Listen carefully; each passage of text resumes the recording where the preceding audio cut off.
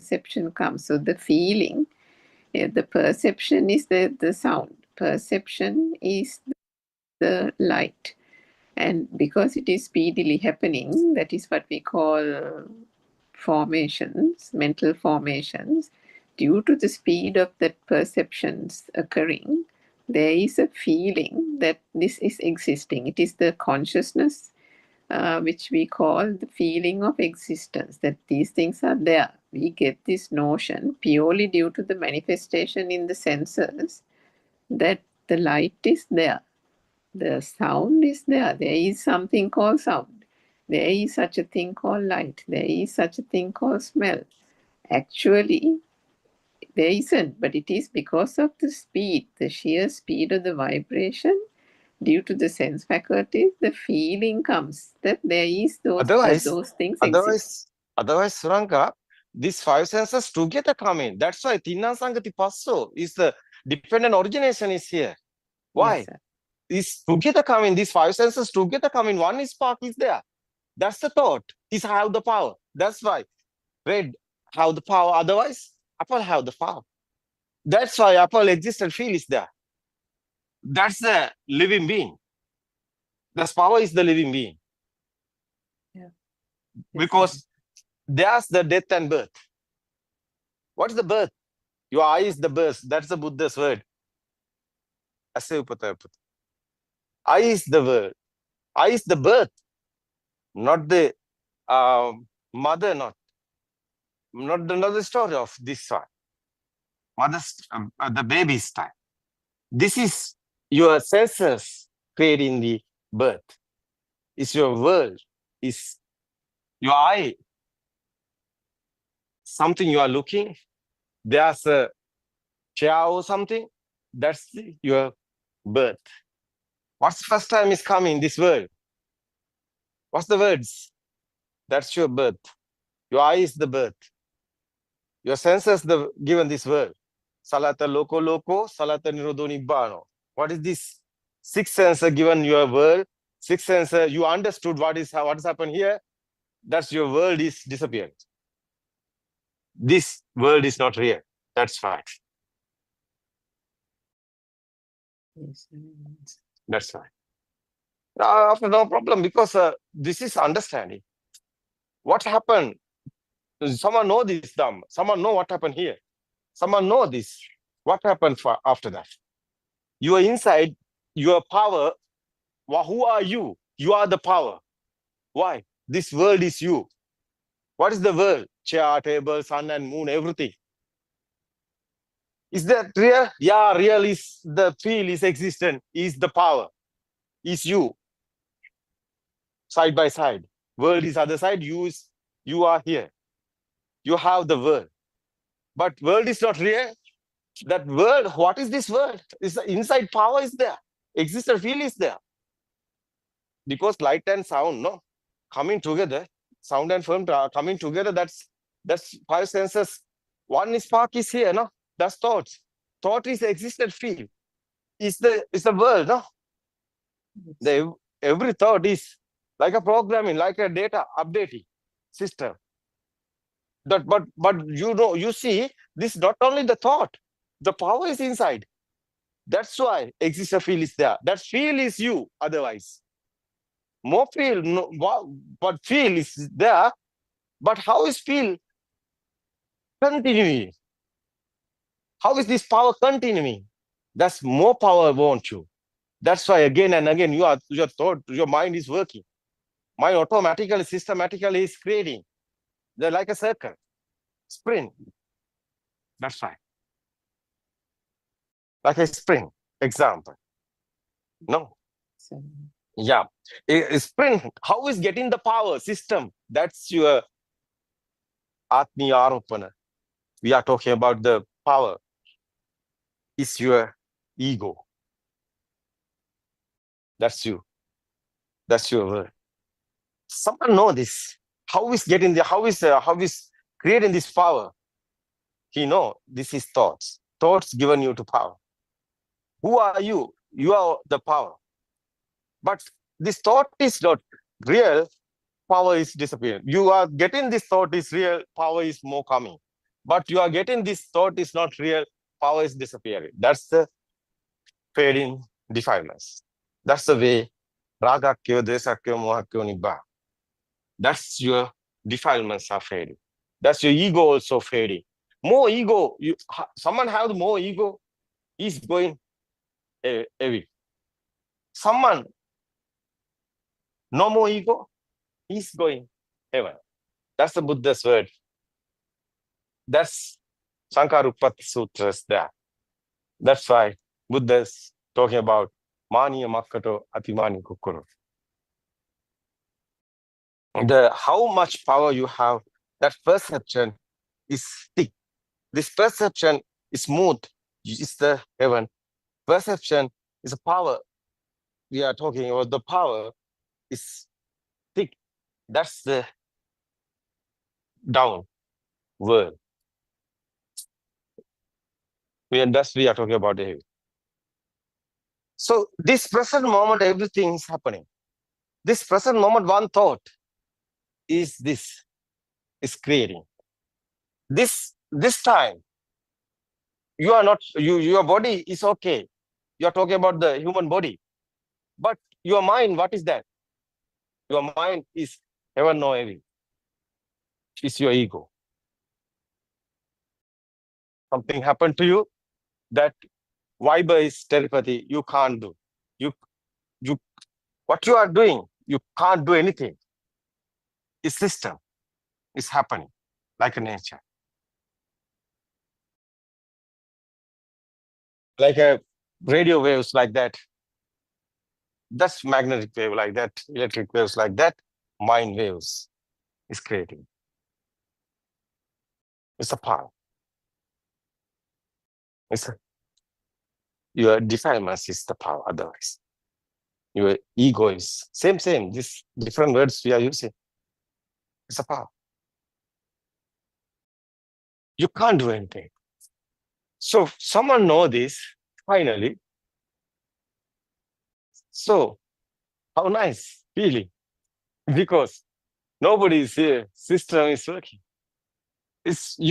Now you can decide your mind, what you want to do. Be a doctor, be an engineer, what you want to do.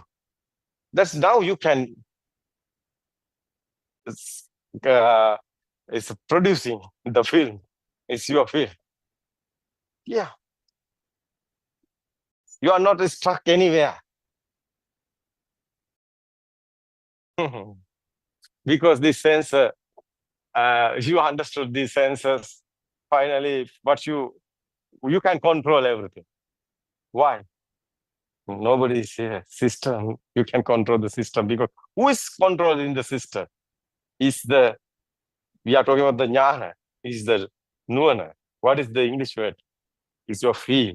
It's a real feel. It's a samadhi. What is the real word? It's a wisdom. Yeah, wisdom controlling everything. What is the real word is English? It's the jnana. It's a nuana. Controlling everything. Because his mind can't control, finally, is your wisdom is controlling everything. How is that in this Suranka? No, it's a jnana. Yes, Nuana is coming. Jnana. Yeah. Yes. Yeah. What is the English word? Not a wisdom, no? We couldn't find Super any other awareness. word. It's just, Super awareness. Yeah, English word. English is yeah. No more English words. That's right.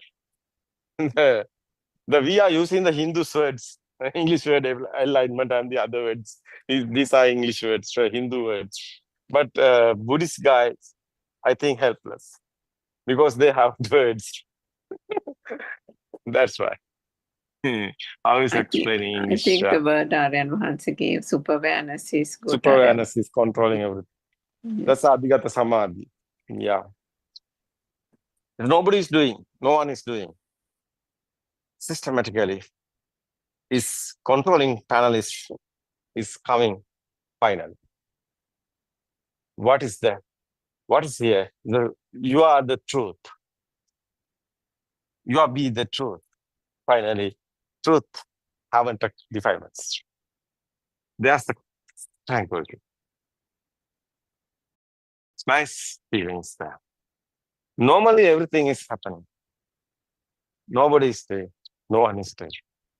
System is only the system here. You can experience it. You can feel it. This Dhamma is not a thinking. This Dhamma is not a believing. This Dhamma is not a trust. This Dhamma is this current moment you can experience. Every moment, your birth and death is happening. But someone understood this Dhamma. Every moment, death and birth is not there because nobody is there. That is the tranquility. After is your feelings, everything, this sense of feelings, like a radiant mind is, you're feeling like a radiant mind. No defiance, no any craving. It's a tranquility. It's a radiant mind. Finally, is the Arahat, our monks. We are talking Arahat stage is there. Nobody is there. No one is there. It's the experience is very important. But everything is happening. You can study, you can do the job, you can do the business also. You can do everything. Otherwise, Gatikara also is Gatikara is doing what is the Gatikara doing? He's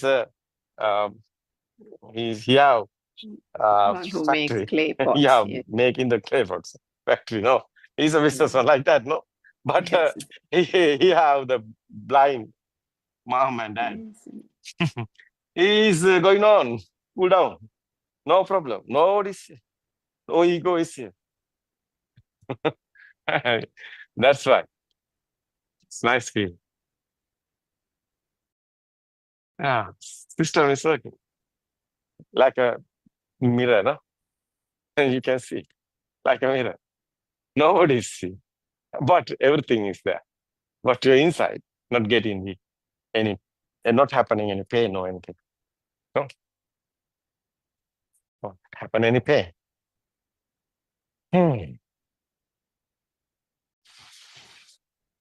What do you think about Kopila? Yes, it's very, very beautiful to actually feel this. It's important, even for Joel to not to put this very strongly into the system. If you try to do that, might give a. I think Joel want time. Yeah, not Joel easy. needs time, Not and easy. also He want time. he He can won't go to realize. kind of Dombagado or somewhere which is very peaceful and maybe just be there Yeah, without doing anything. yeah, Yeah, that's a possibility. yeah. Don't be hurry. Cool mind is good, I think, because the system is normally system. We are understanding. This Dhamma is important thing is understand. After everything is happening, no? Yeah. Yeah. What do you think about Jay, no? Jay. Joel. Jay. Yes, Jay. No worry, man, sir. Take some time. Yeah. I think it's more time because realize this experience is very important because this is not a trust or believing. That's Buddha's word. You want experience, I think. Yes. Your time, I think. You want realize your time. Keep going. It's okay. You know this Dhamma after you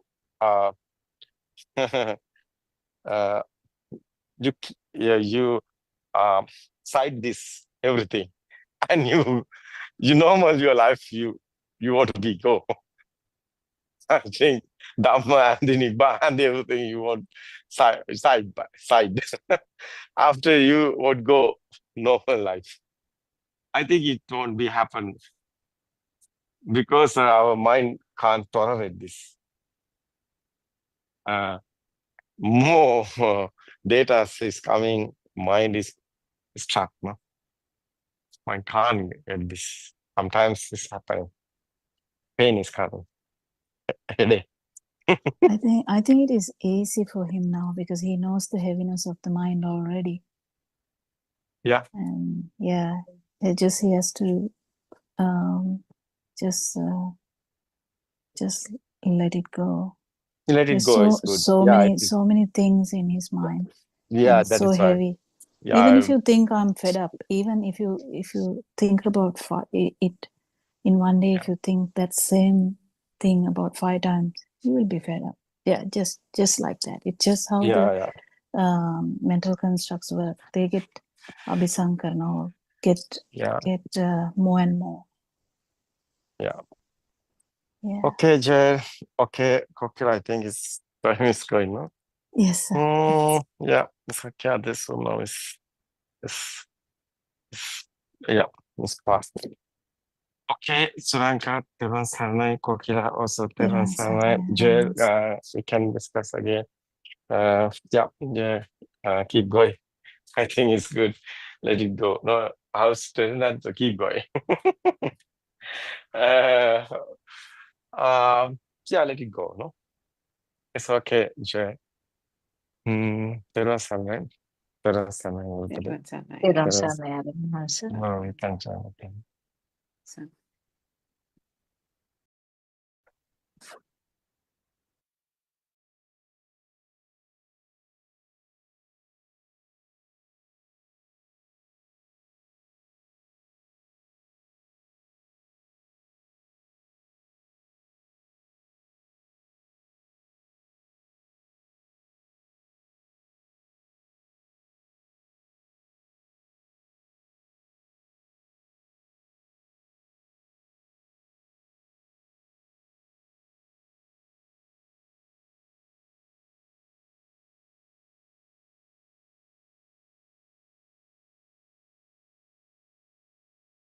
To page number 60.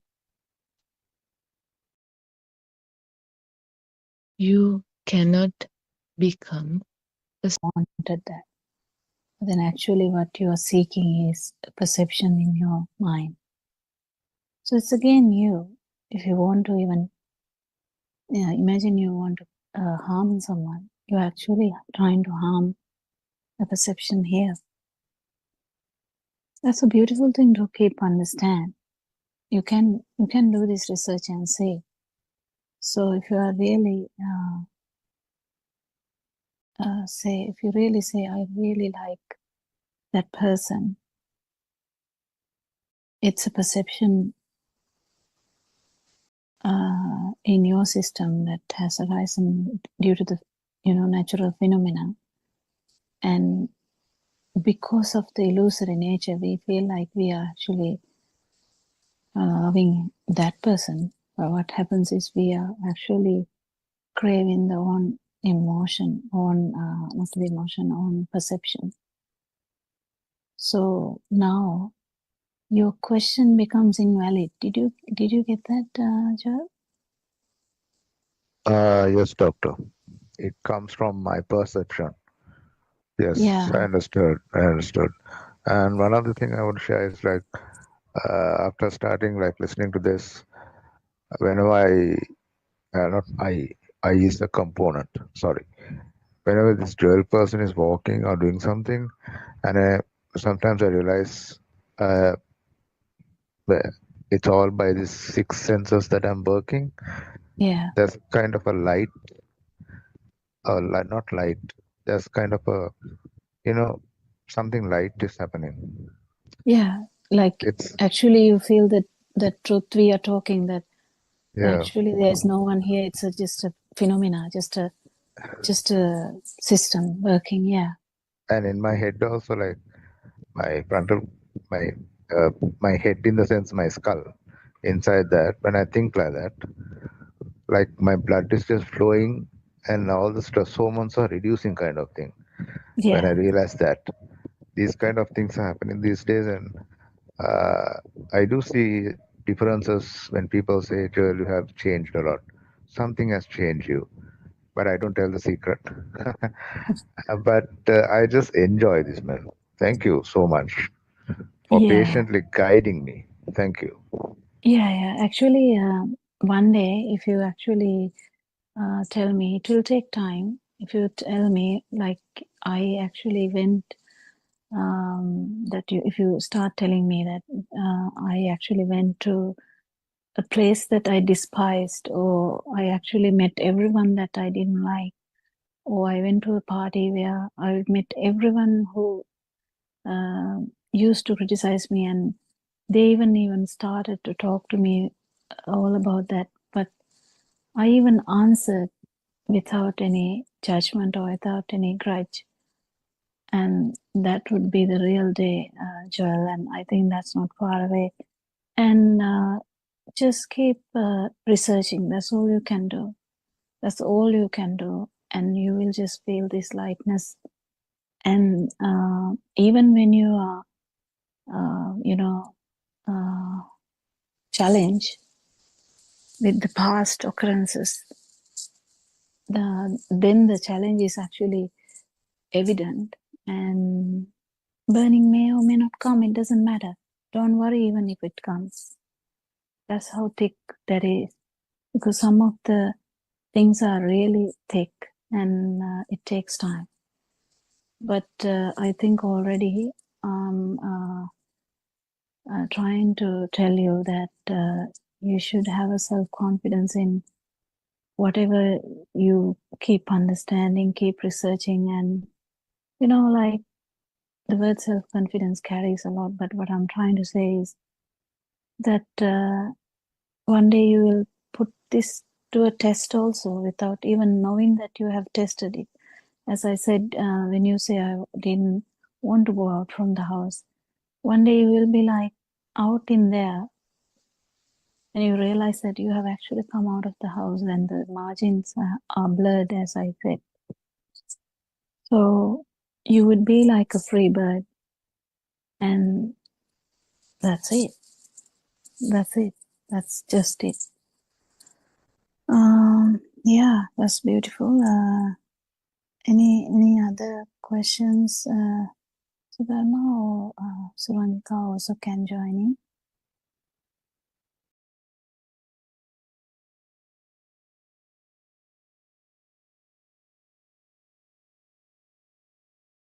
Therwan Saranai, Dr. Kokila. First of Are all, you it's still all... in Dombavoda, or you are at No, home? doctor, I just returned. They left Okay. by Yeah. 12 o'clock, and I also left. And I reached home. Yeah. And first of all, let's all worship Aryan Hanse's feet once again, our spiritual teacher. And Dr. Kokila, when Joel was asking that question, some Aryan Hanse's words echoed in my mind, like he was telling, when we daily practice these rites and rituals, that is like make offerings to Lord Buddha, you all worship your own mind, he says. That's what you were telling, that perception. We have a certain image, it's in our mind, so we worship whatever the image that we have, the perception. And when he asked that, are we compassionate, and are we a kind of give love to the self, because as you said, he actually started with the self. But even without that, uh, whatever the action we do, we only associate certain perceptions. So not only worshipping, whatever we do, when we now, once he beautifully said, one day when I meet all four of you, I would ask, are you Dr. Kokila, are you Miss Surangika, are you Sudharma? So with that beautiful uh, example of Mr. Vijay Surya also telling that there is no husband here, but we actually try to explain and try to understand is we only associate a world that is created by us. I mean, in other words, the perceptions. So when there is certain visual formation, we think it is a tree. When there is certain visual formation, we think it is somebody. It's a woman. She is a woman or a man or whatsoever. The feeling is also there.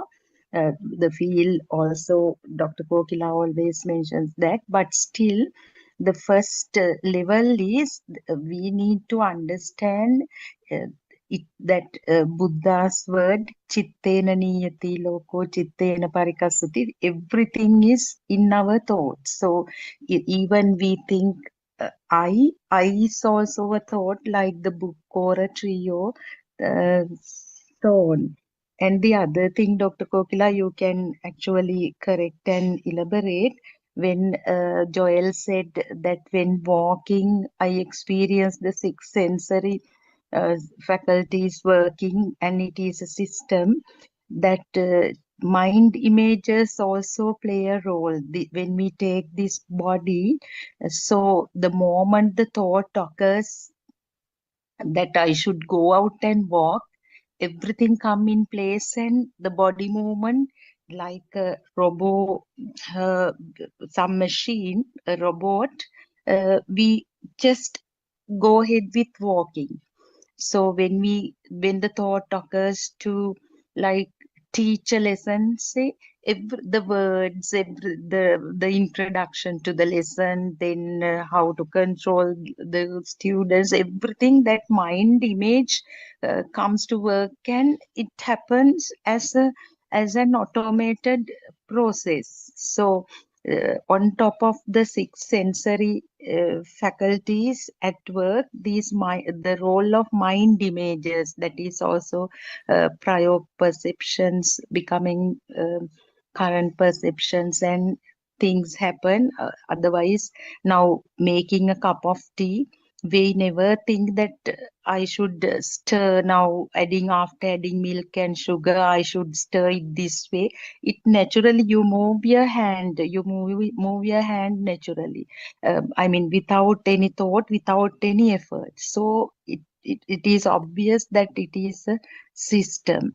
So, Teruvan Saranai, and yes, please, others can improve, not improve, elaborate on these points so that he will better understand. Teruvan Saranai. Teruvan. Yeah, actually, in that, what I said to Joel, there's some things I can actually add now. After you told that, I just remembered in an arahant, because there's no self, it's completely that the stimulus. It is only that.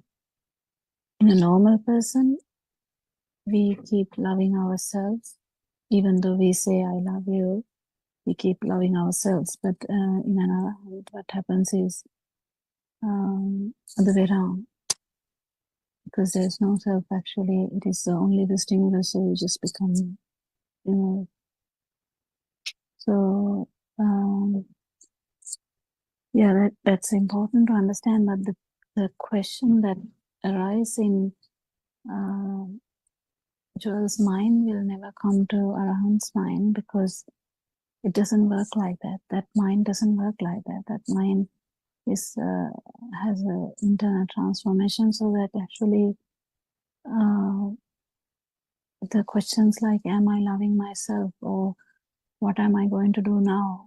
And the questions like that yesterday arise, like, you know, what are you going to do next 50 years? Or questions like, what is going to happen to this world? Because they are all the types of questions, the pattern of those questions carries the self-view. I think you all can actually like checkmate, like you really get it now, because if someone talks with the self-view, it's very easy to understand, because if there's a self, you will have a world, and that world, if they don't know that it's just a perception here, and you don't actually have a experience of the external world, you keep trying to change the world. Yes, you might do something, but what actually happens here is the energy, change in energy levels, but whatever we perceive has not changed. So imagine we put a bomb. Yes, we are actually like damaging the world, yes, but what we perceive is what we perceive. What we perceive is what our sensory organs can perceive. Limitations of those sensory organs they are 100%. So you can't actually see what has happened to the unicellular organs. You can't really see what is happening, anything beyond your frequency of your ears. You can't hear every sound in this world. If you really think about it, it's only the capacity of your ear you can telepathy to. Because to synchronize, there should be some kind of vibration here. So that vibe, only within that level you would be able to synchronize to know anything in that sense. So if there's vibration here, you will have a synchronicity, but actually that is these are the limitations. So we can't really say they are the things out there, because actually what you see is not what the other animals see. So likewise, just keep researching about what is actually happening here. And if you ask an Arahant, these questions are not there. That's the thing. The questions that what am I going to do next 50 years? That question even does not apply. Why? Because that's just another thought now here. Because even if I think now, what am I going to do tomorrow? It's a thought happening now. And if you think tomorrow again, you think tomorrow, what am I going to do in next another year? That is a thought happening at that particular moment. So the stimulus, the word we use, the stimulus, is that thing, that whatever the thought that is happening at exactly this point. And what we are saying is, actually with this Dhamma, what we are understanding is even that moment is not true. So we understand that the past is a thought. Whatever we think about the past now, we can think about now. Like 10 years ago, I was like this. So you can think about that. It's okay. It's just a thought now. And you can think in 10 years' time, I'm going to do this. Yeah, you can think about that. That's fine. But it's a thought now. But with this Dhamma, you really understand this. Even this thought, even that is not true. I'm thinking about a house or buying a house. Buying a house is just a perception which we can buy. If you really have the ability, you might buy, but that's not the point.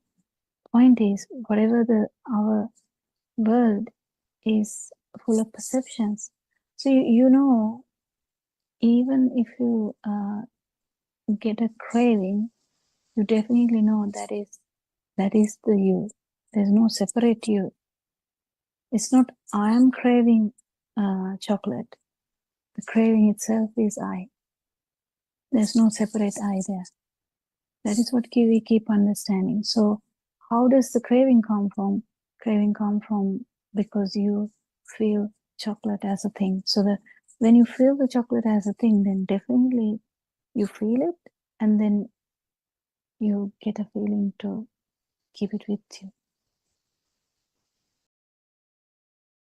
But And Dr. Kokila, this Dhamma is so miraculous.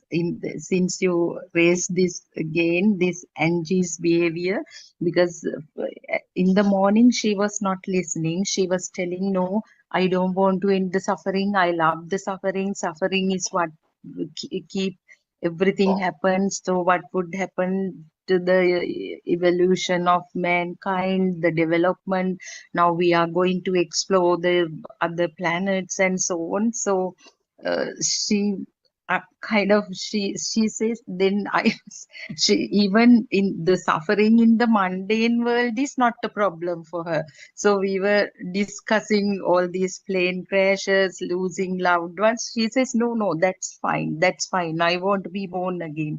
It's all right. I enjoy them. So, and I just came because of Theo's persuasion. And so halfway through, she leaves. So by the evening, Dr. Kokila, it's so miraculous. She was interested. She changed her tone. And from the very beginning, she was asking, okay, now you are on the path with the spiritual teacher. Now I'm going to rate. So if it is 1 to 10, 1 is maybe number 1, me, I'm just starting. So your teacher is maybe he has completed. So where are you? Then I was telling, no, we don't talk about achievements and so. No, no, just tell me where are you. Then me and Shani, we told maybe 3 or 4 like. Then the very question he asked Aryan was, where are you? Are you 10? Then after that, what is the purpose? Even though we tell that after full kind of awakening realization, also everything will happen as normal. Okay, I know the mechanism. I know everything because their minds are so big. They are kind of intelligent also. So they have watched the videos and grasped everything kind of as knowledge. So they never want to see through a thought to, I mean, practically, they say, no, no, no, we know that it was on the video. That's not on the Yeah, but only. I think the Mr. Was it Theo, Theo was different, I think. Theo was he different. was very different, doctor. The problem is he has practiced concentration meditation for 8 years under different teachers. So he doesn't want to come out of that. He has never heard of insight meditation, but he was listening.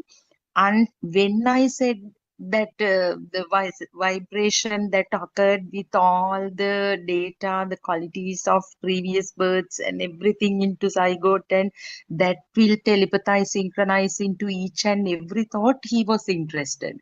Then, of course, he said, now I am coming back. But by today, when they were leaving, they have I mean, written poems. Even Angie has written poems, danced, and she's asking, you can share it anywhere. I am coming back. I want to meet Aryan Mahanse. After then, she was asking, didn't your teacher tell that I am aggressive? Then I said, no, you were open-minded. That's fine. That's the way. Many people tell that I am aggressive, and they always stop me. But you all are different. No, don't you think I am aggressive? Then he said, no, no, we don't think you are aggressive. That's the way that it's very good. We said you went by the feel. Whatever you felt, you asked. That's why. Then she was impressed and she wanted to talk to Aryan Mahanse, and she says she wants to Yeah, I wish explore actually more. Mhm. I wish they Yeah, come. Actually, it's okay. The yeah, main thing is the open question. If someone is actually asking open questions, there should be some kind of answer. Otherwise, they will just shake their head and they will walk away. So, yes, if our main understanding about this truth is true, if our intention is to give them the real happiness and yes, doctor. super awareness, then we need to like kind of calibrate or kind of synchronize to their wave pattern and just try and understand how to get it down to the level that the understanding level, or even just to the level to listen to Dhamma. Yeah, that's how it is. And one day, like even Joel just started to listen to Dhamma, and one day we never know, he might even get these instincts of how to actually get the root point, because the root points mainly is like of about the worries would be the losing the loved partner. Sometimes they are the root points, so we can't really understand the root points without actually feeling them, how they feel, what is driving her, how this mind is driving. It's similar to everyone. What is Sudharma being like? What is there for Sudharma to hang on to? Like, what is Kokila hanging on to? Or what is Surangika hanging on to?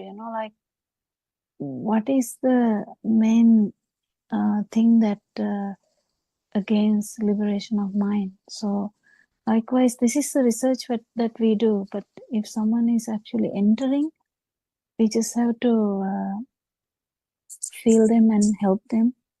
And it is easy when our mind is not strong. When our mind is not strong, it's much easy. It's like water. So the water filling the cup, it's becomes easy, so that you feel the other person's fears, because definitely it's a fear of liberation. Fear of liberation comes from various aspects, and one is ignorance, 100%, but there are several other views. It's mainly views, like if someone think about, I need to go to God and then I will do anything. I just want to see the God and then only I will do whatever you're saying. So something like that, like we never know. We never know the underlying reason, the waves that is held in someone's heart. So the getting into that wall is the problem. And when your mind is kind of really thin, it's much easier, and the communication gaps are there because of the language, but still we can.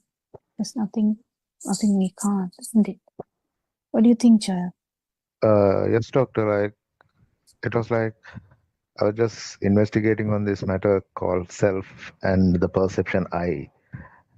The self and I has become a big problem to us before we got to know this truth. Am I making sense? Mm-hmm. Mm-hmm. Because we always rely on self and this I perception. And the day we come out of this I perception and this self perception, like Arya once was saying, come out of your mind. That is where you get liberated. And you don't feel about yourself. You don't think about yourself. You just go as it goes. As it is, yeah. And just feel the breeze, but you won't feel the breeze. It's like something getting into your sensory department. Yeah. And even when people speak to you without knowing you, I mean, you give compassion. You'll be compassionate. Yes. Today I felt it a lot because not I, okay? I'm just saying when I went to the place I didn't like, I didn't feel anything. I mean, So I just you already spoke. did it. So you Yeah, already yeah, yeah. challenge. Yeah. I Yeah, just good. wanted to go to that place and just be there. And after I came home, I was thinking, oh my God, I didn't react. So where's myself? Oh my God, I lost it. And Yeah, that's so good. I was like, wow, it's a magic, right? Yeah. So, I mean, you can come to that point. We can do it. But Yeah, the we thing can do is, that. That's the message. We can do it. we have to practice it. I'm practicing it every day, man. Thank you. Thank you. Terasa Kokila. Thiruvan Sanayaranansa. Yes. Also, what's this experience? Yes, Aranansa. Yes. Are you asking Joel or me? Oh, no, I just now joined them. So I've not heard the full story, but I have a question. What's the real experience? I'm talking about the truth. Yeah, okay. Yes. It's experience of non-vibration. No, real loving is a real loving is the Buddha's loving. Yes. It's everything there. Not only Yeah. the girl or woman. It's everything is same. Girl and woman and what you show. This is sky or everywhere is the same loving. Yeah, even the What's that loving? it's It's only the one part. Only the one part is the girl and woman. But everything is same. Girl also same. it So would be a it's a fault. infinite love. Infinite. Infinite is Ananta. It's everywhere. Yeah. Everywhere here and now. What you think, what you think, what you're doing, what you're talking, no matter. Everywhere is the same. What is the daytime experience? What is the nighttime? It's the same. It's the Buddha's word. Yeah. Yatha diva tatha ratri. It's the same loving is there. What is that? I think that's the most beautiful experience someone That could. is the real loving. That is the Arya Yeah. love, Arya Bhumi. Yes. That is the spiritual guys have loving. It's a huge loving is there. You know, there's a mundane guys. It's a normal people talking about the loving. That loving is somebody's doing. He's there everywhere. He's there. But someone understood this Dhamma. Nobody's here, but love is there. It's not nobody's not not here, but love is here. I ask him, what is that experience? What is that loving? Everywhere. What are you looking? What are you hearing? What are you doing? What are you thinking? Everywhere that love is there. No matter girl or woman, it's no problem. Same. So girls are thinking he's interested in me, but not only him. Everybody. But everyone is a feel is coming. No, it's me. It's a normally people. Normally the someone don't know this Dhamma. I think he misunderstand.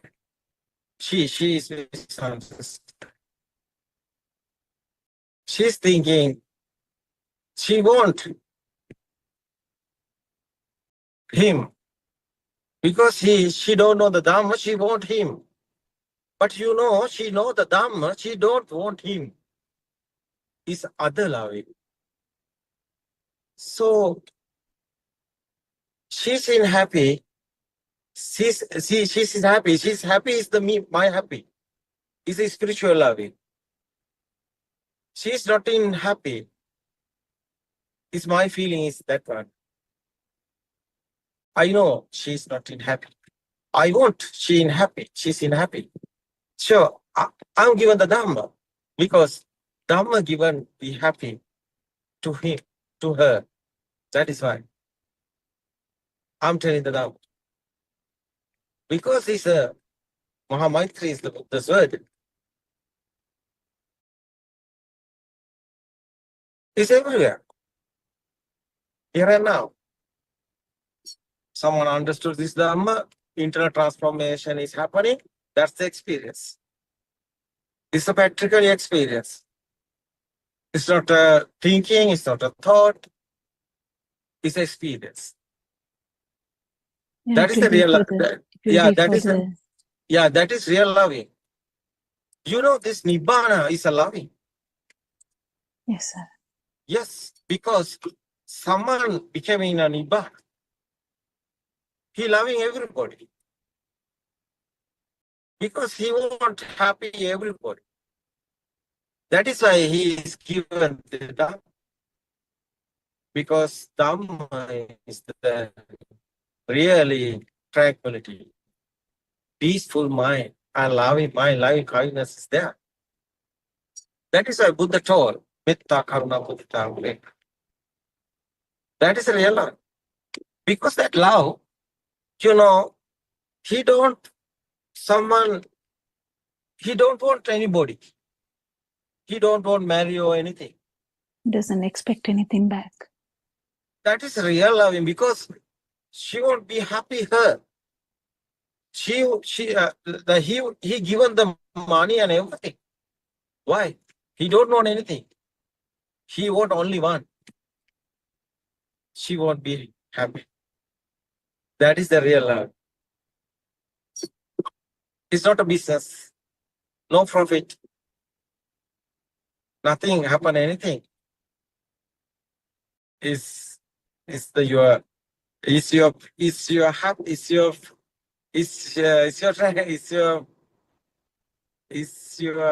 feet. It's nothing there. Anything. Only the happy is there. That is the real love.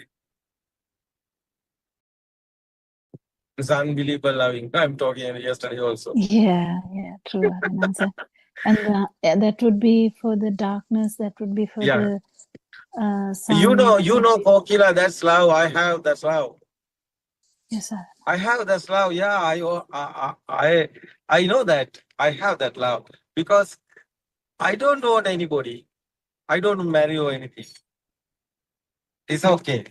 But you know, I want given someone have problem or someone have question or where he is stuck, where he is struggling, where she is struggling, someone. So they are in like a cage. 100%. Yeah. So many guys in somewhere is stuck. They can't release. They can't release their own mind. Yeah, even Joel was telling that how he's slowly coming out of the cage now. Yeah, that is really nice experience. So you know, many years you don't know my picture or anything, No. but you know, there is the loving, but it's not a personal loving. No. It's a Dhamma came. So Dhamma is the loving. Nobody, no person. But you know, it's a feel.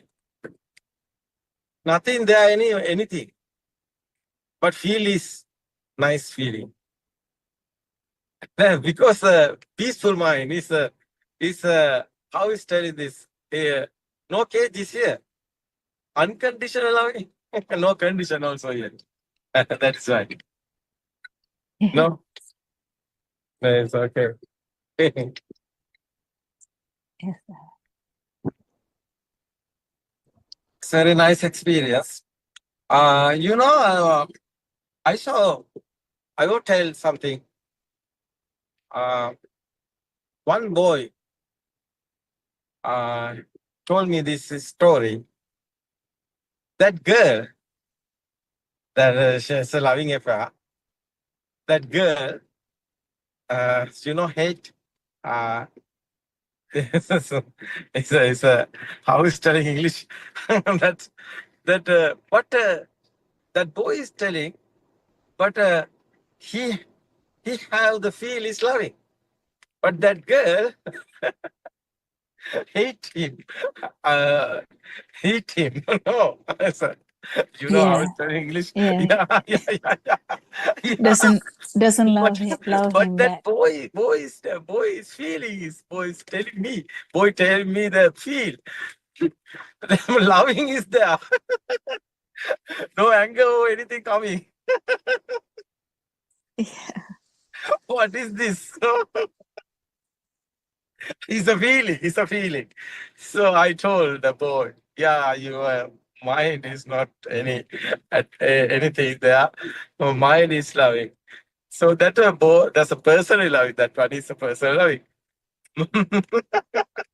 But after I explained the boy how many stages is here loving. Yeah. Yeah.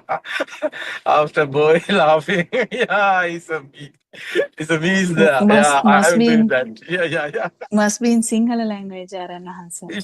Yeah. Yeah. Uh, how is this? It's okay. It's a story. Nice stories have this type of because love is the feeling. It's not a material. Love is not a material. Love is a feeling. It's a you know it's a sex or others is not a it's just other one. It's a hormones sexuality is there. But hormone how is coming react feel is there, hormone also coming pick up. So after is a there's the sex, that's a raga. How is telling English is a raga, is a romance, no? But after is coming that, but love is not that one. Love is not not a romance. Love is not anything. Sex or others are body system is happening. Body language is there. Body is a reaction, no, it's a material. But love is not a material. Love is a feel. It's a nice experience. It's a nice feeling. Yes, but I think people won't understand what is the body, what is the hormones, what is the sexuality, what is the love. Love is not sexuality one, it's a feeling. But feeling is there, feeling is there. You know, it's a mind given others one. Mind given the business. Mind given something, business. It's a material type. But real one is not a mind. Real one is a feel. I think I don't know. Understood me? Yeah. No? Yeah. Mind is doing the business. So many marriages are Sri Lanka. Yes, the Business. proposal marriage is not loving. It's a business type. It's thinking about the property. So others. So it's not loving. So you know, love is a feel, no material, no anything. It's a feel. It's a vibe. Vibes, same vibes, link. That's the real divine loving. But divine loving is not still. That's the case. Sometimes today divine loving is here, but tomorrow we can't say because this vibe is changing. Divine loving also destroyed. It's unbelievable, this talking. So we want to understand because this life also not still not permanent. You know, anything not permanent. It's okay. Everything is impermanent. That is why we won't understand the how is this our mind. Our mind is not permanent. It's impermanent. It's every time is changing. It's happening. How is telling this? So that is why it's a vibration. Is the mind is thoughts, thinking, everything is impermanent. So we won't understand this or how what is your lifestyle is going. What's your pattern? What your thinking style is? You won't understand everything. So after it's okay, you can decide what's your journey. So it's okay. Wow. Someone selecting the partner, marry or engage. It's okay. You won't understand the Dhamma. It's okay. It's very important. You can choose the selecting everything. Uh, how type of wife or husband you want? What is your way? What is your pattern? What's your rhythm? What's your wave? It's very important. It's very important because I'm talking about the normal guys.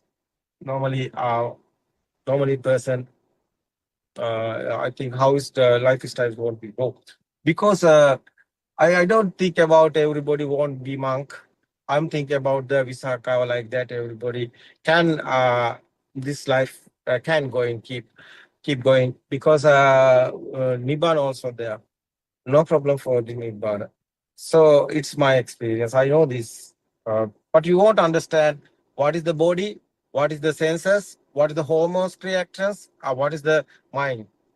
How's these parts, these senses creating? Finally, it's a simple life. You can go simply. No problem anywhere. What you think about? No suffering. No suffering, no sadness. But suffering is there, but sadness is there, but nobody is there.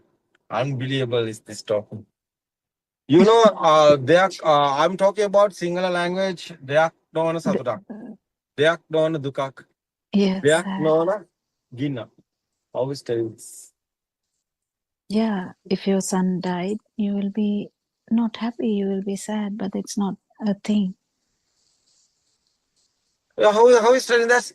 Happy is there, but no happy is there. How is telling English?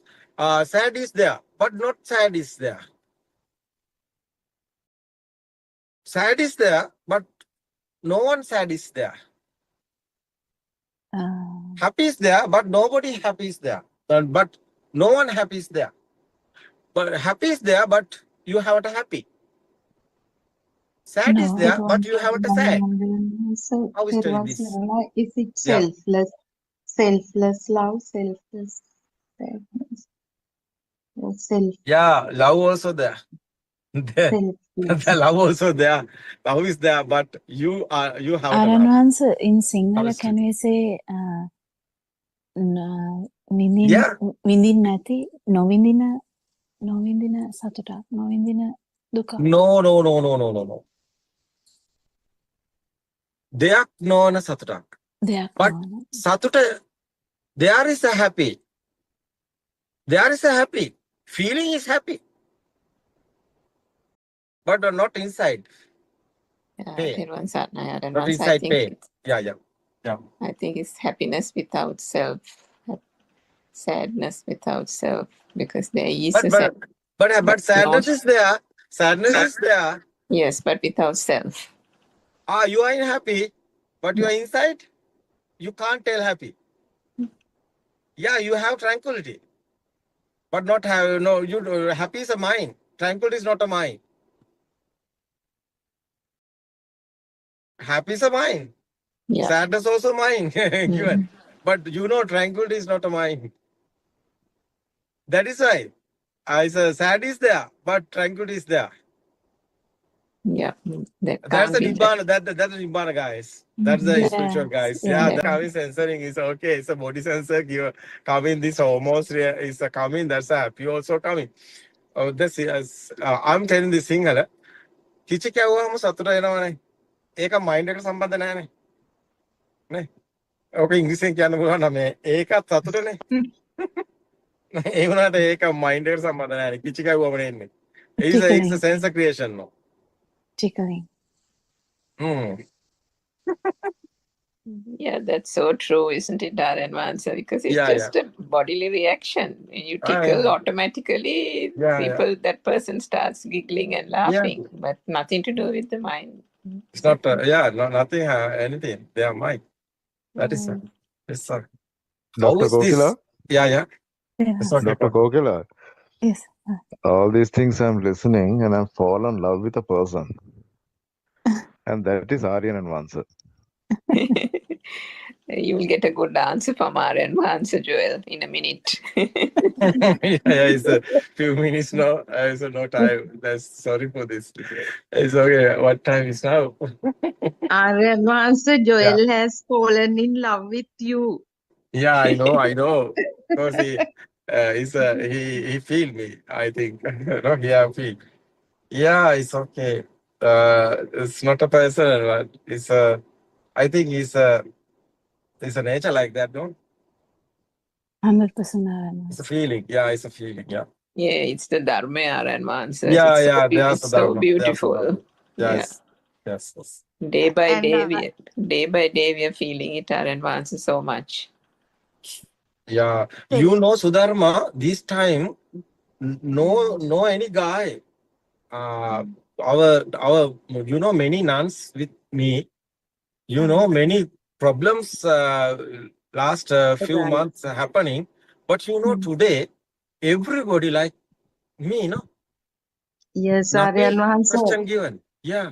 Aryan Mahansa, I want to share this with you that Angie, Chinese lady, and Theo, both of them were so impressed when I said that next time Aryan Mahansa would be meeting you. They were very happy and they were like telling, we are blessed, we are coming back.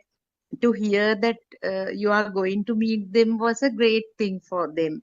And they were so grateful to you and asking us to um, tell that they are so grateful and they want to explore more about the truth, as you said, Aryan answer. They will be coming back. Yes. Yeah, but I like alone. It's my feel. It's my feel. It's good. Yes. So be careful, yeah. Yes. It's not too good close, I think. It's my side. I think Yeah. Aryan Mahansa, Yeah. initially the reason you set up the International Meditation Center is to spread this Dhamma to the Western world, Western society, and through the English language. And that Dombagoda place is so valuable in that sense. So your dreams are, the vision is coming true. But in order to provide that, to give that lasting message, Aryan Mahansa, maybe Yes. at least once in a way, if you actually come and speak to those international visitors, I think they will carry the message for us, Aryan Mahansa, to their places, to their countries. That is going to have a lasting effect. Yeah. You see, I've not heard what you say. Yeah, Suranka. Yeah, what I said was Aryan Mahansa, the Dombagoda Center was made purely to take the Dhamma through the English language to foreign visitors, to other countries, which you have always said that we want to spread the word, isn't it, to the Western countries. Yeah, So Suranka, today, especially, you know what happened today? Especially, there's a BTV, Zoom, and BTV YouTube, and the BTV Facebook. You see that, Suranka? You don't know? Yes, we Yeah, saw it is Aryan Mahansa. important. It was really good. Wagala today is the first. The opening ceremony. Yeah. Today is the first Aryan day. Mahansa. Yes. Today is the first day. Wagala is a practical. That's a Program, yeah. program. Yeah, it's the first day. As you see, there's a footpath. It's a walking meditation. Many few kilometers. It's a long. There's a it's a queue is there. Long footpath is there because the village is there, mountain area, and the down area, the other temple, they are coming down 3 kilometers, I think. 3 kilometers or 4 kilometers. So that's the walking meditation. You know, many guys there. You can show tomorrow. So live is going. Otherwise, BTV, Zoom, 24 hours open. Mudita is Sri Lanka here everywhere. Not only the Sri Lanka, we expand this other countries. We won't do this. It's okay. Another step.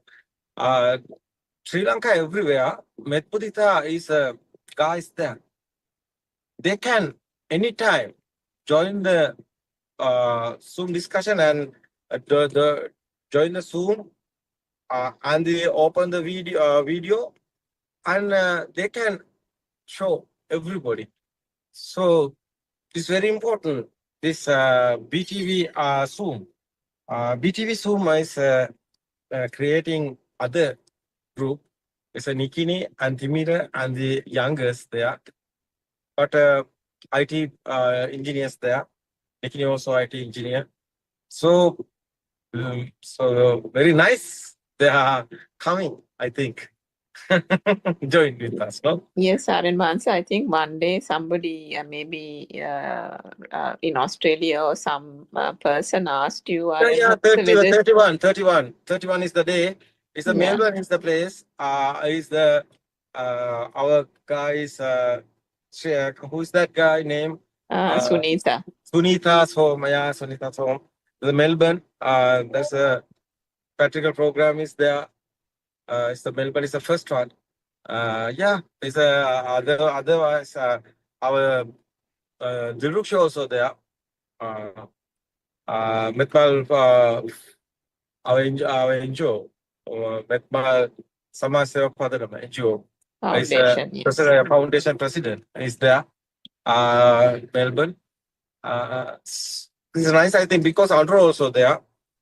Andra and the Diruksha and the Sunita, and I was okay. Everybody can join with them because Rajit also there.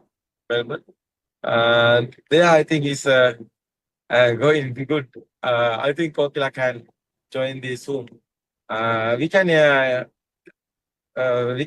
join the group. BTV is Zoom is ready for that. Yes. Yeah, it's okay. Kokila and the Suranka and everybody can join there. Even Sunet said from Sydney, Aaron Mansa, Sunet it's also okay. will Okay, it's okay. join online. Yeah. Yeah, you want to talk, no? Sumit? It's okay. Nice to say. But also, Aaron Mansa, the Buddothpada, the BTV, if some mother asked you, Aaron Mansa, one day, like, the Kurunagala Metmalarana program, Yeah. if they can link the video program to BTV, that will be very nice for mothers all over the world. Also following Buddothpada. Yes, Aaron Mansa. Now is Kurunagala is steady. Now Kurunagala is strong. Yes, Aaron Mansa. Yeah, I know that. Kurunagala becoming day by day strong. Kurunagala is the head place one day. Because there's Manel, there's many guys I know. Just last week I'm in Kurunagala. Last week Sunday. So I have that experience. That is why I'm telling Kurunagala is coming ahead. Tomogoda and the Kurunagala and the Vagala and the Kalutara is next week. Kalutara coming join the program.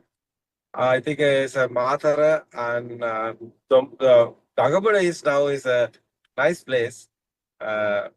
Is arranging nice cottages. We can see future. It's okay. Balungala also come. I think good. No, good is happening. It's very good, Aaron. Yeah, future is good. Yeah. Dr. Gokila, Yes. ආර්යයන් වහන්සේ නෝර පැත්තට එන්නේ නැද්ද? I think he's in Kurunagala. I don't know where he is at this moment, but Wow, what is that? he's asking whether you would come to Kandy. Aaron was last week in Kandy, no? They are Vagala. Vagala, there's Samadana. What's the story about? I think he wants to meet you, Aaron Mansa. So you said you're going to plan another. No. I'm So not I think talking about that. I'm not talking about that Zoom. It's okay. It's, yeah, it's okay. One day I'm telling you how you can meet me. I think sometimes your side, your Dhamma is coming strong. That is the time is suitable time is meet me. Because Dhamma is doing this, not me, not person. Dhamma is strong. It's okay. That's qualified. That's qualified. It's okay because of Buddha's word is. You know the Dhamma, you know the Buddha. It's okay. That's the time is. I think it's good meet that person. No person is here. Dhamma is here. That is why I'm telling this. I think you understand this. It's okay, no longer. Sometimes, I don't know. This month is sometimes next month. It's something sometimes happening because I'm always coming Candid because Sita Kotu also stay here. Our place is there making. Otherwise, Wagal also now is okay coming. And the Balungal also there. So everything is handy. Otherwise, another place these days talking about given us somebody, I don't know the person. He tried to given us that his place. Many guys are ready to given us the places because they won't happen in this very way.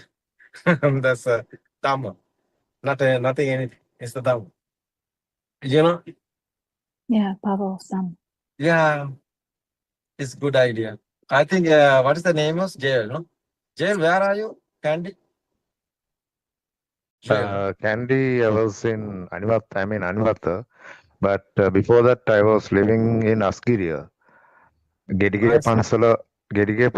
Gedige next to Pansala. that. So, Yeah. Upali Hamdru Yeah. is a well known person. So, Nice. basically from Candy. So, I like to meet you one day as a person because you have when you laugh and smile, even that is very selfless. You are not selfish. Yeah. And I like that. I don't know how to do that. I'm in that path, but I need time to practice this. Yeah. Thank you. Thank you so much. It's okay, Kokila. I think time is now is over. Okay, Yes, thank sir. you Yes. everybody. Thank you, Jel. Thank you, Suranka. Everybody, I like Dhamma friends. It's nice, I think, his duty. His message was given everybody. Peaceful mind, no? Yes, Thomas. Yeah, it's good idea. It's good work, yeah. There was everybody. Tera saraya. Thiruvan Namaskaram. Saranayaren Yes, sir. yeah, exactly. We Yes. worship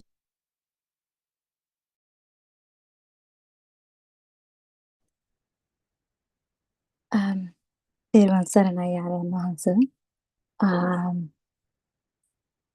Today, 25th February, it's 4 o'clock in the morning in Sri Lankan time. May you have the opportunity to listen Buddothpado Dhamma sermons through the broadcast on Buddothpado PeoTV.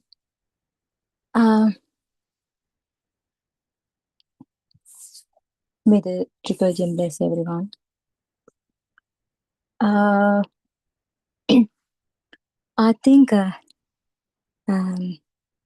it is very rare opportunity to listen to Dhamma. I think Aryan Wahanse, our noble friend, and all other Dhamma friends are making big effort to give this message to this world. So according to the Lord Buddha's word, that the greatest form of giving, greatest gift is the Dhamma Dana, offering the Dhamma. It means helping someone to understand this ignorance and also guiding them to escape the cycle of samsara. That is the greatest, and generosity is Dhammadana. Offering Dhamma, I will speak more about why the Lord Buddha said this. When you understand it deeply, you will realize why all these noble Dhamma friends are trying to share this pure message. Actually, it is not for gain or not for praise, but out of compassion, wishing others to be free from this endless cycle. That is the purpose for spreading this beautiful message to this world. Uh, a person who has not gone beyond the view, that means Pruthajjana, they cannot explain the Dhamma in its true depth. Without realization,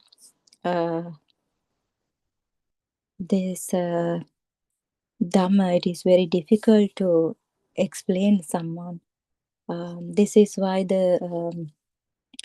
our noble friend Buddothpado Aryan Wahanse making such a great effort to present everything clearly and gently and without distortion,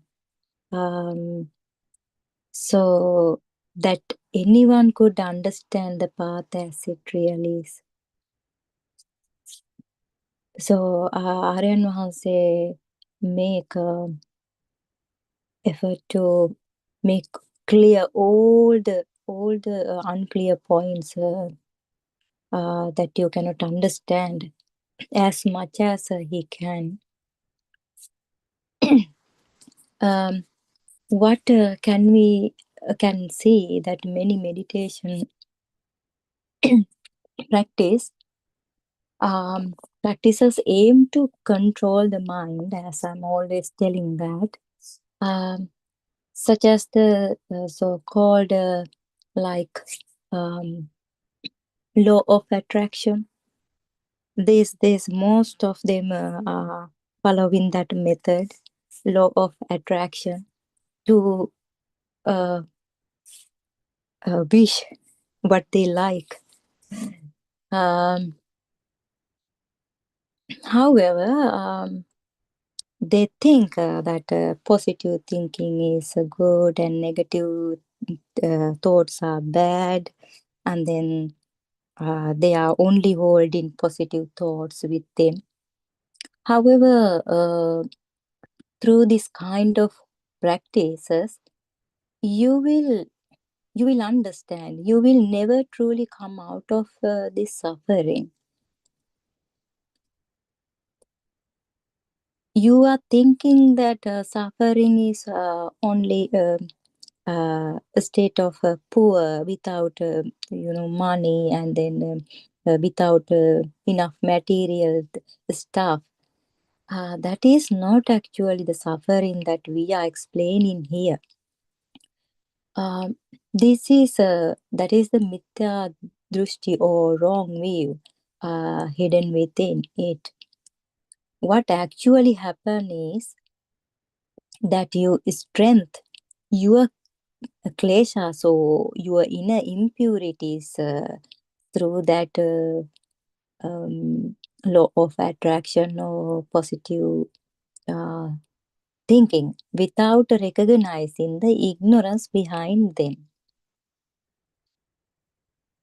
You can't see the ignorance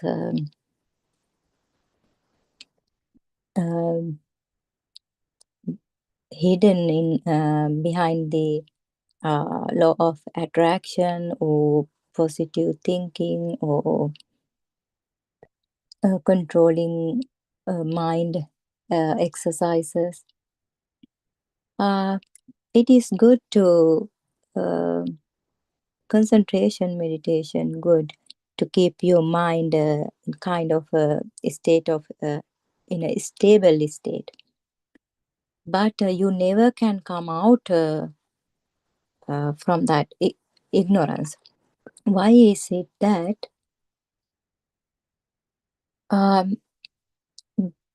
Because you are wishing and asking for things from nature with a mind rooted in greed.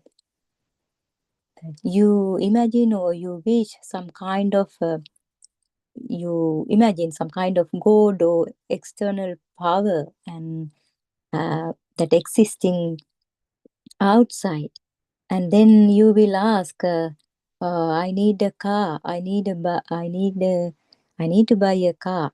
Oh, I need some more money. Oh, I want to become rich.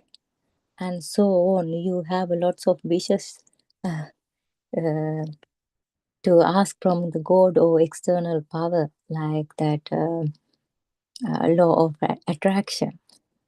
So, in that very moment, you are becoming even more entangled in lobha desha moha.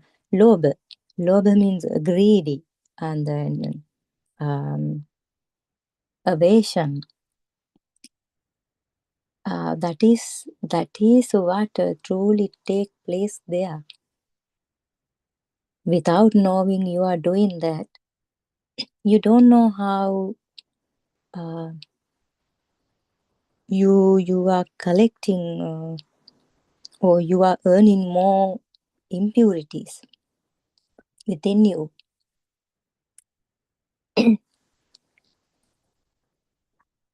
But so we must be very careful when following this kind of meditation practices or making such wishes. It doesn't matter if you wish to continue this cycle of samsara. It doesn't matter, then you can carry on that. But if you want to get rid out of this suffering of cycle of samsara, you have to find the true path to Nibbana. If we don't understand the underline that view, we can easily strengthen the very greed and delusion we are trying to overcome. First, you must have a samma ditti or right view. That means we are talking all the time. What is this right view means? You believe that your five senses are what you experience as a real world. If it is real for you, and then that is the mithya drishti, that is not the wrong view, that is not the right view. And then you have self view, and then external world, real external world. So you need to understand what is meant by sabba sankara, means that is all mental formation of fabrications. And you need to understand how do all these mental formation or sankaras lead you to continue this cycle. Even though we use these words in our discussion, our Buddothpado discussions, we have not truly realized the forms nama we are talking about. We simply use the language to point towards the meaning. Without that understanding, these words become nothing more than sounds we repeat here and there. And they never become a living truth for us.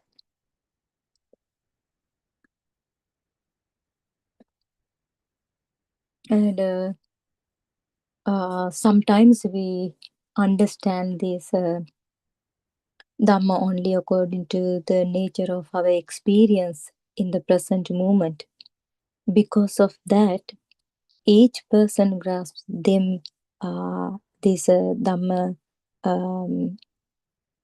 meaning of those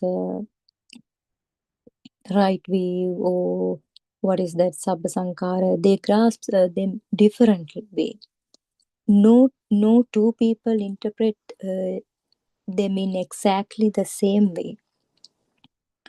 Each one understands according to their own level of jnana or wisdom and or clarity.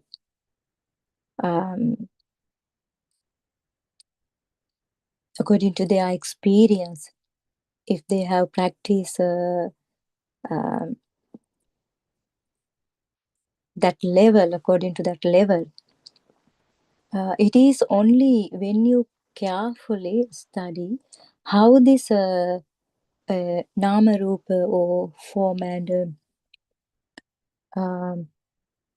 those arises, and you begin to understand this Dhamma clearly, then you will start to see that even in this very moment, there is nothing that actually comes to meet us or remain for us to grasp. When you truly see this, you realize that you never actually meet a moment such as the present or the past or the future. Nothing stands still long enough to be grasped as a fixed moment. There is no fixed moment once you realize this Dhamma. It won't meet you. And when this becomes clear, you begin to understand why the Lord Buddha described the Dhamma as Akalika Dhamma. That means timeless. You purely, you will see very clearly why it say like that. It is Akalika Dhamma. Mean when that is understood, the whole picture become very clear, and also whole world you have created, it will be collapsed actually. Yeah, then you begin to understand that is the mind is simply the conditioned process of form, mental formation, and or the image or the appearance means rupa. Both are rising together. You will understand then. When the Dhamma is truly realized at a very special point of insight, you directly experience a state in which the mind, as you previously knew it, is no longer operating. That means a state of free from the mind. Not the mind, it is free from the mind. What remains is an exceptionally peaceful freedom. In words, we can't say it. Aryan is explaining this. It can say that Lautara Suya you will experience for a moment. You experience for a moment. The unconditioned, that once you experience that Lautara Suya for a moment, then you know the difference between the mind and that state of freedom. The unconditioned is that comes from being free of namarupa or forms or formation, mind objects. Any noble friend can explain the Dhamma in this way, because it is the same path that all noble ones experience. That's why it's called in Sinhala Kaya no Maggo. Through their own realization, they immediately recognize whether you have understood the Dhamma or not. The wisdom or called prajna, means this is very understanding, or the wisdom that clearly recognize the what is vijnana, or what is consciousness actually is. It doesn't recognize through the mind. Mind can't recognize the mind, but from that state of the wisdom or jnana, it will recognize differences of vijnana or consciousness. With true insight, you begin to discern how consciousness arises dependent on nama rupa, and how this whole process operates. You might wonder how this recognition happens, and you may assume that this is just the mind. That's why I explained that the mind can't understand the mind. Mind can't recognize by the mind. But it is not the ordinary mind. Without this special prajna or jnana or wisdom, knowledge, you cannot discern the difference between these conditioned processes. That is why it is referred to as wisdom, as a jnana, the knowing that sees beyond the mind fabrications. The speed at which thoughts flow forward cannot grasp this conditioned process. That is why your thoughts must settle, but it will appear as normal. And why you need a unified, steady mind.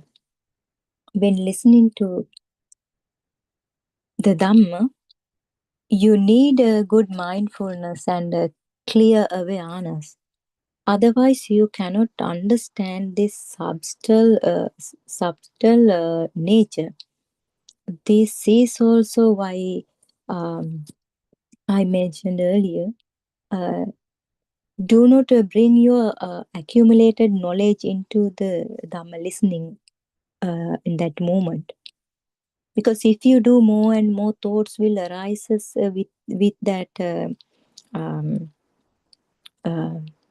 knowledge, and they will distract you from recognizing the pure and unconstructed state within yourself. That's why very calm and very the mindfulness is helpful to understand Dhamma. To realize the Dhamma, good mindfulness is extremely will help you. However, the mindfulness controlling the mind or focusing on one object, it is not the Nibbana, but mindfulness is helpful to understand, because when you are listening to Dhamma sermon, your mind should be in a very stable condition, without distracting by your knowledge or by lots of data you have kept in your mind. I think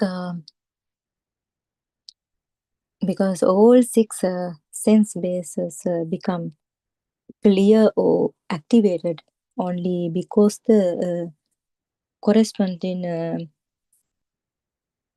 sensitivity or it arises again and again. It is through this repeated arising that the appearance of form seems to occur. When the causes are present, it appears, and when the causes ceases, it disappears. There is nothing here and that remain without conditions. We can never take the appearance of something as truly real, or can we take its disappearance as truly real either. Both arising and passing away happens only because of conditions, and therefore neither can be grasped as a solid truth.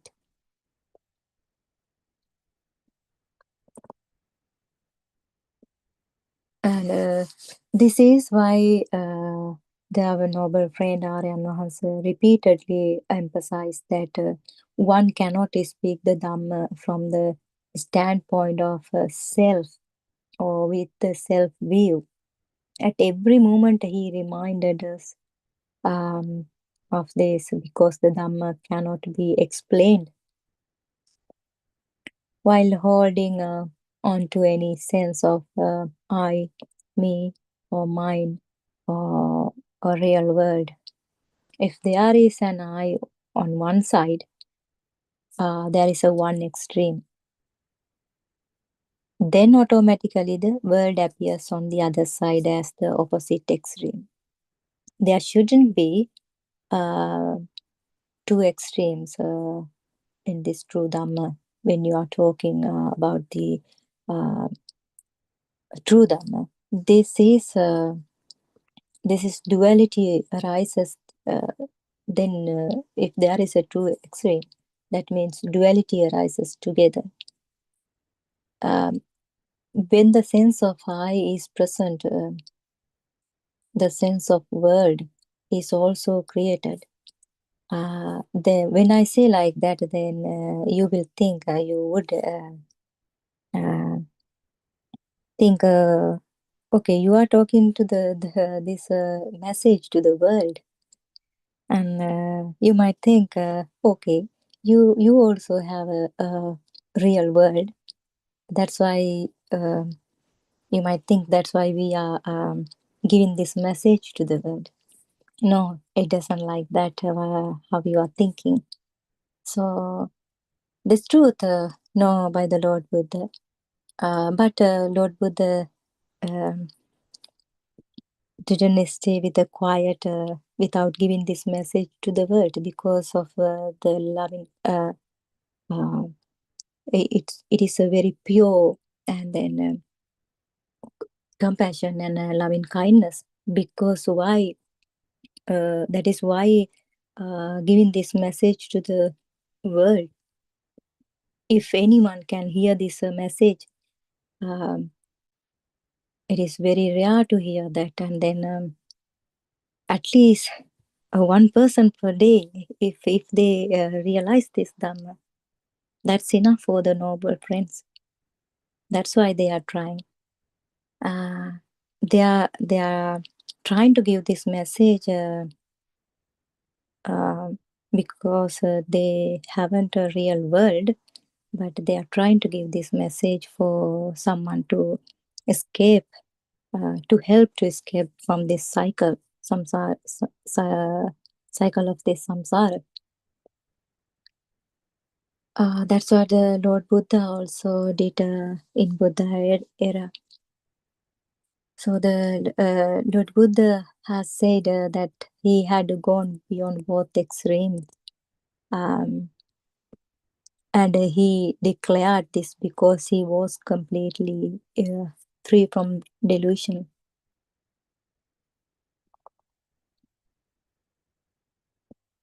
We have to understand this mind is has formed because this nama rupa appear.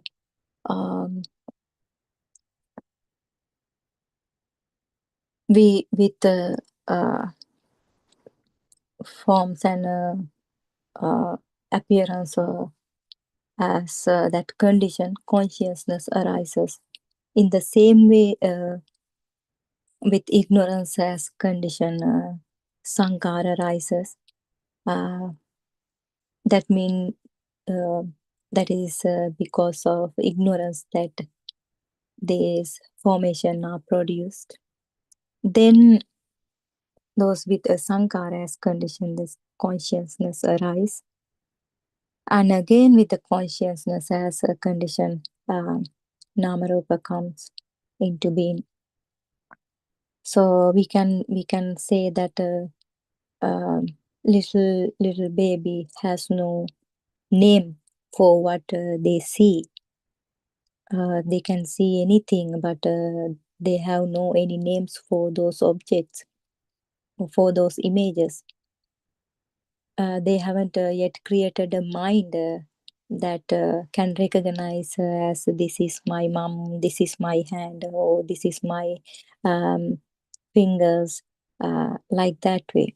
Because all names comes from their moms or their teachers, from their environment.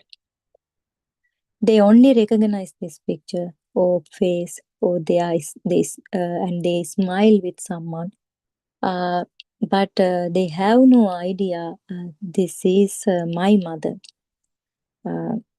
They love for their mother, but they have no idea that there is no owner for thoughts, because they have no thoughts, because of the because of the influence of rupa, and images, that arising of sense contact, grasping beings. The child doesn't know anything about this ignorance, but for a little baby, there is no name for anything to recognize what they see. At that stage, what the little baby sees is only the touch of the they see only the great elements, just the basic elements making contact. They respond only to a sensation. All the words we use in conventional language don't exist for them yet. At that point, there is no name, no form being grasped, because of that no mind is created for them. Only the natural function of the five sense bases operates. That's why Narayana Hansi always saying those babies has a radiant mind. At that stage, the child doesn't know the value of anything. That's why if you give some money to a little baby, then they will simply throw it away. Even they don't know, they might eat it, and then they don't know the colors as red, yellow, blue, or they can't recognize by name. But even then, there is a tendency to cling, because they do not yet understand this ignorance. Every intention that arises is a fabrication, mental construction. They have no any mental story or past memory or with data in their mind. Even though the baby doesn't have past memories or mental stories, they still carries samsaric tendencies, a clinging nature, because they haven't yet seen through ignorance, through the sense basis. This vibration arises, and some stimulus arising, and the system begin to operate. If If not for that, there would be no functioning of this perceptual process. So we can say that every thought is an intention or a mental formation, which we can say sankhara. What we grasp and react to is only a reflection or a mental image. What we see is like a mirror surface. This eye is just a lens, like a piece of glass. What we call the outside world is really just a reflection, like an image falling into a mirror, but there is no any actual things inside the mirror when we are looking at the mirror. Like that way, this our eye lens are working. Each person's image world or sound world or taste world and touch world arises according to the nature of their own sense bases, because we are all have no any the same sense basis. Everyone has a different way. Someone are very sensitive and some are not sensitive to when they sense something. The sound or color shapes and movement all arise and says right here. It happens with such a speed, like an electrical current. We feel as if something truly exists, but we never can see the electric that comes through the wire.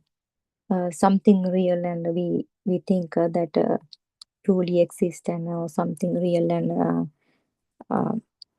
solid thing as a permanent object. There is no single person who continues unbroken. What we call me is just a momentary appearance with the born of colors or born of sound or the born from smell and born from taste and touch, rushing in together. It is appearance very fast, and it's right here in the rising of the sense bases that Buddothpada points to true birth. It's happened in this moment, not the physical birth we usually talk about, but the birth of I, the arising of self. If we take as these five senses are truly existing, and then we are experiencing now, what we are experiencing now, is it real? That is the birth. In this moment, you born already, and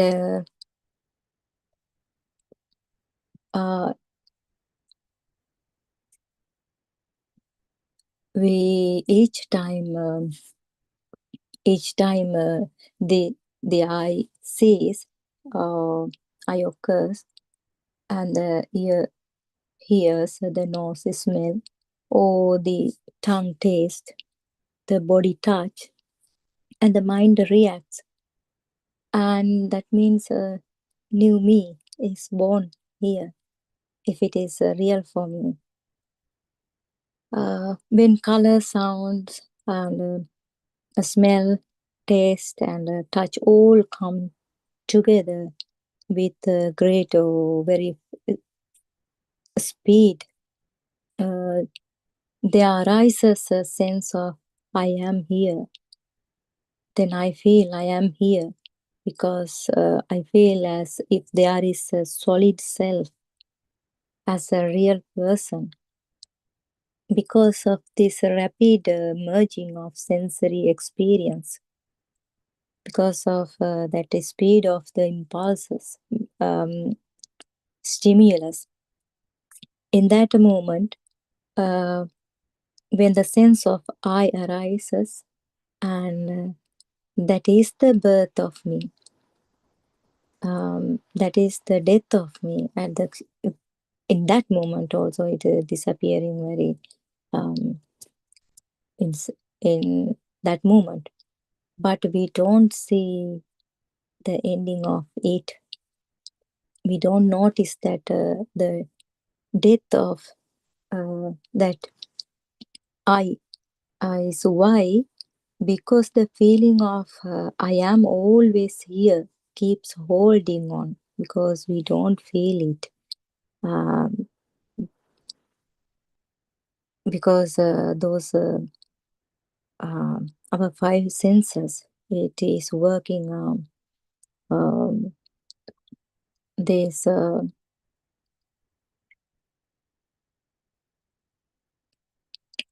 pulse means it's occurring very, very fast. Then we don't realize that there is a birth or death happening here. That sense of continuity, of always being present, is clung to because of the feeling. It's fast, so fast, like an, as I said, electric current, because we never can see the small particles through that way when it's appearing now.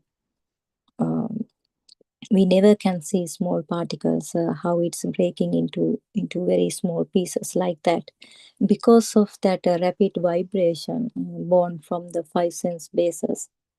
The sense of I am here arises, and with it, ignorance continues to flow. That very feeling, I am always here, because of these five senses working so fast, rising so fast, keeps the illusion alive.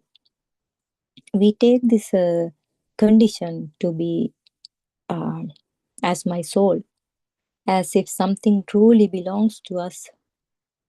Then we think that this is my soul. And in the same way, because a vibration arises in just a single moment, a sound is grasped and shaped into a form. For every single moment, only a shape or a sound arises, and then it fades away. In the next moment, new shapes appears again, and then but we recognize as the same thing. We see the same. We are thinking that same object we see again and again. But that moment already gone, and then this continues like a river, like flowing current. We think that when we see this table now, and then see it again, if we see it again later, we think it is the same table we are same, but it isn't like that as we think. This I is born in this moment and dies in this moment. And again it arises and fade away, moment by moment. It's continue like that very fast. We never can see that without understanding or realizing this Dhamma through jnana. We can recognize how we can understand and how this process, how these five senses are occurring every moment, how it's entangling together, and how it's created as a self-view. Yeah, like that. The Lord Buddha has pointed out that seeing the truth even for a single moment is a powerful and deeply wholesome action. When someone see, if we have a right view, and then if we are awakened to this moment, that single moment is very powerful, and that is the wholesome action. Even giving the highest kind of generosity and alms giving less fruitful than understanding how this mind has formed and how it is released even for a single moment. That moment of letting go is a powerful wholesome action. If you see pure truth in that moment, or if you awaken to that moment, if you are free from ignorance in this moment, that is the very powerful wholesome action, as Lord Buddha explained. And also you will can understand, you will also realize when you are free from everything for a second or for a moment. But we have to do good deeds with understanding. We think there is a, we think that we can take as example, we think there is a waterfall that exists as one solid thing when we are looking at a waterfall. But if we look closely at the water drops, we can't see them separately. They move too fast. Then we are telling, oh, this is the waterfall. So to us, for our eye, it all appears as one continuous flow. In the same way, shapes, color, sound, and feeling are all flowing together so fast again and again when we are talking, when we are, while we are looking at the phone, and we are talking, and then we are sitting on the chair, and everything feeling very fast, and everything creating very fast. It is very difficult to understand if we are not awakened to this moment. It's like actually waterfall. We never can see how it passed appearing in this moment. There is no fault in doing good deeds. In fact, they bring benefits to all beings because none of us realizes nibbana at the same moment. No, it doesn't have. It won't happen like that way. It is impossible. However, as long as you keep holding on to both merits and demerits or sin, and keep holding on to this world as something real, this cycle of samsara will continue definitely.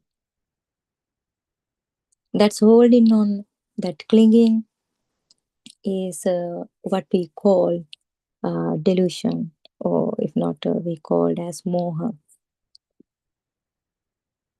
The Buddha, Lord Buddha has declared that the greatest form of giving is Dhammadana. That's why I started, when I started this speaking, I mentioned the Dhammadana is the greatest gift, or offering Dhamma. It means helping someone to understand this ignorance and guiding them to escape the cycle of samsara. The greatest generosity is Dhammadana, offering Dhamma. That is the great gift if you can give someone. Because when you learn the idea of God or heaven or hell or Brahmarya, all of that is constructed in the mind after we born, from our teachers, from our parents, or from our societies, right? It is the mind that creates these concepts. All of these are sanskara. Sankaras means mind objects, that mean condition formation or mental construction. The conditioned world you are living in, you must understand them very clearly if you want to step out of this world that your mind has created, this illusion of your own making. In any point, if you can hear this Dhamma, or suddenly you might realize it, and then that is the very, very beautiful and great gift that you received from someone. Even if you were to be born in a heavenly realm, wherever you go, the nature of everything is the same. That's what people, they can't understand. Once you realize this Dhamma, you will understand what is this state of mind, what is this human life. Every experience arises in the same way, like an illusion created by the sankara, or sustained by vijnana. This whole world in every realm has the same nature of, I mean, so not, I don't mention, the same kind of nature, but the appearance and disappearance, just like a dream that appears and fades, it is like a state of your mind. Then once you realize this Dhamma, then you will understand that we can't hold a place in our mind. Even we can't find any space to live.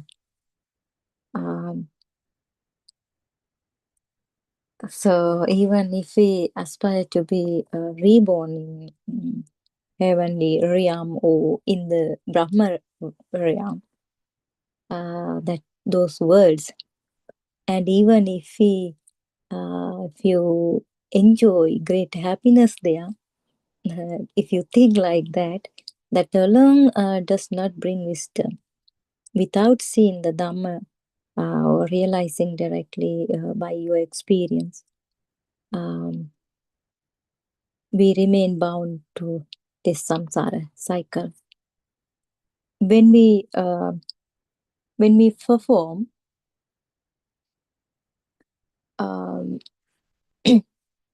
wholesome action merely with the hope of gaining comfort in this life, or of reaching a higher realm for more refined pleasure, isn't that still a mind driven by tanha or greed? Aren't we simply grasping at another place to hold on to?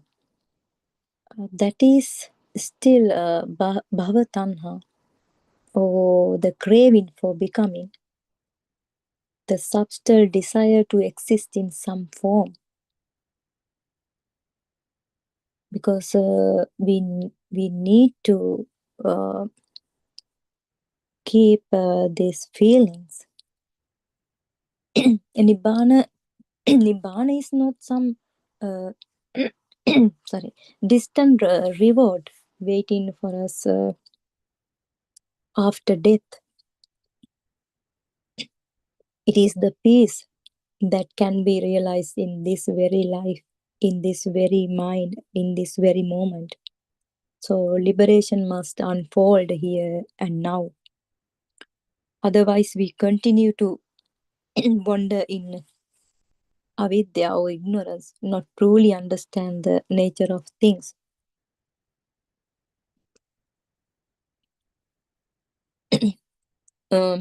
This is why the Lord Buddha said that offering the Dhamma is greater than any other gift, because it helps person see through the illusion they themselves have created. And you truly have, if you have to have metta or loving kindness, or true care of your children or your parents, your husband or your wife, I think this is the greatest gift you can offer them, the gift of Dhamma, the gift that leads to genuine happiness and true freedom.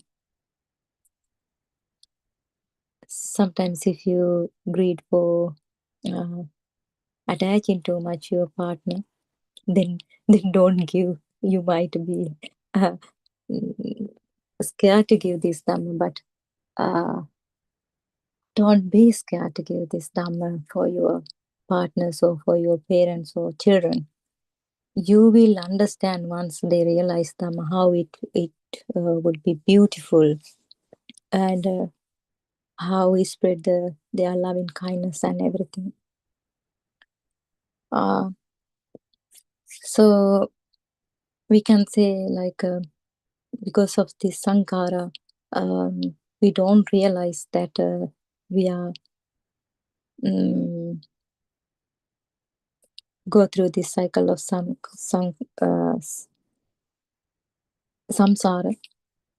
So sabbe sankhara anicca means we call sabbe sankhara anicca. All conditioned things are impermanent. That means all conditioned things are impermanent, and everything that is put together, every thought or every feeling and every sensation or all memories, even this body and the whole world we experience is the sankhara, is conditioned formation. And that conditioned formation, sankhara is anicca, means it arises, it changes, it passes away. Nothing remain even for a single moment in the same state. We never can hold it as fixed thing for a moment. This is not something to believe blindly. It is a truth to be seen by experience, in your own experience. You can realize. Don't think here and now you can experience every moment. Those same thing as like sabbe sankara dukkha means all conditioned things are unsatisfactory because every sankara or every everything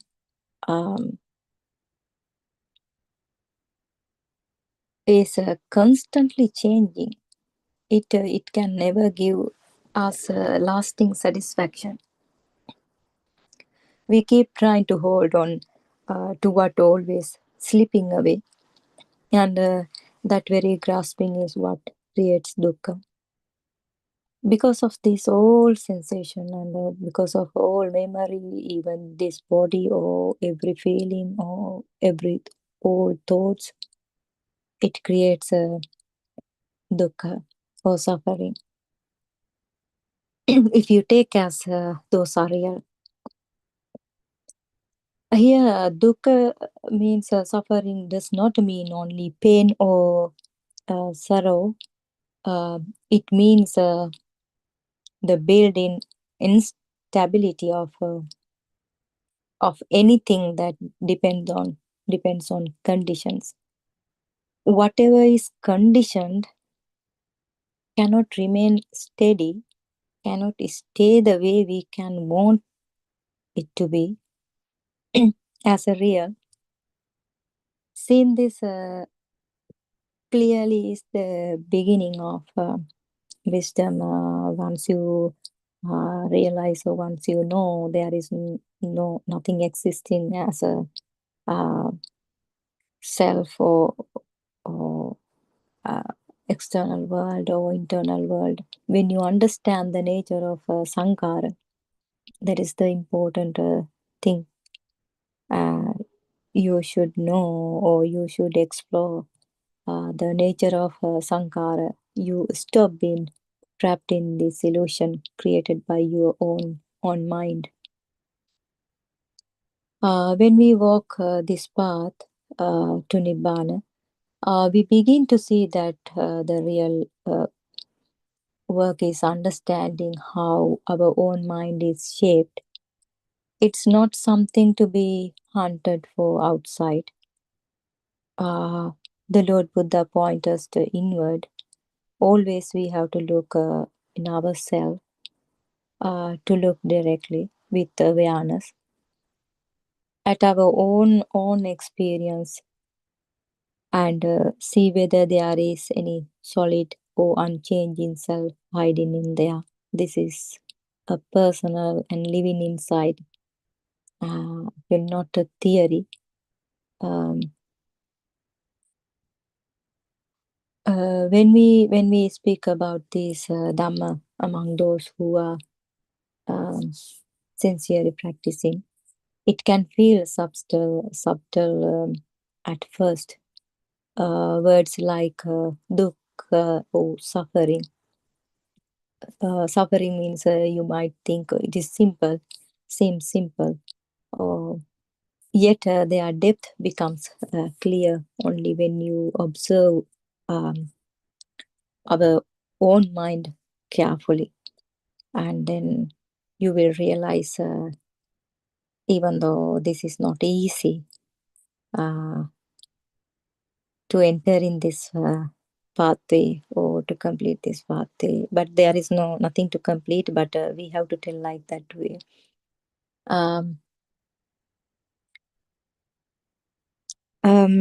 Aryan Nahasi always tell sometimes, oh, this is easy, but very, very unhidden and things we can't see. And then actually, on the other hand, we can say it is not easy, but easy. That's how I can say. So I think it is 5 o'clock in Sri Lankan time now.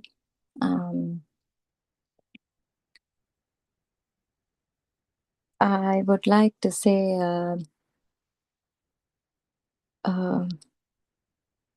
don't give up, and then to understand this Dhamma. Try to understand this pure truth, and then discuss with Aryan Wahanse through Dhamma discussion on a Zoom discussion.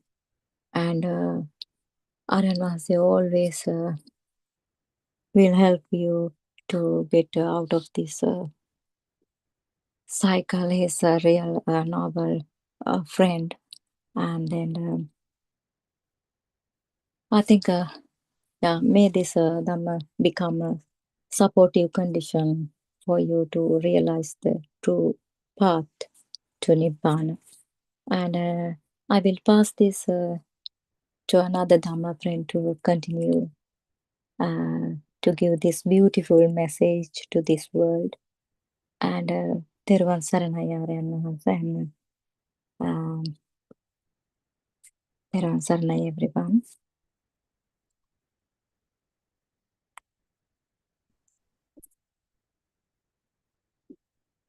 Teruvan Saranai, everyone. First of all, I would like to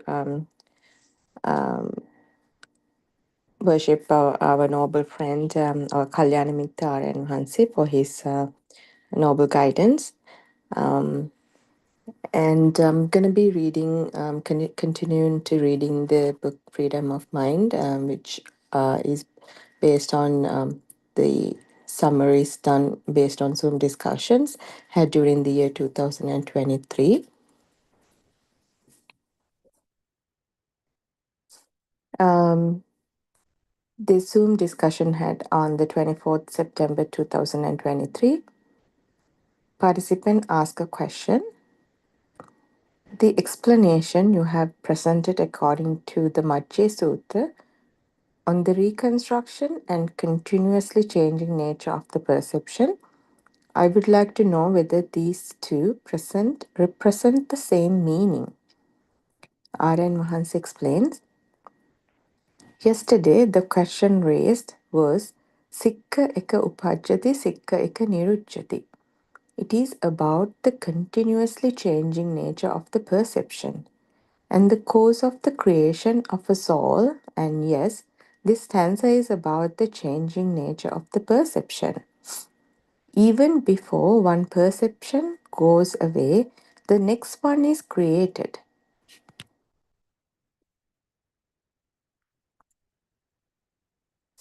This happens according to the Chitta Niyama, or the natural occurrences related to the mental formations. However, the cause of the occurrence of the soul is not this. The construction of the perception is related to the construction and the changing nature of them that create a kind of power, in Aryan Wahanse's words, a current. Due to the continuous influence, the reconstruction, which is abhisankarana, that it creates. Along with this process, changes happen over and over again. This is how the influential power, which is Abhisankarana, is created. Now, the result is the occurrence of the five aggregates or the skandha. Even Abhidhamma talks about the same thing. When you say the occurrence of the skandha, or to observe the coming and going of the subject or seven rapid mental formations, or volitional mental formations, or Arya or noble morality, Aryakanta Sila, all of these refers to the same thing. Cessation from the clinging means to see the truth in the subject by observing the origin and the cessation of the object. The natural occurrences, which is related to the mental formations or chitta niyama, has not been created by anyone. It is a natural event. With the arising of the mental formations, which is sankhara, arises the mind consciousness. If light is available, colors are created. This is common to all 6 sensual bases. Within this system, through the reconstruction over and over again, perception takes place which leads to clinging. In reality, there's nothing existing here. According to the speed of the vibrations, the quantity of the light also fluctuates. When the sparks are stronger, clinging becomes stronger, which is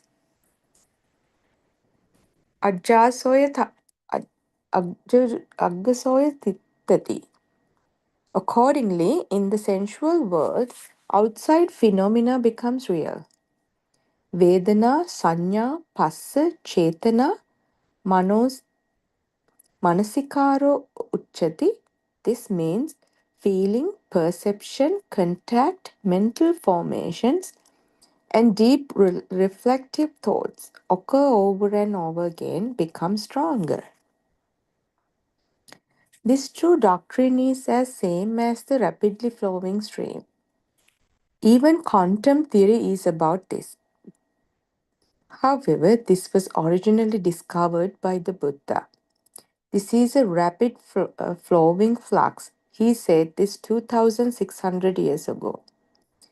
Buddha shows the way to stop the dissatisfaction and the suffering.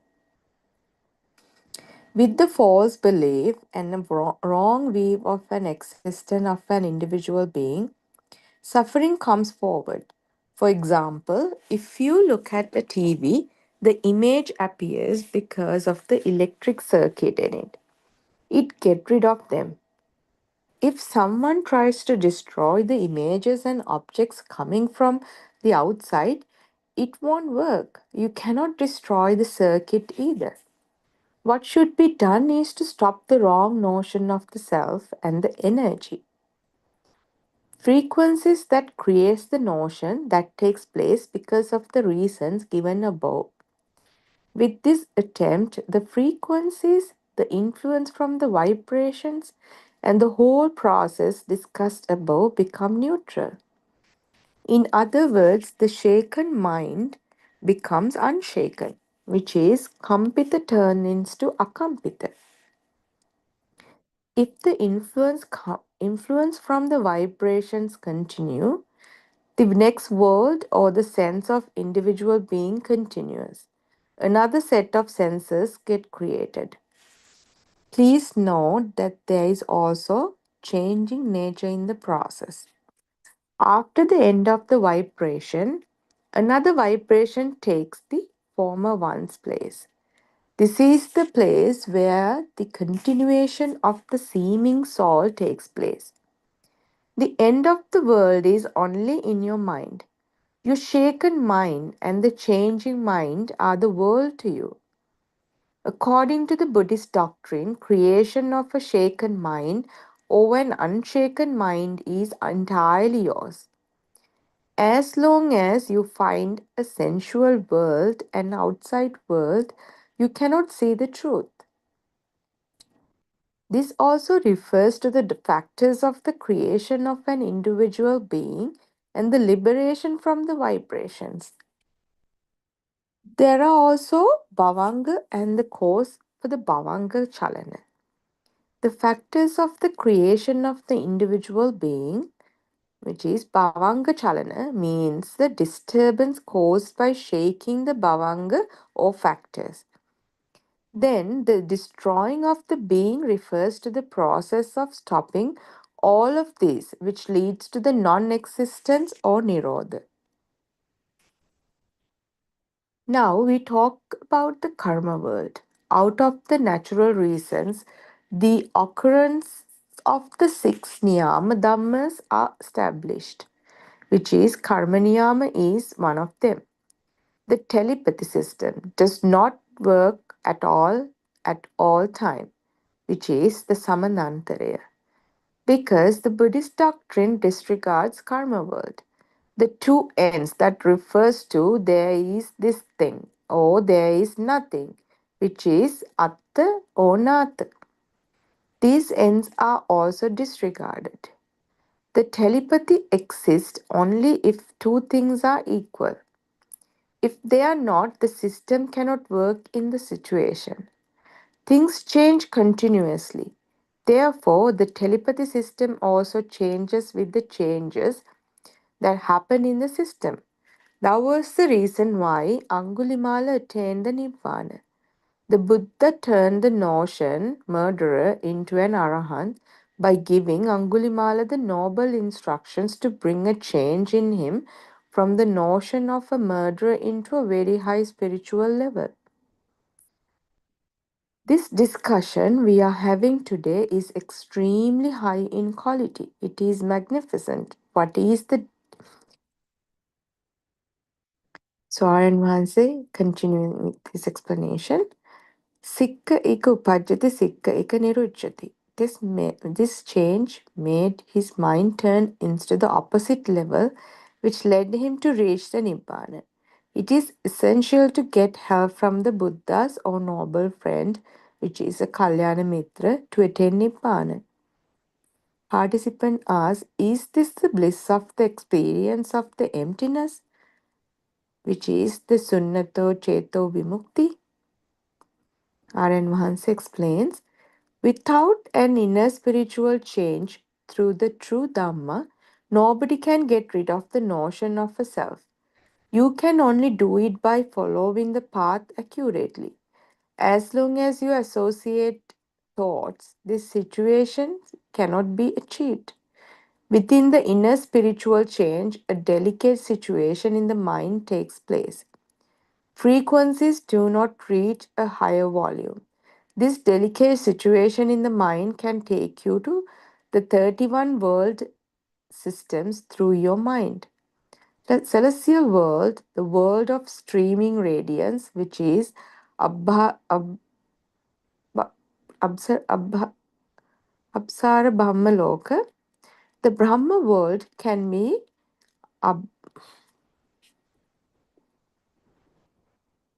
The Brahma world can be reached. This means through the delicate situation in the mind, dog lives in the animal realm. He knows man is vicious. Without knowing what the three worlds are, there is no Nibbana. The three worlds are sensual world, form and formless world. In this delicate situation, there is no soul presented. An arahant experience and sees these worlds and the complete dissolution of them before he or she passes away.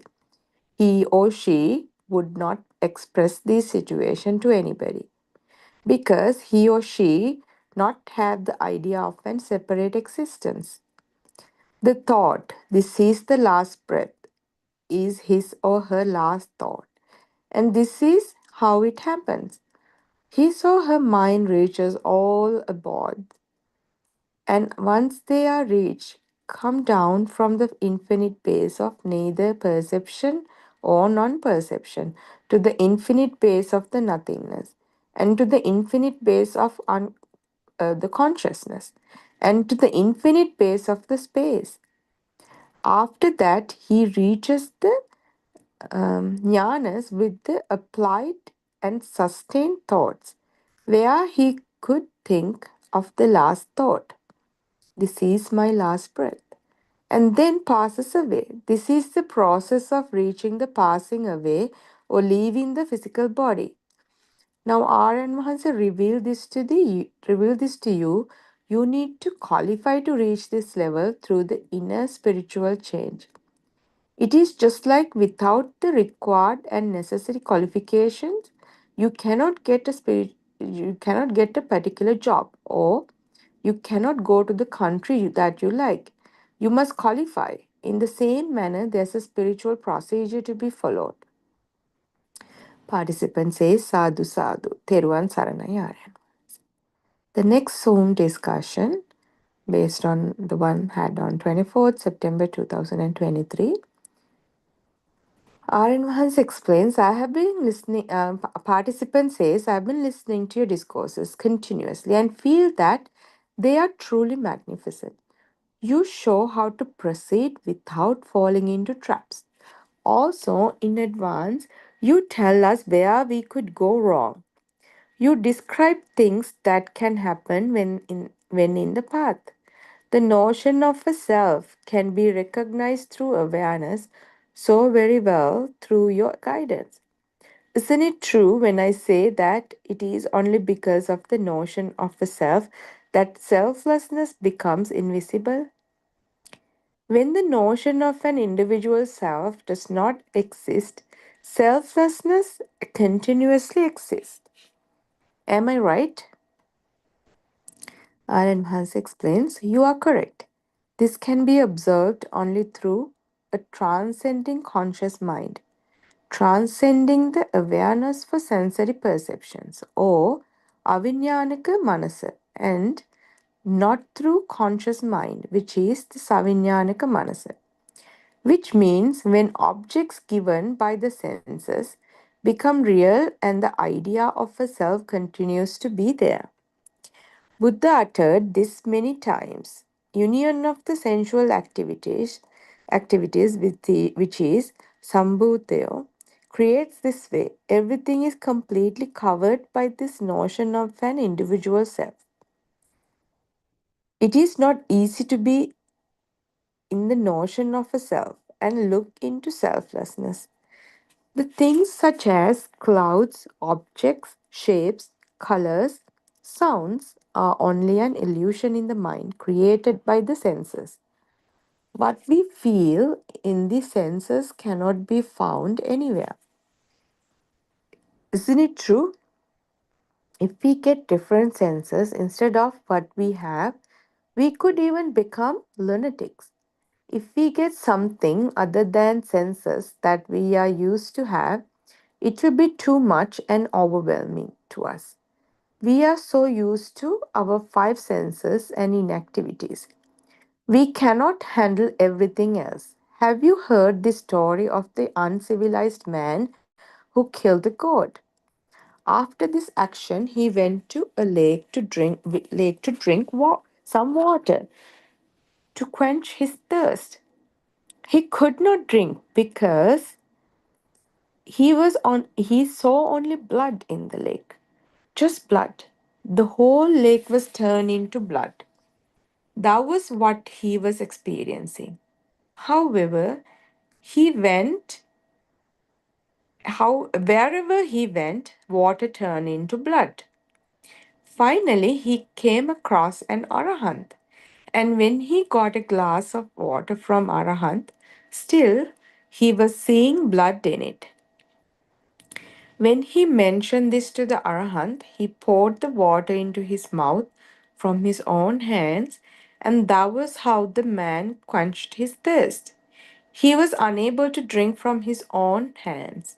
So, we understand that if activity in the senses change, everything else change. There is no self or a doer here. Another example is if we feel that someone is very nice, and if another person says, no, he's a very bad person, and all other negative things about him or perception can change.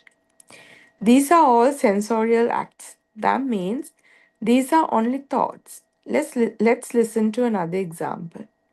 These are the experiences that I had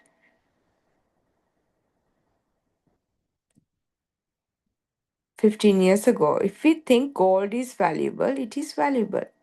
If we think it is not valuable. Everything is like this. The insurance agents sell life insurance policies. Actually, they are selling only a blank form.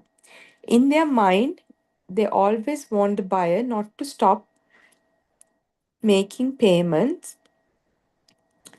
The premium the buyer is supposed to pay monthly. Why? Then the paid portion of the money can be owned by the company. This is how these companies are. This is only selling thought or emotions. A person who is a farmer is more honest than these people.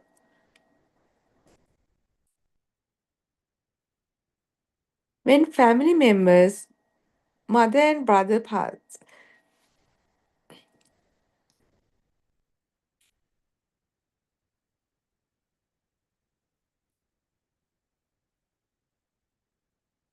The animals are at peace when man is not, because people are entangled in making plans and having hopes. So the peace cannot be achieved. No peace and rest, because they do not understand what peace and tranquility mean. They cannot get into the spiritual path. If someone correctly follow the spiritual path, he will have liberation from this mess. What is this world? Are we truly advanced? Always thinking of how to attack another person. They are lost in the illusional world created in the mind consciousness. Illusions are not real and cannot be found in the outside world or sensual world. R.N. Mahansi has cleared the fact to you. Peace and tranquility cannot be found only by recognizing the truth about the illusion mind. There's no end to this either. According to what is created, the soul disappears and appears with the next creation. It is due to this changing nature, and we feel alive. It is also this change we explain as speed. The change that occurs due to the vibrations make these differences. This occurs because of the Chittaniyama, which is the natural occurrences of the mental formations. But within the power of the reconstruction or recurrence, which is Abhisankarana, the notion of a self appears. These are the reason for the notion of feeling alive. Participant says, I understood so very well. Aryan Mahansa Teruvan Saranai. The next Zoom discussion based on 8th October 2023. Participant ask a question. Teruvan Saranai Aryan Mahansa, I pay my respect to you. My question is about the concept that it is not possible to own anything, which you also talk about according to the Buddhist philosophy doctrine, Nisatto Nijiva Sunyo. Now, we receive a pension from the government. Please tell me about that. Aryan Mahanse says, you are a lay person. You do not take the four necessities for a living. You ask this question because you are still holding on to the notion of an individual self. If there is an existing self, everything is also there. Everything is also there, including a salary. When we say Nisatto Nijiva Sunyo, no self can be found. An Arya does not come across this problem. It can be compared to the blowing wind. There's nothing to hold on to, and there's no value in anything. For example, when seeing the images on the TV, they do not have any impact or effect on you. Everything is available. However, the senses are neutral, and therefore the feeling of the self does not exist. There's another aspect we have to consider. Regarding a sick monk, a method of limiting his necessities only for the four essential cannot be adopted.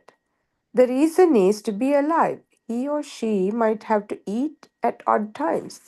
Even the Buddha or the Siddhartha body was treated by noble Jivak, a physician. The Vinaya Pitaka, one of the three baskets which explains the method of behavior and discipline for monks, does not have to be followed by monks who were weak and ill. The thought of an Arya and the thought of a lay person are not the same. In that aspect, there is nothing called salary for them. The objects are only used without making them mine. If someone has the feeling that I own this item, then of course that person is not a noble Arya. Participant says, after seeing the truth in the subject matter, a skill developed to make me see even a slight defilement that absorbs the mind. As soon as this happens, the super awareness takes over and destroys the defilement completely.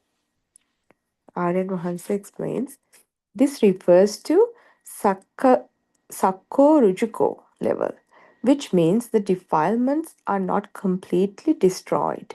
However, this person is aware of the defilement. When they capture the mind and with straightforwardness make an attempt to get rid of them.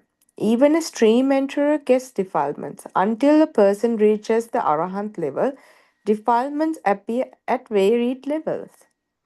In other words, they are not completely eradicated. The people who are following the path never doubt the doctrine. Also, true Arahant never advertise it to the world. If someone advertised to the society about his or her status, that person is not an Arahant. This discussion is about the straightforwardness or Sakko Rujuko Sujuko. Some preachers are not aware of the defilements, but they preach and talk about the results.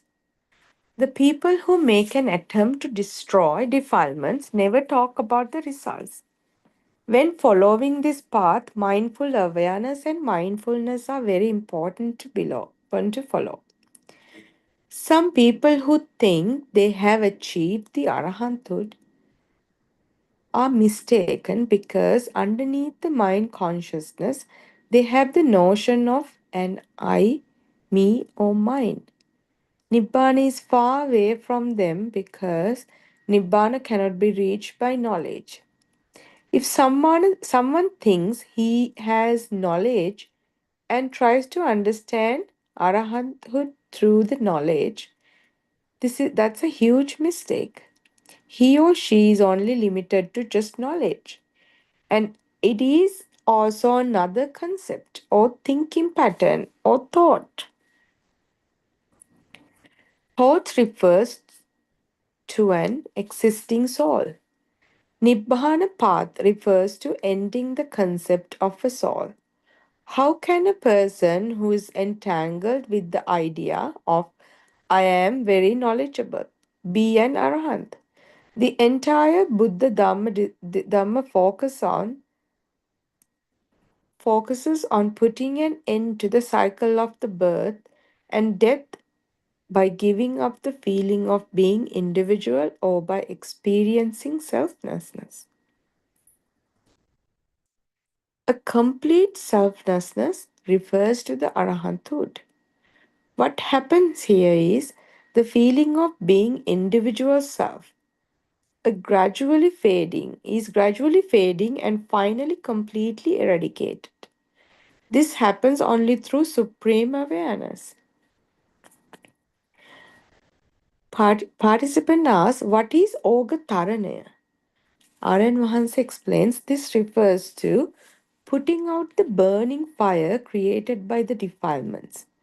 The person who's in the path, after recognizing the defilements, watch carefully how they fade. Even in silence, he or she recognizes his or her own defilements as well as other people's defilements. Such people become extremely straightforward. This refers to spiritual advancement. Participant says that is the reason why we need guidance of the noble friend, which is the Kalyana Mitra. Aryan Mahans says yes, indeed. Theruvan Saranai. The next Zoom discussion on Sunday, 8th October 2023. Participant ask, Theruvan Saranai Aryan Mahansa, the place it indicates that without the involvement of the mind, when actions are happening, which is Kriya Sita, or the place where it indicates everything is only colors, and if we try to describe this situation, it can even be assumed that these are seen because of the ability to see. ability to see is connected with the karma, which is the prasada rupa. If I say due to karma, ability to see is created, I feel that there's a possibility that karma has a part in this process. Aryan Vahanse explains, in Abhinya Deshana, or in the Buddothpado discourses presented with the superior wisdom, it was clearly explained that Buddha's Dhamma is based on cause and effect. This situation you talk about does not reach the karma world.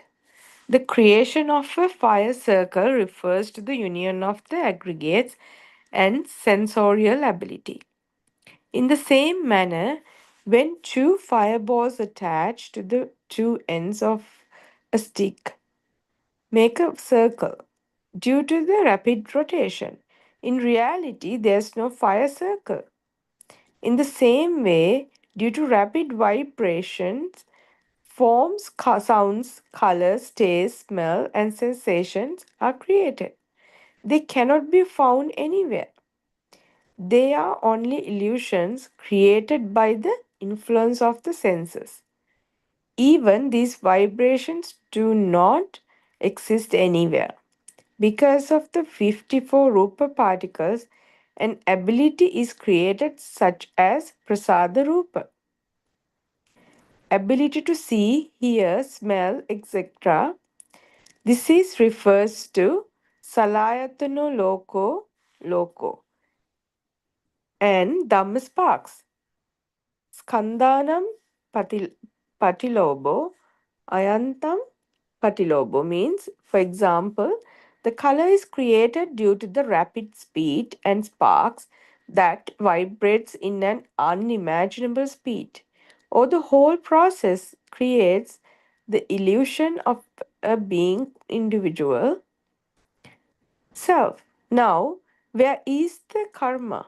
Just like when thundering and lightning occur, the windows shake, these are sparks. In the same manner, according to the speed of the sparks, sensory bases are created. Is there any problem in that? And where does karma exist in this situation? Within the spectrum of the Buddhist Dhamma, there are no problems. We incorporate colors to image. The ability to see refers to the same thing, which is Chakku Prasada Rupa. All of these are creations occurring due to the vibration. Cannot find anywhere. The movement of the eardrum shakes due to sounds or vibrations. Occur from moment to moment, and there is no truth in there. The vibrational power affects various particles and the reality. Even sounds, colors, etc. are illusions.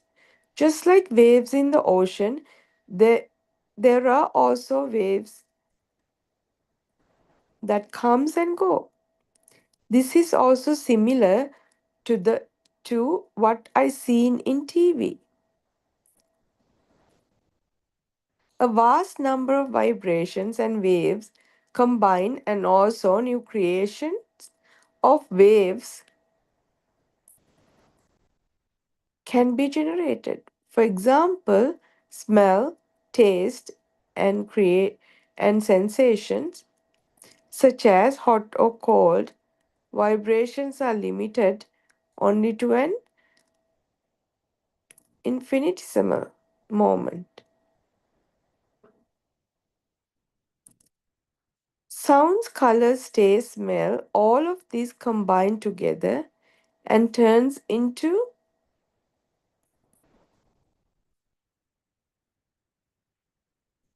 one appearance, which is one shot. If we go back to the fire circle, circle is created through a process. is the same manner. The five senses generate five sensorial creations rotate in rapid speed, creating a sense of individual being. An object such as the mother, house, trees, etc. This cycle of illusion it creates in the way determine where it has been created. It cannot be pinpointed any location by a Dhamma spark. Even we cannot find a particular starting point in a spark. In a vehicle, it is impossible to find where the current is generated. Truly, we cannot say which point is coming out of the battery. This is just an example. The ownership cannot be given to the flesh in the body for the power created by mental power. Any physician does not have the ability to predict where the current is generated. In the nervous system, physical body does not have anything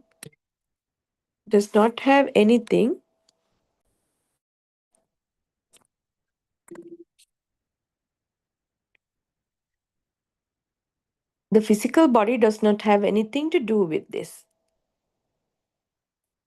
That is why it was stated that we come across the mind as a wave, which is a field. You are trying to absorb Dhamma via knowledge. Your question was about karma. As long as we inhale and exhale, the sparks would not stop. These come into existence through existence through a medium of physical body. But this system does not belong to the body. When the body becomes inactive, it gets discarded. However, the energy waves continues as frequencies. R.N. Mahanse is now talking about the frequency system. The entire world is created in a fraction of a second within a spark and disappearance in a fraction of a second. Within the vibration, how the changes make place and had been exposed to the world only by the Buddha.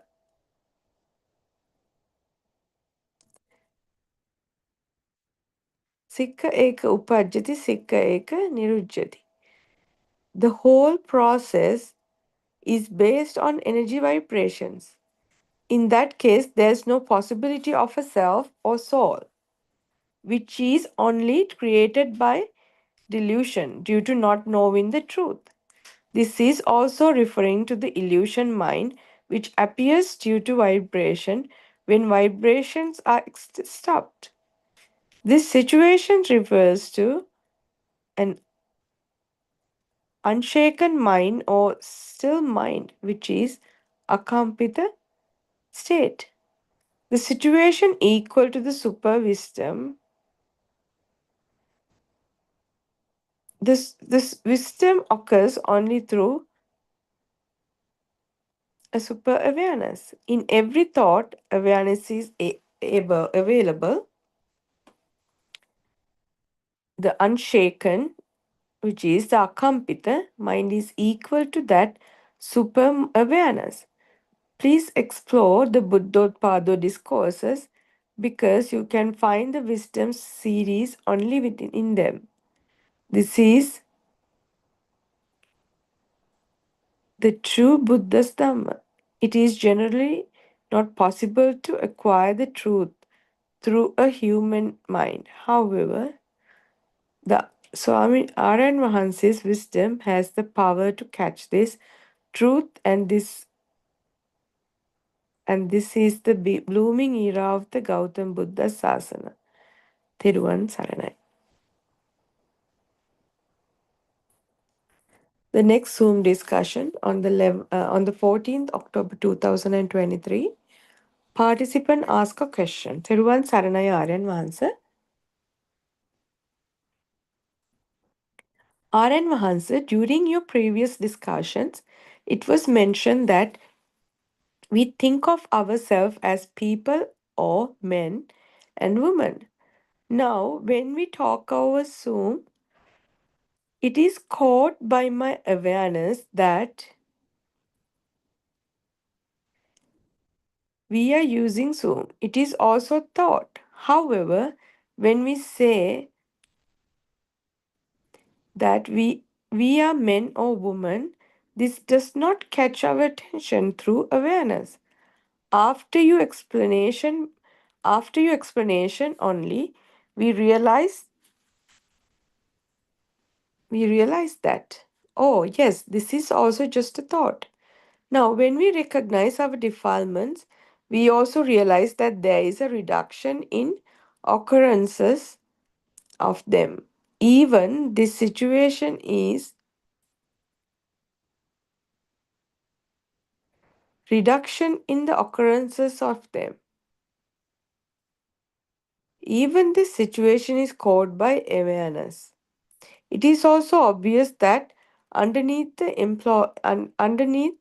this improvement, we still have the ego that I'm quite advanced in my observation, etc.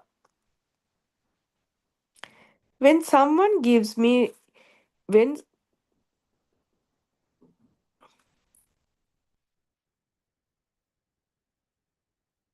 when someone give me recognition and praise, it does not affect me. However, the notion that I am in advanced place still exists in the mind. When you also approved my achievements, I used to feel happy, but not anymore. I get that feeling also when I realize that there are people who are much more advanced than me. I get an inferiority complex. I also get the thought that there are more advanced than myself.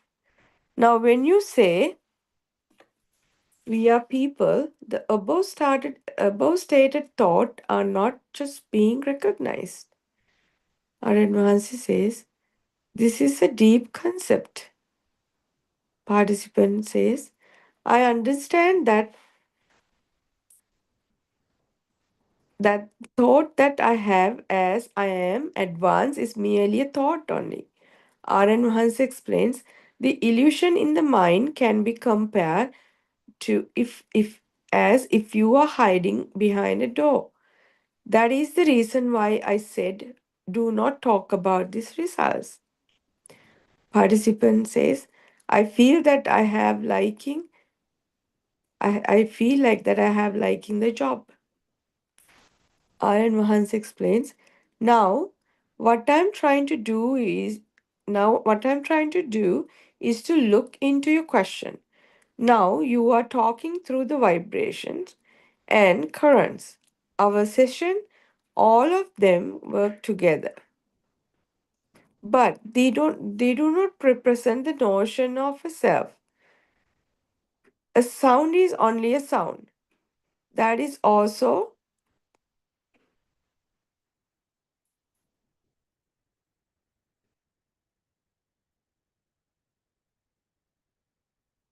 a sound is only a sound. That is also ear consciousness. When all of the senses such as sounds, colors, taste, smell, sensation combined, child, house, tree, etc. are formed. Due to the action of the senses, the notion of a self comes into being. That is why Sela Therani stated, Nohidan Attakatan Bimbam Nahidan Parakatan Agan. There's no one who does this. When cause is present, results come into existence.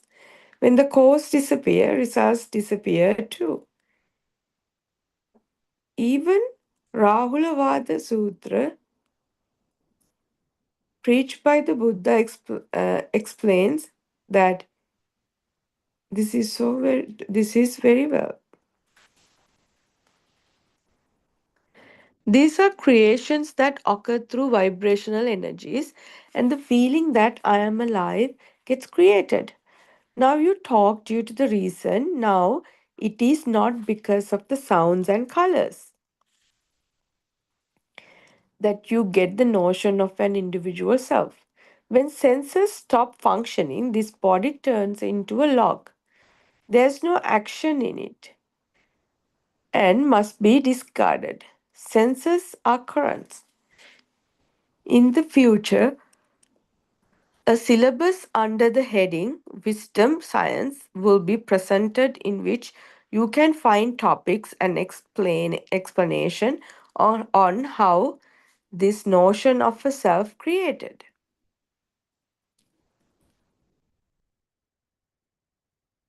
How the cycle of birth and death continues and dissolves.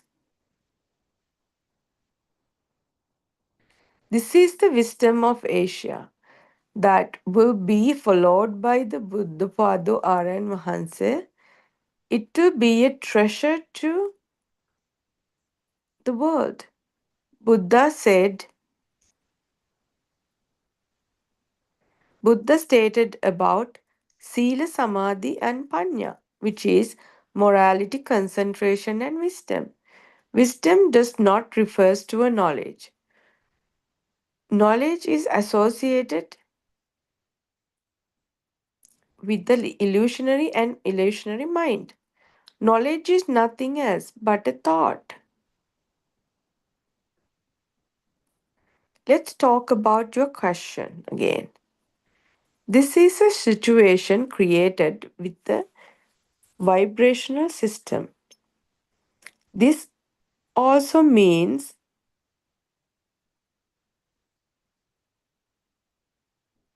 that it is being created through a process.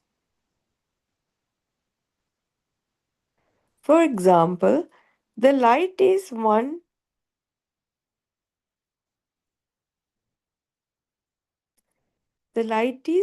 of them. The light does not exist anywhere. When a dog goes near a lake and bends down to discover that there is another dog in which behind is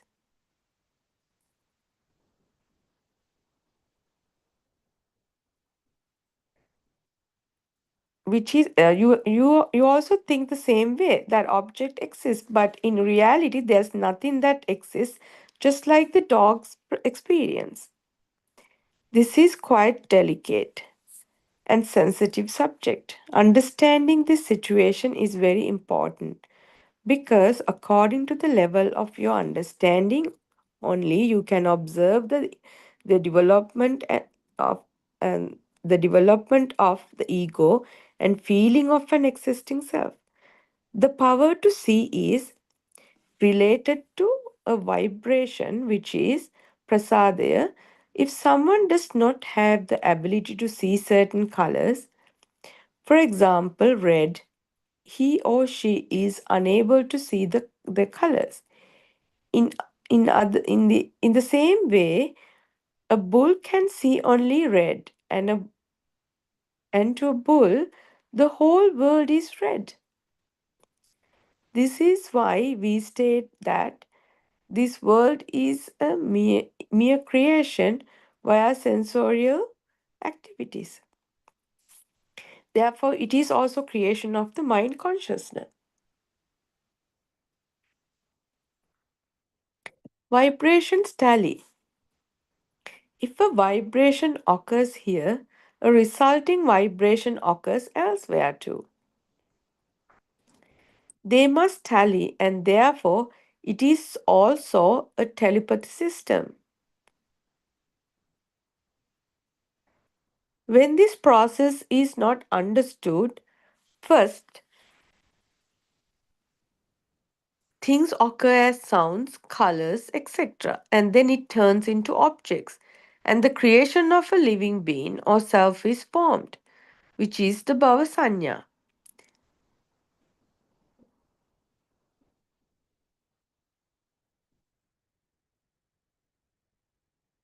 This is the reason why we feel the notion that we are alive. Ajjasayo tittati. Now, the result is the feeling of a separate existence, of jati. That is the object, me, mine, me created. However, these are only thoughts, nothing but thoughts. When you say a wall, it is an object. If objects exist, you also exist in this end. The sensations such as taste, sweet or burning taste, are not related to the notion of an existing being.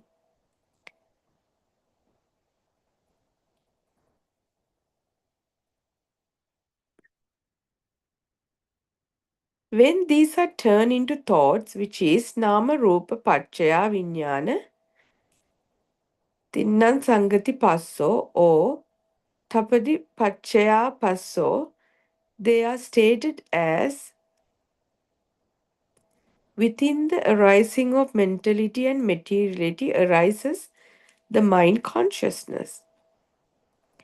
The sensations are only sensations.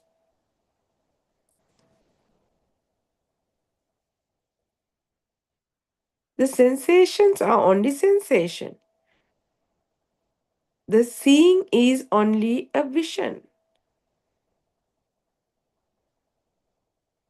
These come as kind of neutral impulses or shots to us.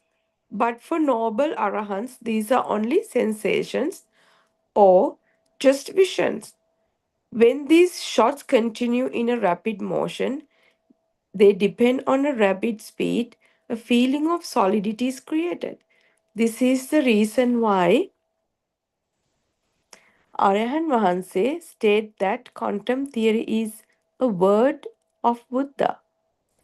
When we say we are born, that is also a thought, which is Kandanam Patilabo Ayantang Patilabo. In order for the mind consciousness to be created, all these aspects must come together. If a child is unable to get neural spark, he or she cannot learn. When the teacher sparks and the child sparks combine, the creation takes place. The creation occurs according to a frequency system. And once again, this state through an inner spiritual change. The listeners gain this situation via telepathy system. What does R.N. Mahansi preach?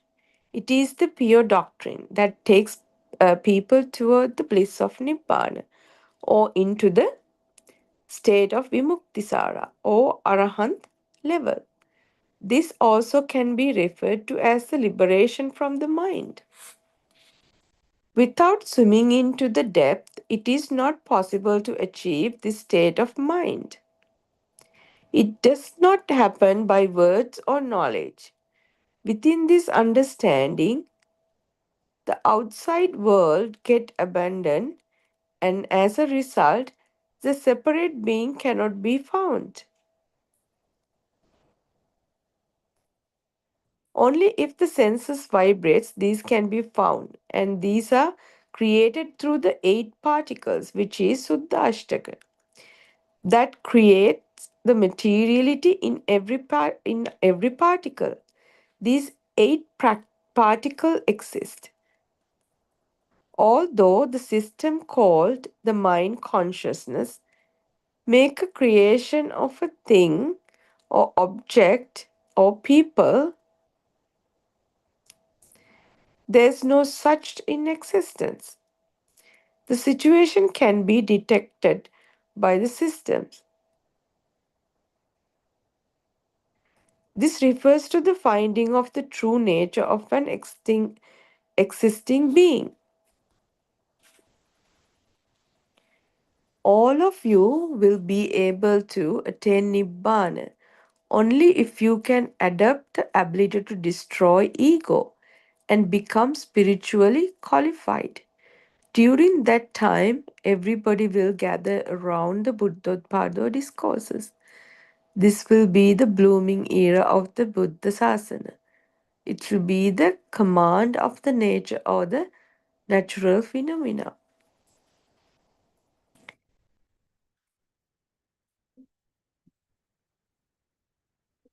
That is actually the end of that chapter for today. Aryan Mahansa clearly explains how the ego is created and how to eradicate or fade the feeling of I-ness, the self, the feeling of being alive.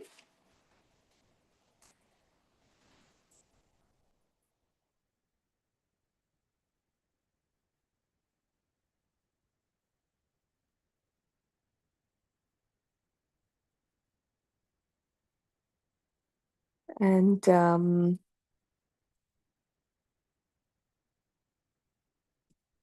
going to conclude today's reading for now.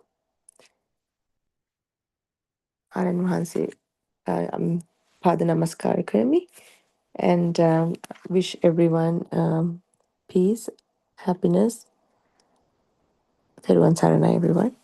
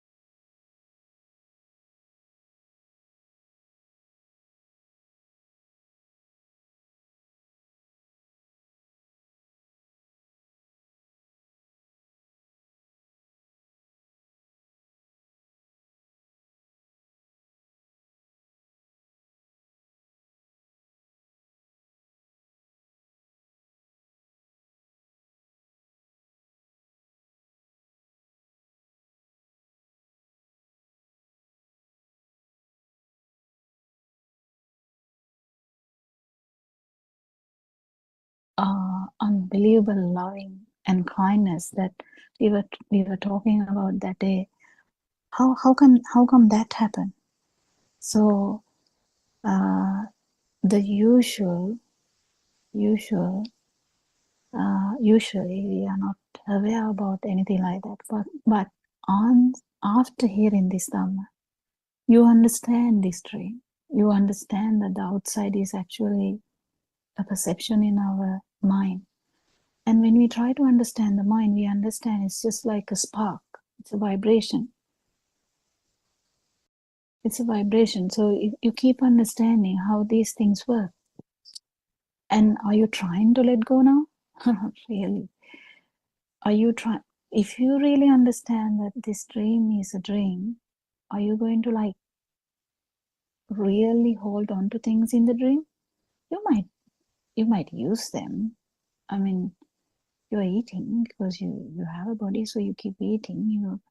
You have you have to keep it clean. You have to be in the society as a having like a good appearance, and you have a pattern that you had before, so you might be doing something that you used to be doing. You get up in the morning and you have a routine, so you might be doing the same. But are you actually deceived in that dream? Not really. So if you actually awake, you feel now we are trapped in the dream. You feel that, but if you feel awakened, you're not actually in the dream, but you kind of become the master of the dream. Before we were in the dream, we were acting in the dream with so much agony, so much sometimes happiness, so much anger, so much sometimes empathy, but sometimes hatred, sometimes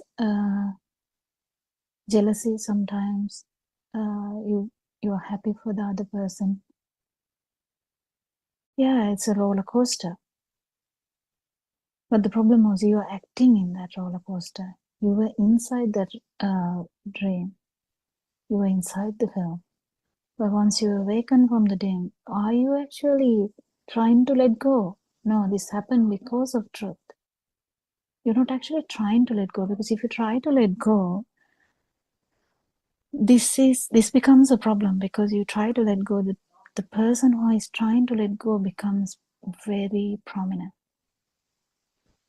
That's like the before, because you wanted to let go, so you want to stop smoking, you try to stop smoking, you are trying to do something, of course, because it's beneficial for you. You feel sad and you're trying to make things correct again because you want to feel happy. That's because you want to feel happy. But the eternal happiness or the tranquility doesn't come like that. It's actually coming in, even if you are sad, you will have that happiness. You will have that tranquility. Even if your body is damaged due to some accident, you will be still happy. You will still be having that tranquility. How come is that? That's because you're actually not in the dream. So the letting go happens automatically. How? Because you have realized that these perceptions are not true. Perceptions are perceptions. Perceptions are like vibrations. The dream, I told you, the dream can be 30 years, 40 years, 50 years, 100 years. Whatever the dream, it's just another dream. But if you think like this, it is not going to help that much, because just thinking like that will not help. But if you really think about how these perceptions are made, how this a life feel has come, because you feel the light, you feel the touch, you feel the sound, you feel the taste, you feel the smell. But you understand that's only feelings of the sensory organs. That's all that happens. Yes, of course, there was a vibration to initiate this system, 100%. But now, because you're understanding Dhamma, the vibration goes down. There's no power, but the system is going.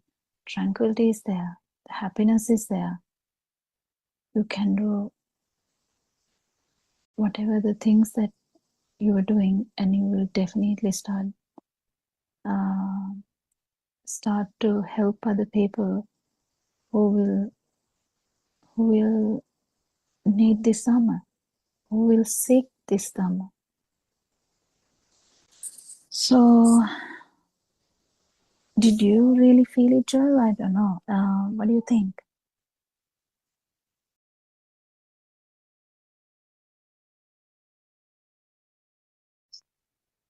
Yes, doctor. Thank you. Thank you. I felt it. Yeah, okay. So, Saranka, do you want to add something to that? Or Joel, do you have any other way? Yeah, Saranka, yeah, you can talk. Yeah, Dr. Hugla, nothing really to add. I think the point I want to make, but then you also mentioned it, that when one says letting go, it can actually, you can mistakenly think that there is an active letting go that needs to be done. But that is not the case, isn't it? In this true Dhamma and the understanding and the practical aspect of it, we keep saying letting go, and to a certain extent, I think Dr. Kokila explained about the wrong way of letting go, and in the mundane world also we let go of various things. Even when we understand the Dhamma also, people mistakenly try to do that same type of letting go.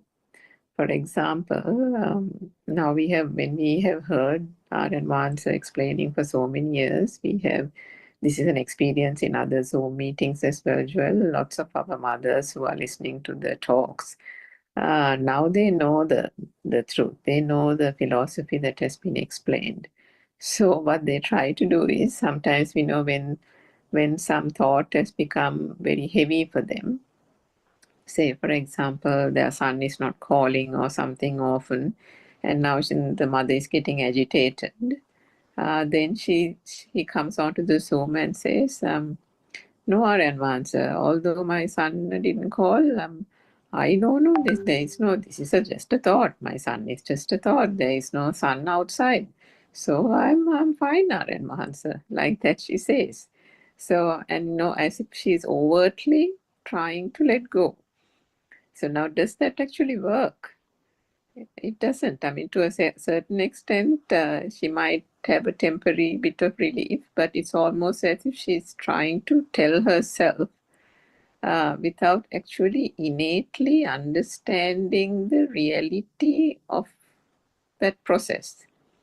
So what the true Dhamma philosophy is trying to get across to the followers is the fundamental tenets of this pure truth, which is about how this whole mind and mechanism works, how the self-perceptions arise, what is self-view, was there such a thing, wasn't that only a misconception, so on and so forth. But if you say that, I know it's bad, I know it's a thought, then it's almost only applying it like a knowledge. So because initially you have to take it in as knowledge, because we have already discussed that we use the mind as a tool first, because we have to first acquire the knowledge, almost like theory. We have to know what this philosophy is, what was it that the Buddha taught.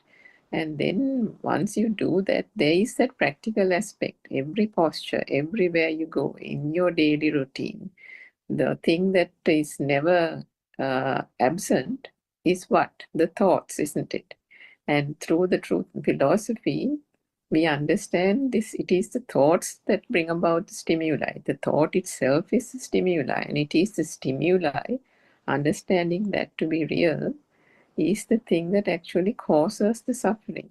Moment the stimuli becomes real, there is a duality. The person experiencing the stimuli also manifests at the same time in that thought itself. So when one understands that, the practical aspect of it brings about that inner transformation, the jnana or the wisdom that Aran Valse has also explained in this Zoom. So that is what he's trying to encourage people following to do. Because ultimately, as Dr. Pokila says, ultimately the truth is that there is no self here. There has always been a harboring of a wrong self-view, which is why the suffering has arisen.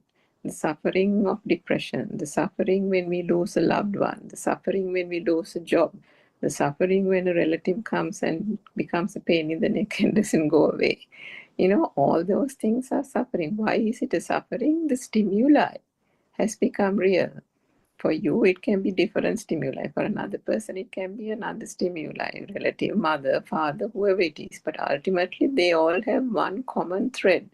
It is all perceptions, stimuli. And if that stimuli or the perception is considered to be real, that you think there is a person outside, you think there is an object that has been lost to the fire, you think there is a dog who has died, whatever it is, as long as one considers that these things, that there is such an external world, then this whole world and the reality and the self and everything becomes true. Because that's the way this whole ignorance, this mechanism works. But if we understand that this whole thing is the natural phenomena of the mind, just like the trees, just like nature, that there is just a process and a mechanism that is being activated here. As long as there is breath coming in and out of the body, the whole thing is understood objectively, clinically. And that clinical thing is what the theory and the practical aspect of it helps to realize, helps us to realize. So the knowledge then gets transformed. The knowledge of the truth and the philosophy and the mechanics gets transformed to an innate understanding. And that understanding cannot be forced.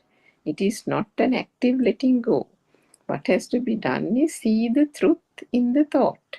When one sees the truth in the thought, the power, the underlying current, the power behind the thought, the weight, the value that is attached to the thought, whether it's the mother, whether it is the job, whether it is the trade union striking and the patient suffering, all that one then sees behind the scene. We see the magic happening. We see how did this stimuli become real. Was there a patient? Was there a trade union? Did the baby have all these problems? No, they didn't. When did these object stimuli become real? So that is the part that is understood by applying the truth and seeing the thought. So all that is done is understanding the thought, and then the letting go comes naturally. The letting go is an auto happening, and slowly what happens is the thought ceases to be of value. The thought ceases to have the suffering, the burning, the heaviness that is attached to it. That is the ultimate letting go in this Buddhist philosophy. Dr. Pokita, if I said something wrong, please correct any aspect. No, I think Thank really it's really good that you added that. Actually, I can feel that some others would actually artificially think that okay, sun is not there, so sun is a thought, so that's it. But this Dhamma is completely actually different, because if you actually feel this Dhamma, what you finally get is there's no self. That's the main thing I was actually trying to say. That was that because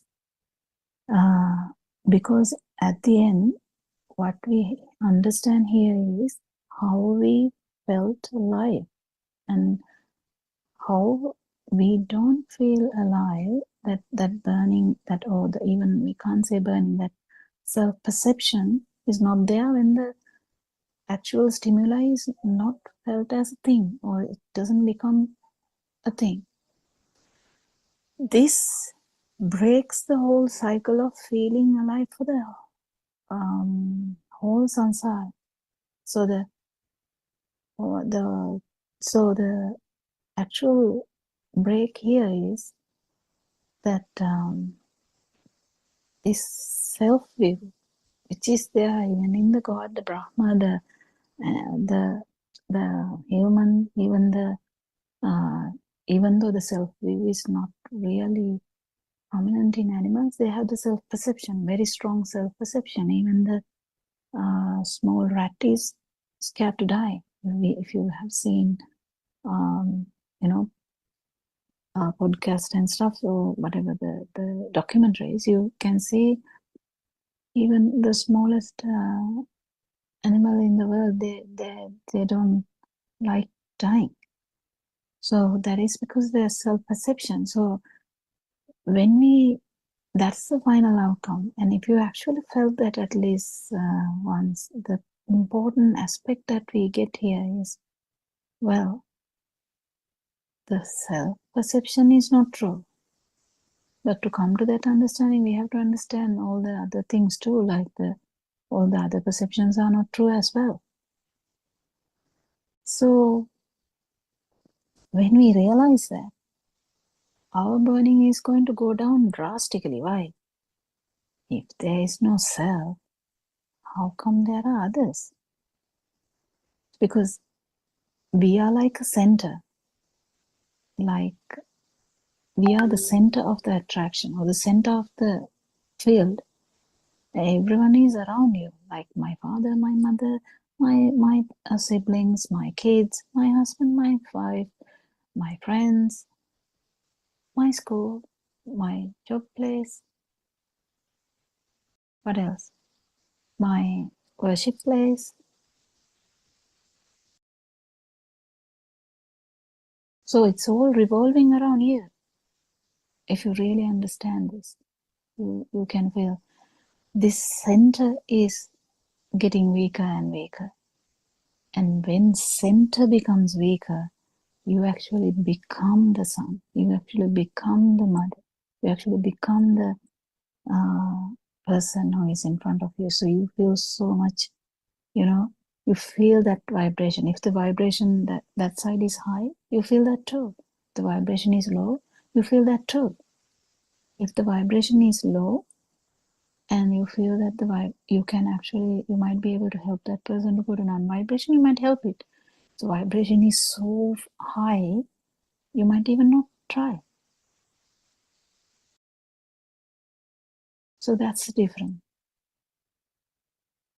I mean, more we talk about this, more we can actually understand this. I'm really thankful for Joel keep asking these questions, because we even don't talk about these things because our talks are usually very monotonous and boring, because we kind of get diverted to one angle of the story. But if someone actually asks a question like this, the true Dhamma comes automatically. No one is bringing it, it comes automatically. So yeah, so letting go basically is something which happens with the truth. What is the truth? There is no thing, there is no self. So yes, Joel, do you have anything to add or ask? Yeah, it was nice to hear, like, you become the mother, you become the father. I felt it a lot, what you said. And we read about detachment. How do you detach from yourself? I mean, detachment and let go, is it same or Okay, is it different? now you are really good in asking questions, Joel. I have to appreciate that. Okay, now detachment. You asked how to detach yourself from your. How can you detach yourself? No, the question is how can you detach from yourself? Yes. So yes, now here there's a bit of a trick here. What? There's a part of ignorance what happened here. Actually, what ignorance here is, we have a misunderstanding, complete misunderstanding, misconception that there is a self.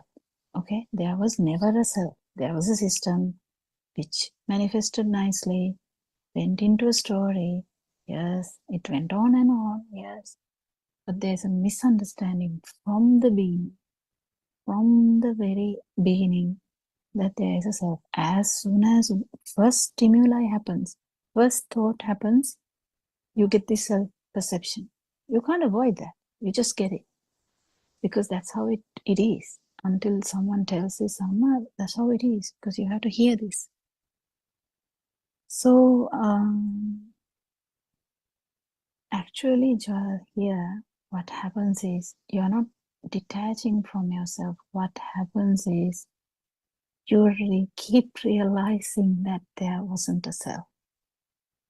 That's so beautiful to understand. That's the most beautiful thing I would say in the world, that if people can understand, because that brings the suffering to zero. Suffering to 100% zero. Because here, as we talked about before, the letting go concept also same. We try to let go things. We change it around. The same thing. We are not trying to detach from, I am not trying to detach from myself. I'm actually, first I'm understanding that there's no self. From the noble friend we understand it. And then you actually feel it. You just feel that there is no self. You started walking and you feel that it's not you who is walking, it's just a system. It just works. You start driving and you know it's not you driving, it's a system. If the driving is like a mind picture which is there, if someone is taught how to drive, they will keep driving. What's the big deal? No, it's not a big deal. But the problem was, the misunderstanding was there. I am driving. So when the misunderstanding is going to the understanding, or if the ignorance is getting, the ignorance is disappearing,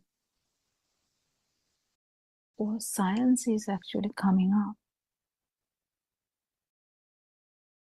So what we actually feel here is, if the stimuli is not felt as a thing, the feeling of self is not there. So we understand completely without any doubt, if this happens, this is like just a moment, like a fraction of a second moment. Do you understand in that moment, this self-feeling we had, it's a feel. We feel alive. That self-feeling we have is actually not there when the stimuli is not taken for granted. So at that particular moment, you're not there. That particular moment though. But that confirms what this Dhamma says. It becomes ages for you to actually become that, because it takes time for all the defilements to go away. But this fraction of second, when you feel that the self is not there, this confirms your truth. So the misunderstanding that we had forever, that there is self, everything is happening to me, everything is, I am feeling these things, I am touching, I am seeing, I am eating, I am sensing the smell, I am hearing these things, I am thinking, and these things are happening to me. This whole thing collapses, and you're not going to entertain that anymore. That's the beauty of Dhamma, Jaya. That's the beauty of Dhamma. So in that fraction of second, you don't feel you then you will actually start to become Dhamma from there onwards, because there's no doubts about them. Because now you're listening, you're actually trying to understand, but you felt so many things, I know, because you felt lighter. But then it keeps changing. But these things, it will never change, because these are like very demarcations that Shani was talking about. Shani's topic was how to become a stream mentor. How do you become into this stream? That is how you enter the stream. A moment without you. It's not you trying to get rid of you. It's a moment without you, just by understanding them. Did you get it, Joel?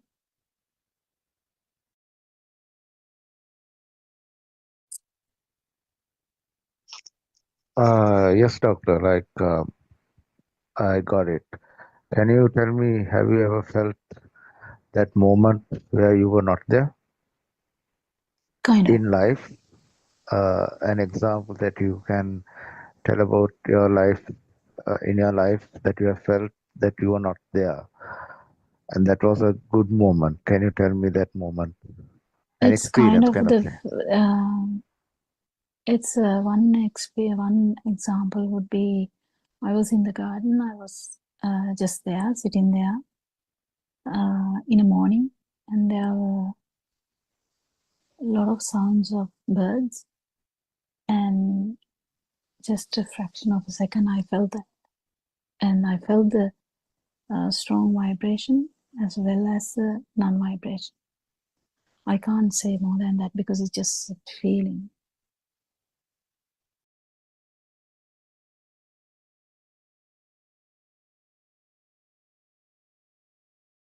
And that's the example. Yes, Surangika, can you add anything more to that?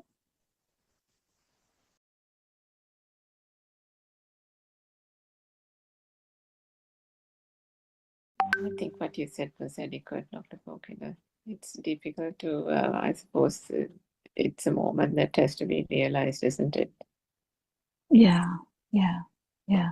But Joy's questions are really valuable, because but the problem is you can't really simulate or get anything from anyone else's. That's why we don't talk much about these experiences, personal experiences, because if you get a chittarupa about that, or the mental picture about that, someone can get misled, because it becomes like a mental picture. So we try not to talk about these specific moments, but we try to. But all, if you felt it once, you might feel it again. So all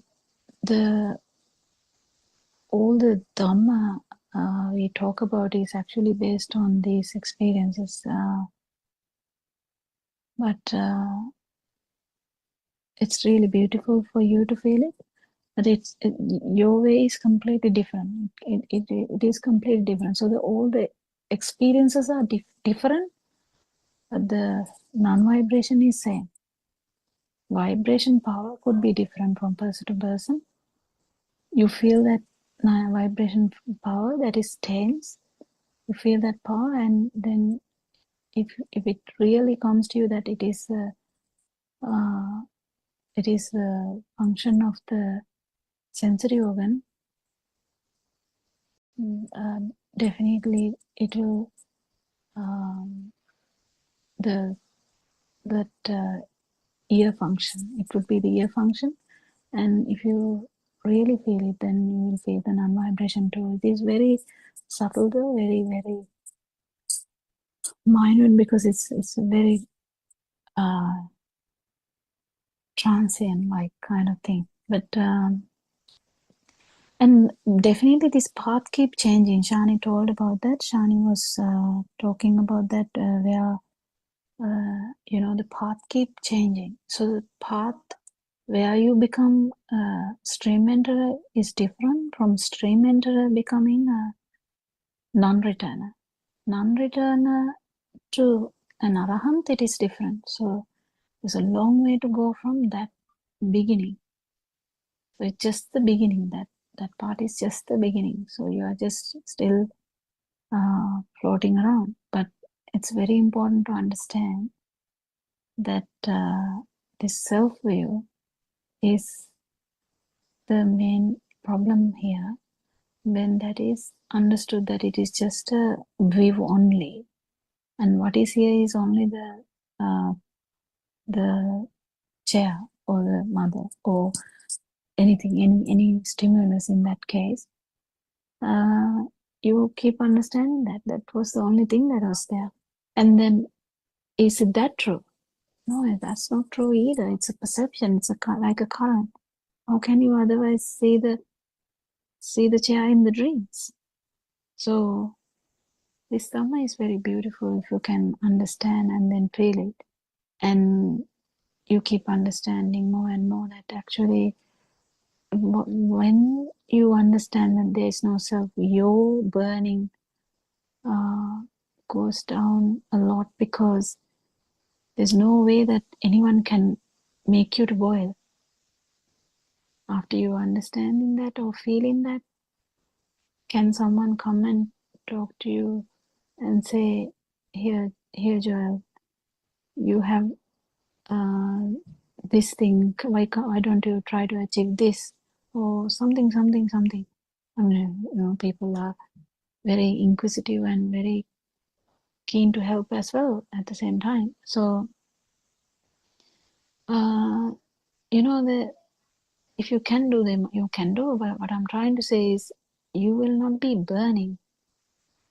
Your burning is going to go down, never going to multiply. So from a stream enterer, the main good thing being, the Lord Buddha says is, after becoming a stream enterer, your vibration is never going to get worse than what your vibration is now.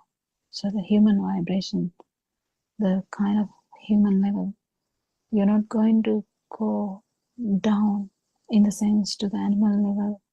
So it happens here and now.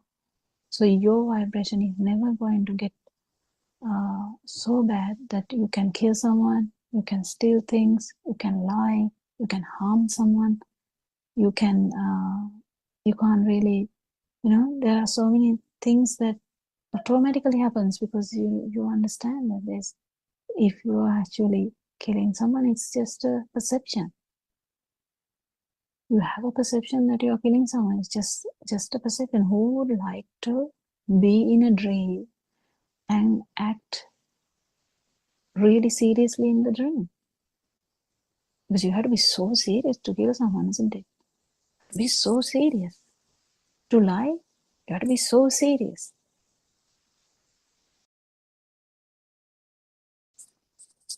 To steal, you have to be so serious about this life. To steal. Think about these things. So your vibration is never going to go down, but it is going to get better and better. So towards zero. But it is zero in every stimuli, only in an arahant. Until such time, there's a long time. It can be, the timing can't be judged. It's according to every person's vibration. How low the vibration is, they might feel it a bit more quickly. And but that's the beginning of the path. That's not the end of the path. That's the beginning of the path.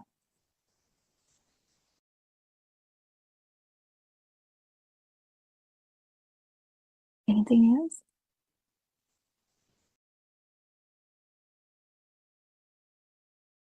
Yes, Suranika, can you add something?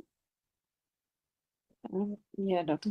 Kokila, I think that even as that vibration gradually lowers, even I think at the point or before the stream enterer stage, the value attached to those mental formations, what we call sankhara, or perceptions itself, dissipates. And now, how does those perceptions manifest? It manifests in three ways.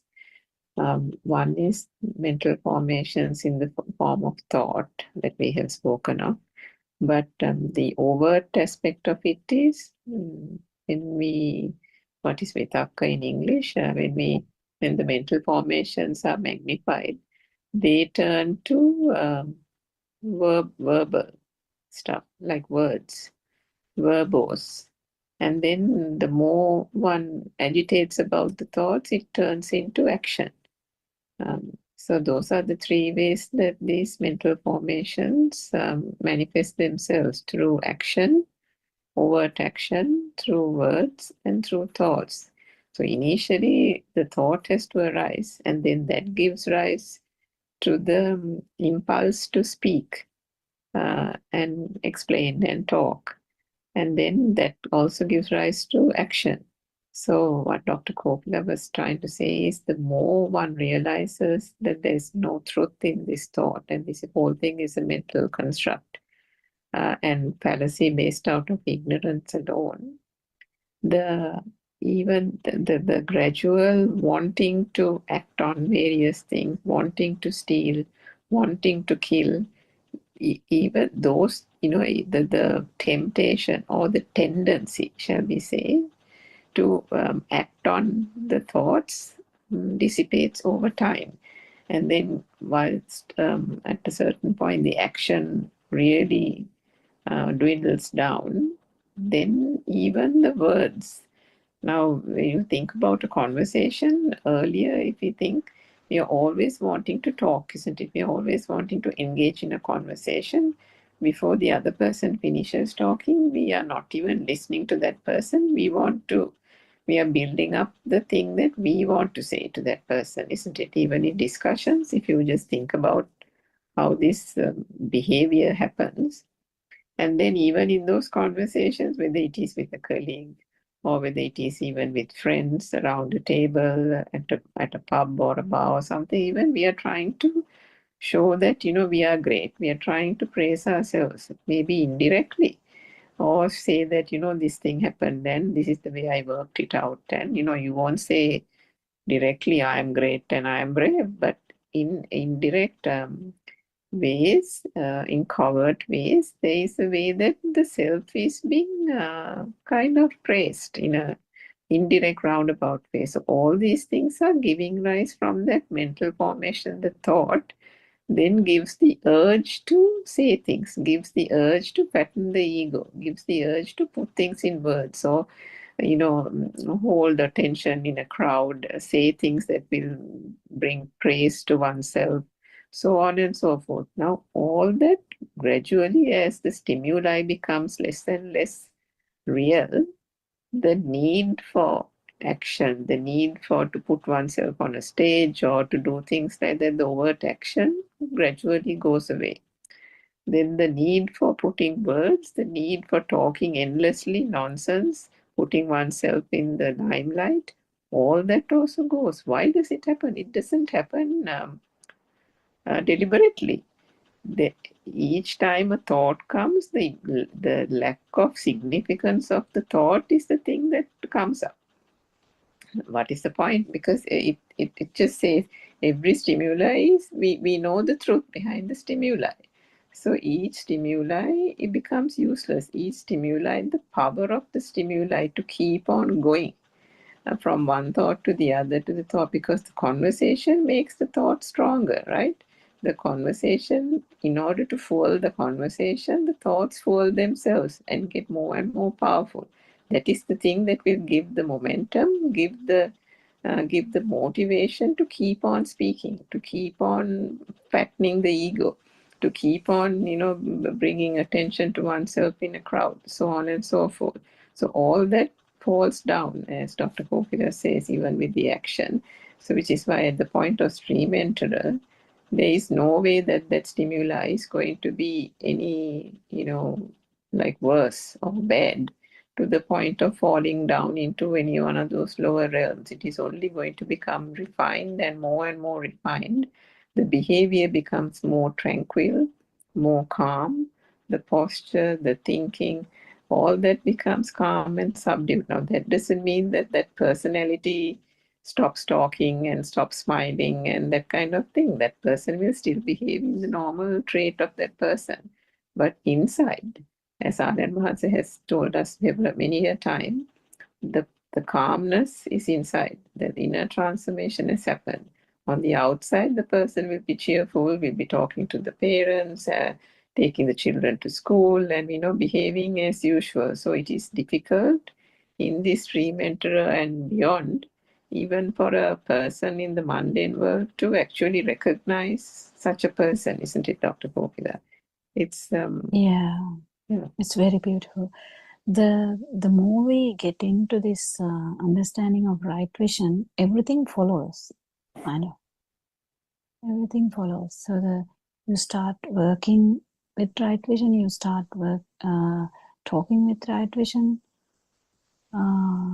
So everything follows in that kind of order, because when there's no self, imagine when someone enters and there's no self, like really low ego, don't you feel it? You feel it. And if someone enters with very high ego, you feel that too. And when someone is with low ego, not like an arahant has no ego at all. Someone with low ego even, we feel so comfortable because there's no kind of pressure. For anyone with high ego, you feel such a pressure, that if you are a feeler, you will feel it, because someone in the mind will not catch it, because when the mind is racing, it will concentrate on a lot of other stuff. But if you are a feeler, you will definitely feel the vibration. When we are in a room, don't we say that we can feel the vibe? We feel the vibe. We sometimes leave because you can't really take it. That's okay. That's okay. It's just mainly understanding how this dream is ongoing, but still it's a dream. So if we awaken from the dream will still go, but that power which you had as the burning or the suffering is not going to be there. So you'll be smiling with them, you might be talking with them. If you really don't want to talk with them, you might go. It doesn't matter. You're not bothered about that action though. If you're not going, if you are invited to go to a party and you say no, you're not bothered about that either. And also, if you decide to go and you are there, but you're not there,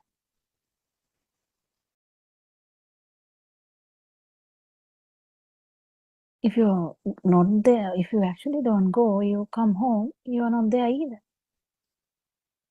But you keep doing everything that you should do. You act normal with everyone. No one can say anything.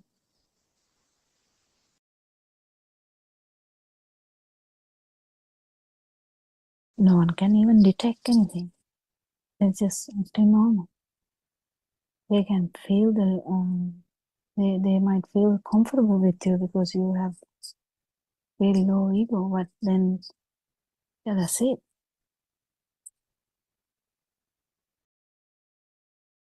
Yes, anything, Joel? Did you actually get the points that we are trying to say?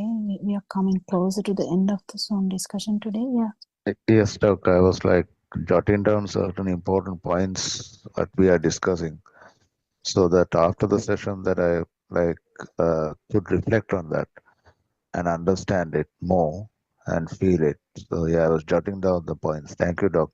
Thank you, Madam Surangika. All good. And yeah, we worship Haran say we are really we have a great gratitude for the noble friendship that he has offered. We just listen to Dhamma through YouTube. We just started randomly. It's just a random thing for me. And I think Surankika got a tip from a friend, I think. But whatever the way that you entered listening to Dhamma, just understanding that there is no self, actually it's only a self-view. There is a vibration which is actually there because the stimuli is taken as a thing. So when the stimuli is fully understood and you don't feel it as a thing, you don't feel, you become the stimuli. That's how it actually can be taken. Even these words, don't take it too seriously because this is just a feel. So to give the idea of the feel, we keep saying these things. Otherwise, it's something you feel. Your power, your chains are actually, that's the vibration of your system. That vibration, you have to actually feel it to understand that that is what is going to get slowly dissipate, slowly dwindle, slowly go to zero. So we'll start the discussion tomorrow. Thank you all Dhamma friends for coming for the discussion. We worship Para and Vanse. May Triple Gem bless you all. Thank you, Dr. Pokida. Thank you, Joel and other Dhamma friends. We worship our and Mahansa Tilman and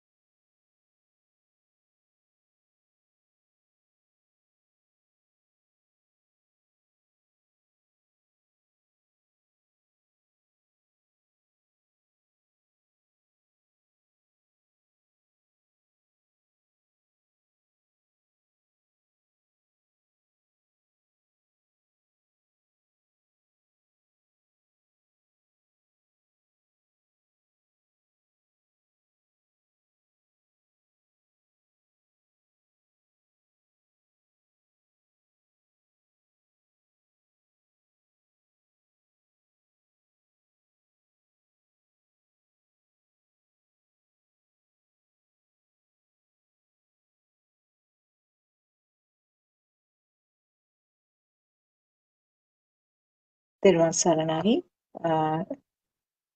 put out having of my actions, thoughts, so there is also again the self-perception.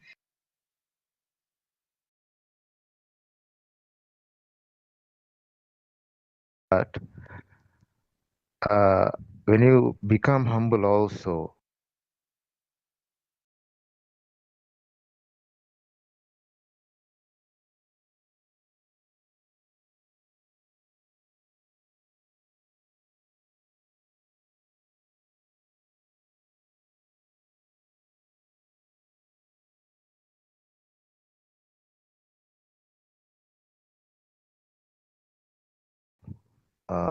certain things, certain people get over your head. So in what He's actually doing something to detect. So I don't think the common sense is not gone. We already have our own common sense and how this world works. And but because you feel everything, so the feel aspect is much higher. You're not going to be guided by the mind. So you will do whatever you feel. That's it. It doesn't necessarily mean you're going to be benefited from that or not benefited from that. You can't judge by that actually. This judgment part is in our mind. Every judgment is in our mind.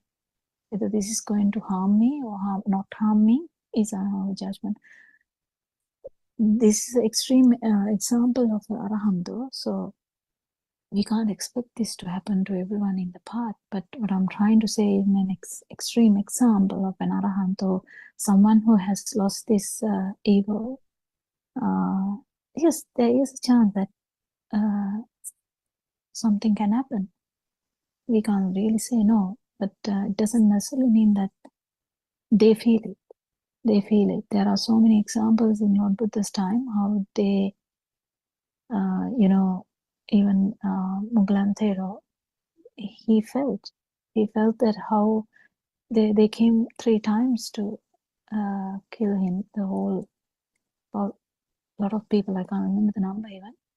It was a lot of people, and he actually left that place because he didn't want them to get into this problem of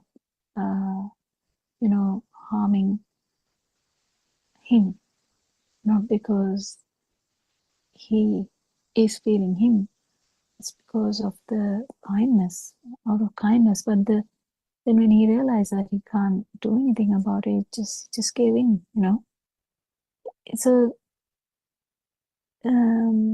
this question of whether it will be beneficial for us or beneficial for anyone else is actually in the mind.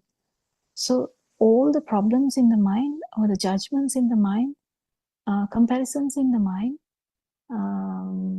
stories in the mind, it's all in the mind. It's everything is in the mind. So mind gives you the story. Mind gives you the internal radio. This internal radio keeps on telling you so many things. If you actually pay attention, you will wonder how this internal radio works. It's just whatever you have heard, but how it works so beautifully. So beautifully, in the sense it's not beautiful. What I'm trying to say is it's a kind of like a, beautiful organ. Sensory aspect of that is so interesting. It's this internal radio, how it works, and that radio keeps telling this and that. But that's not true. What you feel, you go by the feel. If you feel like helping someone, you just feel like helping them, you just do that. If you didn't, you didn't. It's just a thing, just one occasion. And you need to remember, it's all about no self-anger. All about no self-anger. Whether you are kind to someone, whether you are trying to save him, or whether you are doing something, it's all, it doesn't matter. When you have the no self-anger, because you have had a change in your, when you have the no self angle, whatever happens is just an episode of this film. Doesn't necessarily mean anything. So these episodes, yeah, good or bad, better or worse, justice or injustice in that same way. It's really the outcome of the mind. And this internal radio will keep telling you, judging you, making you go haywire. Just, if you actually detect this, it's so beautiful to detect this, and you just go by the feel. Not necessarily mean anything. You go by the feel. If you feel like helping that person, you help. If you don't feel like helping like that person, you just didn't. It's just a moment. It's just a moment. Just another moment. But this has to be felt. That's the thing. Anything else, Suranka? Do you have anything to add on to that? Roger's question. Saranai, can I just add something? Yeah. Actually, there is a sutra where maybe I can find it out by tomorrow. There is a sutra which has been disclosed by Lord Buddha. I think there are about 7 or 10 simple ways that those are kind of advices how to handle this sort of difficult situations, difficult people, etc. The only one thing I can remember is, if possible, avoid such situations. Now, if there is a place where sort of some form of unpleasant thing is going to happen, avoiding is one of the advices given. But rest of the things I can't remember, but I will be able to find out. And also, just I want to mention about 2 stories. These are actually merely two stories, but we can try to get the message underneath that. So one story is that about a devil called Alavaka. I think our Dhamma friends may have heard about that name. Alavaka, he was a devil, probably a human being who was having that devilish behavior. And Lord Buddha wanted, and the people were having lots of trouble because of him, his behavior. And Lord Buddha went to his mansion or whatever, his place one day, and he wasn't there. And then Lord Buddha was sitting on his chair. And when he came, he got very angry and he said, go out. So Lord Buddha obediently went out. Then he said, go in. He went in again. Like that, 3 or 4 times, he commanded, go out, come in, go out, come in. And after third time, Lord Buddha said, no, I'm not doing it anymore. You do whatever you can do. So then this devilish person realized that I cannot shake this person. And then apparently he listened to them and he changed. So that was one thing. I mean, you can show your humble behavior up to a point, but maybe you will have to have a different way of handling when it's going to continue. There's another story actually where there was a snake who was very, I would say, the innocent and wouldn't harm anybody. And the story says that the snake was observing seals. So those are added things by the writer, I suppose. And because he was so harmless, one day a woman who went to the jungle, she picked up some firewood and she was looking up for something to tie up the firewood, and she found this harmless snake and she used it as a rope. So finally the snake was really harassed and he was in great pain after this episode. And the snake went and sort of went up to Lord Buddha. So Lord Buddha said that, at least for your survival, show your hood. So those are two stories actually, just simply stories. But what is underneath is that, I mean, the being humble 100% may not be sort of uh, may not be the ideal thing, or may not be helpful for the survivor. So at some point, you will have to show your abilities. But remember, in all these situations, not having a fire within you, when you are showing your sort of strongness or whatever the qualities that you want to show, going beyond this humbleness, when you are showing those qualities, or when you are showing your objection, depending on the situation, it's important that to realize that you are doing it without any fire within you. That is the important thing. So just I thought of adding that. Yes, I think Yeah, Dr. I think Sudha. Yeah. those examples, I Mm. think even Lord Buddha's examples, it's all guided by the feel. That is the thing. Yes. You know, Yes. Mm. it's beyond the mental formation. That's the thing that we have to understand. So when we kind of think that now I have to be humble, I should do this, or then next time I should be now appear angry. That's not the thing. Now that's what I was trying to say. That is not the thing. Like that's not, how can I say that? Because whenever the mind gets involved, it's always there is a bias. So the mainly we understand so like super examples like Lord Buddha or anyone, any arahant. It's mainly through the feel. So they they do whatever they feel. So even the need to do something there, like say enough. You know, we can say enough. Saying enough is not specifically from, doesn't need to come from the mind. That's the thing. So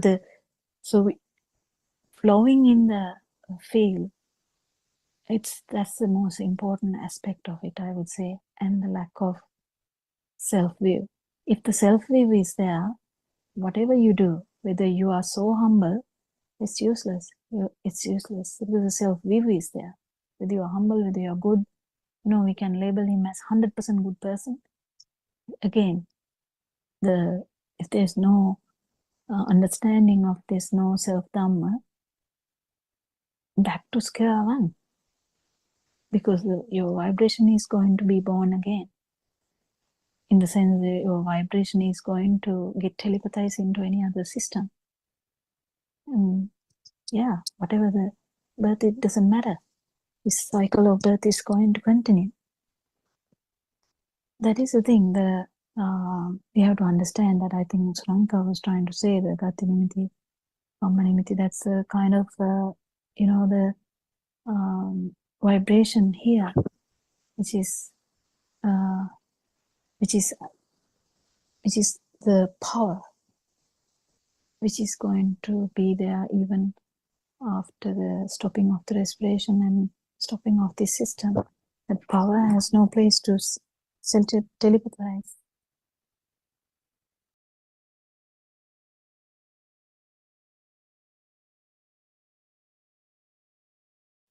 Yeah.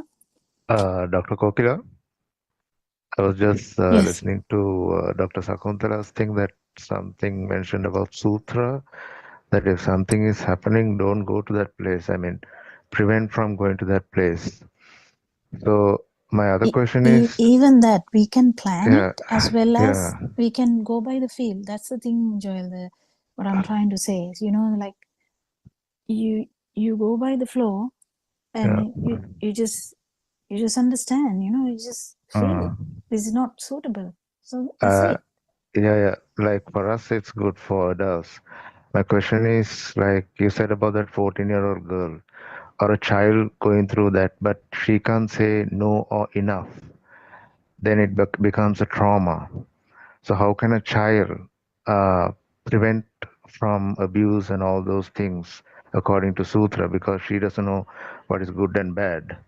How can a child be protected from those things when she's No, we going to can't. school? Yeah, that's We my can't. question.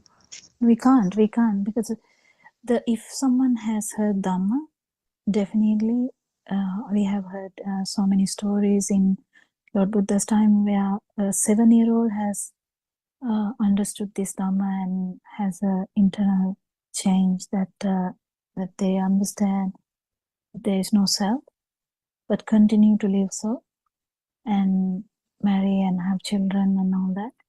But the self view is not there. But still, they have the defilement still, which hasn't gone down yet to become an arahant. Which is, if there's something going to happen, it is going to happen. It's just another episode. That's the thing. The mind only, we have this big story that this is good, this is bad, this is justifiable, this is unjustifiable, this is trauma, this is not trauma. So we are talking about actually awakening from that dream. I'm not saying it's easy. I'm not saying that. I'm just saying that's the final outcome. At least we should know that, because if you are in this dream, everything in this dream is feeling like a truth. Even when you talk, you feel that it is happening. You feel true. It's actually happening. But it's this whole thing is actually the outcome of the sensory products. Yes, we can imagine that we two are seeing same. Just imagine twins are watching a same problem, but one of them would perceive it in a different way. The other one is going to perceive it in another way. So the way they perceive is different from system to system, the culture to culture. There are lots of changes, but whatever the dream that you see, this is the outcome of sensory organs. See, this is the thing. It is not easy for us to get hold of this quickly, even though we know now, yes, the mind is just a cumulative, effect of the other 5 sensory organs vibrating together. That is the mind. And whatever the mind, this dream, it's a dream kind of from, if you remember from 2-year-old time, whatever you remember until now, that's the kind of the dream. And when you die, where's the dream? The dream is gone. Where is it gone? Well, is it gone? I don't know. What do you think? So then this dream, this understanding, we're still in that, but we through wisdom we are understanding. It's actually truth. It's just part of the dream, yes. And when the dream changes when you die, if your vibration telepathized to somewhere else, complete different dream. So I have told before also, if the cat is in the same room as you two are seeing 2 different worlds. Cat is worried about the rat. You are worried about something else. So this mind has the ability to, project a lot. Project a lot. And the value given to this one thought is you. This is not easy. It is not easy to come around, like understanding that what Joel said, Joel said that something happening to a girl. If you actually felt that it is happening, that is you, that is the power of that thought. That is what we feel as a life. That is the beauty of this, trying and understand how you feel as you are living, how we feel this duality, how this dream has become so true. Can you add something, Suranika, about that?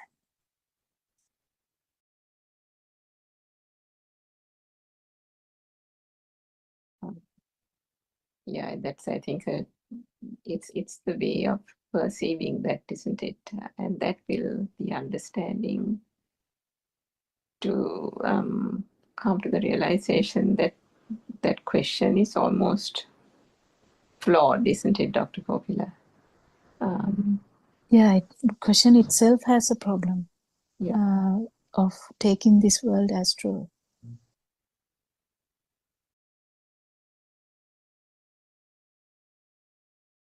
Yeah, because then what happens is we are concerned about the child, about the safety. So there is the child, there is the safety. The safety is also a concept in the mind, isn't it? Because where did we get the notion of safety? What is safe for one is not safe for But another don't person. take it for wrong aspect, because we still do those things without that deep weight behind it. That's the It's like the thing. mirror, isn't it? Yeah, we still act on it. We still act in this dream. We still look after kids. We still hang around them because they should be looked after. They have that, the safety measures. You do all that. That's the thing. This is very difficult to understand. Understanding this Dhamma only brings this weight down, and that is actually the ego, and that comes down slowly. So you act as before, whatever you know, up until now, whatever you know. I have indicated this before. If someone collapse, we do whatever we know. Someone will call the ambulance, someone will shout, someone will scream, someone will start giving CPR, someone will help in to do that. This is all the data we have in this system. Is that a problem? No, but the burning is the problem. So when we understand this, we don't have the burning, but we still keep doing that. Because otherwise we will be like, well, how are you going to act then? No, we act. We act according to this society, according to this pattern, according to the feel we have. Because the feel we have is always, you feel the other. You feel the other person. You feel the child. You feel the mother. You feel the father. You feel the patient. You keep feeling even your pet dog. You keep feeling everything. So when this ego is down, it's so easy to keep feeling others, and you will keep helping others. That's not a big issue. That's according to the feel, though, not in the mind. It's not, you're not planning to be, I should help this person. That's not the quiet way. It just flows. Yes, Sudharma. Peruvan Saranai, Dr. Kokila, that's what Taran Mahanse explains as when there is no self-fear, you become the other experience fully and you feel as if the same person. There is no duality there, isn't it? So you are so compassionate, you can feel the other person fully. And I remember one example he always mentions, if you see the cat has caught a squirrel. Since you are a Dhamma person, are you going to let the cat eat it? If there's a possibility, you have to save that squirrel, uh, which is going to be eaten by the cat. So, although we realize Dhamma, all the safety issues, if somebody is going to rob your house, you have to, if you see that, you have to call the police and you have to do everything. But as you say, doing it without the self-view and with the self-view are the two, the difference. And when Joel said that being humble, how can we survive and all. Actually, one can be so down to earth, humble, but with a strong self perception. So it's so beautiful the way Aryan Mahanse has that loud laugh. I mean, no self laugh. I don't know what is to be called. Even Joel said, I would like to laugh like that. So they are. Um, so if we are to, can we laugh like that? I mean, we feel, oh, it's bad. We try to kind of control that that laugh is free of everything, any stress, any self perception. And then sometimes Aryan Hanse shouts at us. He raises his voice. So can we call he is egoistic? So as you say, we cannot judge it from the way some system actually reacts to certain situations. It is within and it is to be felt. So actually I understand what Dr. Kokila was trying to explain and all of this. So yes, Teruvan Saranai, I wanted to add that. Yes, Dr. Kokila. And anyone can add anything here. It's very interesting to understand also that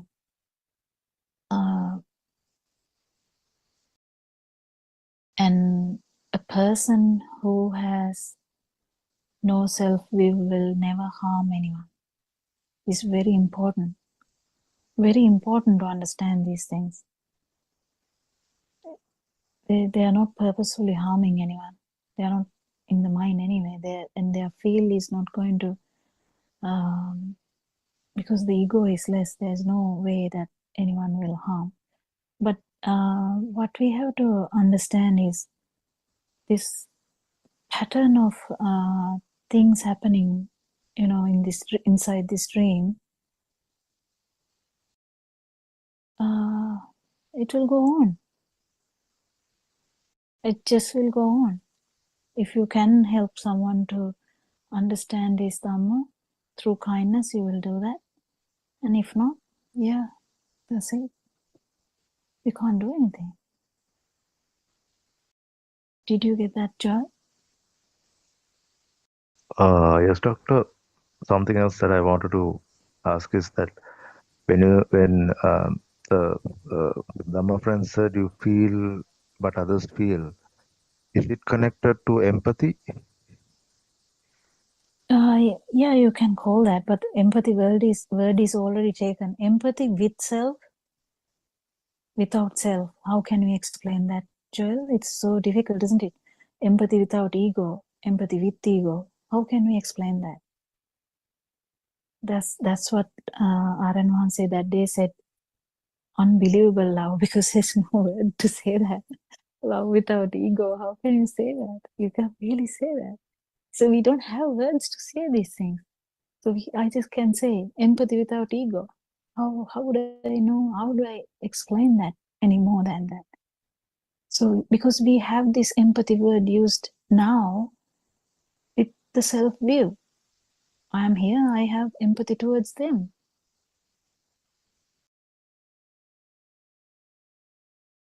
What do you think? Again comes to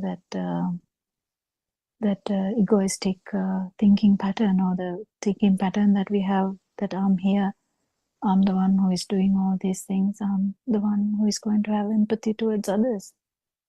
And that's different. So if there is a word in this world, empathy without self, yeah, that is what we are talking about. Is that okay? Do you think, Suranika? Do you have any other words to add to that? No, Dr. Hooker, I think that's right, because sympathy, empathy, all these words have that automatically, it has the self angle. I think the word empathy has kind of come about from the traditional sympathy, because they're trying to show that we are aligned with that person, we feel for that person, you and me are alike, you and me are one, kind of concept that is trying to be conveyed through that word. But whatever said and done, ultimately it all comes from that self-anger, and which is why the more the Dhamma realization is there, the need to put things into words really crumbles away, because the use of words itself is like useless. I mean, that's not to say, again, to Dr. Gokhala's point about that little girl and safety, that's not to say that the words are not going to be used. Definitely, one has to use a language, one has to use a vocabulary to convey certain things, indeed to convey even the Dhamma, the truth. But engaging in meaningless talk, just just that rambling of the mind even, there comes a point where it's all useless, and even the formation of the thought itself, it's as if even that mechanism is fed up of the mechanism. The process is fed up of the process of the mind forming words, because even to utter the words, the mind has to form the words first. The mano sankara kind of mental construct happens before it gets turned into words, and the vocal cords are then utilized in order for the words to kind of come out with a sound. But even at the point where the mind is kind of forming the words, even it gives up.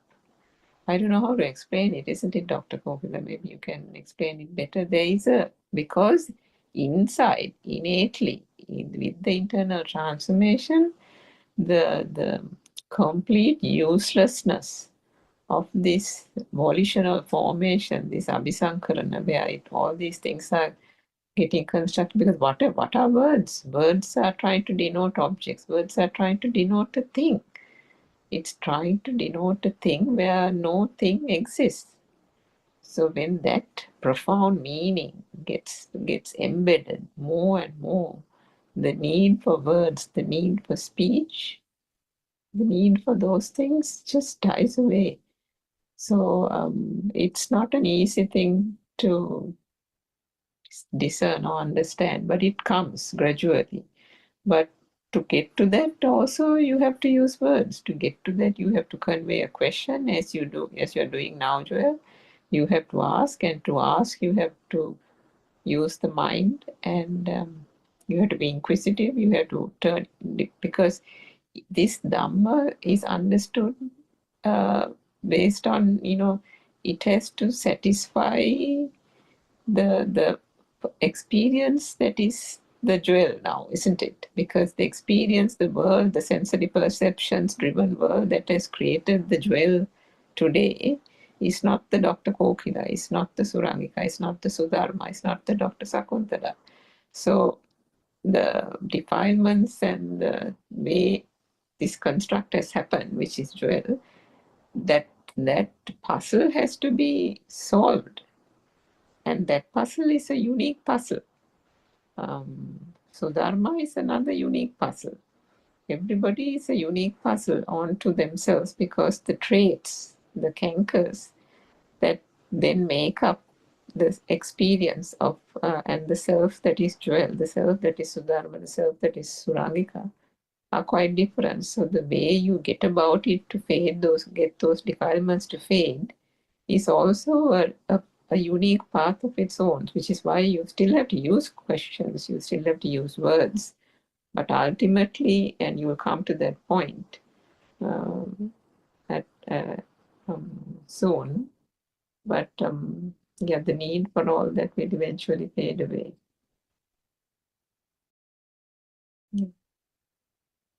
Yeah, and that's the thing. There's this internal radio can tell so many things. Internal radio works non-stop, and Saranai, Dr. Kokila, can I share a problem that I have?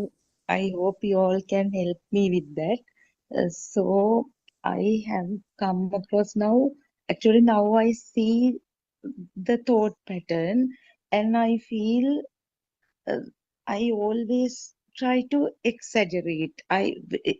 small point, I kind of have the habit of explaining. Sometimes that the main point is hidden. So, and I also have the habit of repeating. So I wonder whether it has come through teaching, because we tell the same thing 100 times when we teach. So I don't know. I see it now. And I feel that others feel uncomfortable also when I keep repeating the same thing and trying to exaggerate. So sometimes I do not mention the most important point, end up speaking rubbish. So that is the mind. I know, at least now I see it. So is it a habitual kind of thing, or what? If the listening people are in front of you, just go by the feel, because Oh, you can feel them. You can, yes, if yes, you, this is not easy, Sudama. The yes. Lord Buddha once went near Sariputta Ratan Vahanse, that's in Arahant. Sariputta Arahant, Venerable, was explaining Dhamma, and Lord Buddha was walking near them, and Lord Buddha said, it's enough, Sariputta, they have already felt it. They have already they're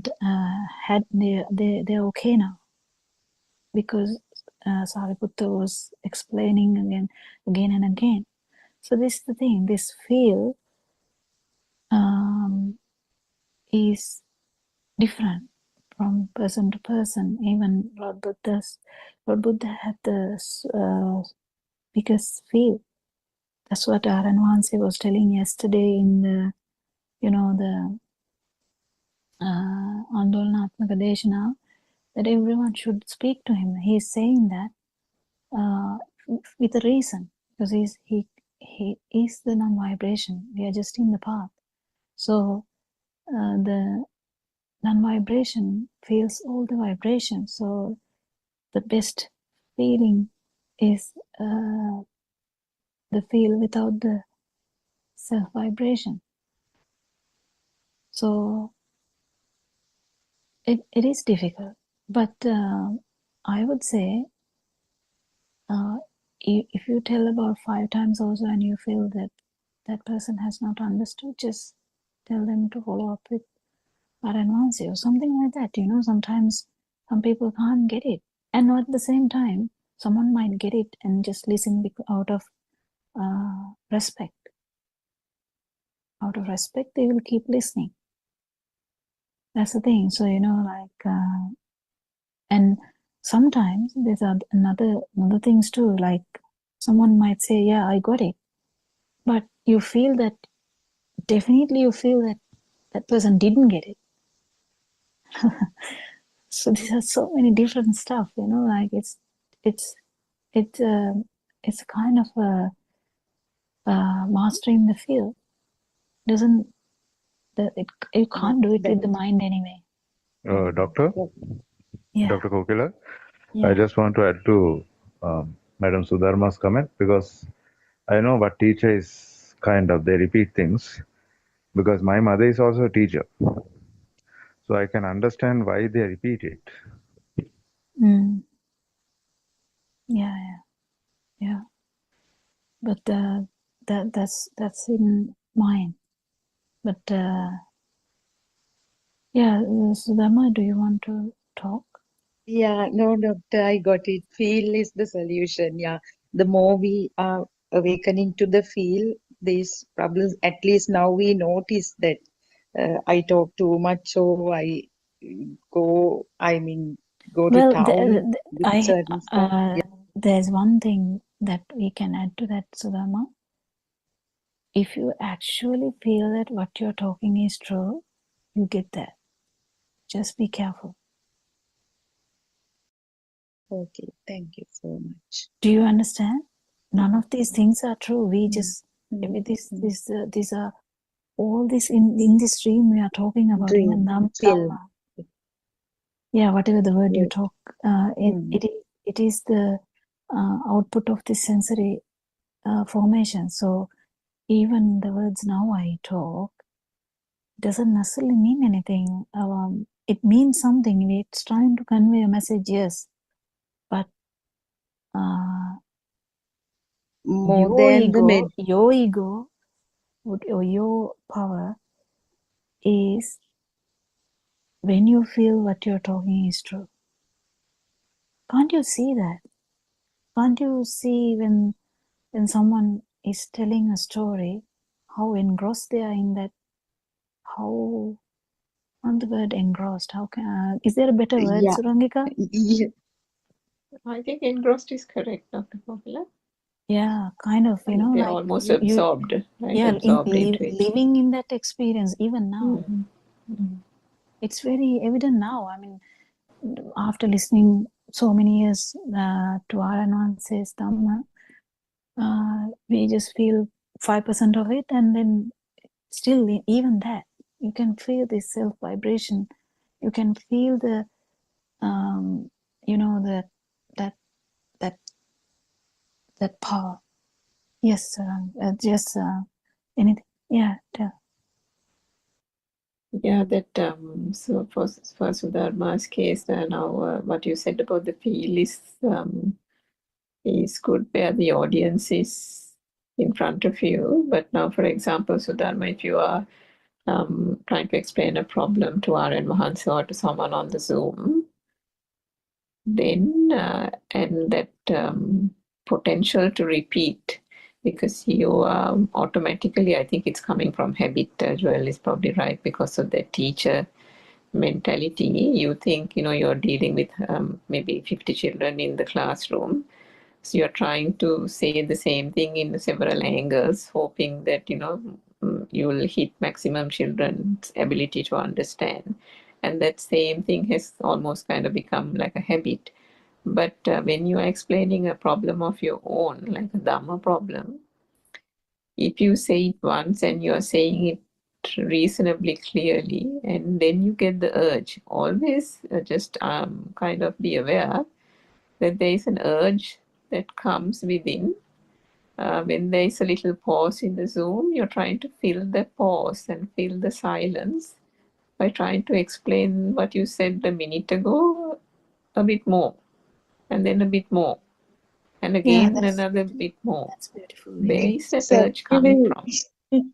that's very beautiful. That happened very recently also. Ms. Surangika, thank you so much for that advice. Please go ahead, both of you. And all that needs to be done is be aware that that urge is coming. There's nothing else to do, just be aware. So in that particular instance of presenting that problem, you might keep on going at it in various different ways. But the fact that you recognize the urge, that there was an awareness of the urge to explain more, will help in the next time it's getting presented. And then sometimes, even before you present to the Zoom, say you're listening to Andonatmaka in the night, the Zoom, and now following day morning, 5 a.m., you want to ask a question. So now, even in the night before you're going to bed, you're forming the question in your mind, isn't it? And you might think, this is the way I'm going to ask the question. Yes. And then now you're going off at a And the most tangent on beautiful that thing thought. is everything goes wrong in front of R&1. Moment, yeah, that's true.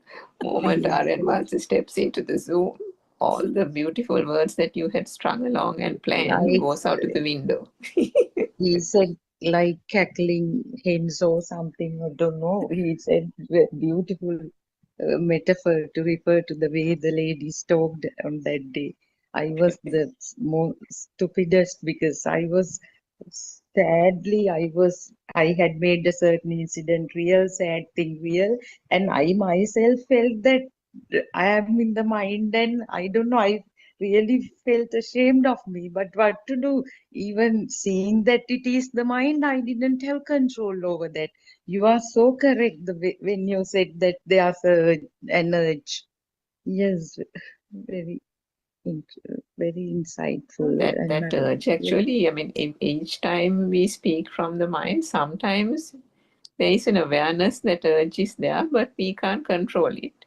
And then sometimes the urge is there, and this is where RN Vanse has to step in and say, Suranka, you're talking from the mind. Because one is not aware. So Yeah, that I think awareness Dr. comes slowly, Sakuntala isn't it, has Dr. had Gopala? fair bit of don't talk like a doctor, isn't it? I think I remember that once or twice he has told, isn't it, Sakuntala? I think because our patterns are also there. Yeah. Yes, of course, I have been told so many times. He has said, you are talking like you are treating patients. You are just trying to give some medicine and send the patient away." So as you Yeah. said, what we have been practicing for so many years, I think just comes out as a gati nimiti, I suppose. Yeah, but then we forget that you have to go by the feel. So Yes, you yes. can't really do that Mm. by force. It just has to come. Yes. Yeah. And we can see if we are struggling to do that, you can feel that. But if you just let go is the best thing to do. Just let go. This internal radio can't do anything. Just let go. It's okay. thank you so much for your advice, of course, very important and very useful for me. Theruvan Saranai, we have Doctor 3 minutes more to go. Yeah, Joel, do you have any questions? Anything to add in that sense? No, doctor, thanks. Oh, good. And yeah, anyone can add something. It's very beautiful to talk actually about this Dhamma. We try to do our maximum for Dhamma to our utmost ability, because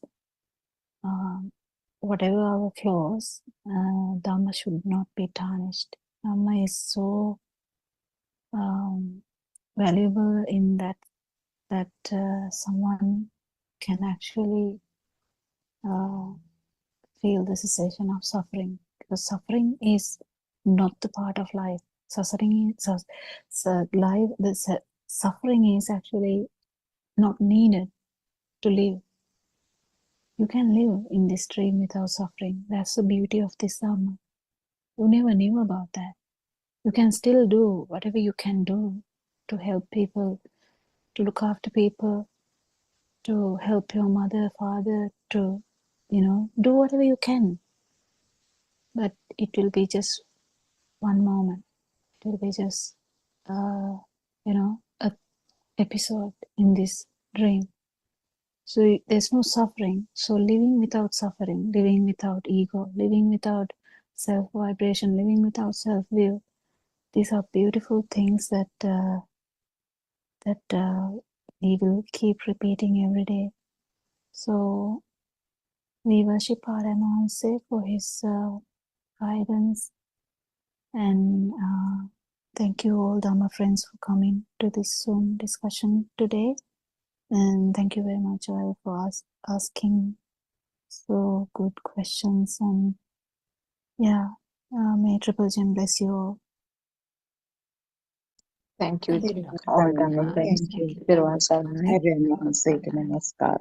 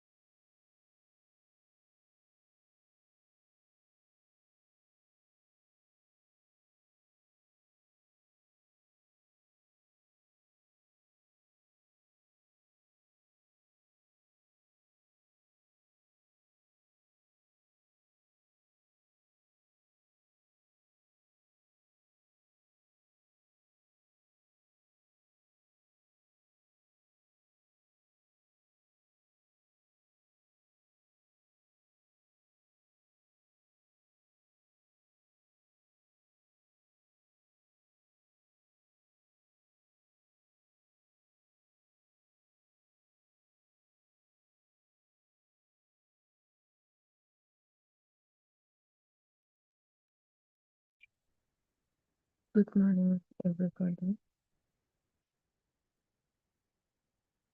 Terang all Tamil friends. Let's start with today's Tamil discourse.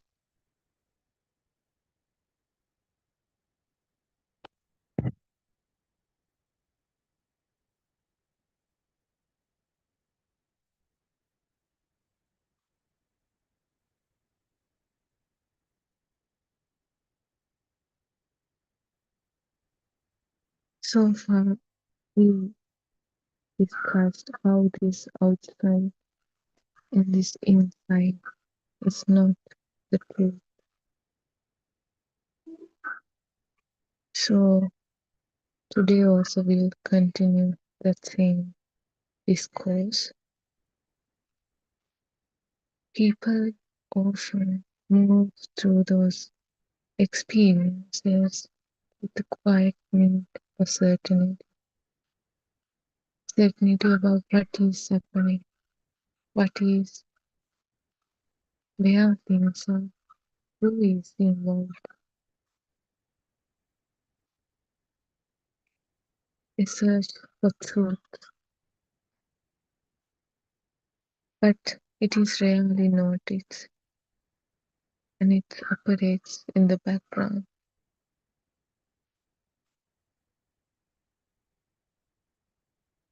When something appears, there's a subtle movement to fix it in a place, into a place. This is this. This is happening here. This is happening to me. This fixing does not come from what is actually happening, what is actually occurring.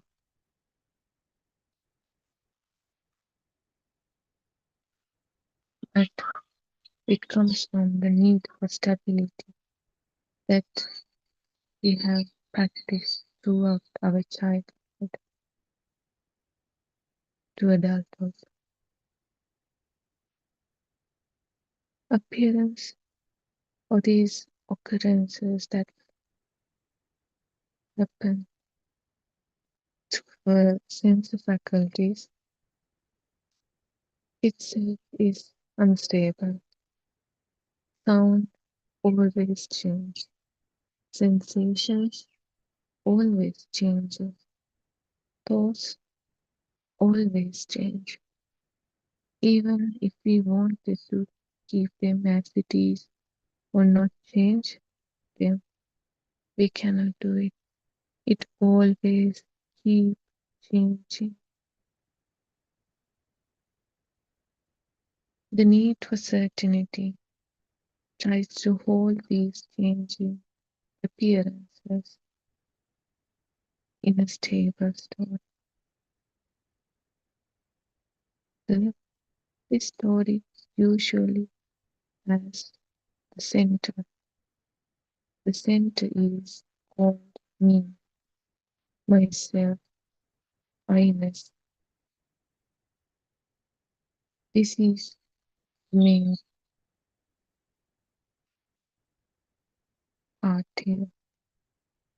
Around this center, around this me, myself, and I-ness, things are arranged. What is near? What is far? What is there? What belongs? What does not belong? What affect? How they affect? This arrangement is not found in appearance. It is found in how this appearance is organized to provide a sense of certainty.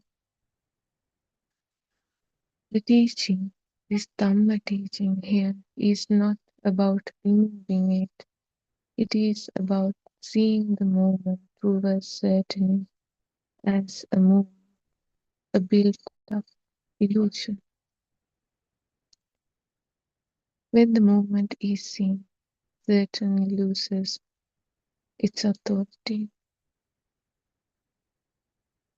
Authority here means the power to define what is actually happening without being questioned. When it's the certain is not absolute, experience is not forced into fixed positions, fixed labels, names, thoughts.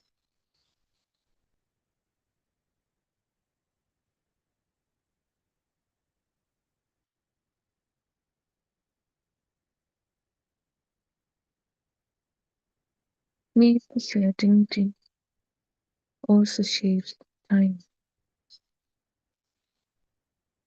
It adds more things, more illusional things to this illusion. The past is used to explain what is happening now. The future is used to predict what will happen next. These explanations, these past and future concepts gives more sense of continuity, more sense of reality. So it makes it even more harder to get out from this illusion. It's very hard to get rid of this illusion because now we have a past we experienced before and we will experience a future as same as this past. Now people are suffering. They are scared and they are working because they have a future now. They had a past experience and now they're planning their future using the past experience. This is how this illusion works.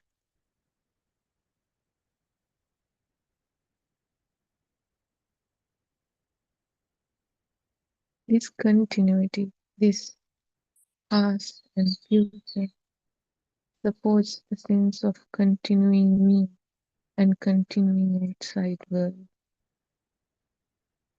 But this continuing is not found in our senses appearances.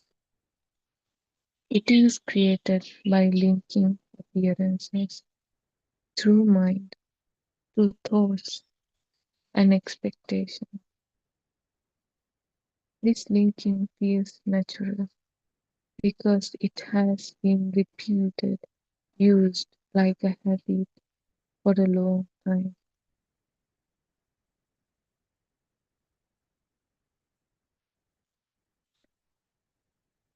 Buddha's teaching never asks to stop it, stop your thoughts,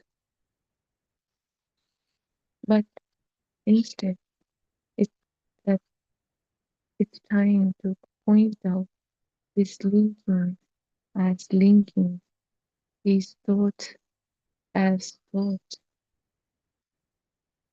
not to consider it as the reality, but to consider, but to see through this illusion and see it as the built-up illusion it is,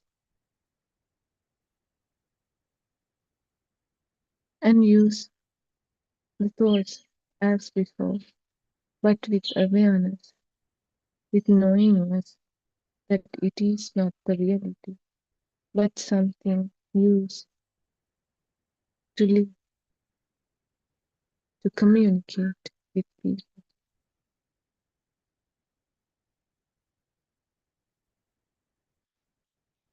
When this truth, when this thoughts, this linking is noticed, the story of continuity is less binding. Otherwise, we will keep thinking there is this past, there is this present, and there is this future. You may still use the thoughts, the story, the words, the names, but you see that it is a story, it is a illusion, it is a fake outside world built on, placed on, changing appearances we receive from our sense faculties.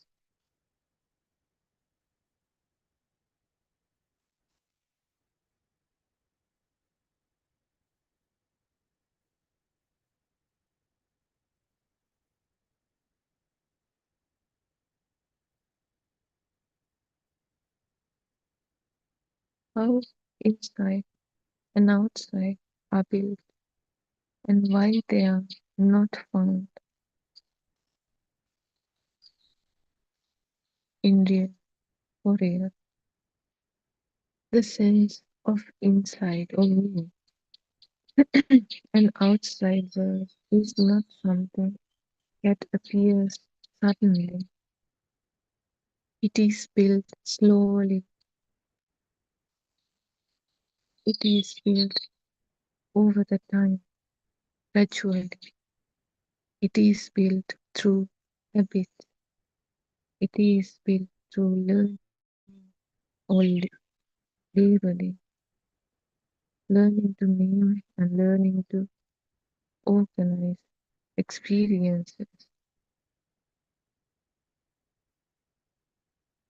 This building begins early. Before it is questioned, it is already in use. That's the thing. Because it is already in use, it feels natural. What feels natural, what feels real, is rarely examined.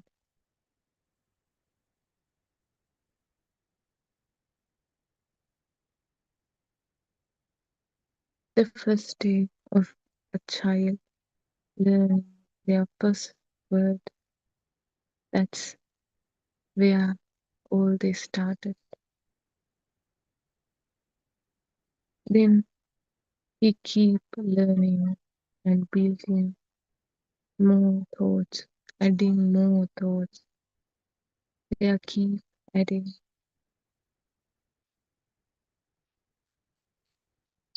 When they added for a long time, now this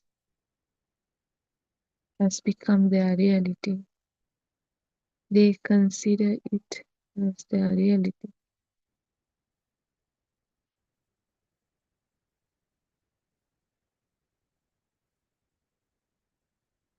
This is not about rejecting the sense of inside out. If you try to do that, it's another thought. It is about describing how this sense is built, how this fake reality is built, how this illusion is built, and how people are blinded by this illusion.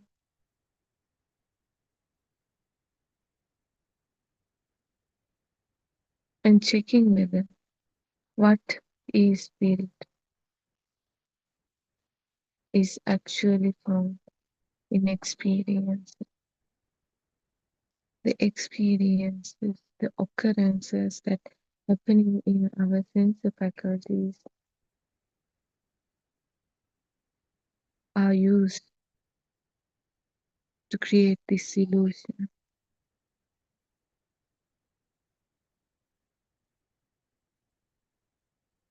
First, there is an occurrence, an income from one of our sense faculty. Something appears.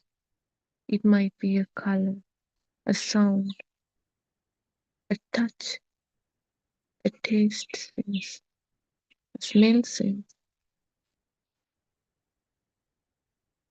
At this level, at this occurrence, there is no inside, there is no outside, there is just only an appearance, a vibration. It also arises and passes away. Then the naming appears. That's done by this mind consciousness. If it's a sound, it's called sound. If it's a sensation, it's called body, a movement, hand. Naming is useful. This labeling is useful.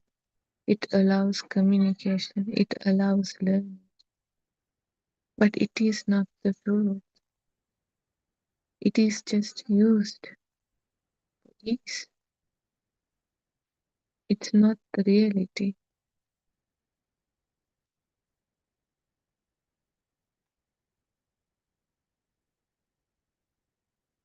Even though we said this appearance happening and then later this labeling happening, since we have used to it now, it happens so fast, we can't even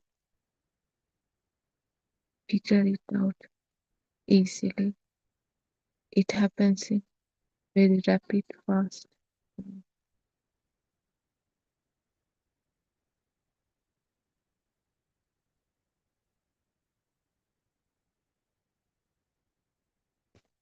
It's not stopped there.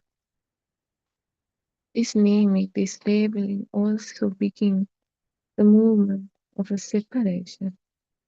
There is this me who experience it, and there is this outside world who does those things to me.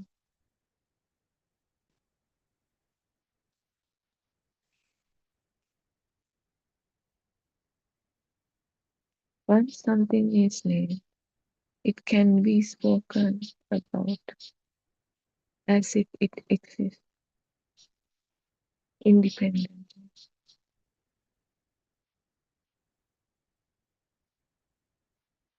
If a sensation arose, we can name it. A position can be at it comes from there, and I am affected by it. This is called here, that is called there. But none of those can be found in that appearance itself. It's just a sound of it. It's just a seeing of it. It's just a touch or smell. It's just a smell sense for occur, a taste sense for occur. There is no here and there, just an occurrence, arose and passed away.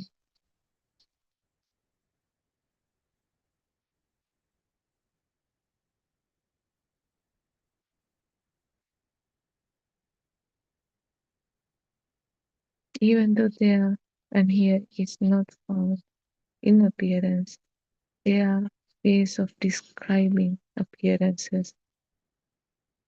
That's the illusion, the ignorance of the truth, not taking the appearances as appearance, but as a thought, as an added build up another thought.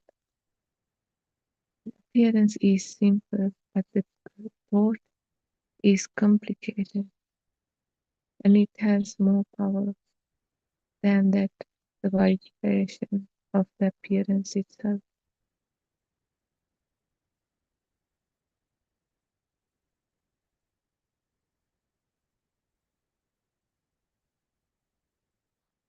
The ownership is added. This body is mine. This feeling is happening to me. And that is something outside. That is the reason that this feeling is happening to me. But it's not found in the sensation. It is added to the sensation. But you cannot notice it. Now you are so used to your thoughts. You think that's the reality, not the sensation. That simple sensation that occurred and passed away.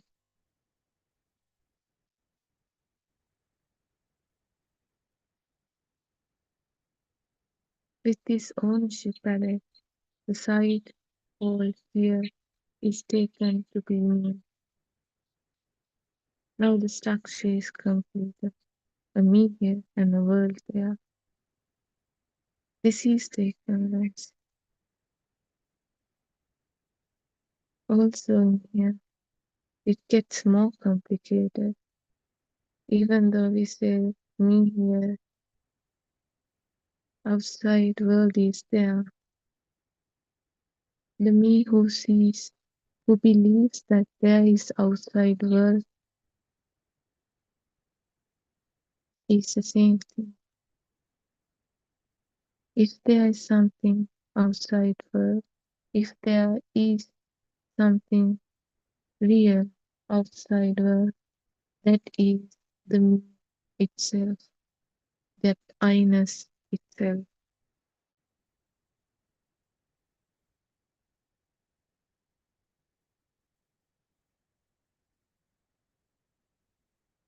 This me here and this outside world, this structure, this illusion is reinforced through repetition.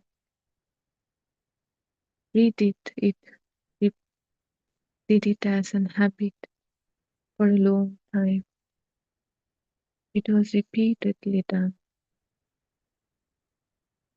After the first day of learning our first word, we kept doing it. Each time an experience, an occurrence, one of those sense faculties is described in this way. This structure strengthened. It is always taken as this is me here and this is the outside.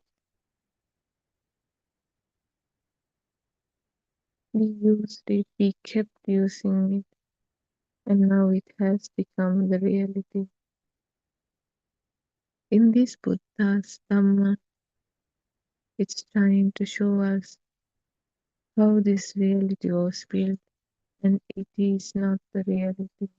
We are considering an illusion as the reality.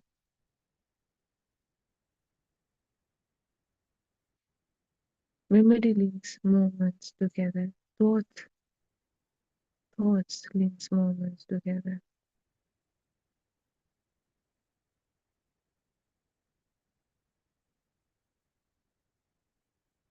Thoughts creates a illusion, a story of a continuous me and a continuous outside world. Thoughts create there is me who experienced it since past for a long time, and also I will experience it in future as well. But that's an illusion, a lie. That's how our mind consciousness plays this illusion. Language repeats the same structure. I am here. Things are happening out there. Because it's repeated, it feels stable. it feels real, natural.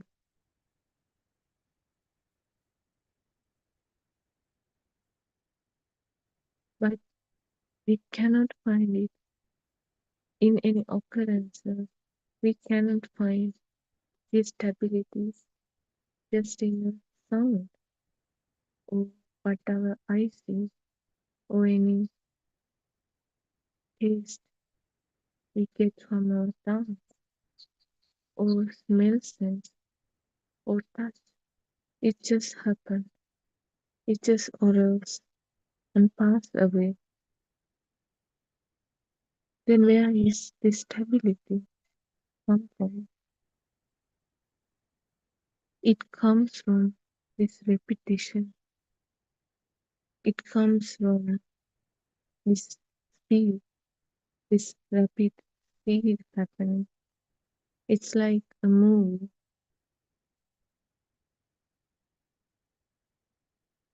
It's like a movie reel. If we take separate frames, there is one picture. But if we place it all together, those tiny frames create a movie, a movement. There is this feeling, it's real, it's a real movie. It's hard to figure out the frame itself, a single frame. We always see the whole movie that each frame was created with.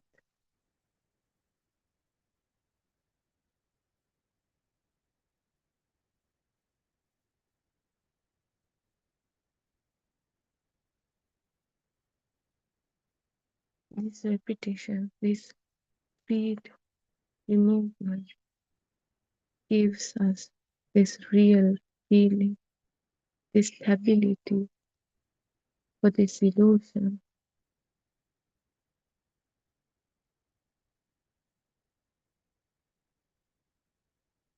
This Dhamma is not about stopping it. It's about seeing through it, seeing through this illusion, penetrating through your thoughts and see through this illusion. It is not about noticing the illusion as an illusion, this description as description, a built up one, a fake one.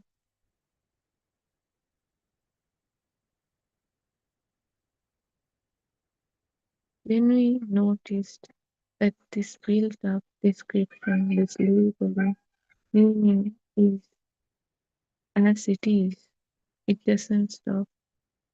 But what really happens is it is not taken as the truth of our experience is. Now we know the truth. So we won't get blinded by this illusion.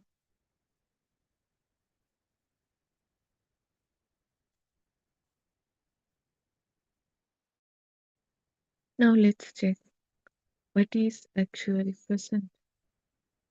When a sound appears, is outside present in the sound, or is outside a thought about the sound? We just hear a sound wave, a sound vibration occurred. Where is the outside there? Where is the inside there? It's just a sound wave. It just arose and passed away. When a sensation appears, is this me inside present in that sensation? Is there someone who did that sensation?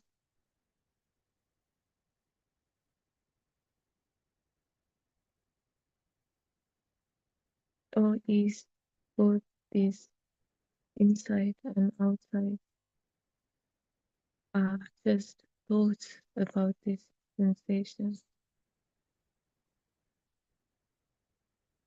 If you look carefully, if you observe it carefully, you will find sound, just sound. You will find sensation, just sensation, whether it's a touch or taste sensation or smell sensation.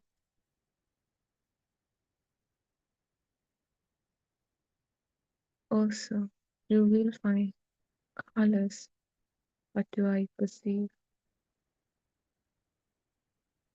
At the same time, you will find thoughts about those sound and sensation.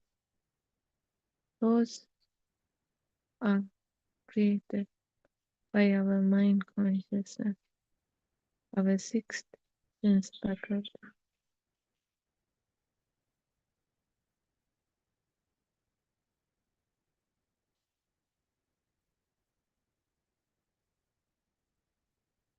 You will not find outside in sound with the sound say, I'm from outside. I am this this is how I was created. No, it's just a vibration, a sound. Also, you will not find inside in a sensation. With that sensation, till this is me, this is me who is doing this. No, it just and sensation appeared and disappeared.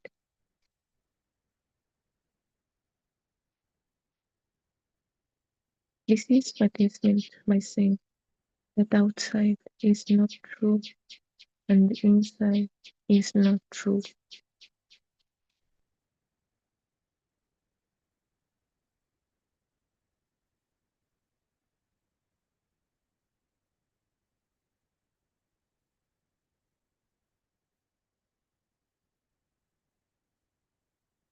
It doesn't mean that sound and sensation are not real. There was a sound wave, there was a sensation, but there is no thing there. There's no me who experienced it. That me, this inside and the outside that added to them are not found in what appears, what happened, in that sound, in that color, in that particular sensation.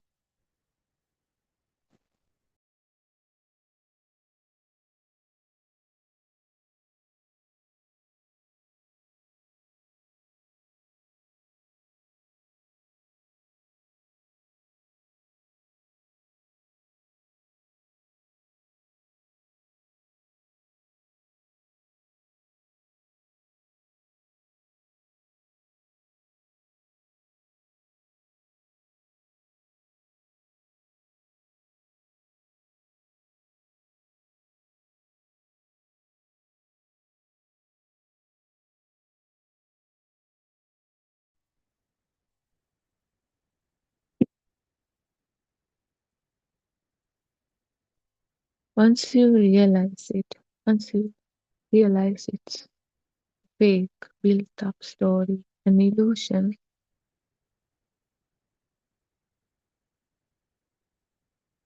this inside and outside, we know it's not real, but we can still use it in our languages, communicate. But inside, we know, we have a knowingness that it is not the truth, the reality. It's just something we use instead. What changes is the wrong perception, the wrong belief about the reality, about the truth.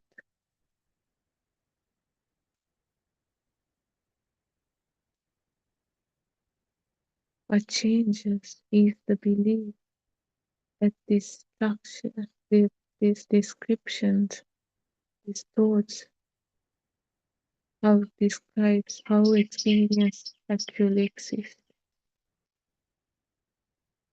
When this truth is known, when this wrong view, wrong belief weakens, the experience is not framed into two sides. There is one inside and there is something outside.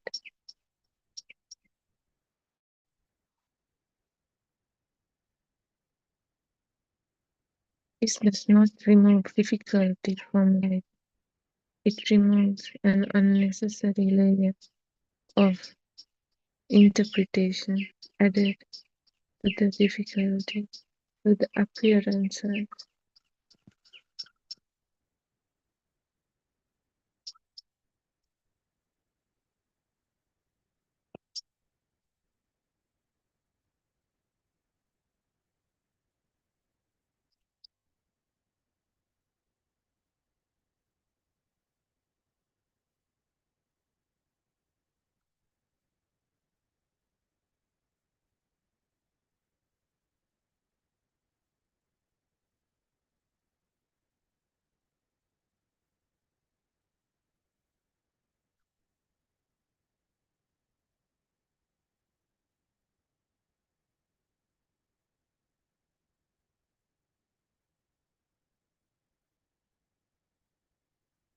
The sense of inside and outside is not only built by name and memory, it is strengthened by reaction.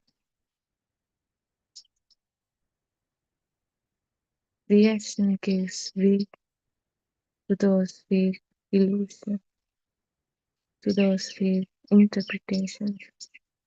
What is reacted to feel more real? What is reacted from feels more personal? When something appears, there is an appearance, an occurrence. If we taken it as the truth, as from thought, then a reaction will appear. But this reaction doesn't come from the appearance, it comes from the thoughts, from how this appearance is taken. A sound appears, the sound itself is very simple, but the reaction says this sound is loud, this sound is hurting, this sound is annoying, this sound is disturbing me.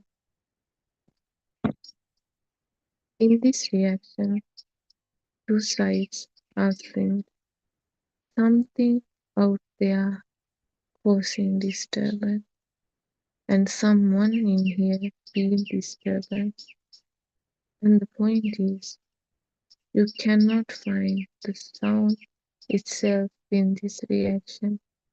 It's vintage that something is outside now, and someone is here. Not the sound, but something. That sound is coming from something. We take it like that. That's the ignorance. That's the illusion we are trapped in.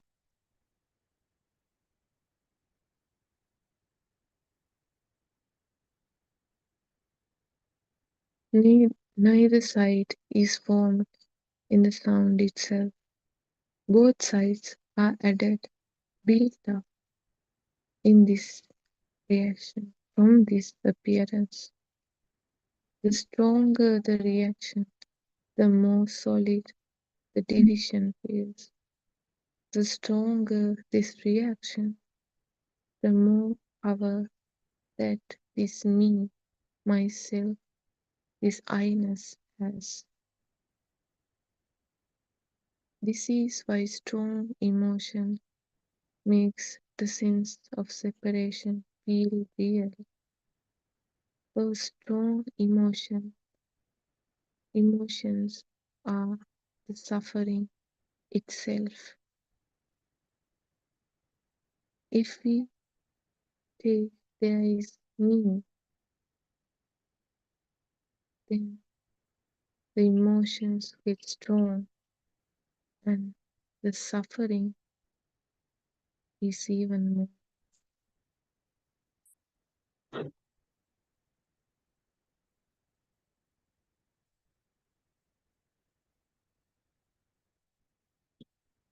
When fear appears, there is a strong sense of being here and something threatening being here. It feels strong. It feels real. When anger appears, there is a strong sense of being wrong by something outside.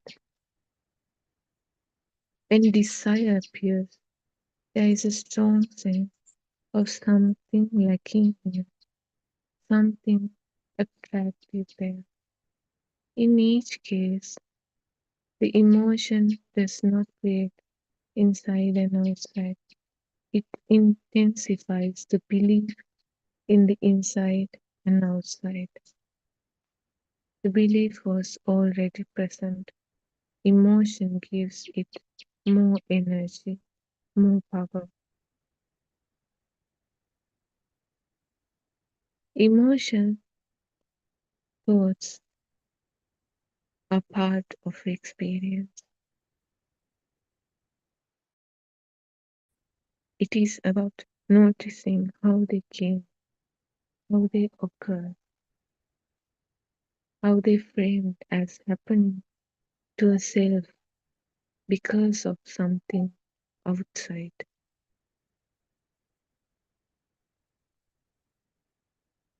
But this framing is not found in this emotion itself, it's added to that emotion. Look at fear as fear. There is a sensation, there is this thought.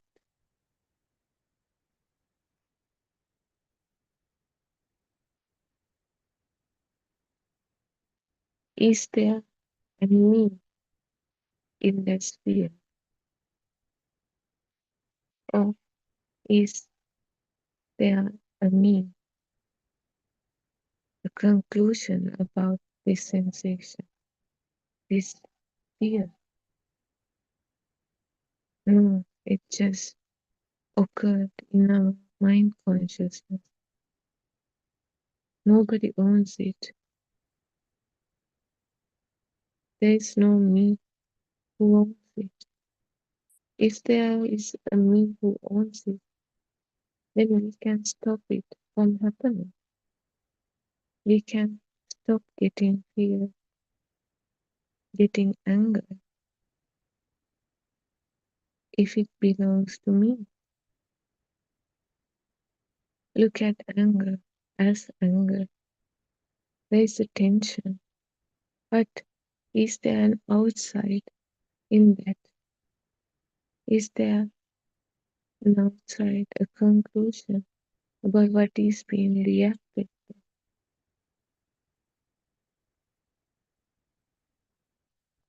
It just occurred in our mind consciousness. There is no owner, or there is no doer. There is no reason outside for that. It just occurred and it just passed away. No one owns it.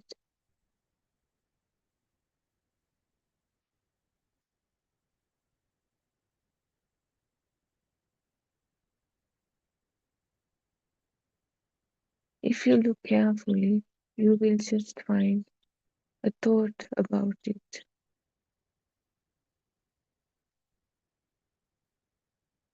You will not find an me, myself, or an outside world in that itself.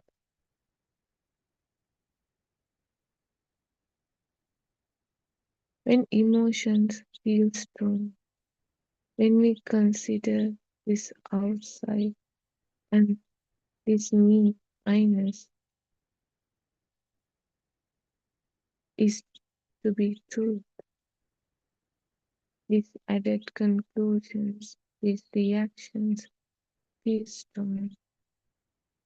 This is why this me and the outside feels real in emotional moments. When you feel anger, there is more power. It feels more strong. It feels more alive.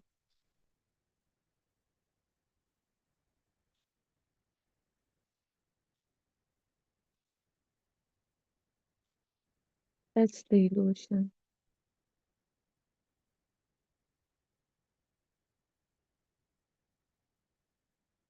In this Dhamma teaching, it does not ask that these emotions to be removed.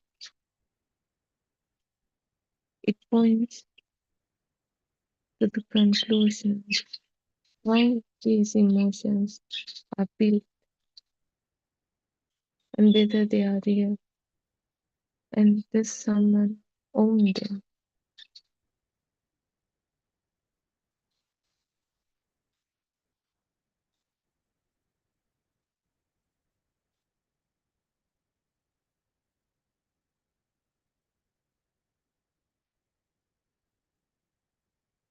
When we see through everything, this illusion, these thoughts,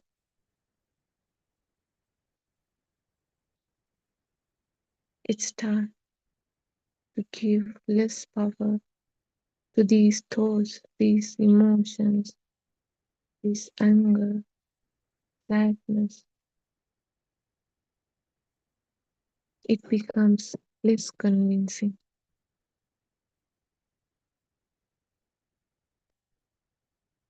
Also, it does not make the emotions disappear. You will still feel sad. You will still feel anger. But there is no owner for that. It makes it simpler. It just happened. It just occurred in your mind consciousness. It happens, it arose and passes away. There's no owner who gets angry, and there's no outside to get angry at.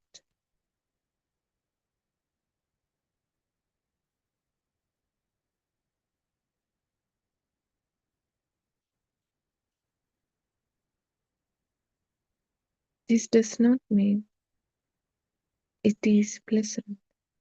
If we feel sad, it's not pleasant, but still, it's not taken as real. It's not taken as there is me who experience it. It's not taken as suffering. We feel things, but there is no owner. It just occurred and it will vanish. It vanish or past it.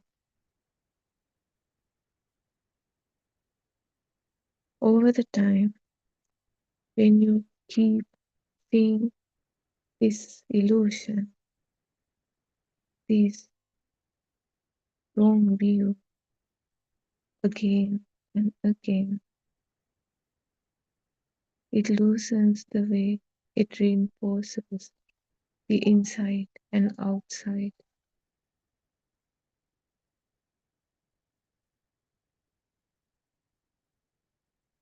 Destruction may still appear, but it is not believed in the same way. It is not taken as the reality.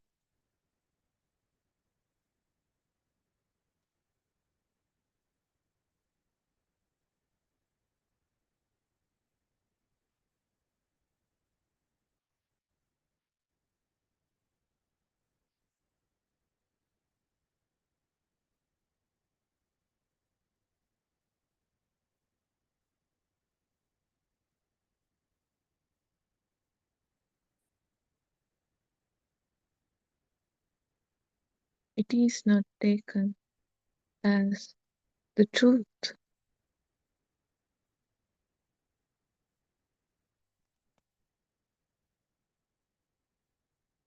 So you won't suffer.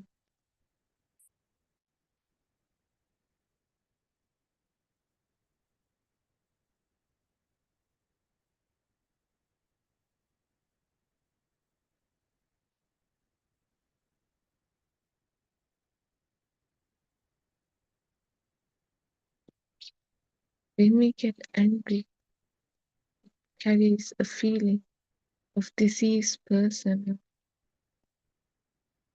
This is happening to me. That's why I'm getting angry. It is a suffering itself. When this something appears unpleasant,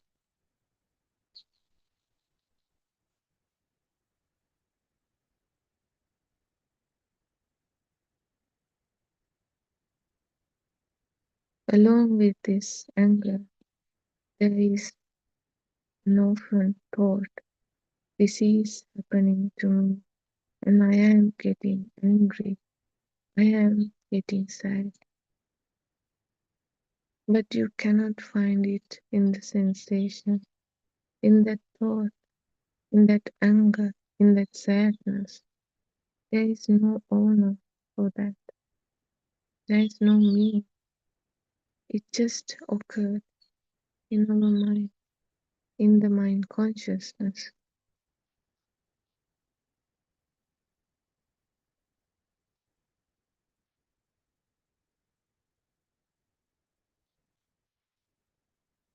There is no me in that anger, in that tension. It just occurred. But taking it as me, this is happening to me. I am angry. All this suffering is the ignorance.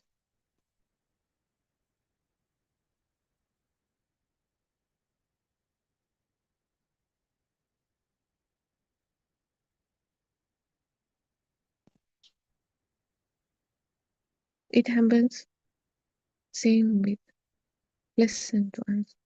There is enjoyment. There is thought. I am happy. I like this.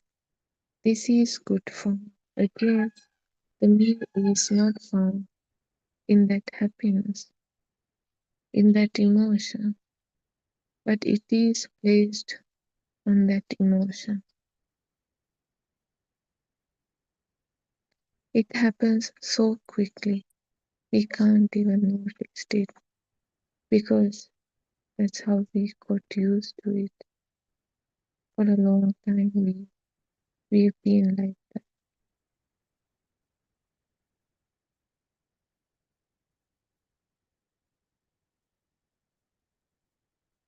In this Buddha's Dhamma teaching, it does not ask that you should stop enjoying, being happy, or reacting. It points to how this happiness, enjoyment are not belong to someone, a me, myself.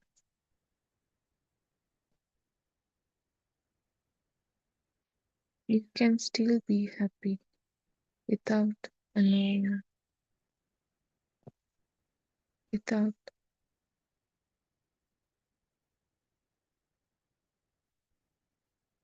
taking it as the reality. You see through the illusion.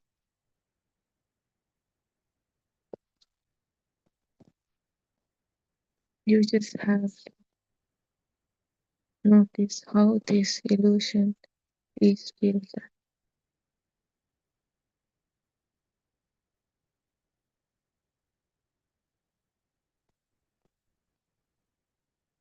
When this illusion is noticed, you won't suffer because now you know it's not the truth, the reality. We'll end our discourse here to today. Then once again, everybody.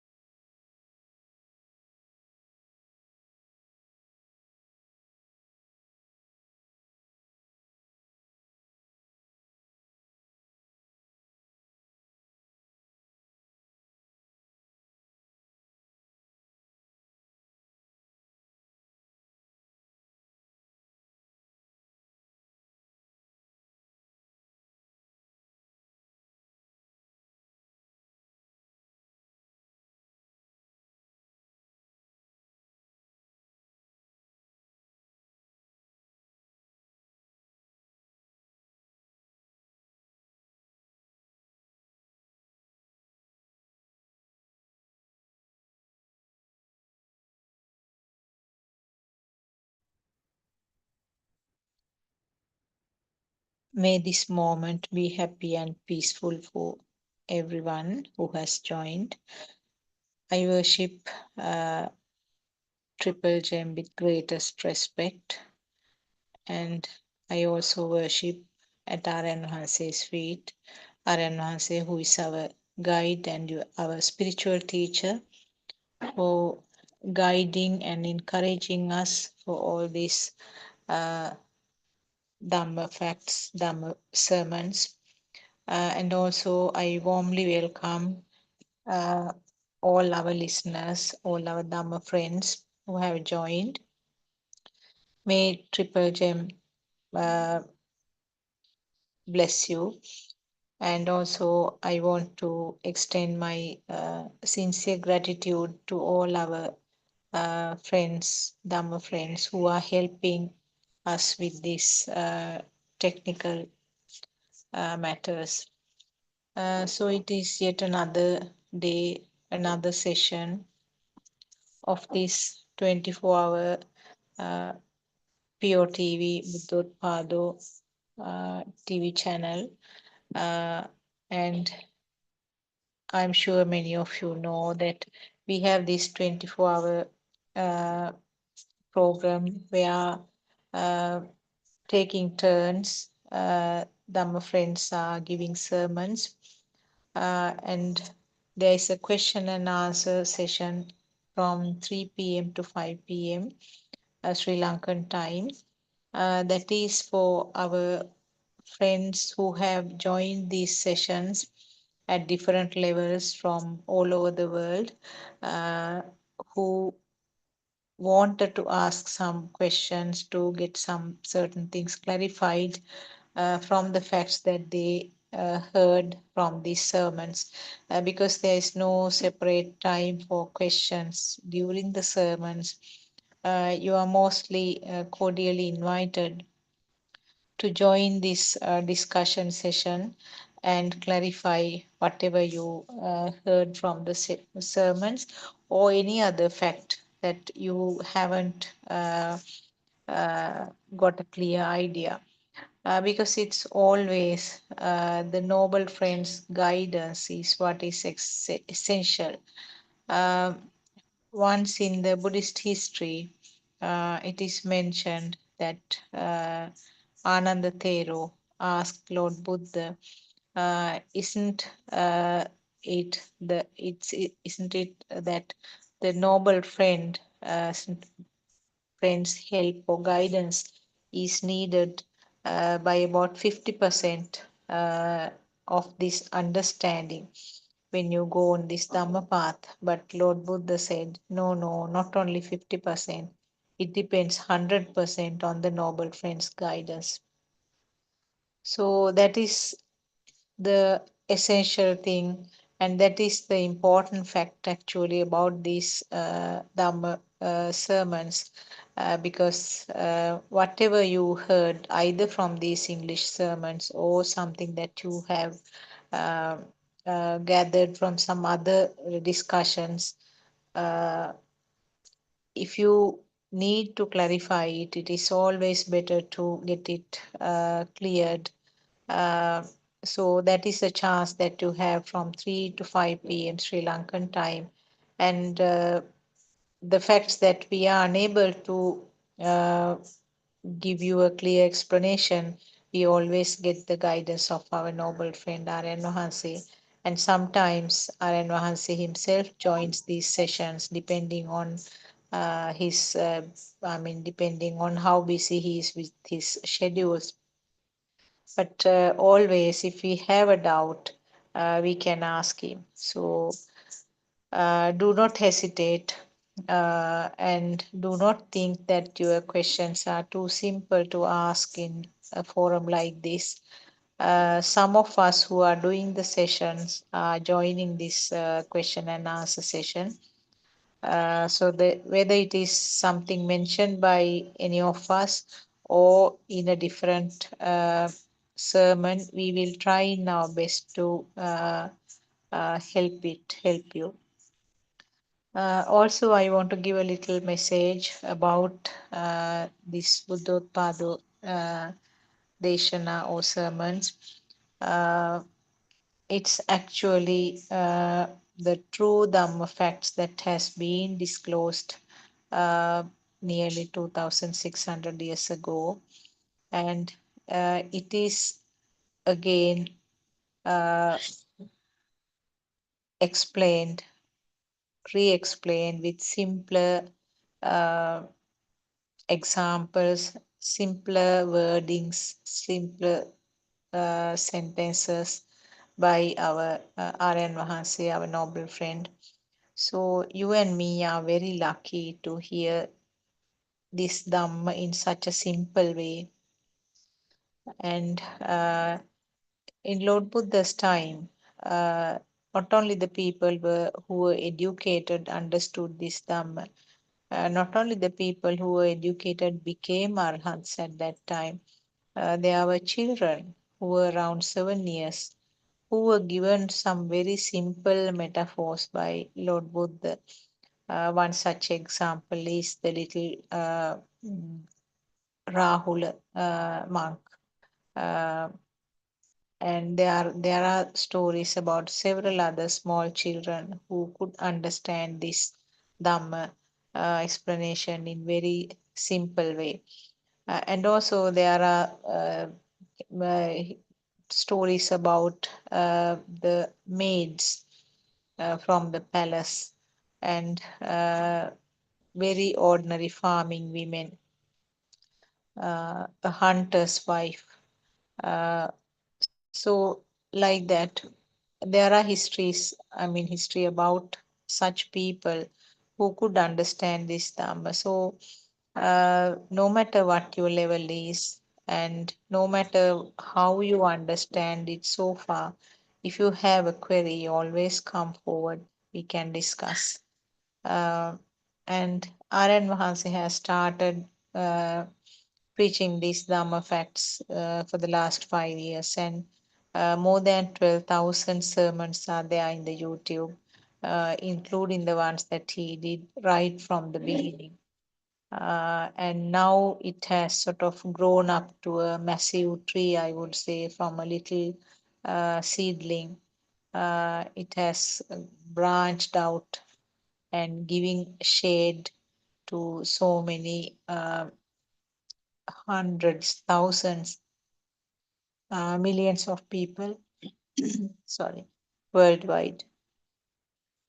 So many websites are there, and daily in Sri Lanka there are some TV sermons going on, and radio sermons are also there. And this has been branched out to so many countries now. So many people, many of our Dhamma friends from different countries have joined to explain this Dhamma to you all through this PeoTV English Zoom channel. If I briefly mention the two of the websites, for the English speaking friends, and mostly if you are interested to find out the scientific basis of this Dhamma, the website is www.wisdomofasia, which is written as one single word, wisdomofasia.com. www.wisdomofasia.com. And for the Dhamma friends who can understand Sinhalese language, the main website is www.buddothpado-dhamma.com.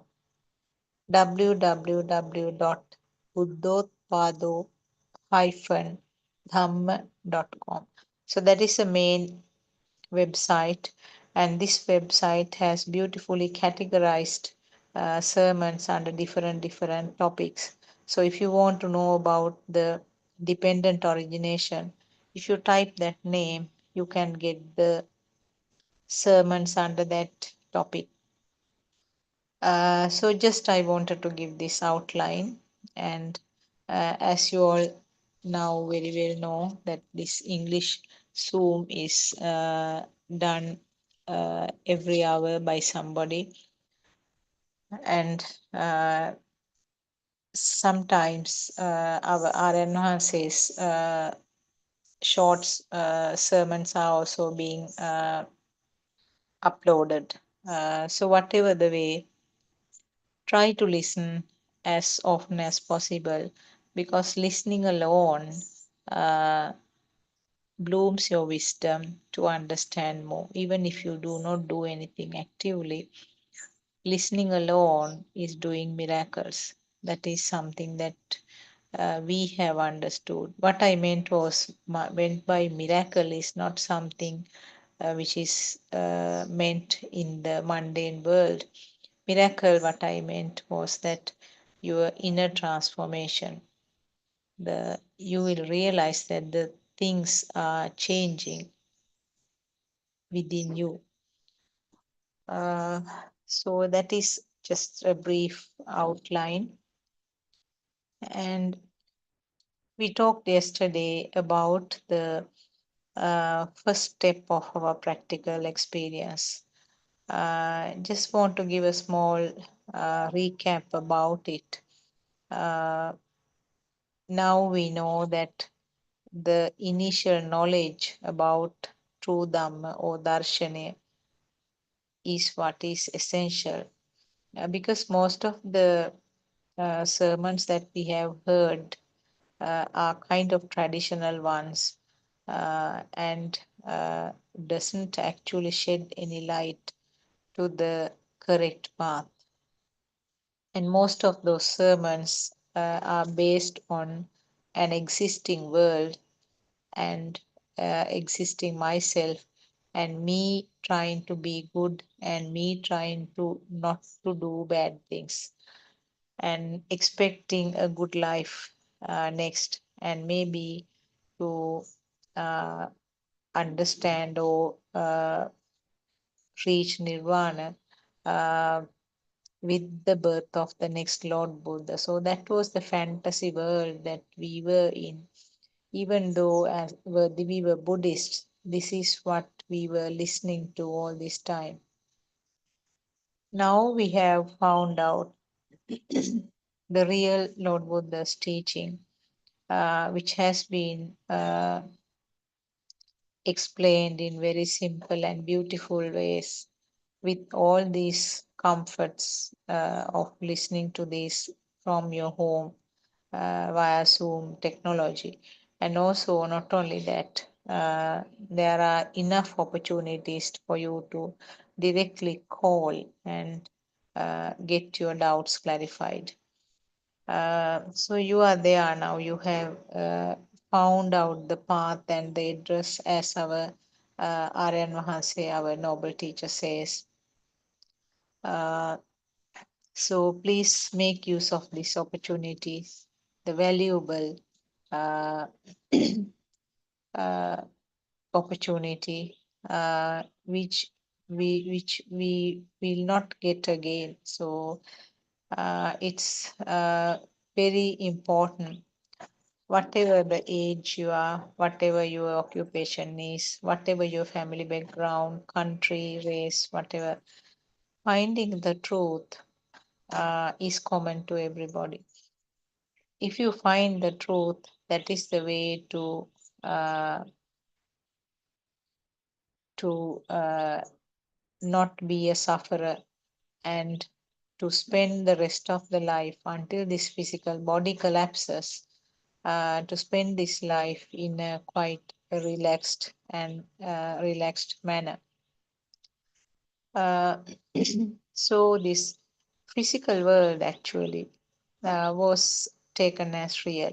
That is what that was the concept that we had. World is real, materials are real. But what did Lord Buddha say? Lord Buddha said, Chittena niyati loko. The world is a creation of your mind. That is a very common Pali term. World is a creation of your mind. That was the Lord Buddha's teaching. How can it be? You might wonder. I mean, we are experiencing the things. We see, hear, and feel the things. And how can you say that world is a creation of the mind? That is what we discussed yesterday. That is the first step of our practical experience, to understand that this is a creation of the mind. For that, we took many examples, and also we talked about the Darshana component, that means the theory part that is relevant to that. We talked yesterday. And now we have an idea that if the sensors weren't there, sensor means the function. Sensor doesn't mean this physical component. If the sensors weren't there, you can't talk about seeing or hearing or feeling something. Supposing, this is 100% imagination. Supposing if a system, I use the word system for a person because it is simply a system. Supposing a system doesn't have eyes from birth, and the system doesn't have ears from birth, and system doesn't have a tongue for some reason, there is no sensation on the tongue, and the system doesn't have a nose, and of course there's no functioning nose, and the whole skin is anesthetized, no feeling at all, then there is no sensor function, because you need this physical component to have the function, isn't it? If the function isn't there, if none of those functions are there, what will happen to the thought? There is no thought formation, isn't it? We know that formation of thought is a combination of these five senses or these five functions. So if none of them are functioning, there is no thought formation. If no thought formation, there is no feeling of existence. And if there is no feeling of existence, there is no feeling of being alive, isn't it? And there's no feeling of alive means there's no myself. Now that is with imagination. So we know that without the sense of function, you cannot experience what is called the outside world. And this can be lacking all five senses is grossly imagination, gross imagination, 100% gross imagination. It's not simply possible, isn't it? But you can take one by one the senses and try it out. For a person who is blind from birth, you can't talk about light. The world created in his mind is without any uh, light, without any shapes. The world created for a deaf person from birth, his world created by the other four senses is just a very quiet, noiseless, soundless world, isn't it? So, like that, you can work out. But mind you, if the person became blind afterwards, then he has the shapes in his mind picture, his mind faculty. If the person became deaf afterwards, after some time, he has sounds as a perception in his mind faculty because he has the words. What was heard earlier is there as a perception. For a person who gets some problem with the tongue and no taste at all, we know that recently some people who had this corona infection, some of them had no taste. I mean, they couldn't feel any taste for some time. Some of them had problems with their smell. They couldn't feel the smell for quite a while. So, those are the instances where you can just imagine. I mean, those are possible situations. And also, if your skin is anesthetized, we know for some surgeries, the anesthesia is given to your spine. That is an injection is given to the back, lower back, and that person feel numb below that level, both legs.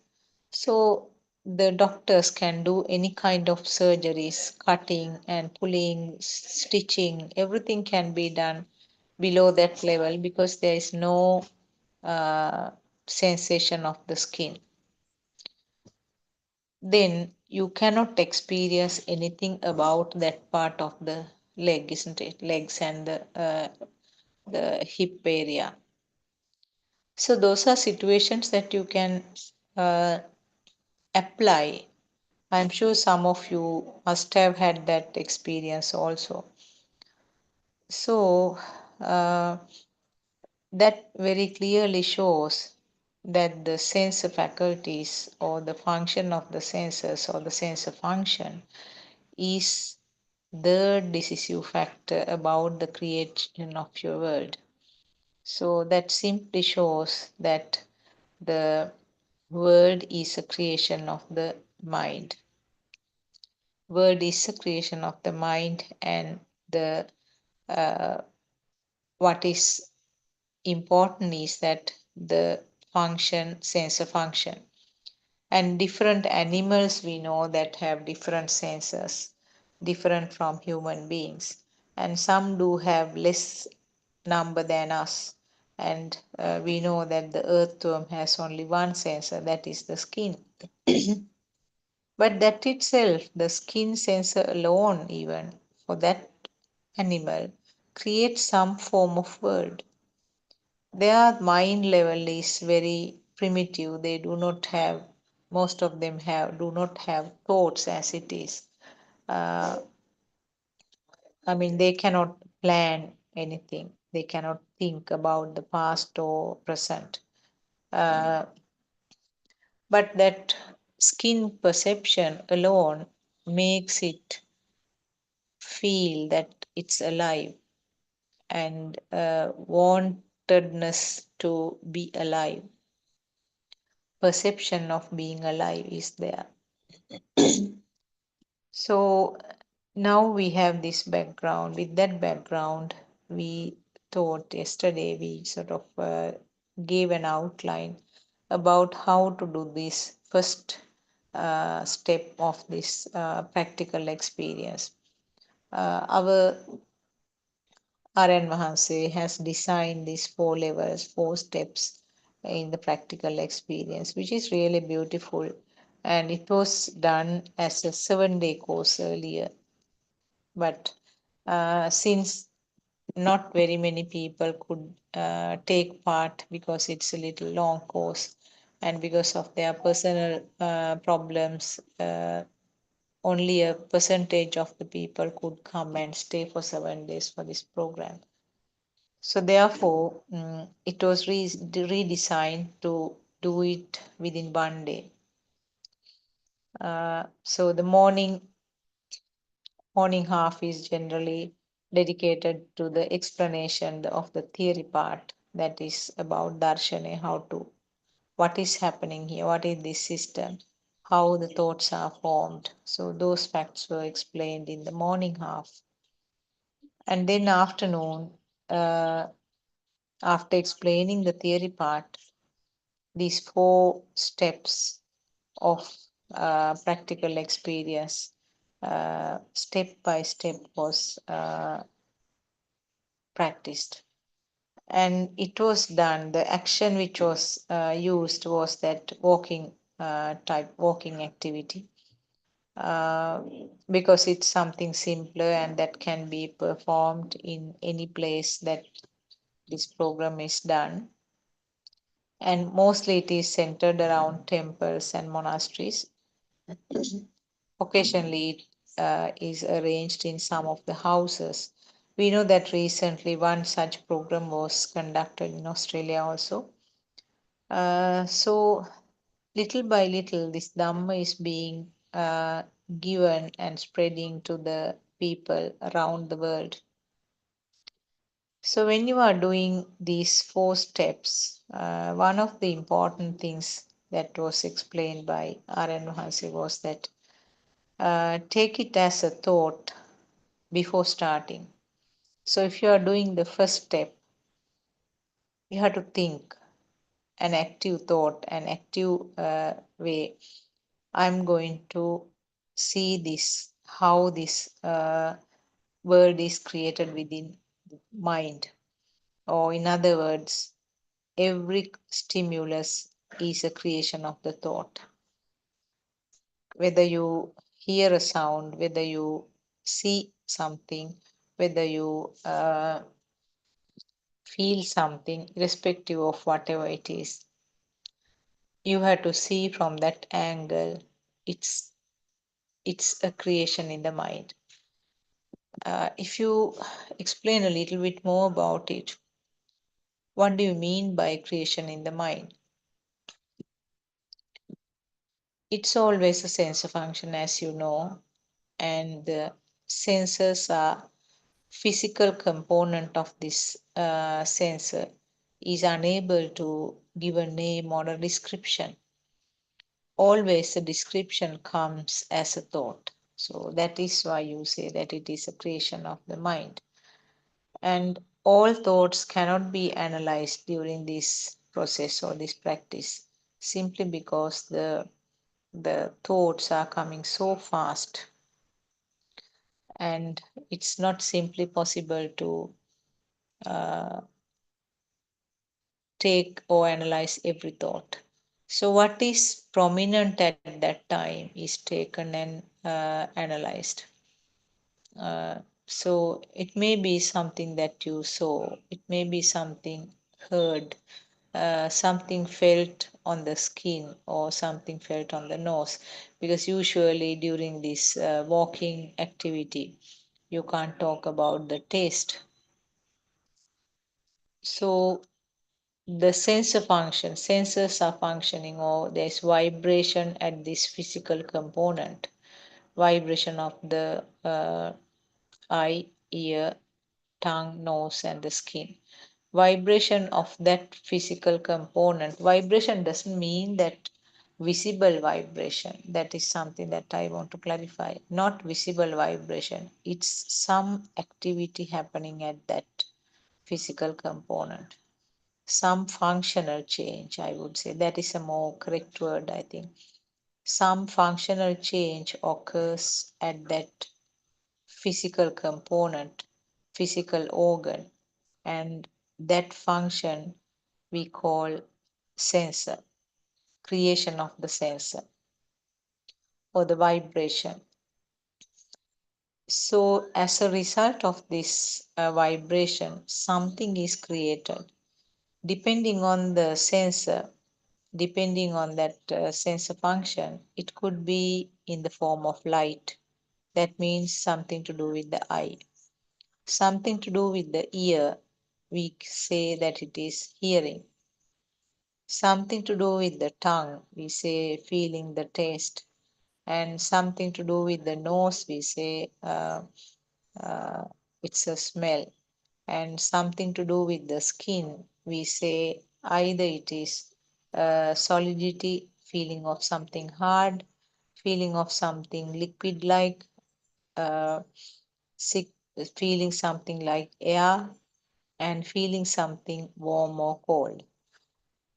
So those are, there's, as I said, there's some physical, there's the physical organ should be there, and there's some functional change occurring at that time, which is not picked up by the naked eye or even a microscope. You can't take it in any materialistic form. It's a functional change, and the functional change will create something which wasn't there. So there's no true light, but it shows as if there is a light. That is simply because of the speedy occurrence of that vibration. So when there is speedy occurrence of the vibration, what happens? There is a current, little current which is formed, because each wave has a tiny current. Tiny current is generated in every wave because there are two opposite ends. Wherever there are two opposite ends, there's a current created. Examples, I think I mentioned earlier also, the earth. Earth has two poles, southern pole and the northern pole. There are two magnetically, if you take the magnetic power, it has two opposite powers. And what happens when there are two opposite powers, two opposite ends? There's a power created in the center point. That is for in relation to the world, we say it is the gravity power. So in the mind also same thing happens. When there is vibration, there is a creation of two ends, and there is a little current created that. When it happens in a very fast way, we know obviously the current will be strong, isn't it? And that is how the live feeling comes up at the end. This is the current which is responsible for that. Now you know that this current is the one which is brought forward up to the level of the thought. That is how you feel that the thought is real. What do you mean by thoughts that we explained yesterday also? excuse me, what is meant by the thought? Thought is the interpretation of that sensor function, isn't it? What is felt is interpreted in a thought, and we call it wind. And what is felt is interpreted as sunlight. And what is seen as a shape, we interpret as the chair. And what is heard is interpreted as a thought, which is going to be a dog barking. And similarly, the tastes, various tastes are interpreted in different ways, isn't it? The sweetness of cake, sourness, sour feeling of the lime and tamarind, or sweet feeling of the chocolate, and the bitter feeling of the bitter gourd, or maybe a medicinal tablet. Smell is interpreted in a thought. Smell of a perfume, that particular type of perfume which I like, and the smell of roses, or the bad smell, foul smell of some garbage. So these are the thoughts actually. So the first step, what we tried to do was that depending on we started it with some form of thought, a kind of determination. I'm this with a kind of determination, with an active thought. All our thoughts, whatever the sense function, all our thoughts. So that is the determination, or that is a thought that system has to make before starting this first step. So you will, the person will walk. This is, I'm trying to explain what generally is done during this 1-day practical program. So during this walking activity, whatever the stimulus which becomes prominent is seen as the thought. So feel something, and that's a stone. Feel something, that's sand in your mind. Feel something, that is a hotness of the sunlight. And feel something, that's the wind. Feel something, my leg touching the sand. So that is full, completely it is a thought. There was only a feel, but now the thought is, I am stepping on sand, or my leg is touching the sand. So that is your full thought, isn't it? But what the sensor knew, what the sensor could feel, was just the hardness. And there's a smell. That is the smell of some jasmine flowers. That is your thought. So this is the first step.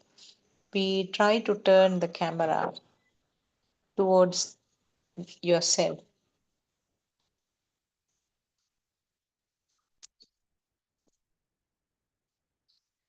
Towards yourself, and then try to understand this. This is always a creation of the sensor functions. This is always created in the mind. So that is actually, I would say, it is the difficult part of these 4 steps. Right from the beginning, the concept of no self should be there. It's not my mind.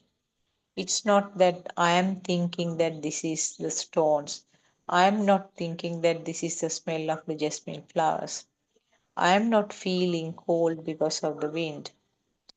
So me concept should be erased off little by little right from the first step. That is the most important thing. So we have to practice this not only just for few hours, but this is an important step of your upward swimming in the stream. So 1 day, 2 days may not be enough. Earlier, I remember our Aranhasi used to say, as long as, you feel that you are not competent in that, you should go on practicing that.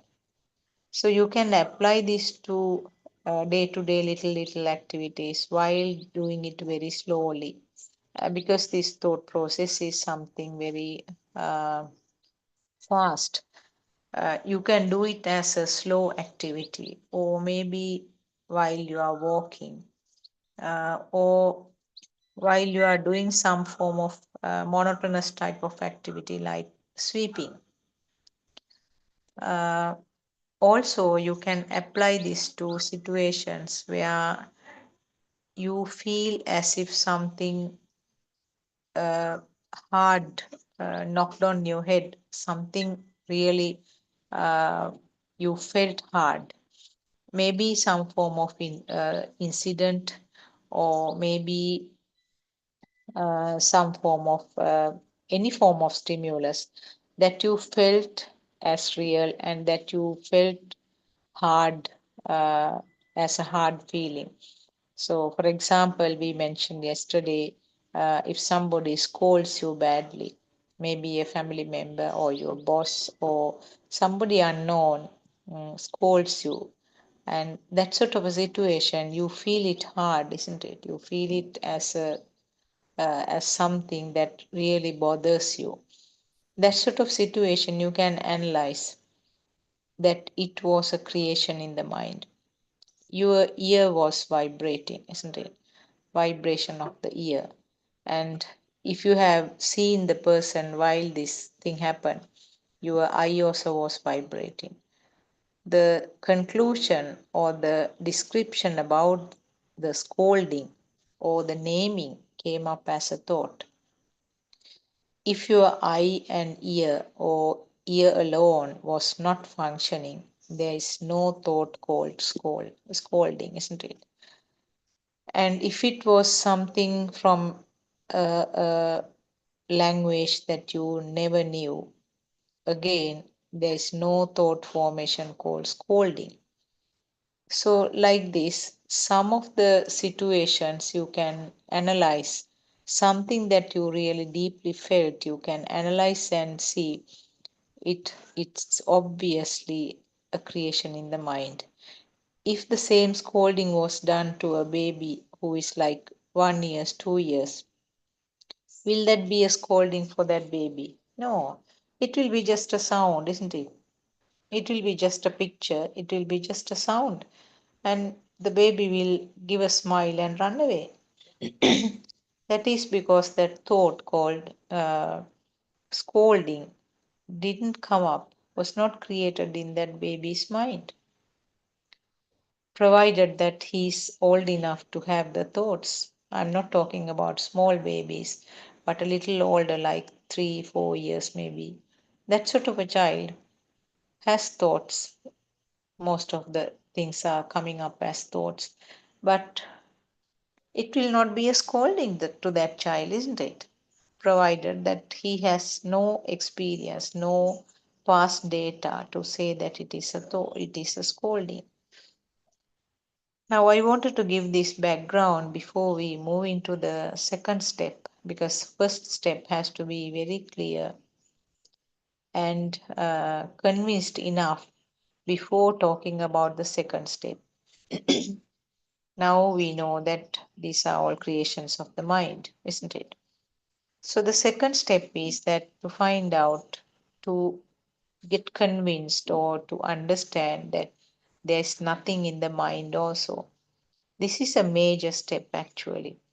Really speaking, when you have this level, when you have a very clear understanding with the inner conversion, that person is, we call that he's at the level of anagami, which in English we call non-returner. So he will not return to this material world.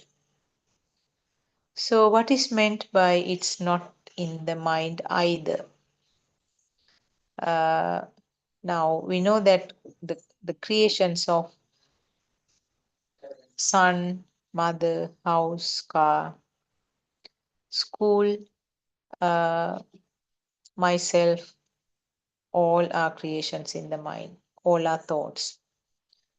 So is there something called lasting, called mind? We know that mind is a series of thoughts created now at this second, isn't it? In this fraction of second.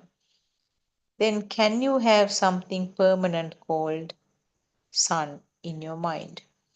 Because mind itself is just an instant creation, and it is the collective function or combined function, combination of the sensor functions happening right at this moment. So it's an instant spark, isn't it?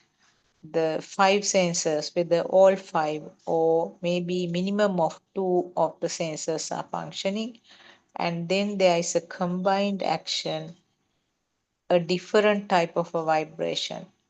Now the other vibrations are different from each other depending on the sensor function, because a hearing vibration at the hearing is different from the vibration of seeing or light. Vibrations of the tongue is yet another different one. Smell also like that. Skin vibrations are further, a completely different set of vibrations. But when these vibrations collectively combine, form a completely different type of a new vibration. That's also just one vibration. Collecting several doesn't mean that there is a bundle like, no, there's a single vibration again. But that vibration has so many perceptions that was received as the sensor functions. So now we know that there is nothing solid called mind also. So there is nothing persisting or lasting thing called mind. Then talking about the mother, we'll take the example mother. First step, we got the system, got the convincing idea that it's in my mind. Mother is in my mind. And mother means different perceptions, isn't it? The eye perception, ear perception, and then maybe the nose perception if you are familiar with the mother's body scent. And it may be the body perception, uh, how you felt when you were touching her or when she was touching you. So these are collections of perceptions. The mother was created in the mind, and the sound perception, the term mother.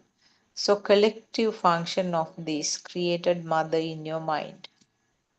So now mother is in your mind. Now we have to see how the mother got created in the mind.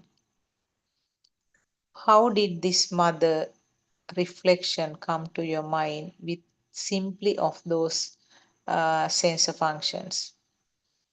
Right now, if I say the word mother, this was just a sound, isn't it? Creation of your ear. But see the whole bundle of details or the information about your mother is created right now in your thought.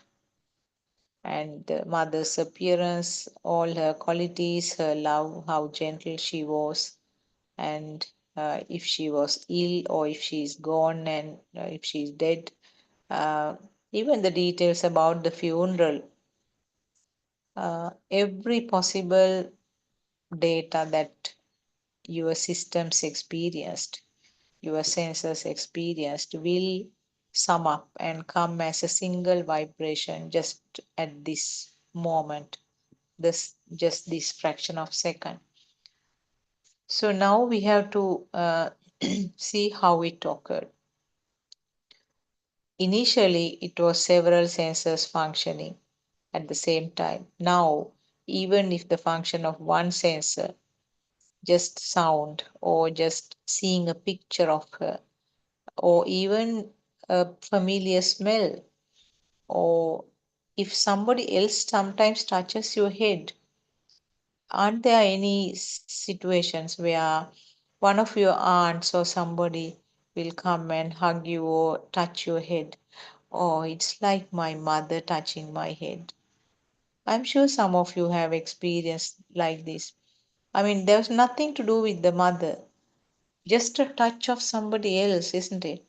Or sometimes a color, if you see a colored sari, oh, this is the color that my mother liked. And now all those data that you had about your mother will spark at this moment, isn't it? You saw only a particular color only. That was something going near your mother's information about the mother, nothing directly related. And sometimes you happen to visit a particular place uh, while on a trip. Oh, I remember my mother now. We came with her once here and we used to sit in this place. So now, see, I mean, you didn't have anything to do with your mother at that time. No one reminded about the mother, and you never had a picture or anything to do with the mother, but it was something that you shared some time back. And now, right now, all the data that you had, all the perceptions that you had about your mother is coming up. Oh yes, I remember. We used to sit on this bench and look at those mountains. It's so beautiful. You become emotional, don't you? I mean, those are the perceptions that come right now. This is the nature of the Chitta Niyamaya, or your nature's law of mind. How does it happen? This is where Lord Buddha gave explanation. One, he explained about two jnanas. The closest name for the jnana in English is the wisdom, but it really doesn't give the exact meaning that we want to give you. So one is Pubbe Nivasanusati Jnane, that is in Pali.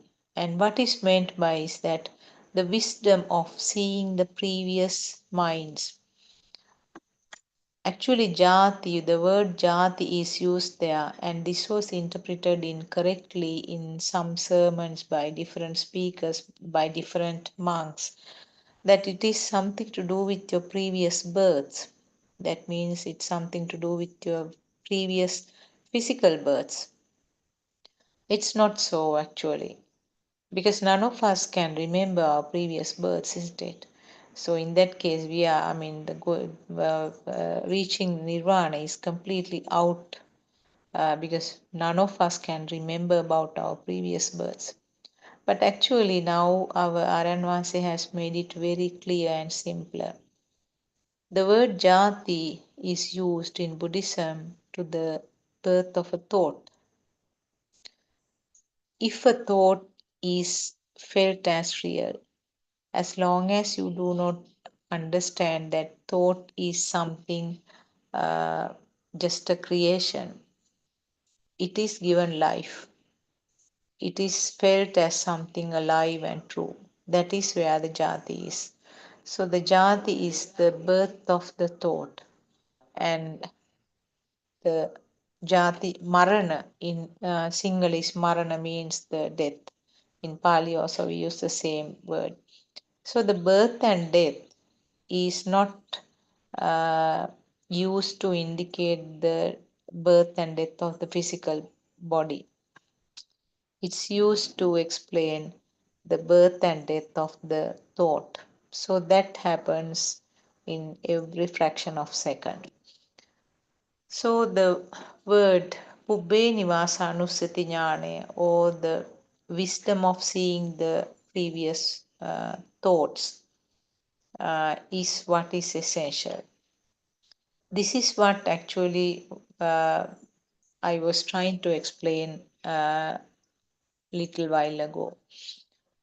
We talked about this yesterday also. The baby with the radiant mind has only the sensor functions, no thought formation at that level.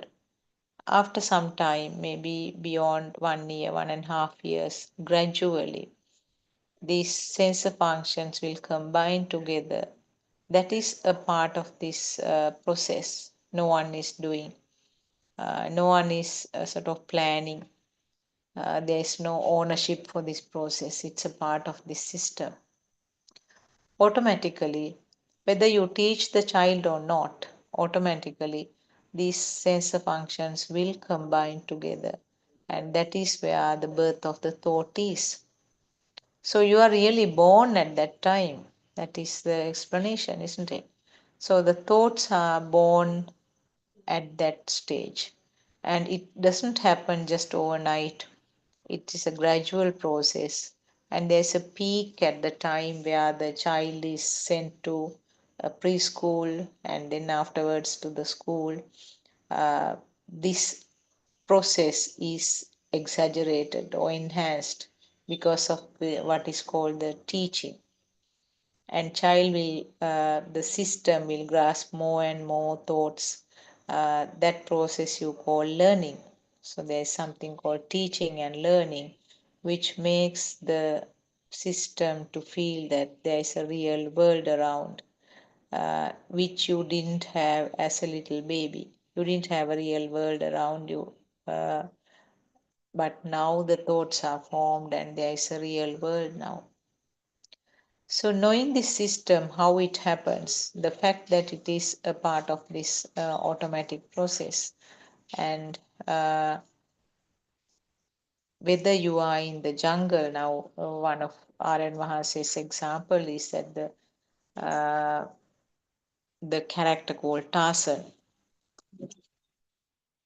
Actually, we don't know whether there was a real Tarzan or not, but according to that story, there was no parents. I mean, there were no human parents. But from the sounds and the pictures that came up in that jungle setup, the Tarzan was so-called learning things. The sounds will combine to the vision, and the boy, the Tarzan, will learn that this is something dangerous and this is something safe. And this happens even in animals, you must have seen. Even though they do not have that vast level of mind, they do not have that vast level of thoughts, but in simpler ways, they also have this same mechanism. You have seen that the bird, the mother bird, sometimes give a sort of unusual call to her chicks to indicate that there is some danger. And then the sound, along with what is seen, is combined, and the chicks will come running to the mother when there's a dog or some other animal which is approaching. So, like that, it's a natural process. In human beings, this happens in the optimal way, maximum level, because the human being, so called, uh, the the living being who has the most advanced mind. So we have something called this teaching or learning. That is right from the beginning. It starts from the home front. The mother will peep to baby's face and then give the word mom. Now the baby can see as a vibration of the eye. Baby can hear as a vibration of the ear. And this is combined to form some field, some form of perception. And not only that, there will be additional perceptions, the touching, soft touching. And now it will have three components. The body perception is there, and the eye perception and the ear perception. Further, the baby will feel the smell of the mother, the regular scent that the baby experiences. So now the nose perception is also there. And not only that, when the mother is feeding the baby, the taste perception is also there. Now the mother, the reflection or this concept of mother is created in the baby's mind. So this will grow up. This bundle of perceptions will not stop from there. Every activity that connects up the baby and the mother will add more and more perceptions to this process. So the mother becomes a very strong thought. So knowing what is meant by this Pubbe Nivasanusati Jnana, now we know that this thought process, how this mother as a thought came to the mind. So those perceptions which occurred time to time as a single spark right now flashes in the mind as a thought, single thought. So that is how the mother was created in your mind. So similarly, you can apply this to many things that you experience. You smell something, a sweet fragrance, and the thought is it's a jasmine flower. Did the baby know that what is meant by this jasmine flower as a small child? No. We in the process of what's called the teaching, either at home or maybe school or preschool, the flower is shown, isn't it? The flower is shown, so there is a reflection of the uh, so there is a perception of the eye, some vibration of the eye, and the sound is given, jasmine. So the baby is allowed to touch it sometimes. You can feel the softness of the flower also. Now three senses come up now here: eye perception, ear perception, and body perception. And the collective thought is jasmine flower. Right now, you get a smell that is a vibration of the nose, and the rest of the components will come up and spark right now to complete the picture about jasmine flower.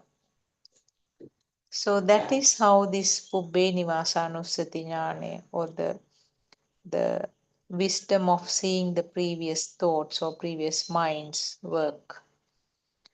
And stronger the amounts of perceptions, the perception that occurs here will have so multitude of information in that. Now, the perception or the thought about mother has so many perceptions which was gathered over so many years. They were not stored anywhere actually. There is nothing called memory, but that thing sparked right now at this moment. It's that story about that tuning fork, which we have mentioned earlier. If I try to shortly mention it again, the tuning fork, which you may have seen in our labs in the school when you are doing the science as a subject. Tuning fork is a metal piece. It has that specific ability.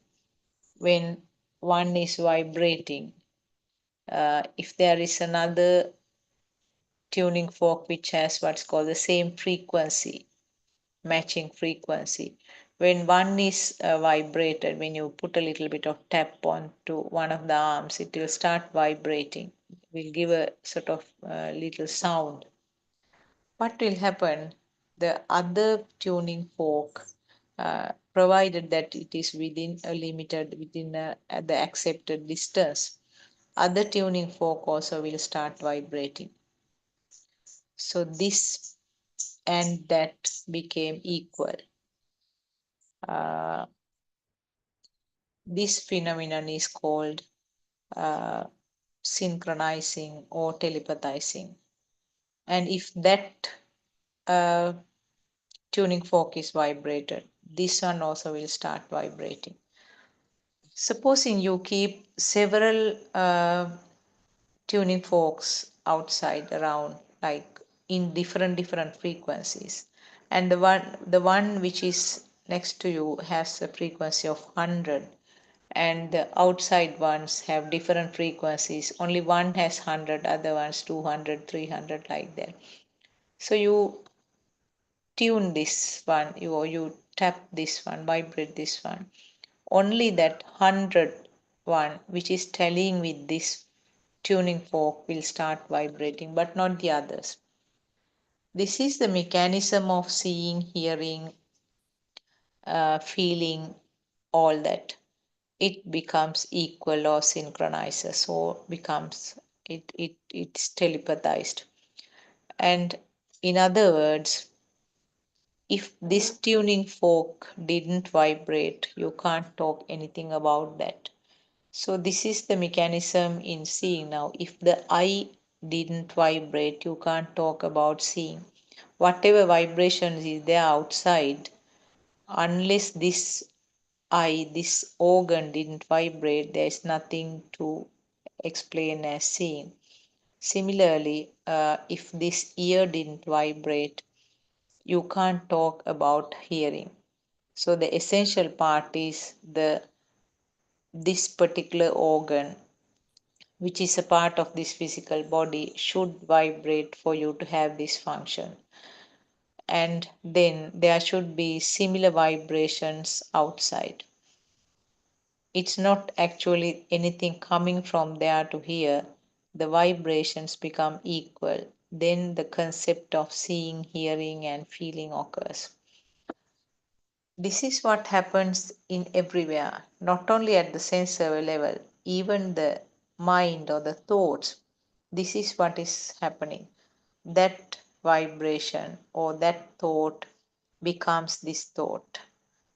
That thought rises right now as a fresh thought here. That vibration and this vibration has become equal. That vibration becomes this vibration itself.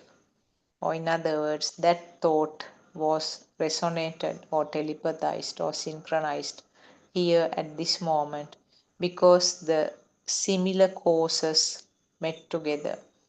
This is the cause and effect phenomenon that we described a day or two before. So when the causes are met, when the appropriate similar causes are met, there is the same effect appearing here. So this is the basis of this. This is the basis of this wisdom of past thoughts. Now, when you realize this mechanism, it's again a collection of vibrations and something, a thought was created at that point. That thought is appearing as a new thought right now here. So there was no persisting mother in your mind. There was no existing mother in your mind. There is no existing son in your mind. There is no persisting car, no persisting house in your mind. Even though we initially said that this is a creation of the mind, now we know that there is nothing permanent lasting in the mind either. It's just simply a thought, simply a spark which occurred at this fraction of second. So that is the second wisdom or the jnana, the wisdom about this particular thought. That is called Chutuppapata jnana. Chutuppapata jnana is the Pali term, and in Sinhalese also we use the same word. Chutuppapata jnana means the wisdom about this present thought. now when you know the mechanism of this formation of the thoughts, now we know that there is nothing called present thought also. And the value which was given to this present thought automatically gets dissolved, isn't it? So when you thoroughly investigate and thoroughly research this about this wisdom of previous thoughts, automatically it's understood that there is nothing permanent called present thought also. Now you come back to this second step of experience. Now you know that there is nothing in the mind also. This step is a bit deeper one. So you have to have a very clear sort of understanding about how the thoughts are formed and how this is sparking or flashing right now as a fresh thought. We know that each is a fresh thought. Now, if you are thinking about the mother about 1 hour back, and then again you are thinking about the mother right now, it's not that thought which was persisting, hiding somewhere until now. Right now, it occurred as another fresh thought, as simple as that. Sometimes we hear people say that I was thinking about you whole day. Is it true? No, it's not. So many hundreds of thoughts must have come in between the two thoughts of so-called about you. Isn't it true? I mean, you were saying this thought has been bothering me throughout the day. I was thinking about this thing from yesterday. And also, I mean, when there's a funeral house, a person might say that I feel very heavy and I have been thinking, what am I to do without this my husband or wife who has passed away? Is it true? Now just explore to this fact and see. A single thought will not last forever.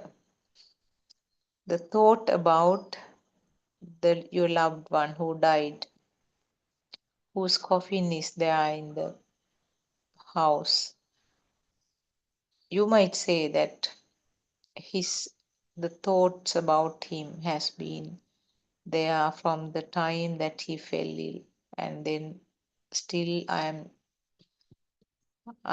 weeping and I have been crying, and it is there all over myself.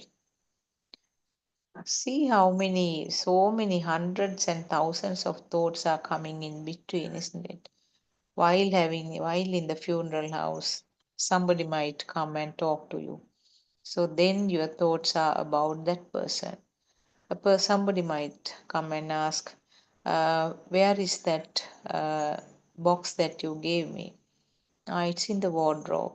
So that's a different set of thoughts, isn't it? Suddenly you might get a call from your office. For how many days will you be taking leave? So like that, another person might say, come and have some food. You have not been eating for the last couple of days. Have some food, otherwise you will fall sick. I'm just telling you about these scenarios in Sri Lanka, but these might change, of course. And then your thoughts are about the food and what you are eating or drinking. So like that, so many thoughts are coming in a process in between the two thoughts, but the system feel that this thought has been lasting for the last 2 days. I have been thinking about you all this time. But does it happen like that? No. Even walking from a room to room is a thought, isn't it? And even you having a wash or brushing your teeth, they are all thoughts. So how can you say that I was thinking about you all this time. So many other thoughts are coming in between. So it's not one permanent lasting thought, isn't it? Then you realize that what is meant by Chutupapada Jnana, that this present thought is also something aggregated just temporarily right now, just a collective function of the senses right now. And it's gone the next fraction of second. If the attention is given to something else, that thought is given.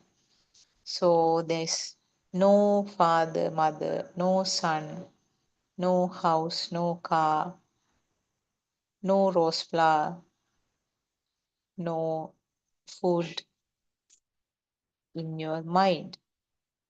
Now, first you focused at the mind. You first thought that it's everything is in the mind. Now it's realizing that there is nothing called permanent in the mind also.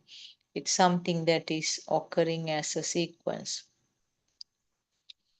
So this is a great step actually. So when you are practicing this, what is generally advised is that take it as a thought, as a active form right at the beginning before you starting that second step. Take it as a thought. Now the step is that to understand there's nothing in the thought also. There's nothing permanent in the thought. So that should be your focus before starting the second step. And with that focus, with that idea, generally this walking is done again. This is actually, I mean, whatever I'm explaining is in the form of knowledge actually, because it has to be practiced.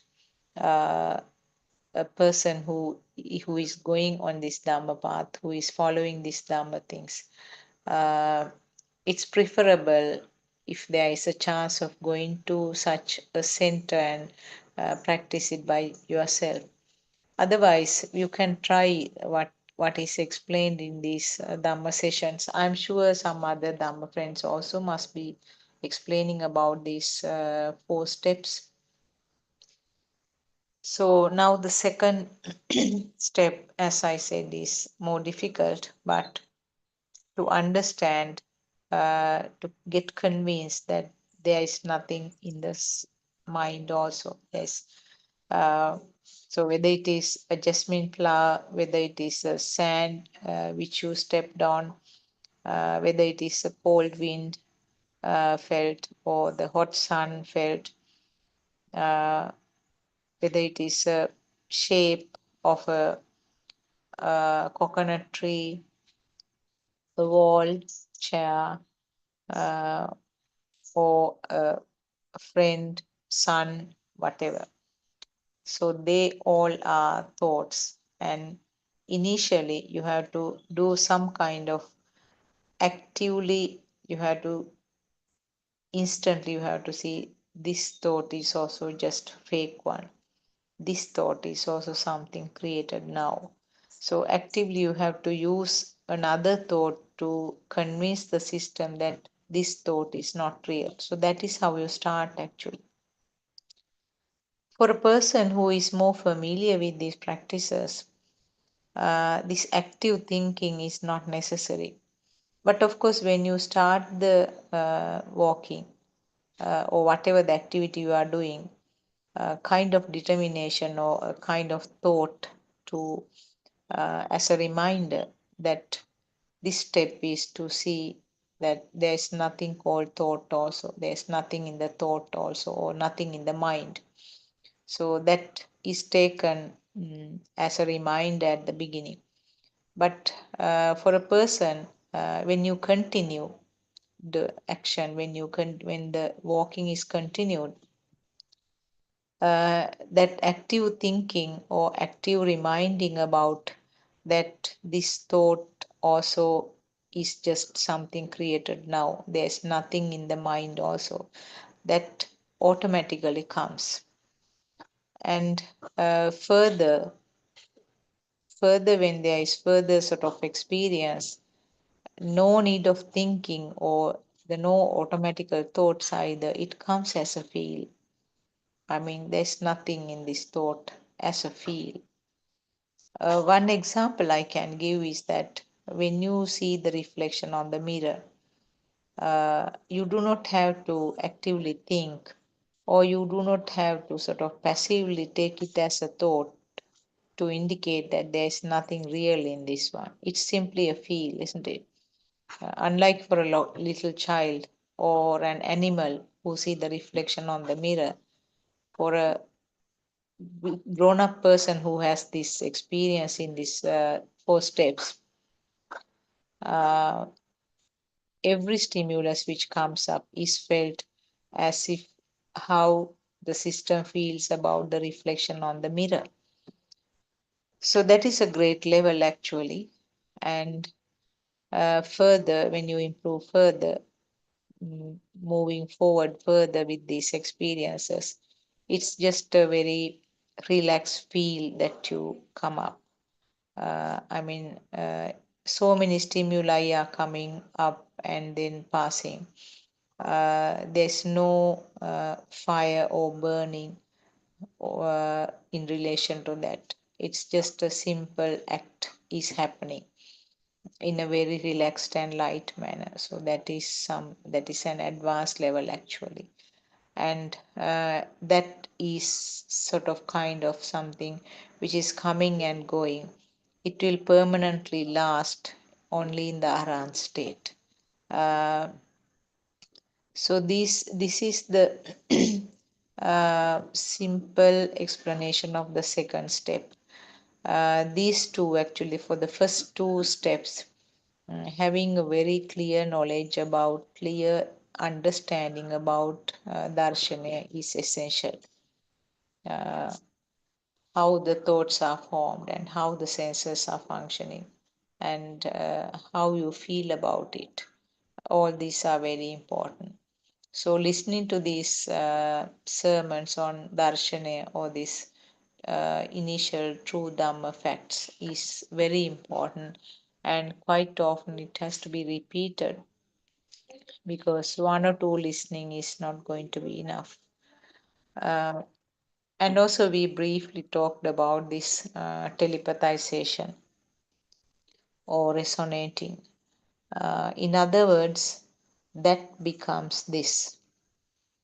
Not that something is coming from there to here. That becomes this means they are equal. It's like that. It's like the vibration of the tuning forks.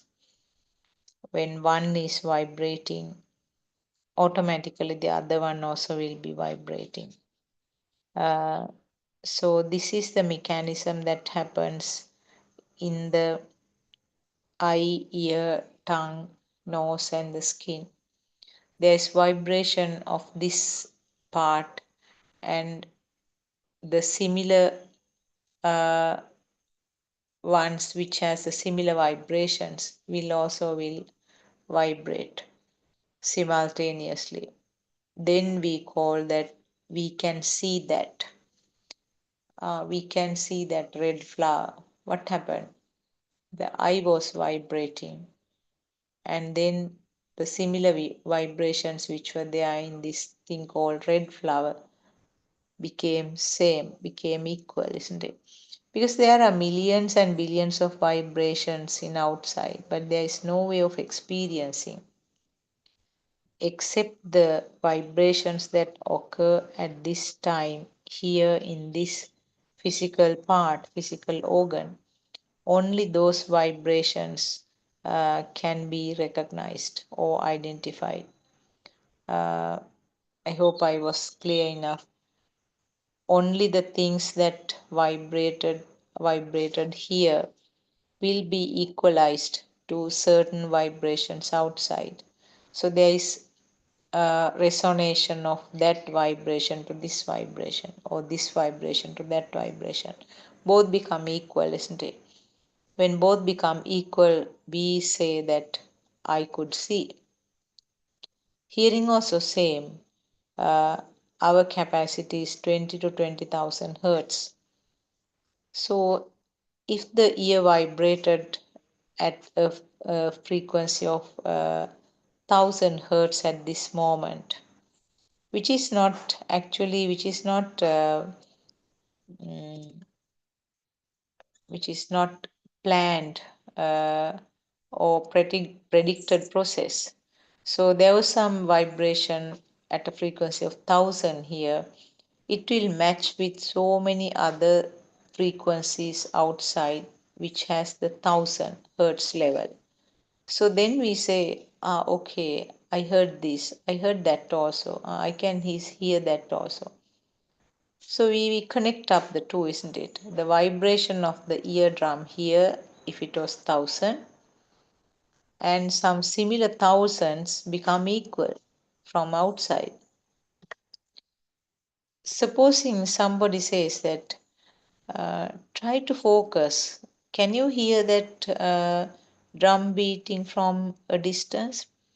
You will say, no, I can't hear. What happened? Your eardrum didn't vibrate accordingly, but that person's eardrum was vibrating, and then that became equal to that vibrations of that drum beating, so-called drum beating. So he says, I can hear, but your eardrum didn't vibrate accordingly, so you say, I didn't hear. But after some time, you say, yes, now I can hear. What happened? Your eardrum started vibrating, and then that became this one. So, this is the mechanism of all five senses. Actually, it's easy to understand when you apply that to the ear and the uh, eye. But the mechanism is similar in all five senses. And mechanism not only for the five senses, the sixth sensor, which is the mind sensor, again the mechanism is same.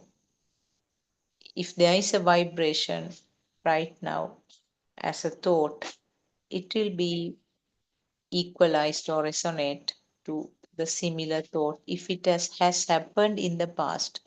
So something that you didn't experience in the past cannot be brought up as a thought at this time, isn't it? But sometimes you say that, I'm trying to remember what was the number that day they said. Was it 20 or 30 or whatever? What was the number? I'm trying to remember. Now you are trying to equalize with something which you thought, which you say happened in the past. But if that vibrations doesn't happen, if that vibration doesn't become equal, there is nothing called memorizing or nothing called remembering that event. Also, I said, in situations where sometimes very vague situations where it is not directly related, the thoughts are coming up in very bizarre ways. So basically, this is what is explained in the second step to understand, understand and be very clear that there is nothing in the mind also.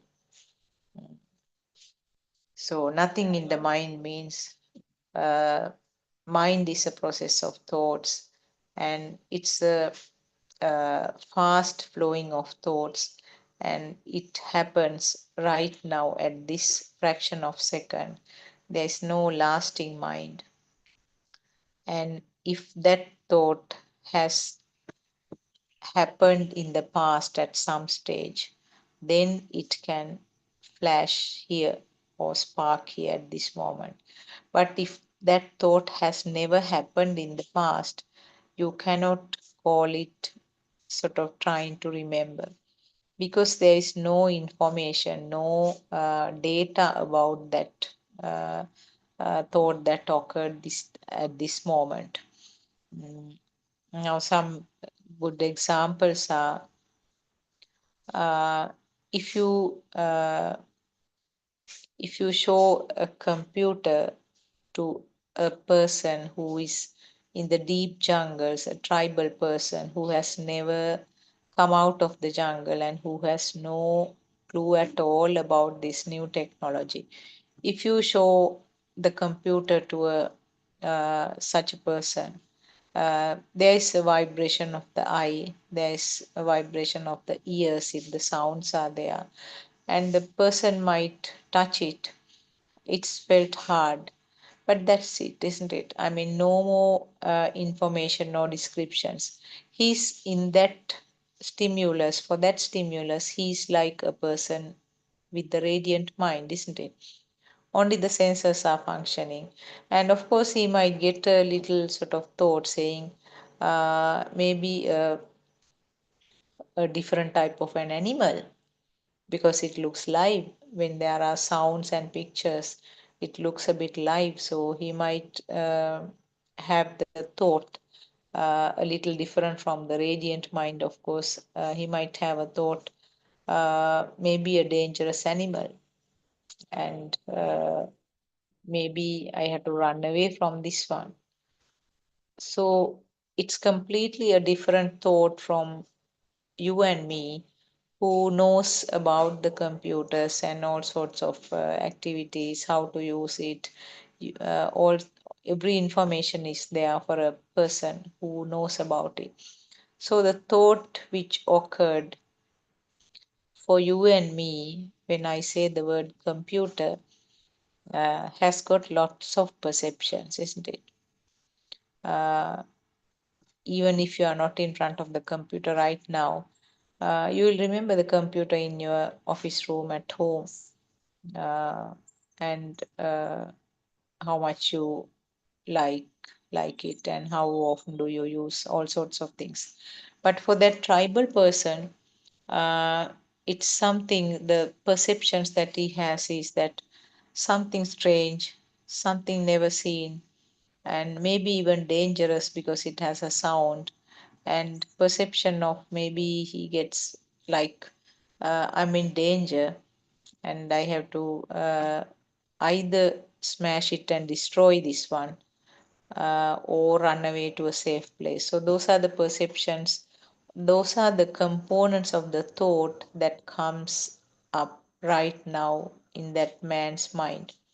And the perceptions that you and me receive right at this moment is completely different from that. So you can see that the how that thought is formed and how yours and mine thought formed.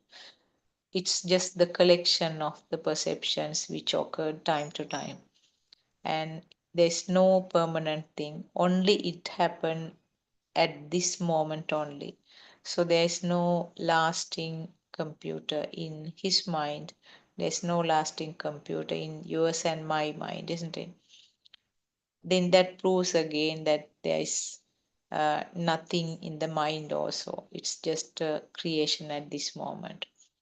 So when you understand these two facts, when those two wisdoms bloom, the two wisdoms are the Chutupapada Jnana, or the wisdom of knowing the previous thoughts, and the Pubbe Nivasanusati Jnana, which is knowing or wisdom of the previous thoughts, and Chutupapada Jnana is the wisdom of knowing the present thought. When those two wisdoms bloom, of course, what is the result? Result is that the value which was given to the thought, or that feel that thoughts are real, becomes less and less dense, and it gets faded away little by little. That is where the third wisdom is blooming up. Third wisdom, those are the three wisdoms that described by Lord Buddha. Third one is the wisdom of getting the defilements fading away. So how do the defilements occur?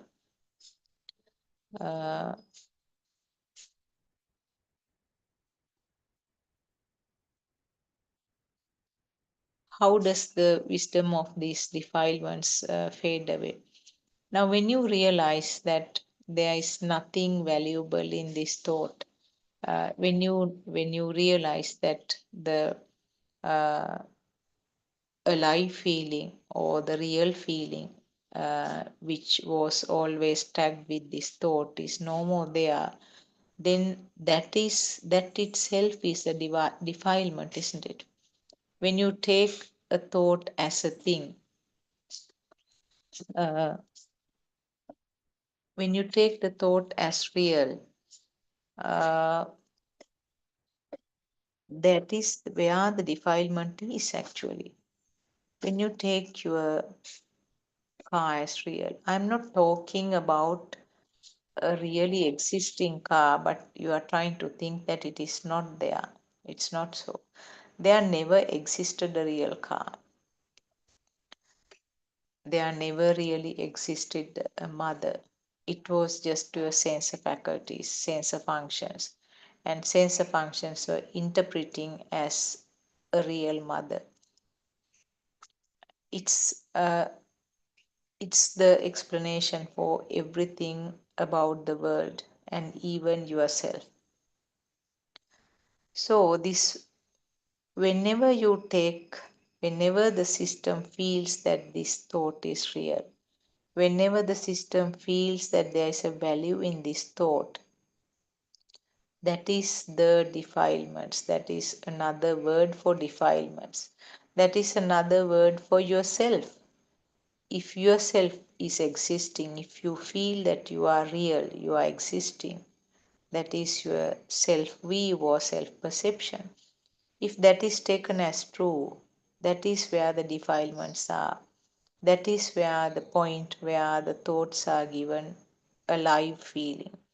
The thoughts are given a real feeling, existing feeling. So the third wisdom is that automatically when you see that how this thought was formed, the mechanism that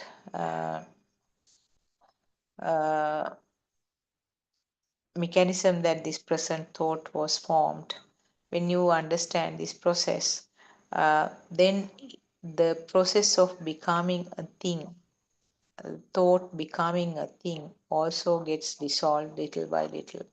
And then that is, in other words, the defilements are also fading away.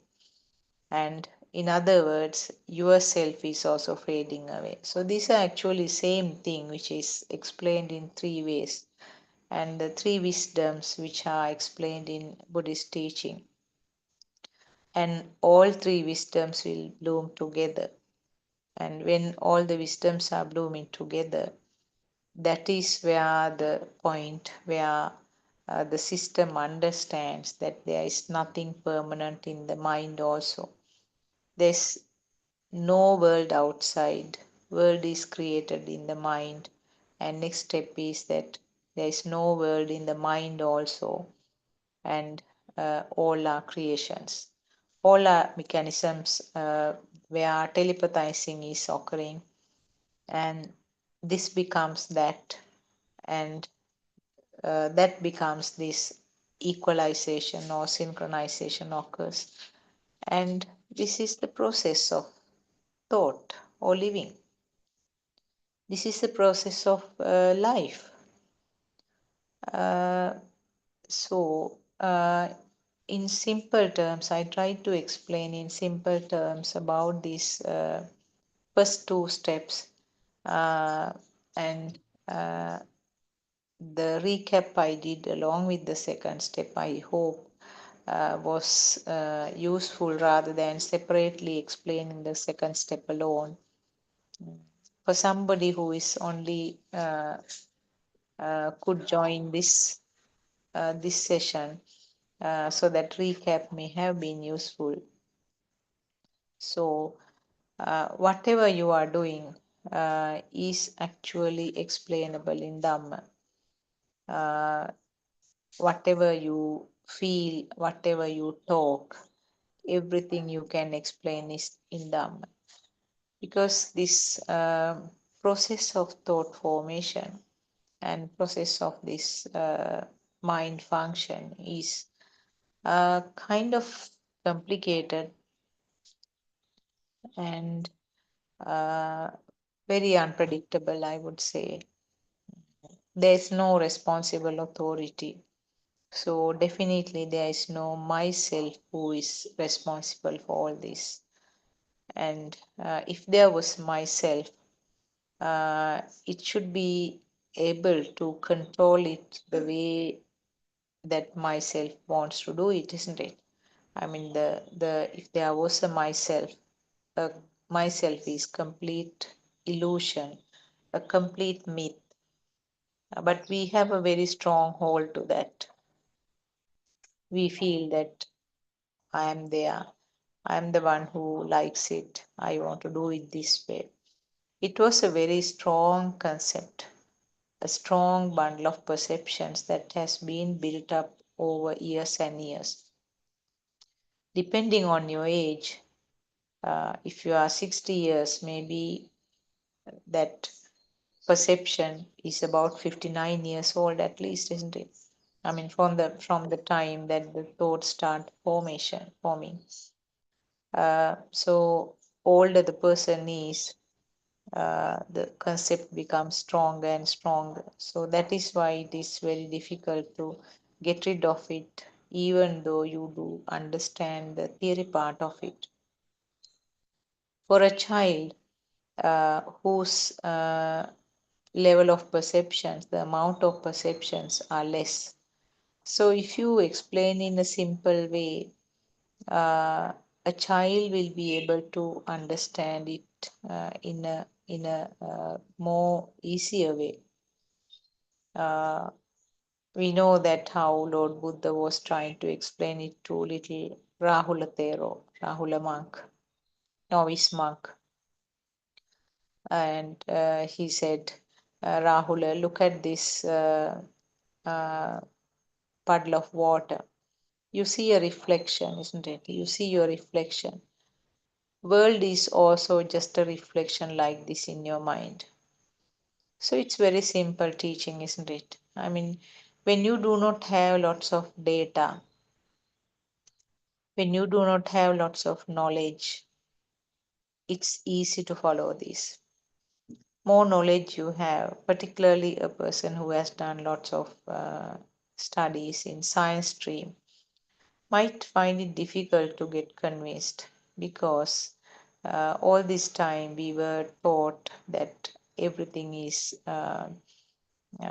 happening in the world. So we learned as if the light rays are coming from outside and then create a reflection in the eye.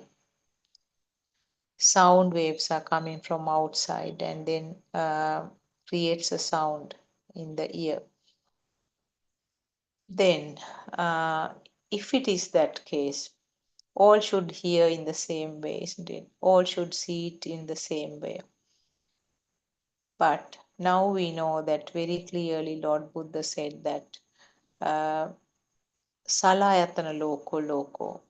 It's the six senses which create the world. It's a simple but very powerful sentence, isn't it?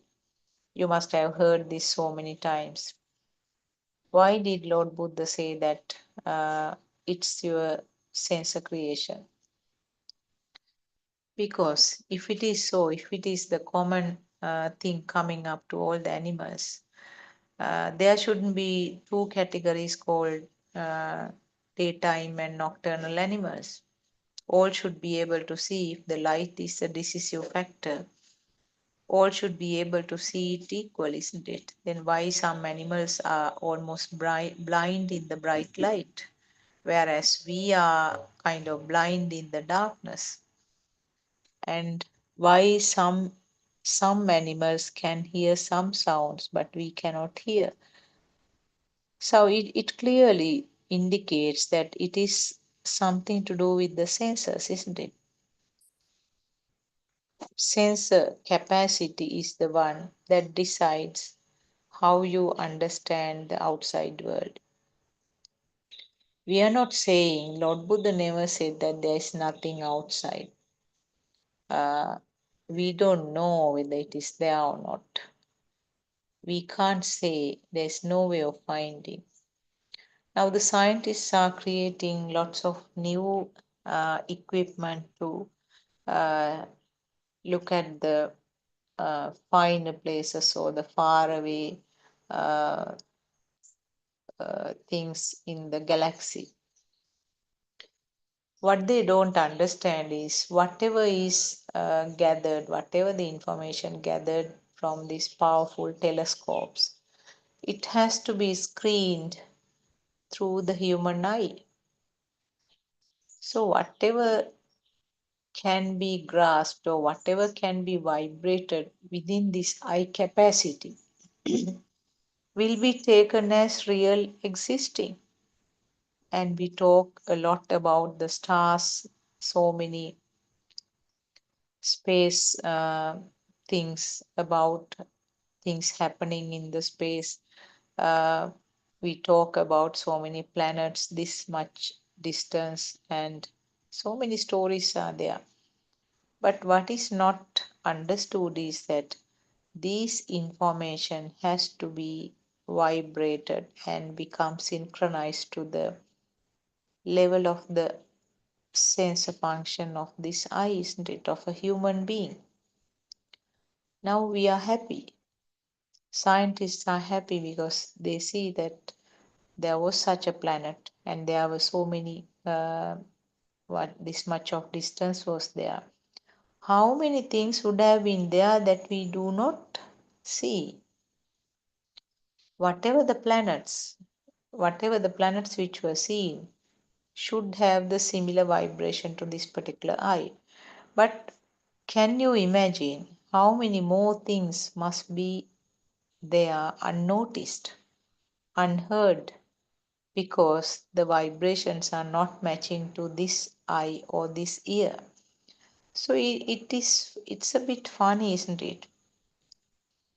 I mean, the fact that we don't realize that these are restrictive limits.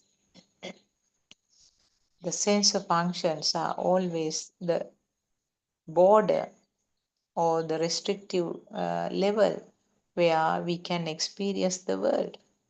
So, as I said earlier, Lord Buddha never said that there's nothing outside. And it's sometimes some of our Dhamma friends who have been listening to this room, sometimes we hear them saying, no, there is no sun, no house. I know that it is fake. It's not, it's an illusion. I know it. That is, some people have grasped that. That again is wrong, isn't it? We are not saying that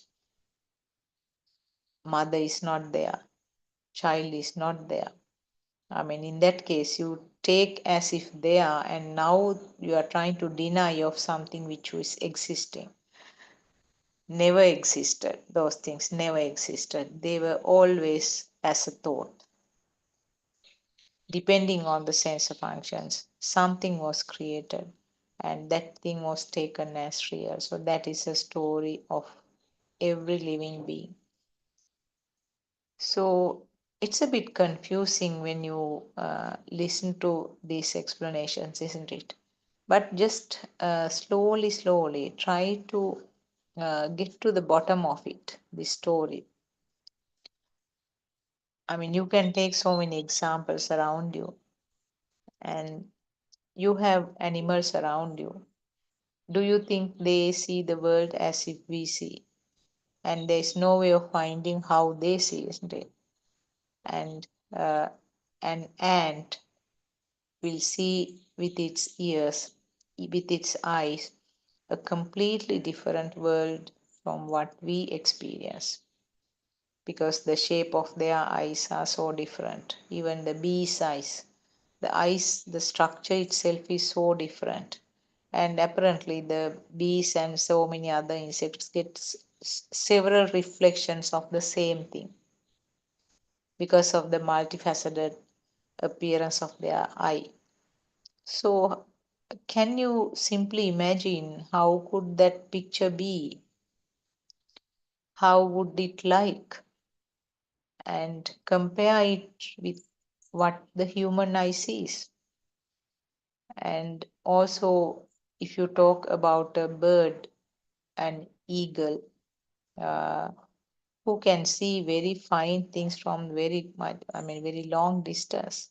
That is how they straight fly down to catch the prey. So the way that they see is yet another different way, isn't it? So you can very clearly see that everything depends on these sensor functions. Everything depends on the capacity of these organs, and it can vary. Now we know that the capacity of seeing, we talk about the human being, the capacity of seeing again varies with the changes in the physical body, isn't it? That is why we get so-called treatment for cataract. We have to wear specs and various other kinds of surgeries, sometimes more complicated surgeries to improve the vision. What are they doing there? They are trying to change the quality or they improve the quality of the physical component. Because when there is a change in the physical component, obviously the vibration that occurs can be affected. So when you have a problem like cataract, the ability or the capacity of that eye to vibrate accordingly is less. So then you say that I can't see because a vibration doesn't occur as it was some time back. So now what you do is you do the cataract surgery, and doing the cataract surgery means you change this physical structure, isn't it? When you change the physical structure, you try to correct that pattern of vibration again. And then after surgery, you say that, oh, I can see better, or now I can see as I used to see earlier. So what happens now? The vibration, the pattern of vibration can occur in the similar manner which occurred some time back. So this is the story. So it's in simple words. When you had to think a little bit. That's all. Earlier we never thought about it. Is it? When we were studying, we just accepted what was in the books and what was explained by the teachers. Okay, yes, the light came from outside, sound came from outside, everything was like that.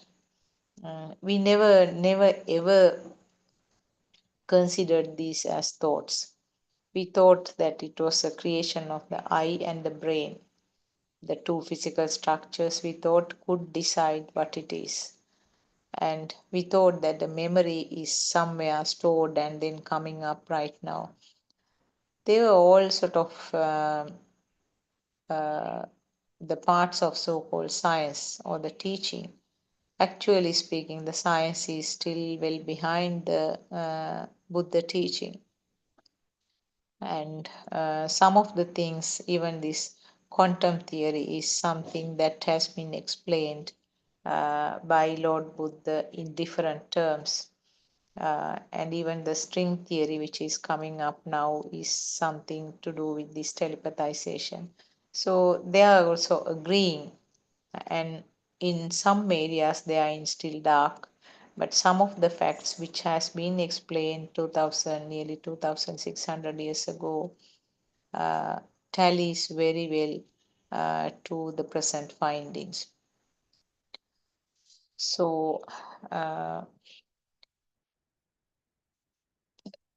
I think we have to take a serious look at these Dhamma teachings, and it very clearly tallies with the things that we experience.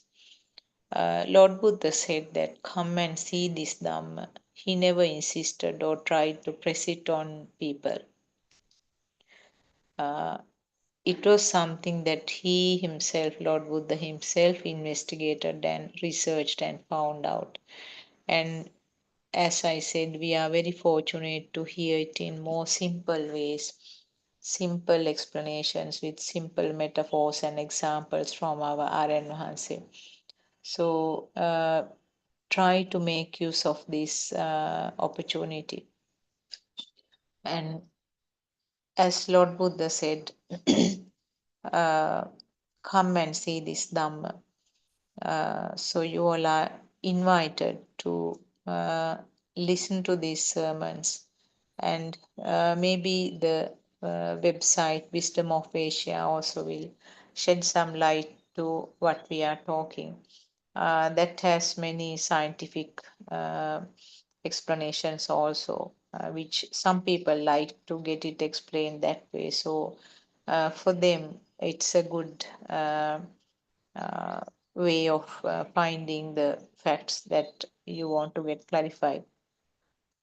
And also, any of you who listen to this Dhamma or who go to these websites, the Wisdom of Asia, and read the facts there. If you have anything to get clarified, we can try in our best if you join us the live Zoom from 3 p.m. to 5 p.m. Sri Lankan time. And it's a very pleasant forum actually. Even the simplest question that you want to ask, you are mostly welcome, because we all started in that very simple way.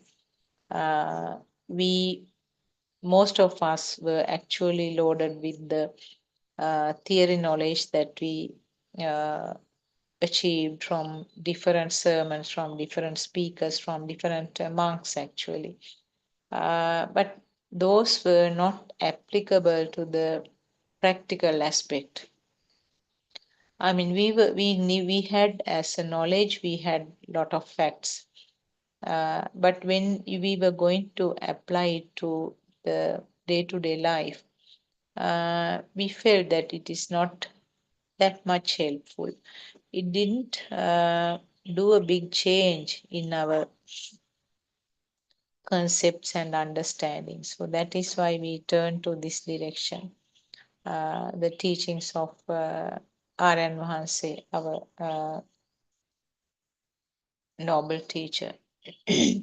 He's always guiding us, he's always correcting us, and he listened to most of these sermons, and he makes it a point sometimes then and there to join that Zoom and correct us. So right now there are 4 Zooms taking place.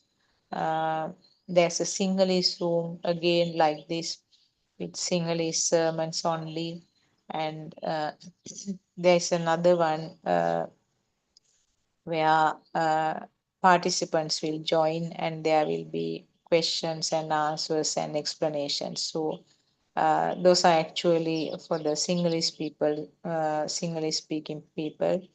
And the 4th Zoom is for the practical experience. That means there are centers throughout Sri Lanka where these practical experience programs are taking place whole day, and then they are lively connected to this Zoom, and each are allowed to give an opportunity to talk what they feel about the program and how they experience any doubts that they want to clear. So that is a 4th Zoom. So actually it's amazing the workload that has been organized by our noble friend R.N. Mahanse. And so many people are working round the clock for these things. And also there is a monthly magazine which is coming up. And different types of leaflets are there which are distributed in the country, where all these details about the websites and the YouTube links are given. There are about 40 books printed so far, At least there are 6 or 7 English books and others in Sinhala. And there are few books printed especially for small kids with sort of very colorful pictures that's in English medium. Pen drives, recorders, DVDs, all which have the recorded sermons. So there is actually a massive amount of work happening in the good faith to give this true Dhamma to the people. Because most of our Buddhists are still going on the line with Amisha Puja. What is meant by Amisha Puja is the materialistic offerings. Offering of materials like maybe in the form of alms or the robes or other needy things for the monks, construction of temples, stupas, all sorts of things. True that you have to do them.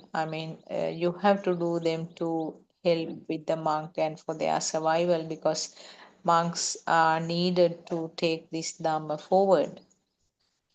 But if you are going only on that line, that's not what Lord Buddha said. Lord Buddha didn't say, 100% type of Amisa Puja is what is needed, what should be done. What he said was the practice of true Dhamma. So you have to go, along both, you have to take both forward parallel. But more important thing is the applying this Dhamma to the practice while you are doing the materialistic offerings also. But the most important and the essential part is that the practical application of this Dhamma that has been learned. So I conclude this session. I hope the outline that I was trying to give about the second step of practical experience was clear enough. We have to talk about the same thing again and again. So I worship Triple J with the greatest respect. I also worship Aryan Vahasi at his feet for all his guidance and direction, helping us. And may all of you be blessed by Triple Gem. And I thank all our Dhamma friends who are helping us with the technology. Thank you. Terwan Sarana.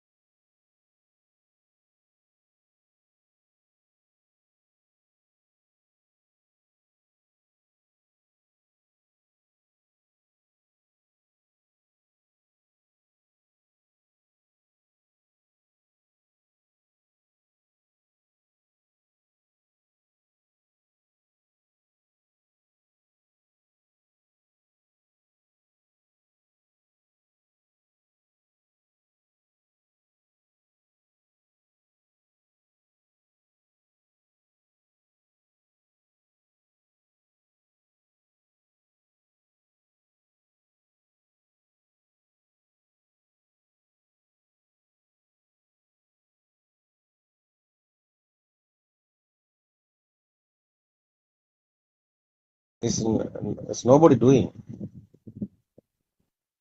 No, it's a happen. It's automatically happen. You can experience it. You can't do that because who is doing? Somebody is there. There is no non-soul Dhamma. Somebody is doing. He is there. No? How is talking about non-soul? That is right.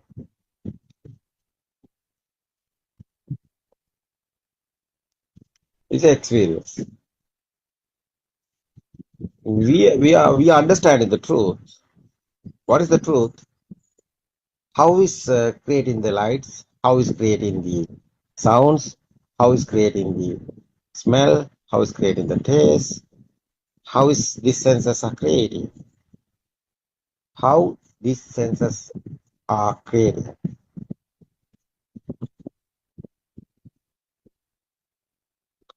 This sense creations is your everything. You haven't experienced without sensing.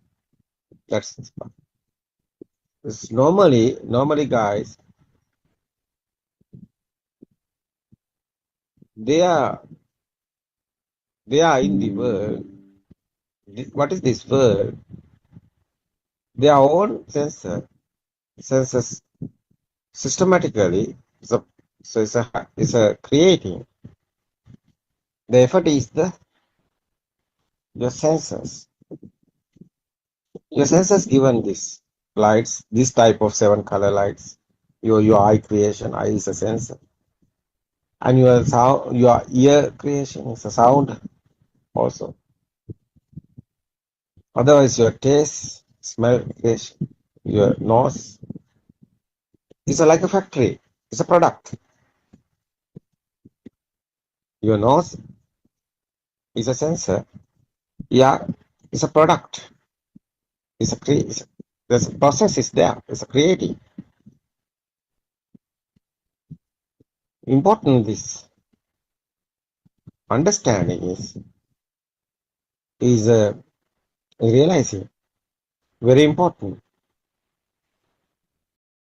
You know this the final what's the final one? You see the eye creating sound is the eye creating the picture is the product. Is okay. Is the ear creating is the sound is the product. The nose is creating the product. The effort is your systematically it's happening. Nobody is doing. Smell. It's a mouth also. It's a tongue given you to taste. Spicy. Otherwise, your body sensor creating is your feeling is hot and cool, smooth and rough. These 5 sensor, one time is this present moment is okay. One time is okay. What you are looking is a chair. What is the sound is here? What is your pitch? Eye creating? What is sound? Ear creating? What is this? Smell and the taste and the body creating. These 5 senses are creating one time. What is the sound? What is the picture? That's why. That's together combining these 5 senses creating. The effort is a thought. It's a thought. It's a sixth one. So mind sensor.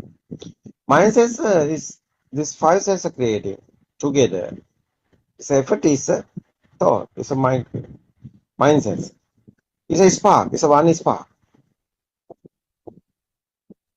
What is this example? Is the chair. Chair have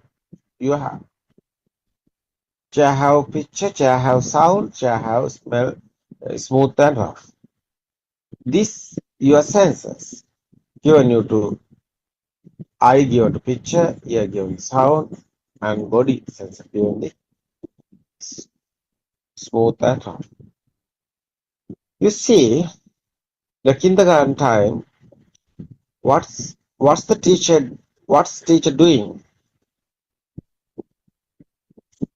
Teacher given this picture and given sound, and you can touch. Yeah, that's a That's a thought. That's a thinking word, the mindful word. That's why Buddha's word is there. Chittena niyati loko chittena paras. The meaning is you are living on your sensor, within your sensor. You are living, what is this word? Is your sensor given this word. That's why cause and effect. Dhamma, cause is the sensor, effort is together. No, together coming, the effort is the mind sensor. The five senses together coming, mind sensor is the effort. Otherwise, especially the thought, how is coming the power, is very important. That is why science is here inside. It's a mechanism. The speedily sparking happening, that's the mechanism, is I creating the light. Otherwise, speedily sparking is a vibration. Ear drum like that. It's your ear creating your new to sound. You know, this one spark have the power. Because different in somewhere, the power is there. It's the Buddha's word otherwise. Panchasutra. Yobante viditwana majjamantana lipati tambruhi mahapurusho seda simbali maga. It's a part, it's a Buddha's word. What the meaning is that the power somewhere different in power is there. That is why spark is meaning is different and is there. Spark. You know, that's the power is there. The example is something drop in the water, waves are there. How is waves are going? The power is there. That is that's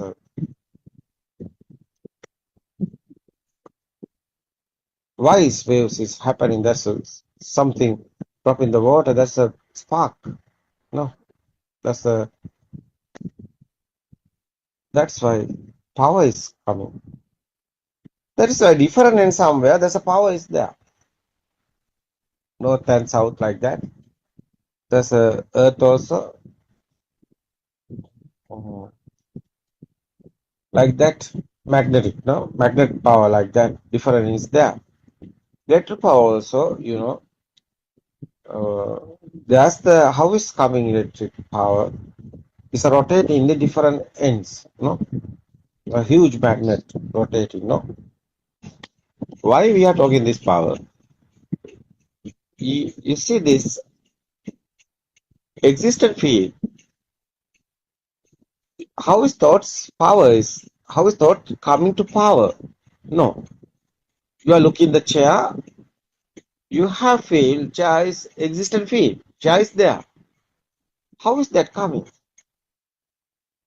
That is why we are talking about power is there.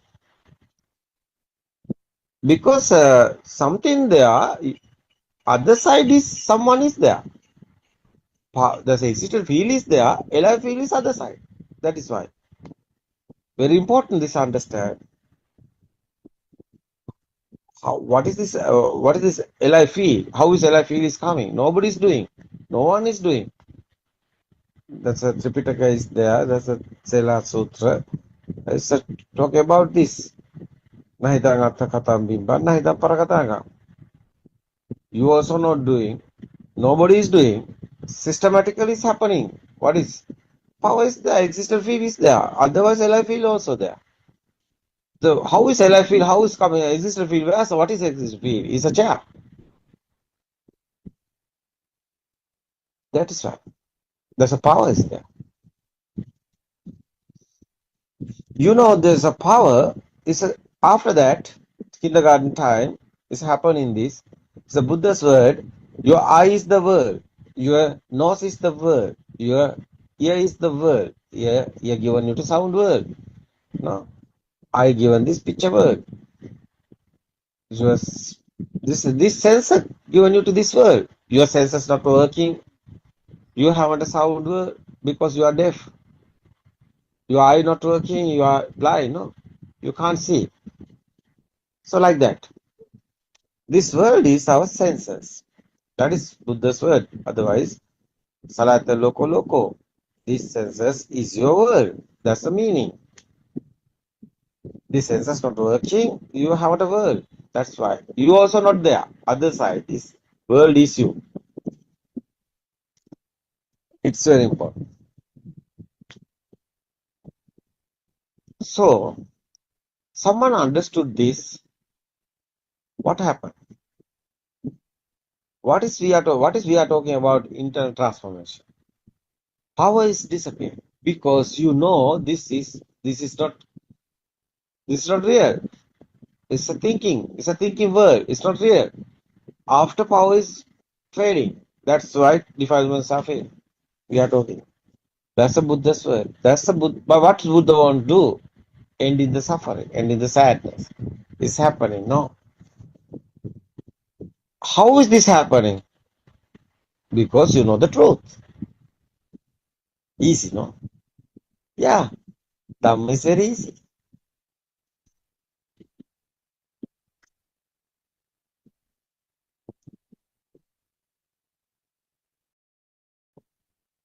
Truth is to be feel. Yeah. Truth is not understand, not to understand. Truth is to be feel, but truth won't understand. No? First, you won't understand. Second, you can feel it. Feel is the truth. No? Feel is the truth. Knowledge is not the knowledge is the knowledge is in your mind. Yeah, knowledge only the mind. It's not truth. Knowledge can be changing. Yeah, it's not. Yeah.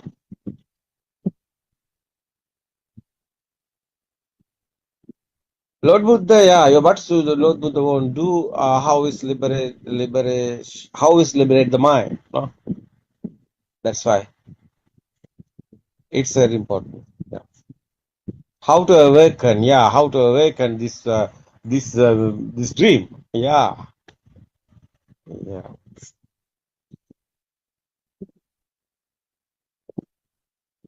How to feel beyond the sense? It's very important. Yeah.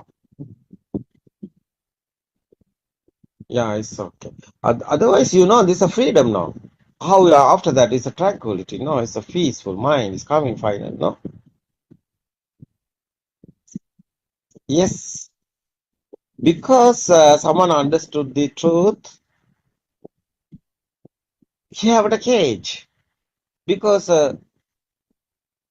no ego is there. He also not anywhere. Everything is like a nature because he know nobody is here. This is a system. It's a creating. It's very important this understand. That is why insight meditation is not a concentration meditation. Insight meditation is understanding one. That is why dependent origination very important to understand. First Dhamma discourses Buddha's one is Dhamma Chakrapavatana Sutra, is the Tripitaka is there. You can realize Buddha's word. What is the Dhamma? Dependent origination.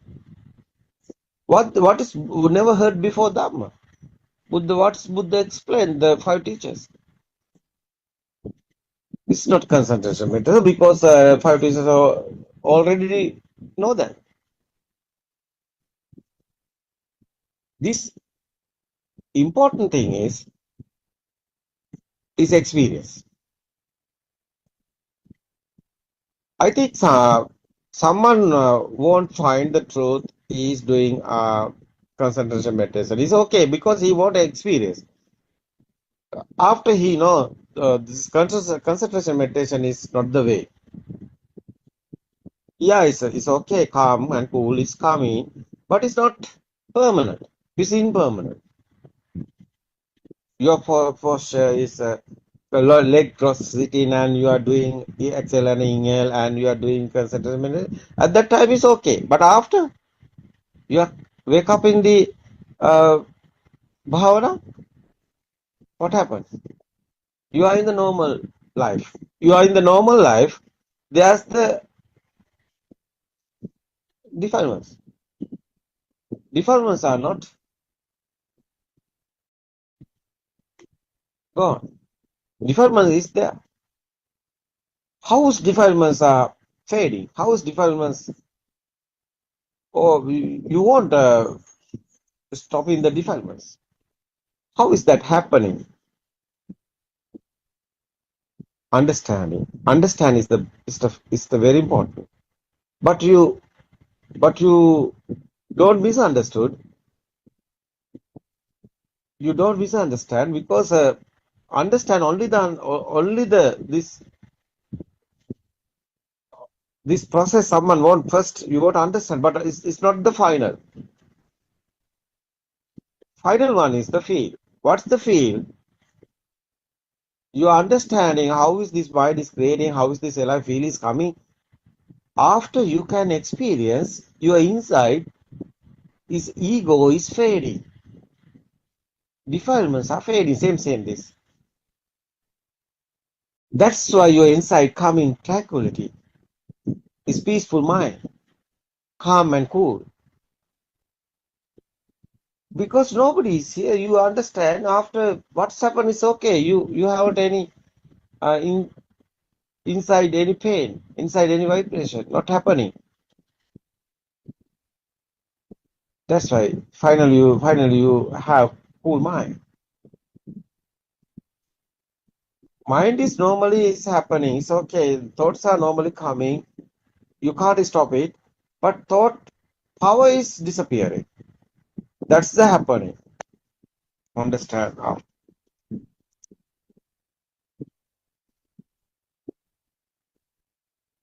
It's very important. That's why inside meditation is understanding. But not enough understanding. You won't experience. Satyajnana is the truth. You see, you will understand how is creating this, how is creating these senses, how is coming the life feel, how is thoughts are coming. Right vision is very important. After you can experience it. That's the truth. Buddha's word is Kruta. Second one. You can experience it. Nobody here. Everything is happening systematically. After third one is, that's the effort. Tranquility.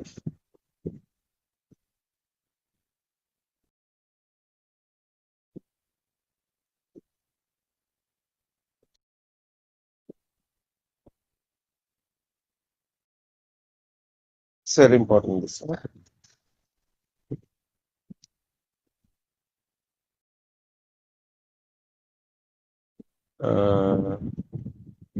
Joel, no? Joel. Yes, Joel, do you understand what I said? It's experiences. Important. Yes, sir, thank you. I want to feel it more. Joel, you are Christian, no? It's okay, it's no problem. This Christian or Hindu or Muslim or yeah, it's a religion, it's okay. This is not a religion, this is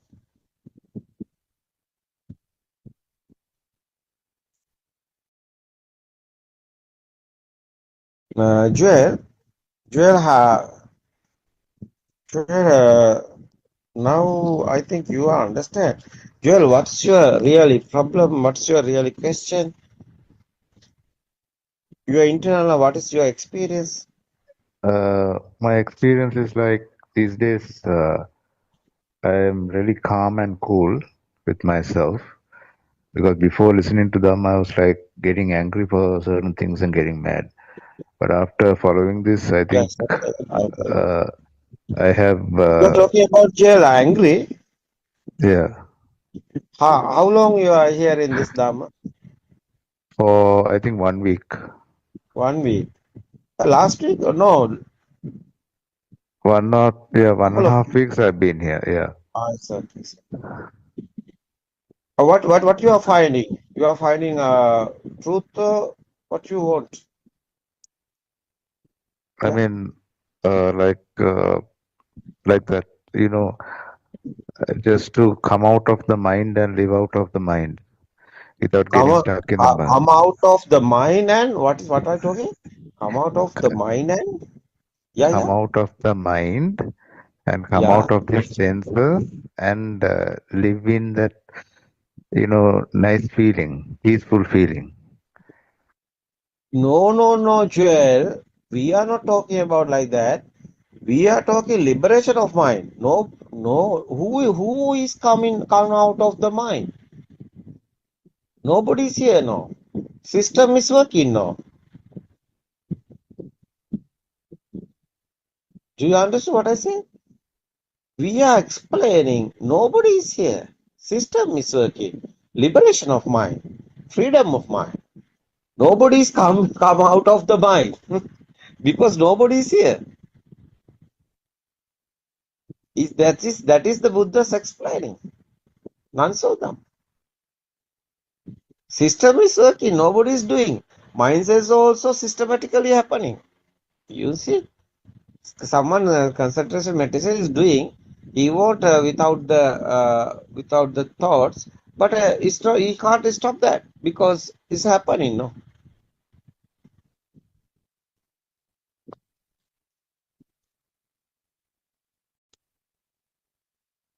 do you understand what I say? Yes, Aryan.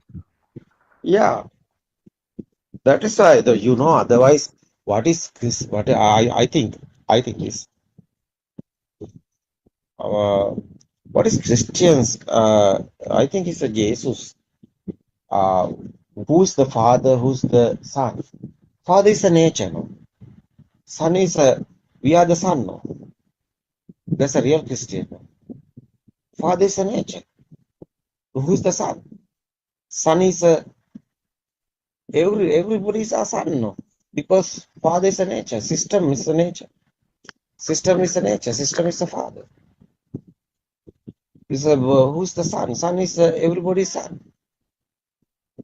Yeah, who's after give after death? Someone happened death.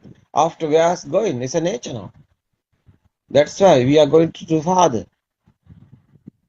So why we so you know is a Christians is a doing Papa Char is a birdie singer word is Papa Char is opening the everything everybody because inside everything is opening the no secret any inside. That's why nobody is here. That's why it's opening the everything. It's okay. Ego is disappearing after no powers the thoughts. After what happened, that's the nature clause. That's why coming to the Father. That's a real Christian. No, nobody is doing this. Systematically is happening. But you know, Jesus, no Jesus.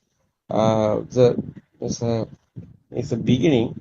He's a there, no, what's the word? He's coming to Himal. So 14 years age, I think. That's the concentration doing. After going back and he's talking about the truth. What's the truth? Is we are the son. The father is is the father is who's the father? Father is the nature. That's why we are the sons.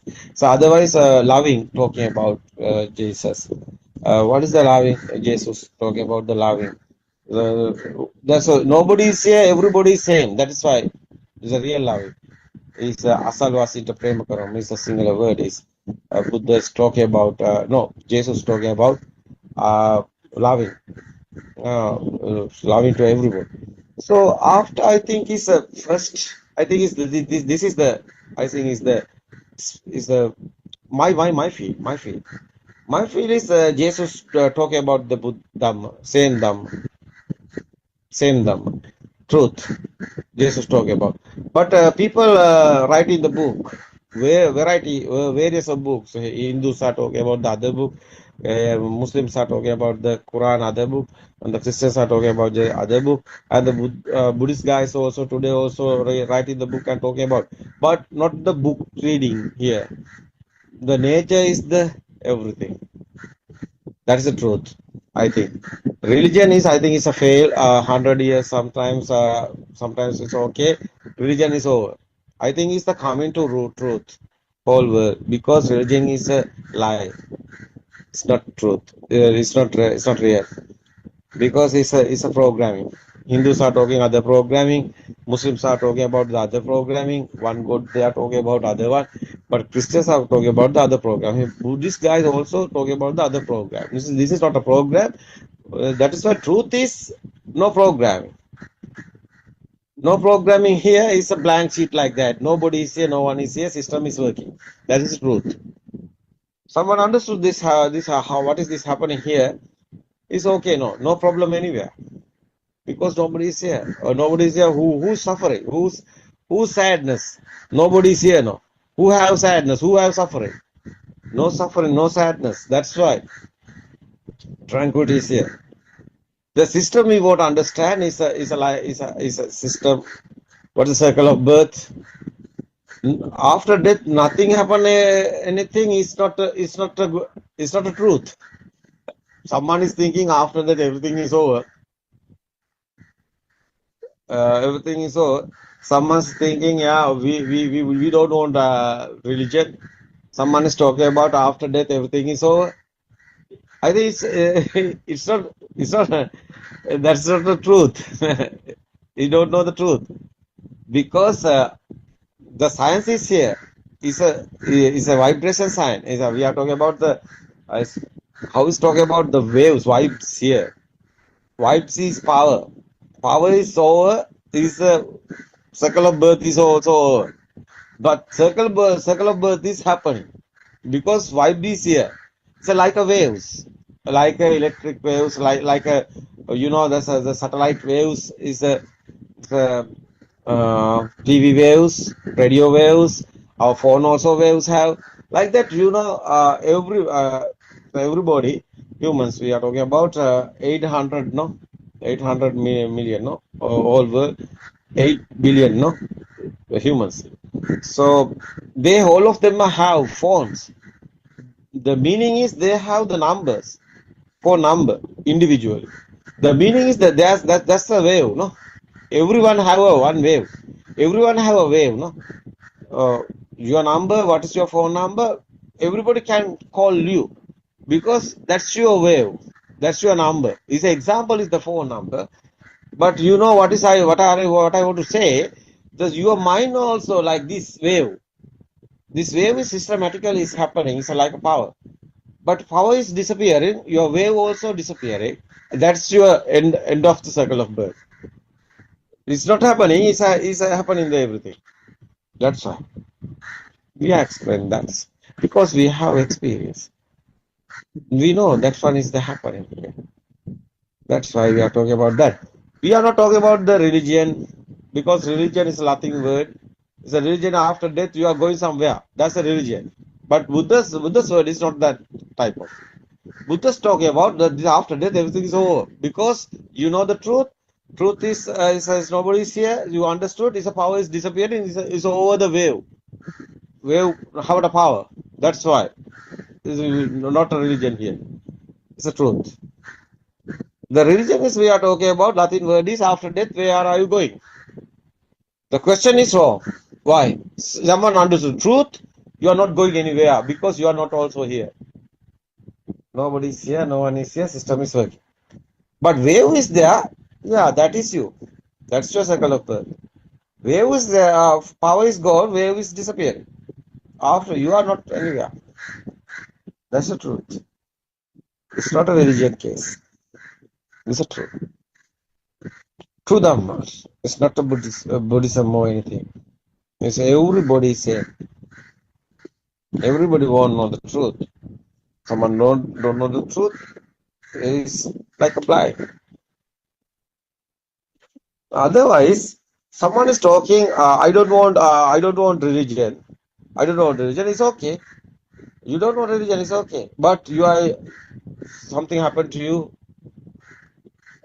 fever or something injured or something happened. You don't like to death. You want to still here. Why? You are inside. Why? You want to still here because you are here. You are thinking, someone thinking after death everything is over. He don't know. He's talking. He don't want religion. But something happened to him. He don't like to death. He won't still here. But it's not happening. He's in suffering. He's in sadness. Sadness is there. Suffering is there. He's not ending the suffering and sadness. He's worried. That is why. The silly mind is very important. This truth. Someone understood this. Everything is happening in this present moment. You are thinking something. Future is present moment only the thought. You are remembering something is a history. That's this present moment only the thought. Otherwise, this present moment, one thought is here. Someone understood this. How is these thoughts are coming? That's your mind. No, that's your thoughts. How is coming? It's not real. Sound and firm together coming. That's the thoughts. Is power is sparking power. Is combined. Is coming this more power. Exists a field. That's the life field. Nobody is here. No one is here. After what happened? You are living only the 1 second. No? This present moment. It's not real. No pain, no anything. That's why I awaken to the moment. Because this moment is the everything happening. They're like you are wake up in the dream because something is here, something you have is a coming history or any, that's type of talk.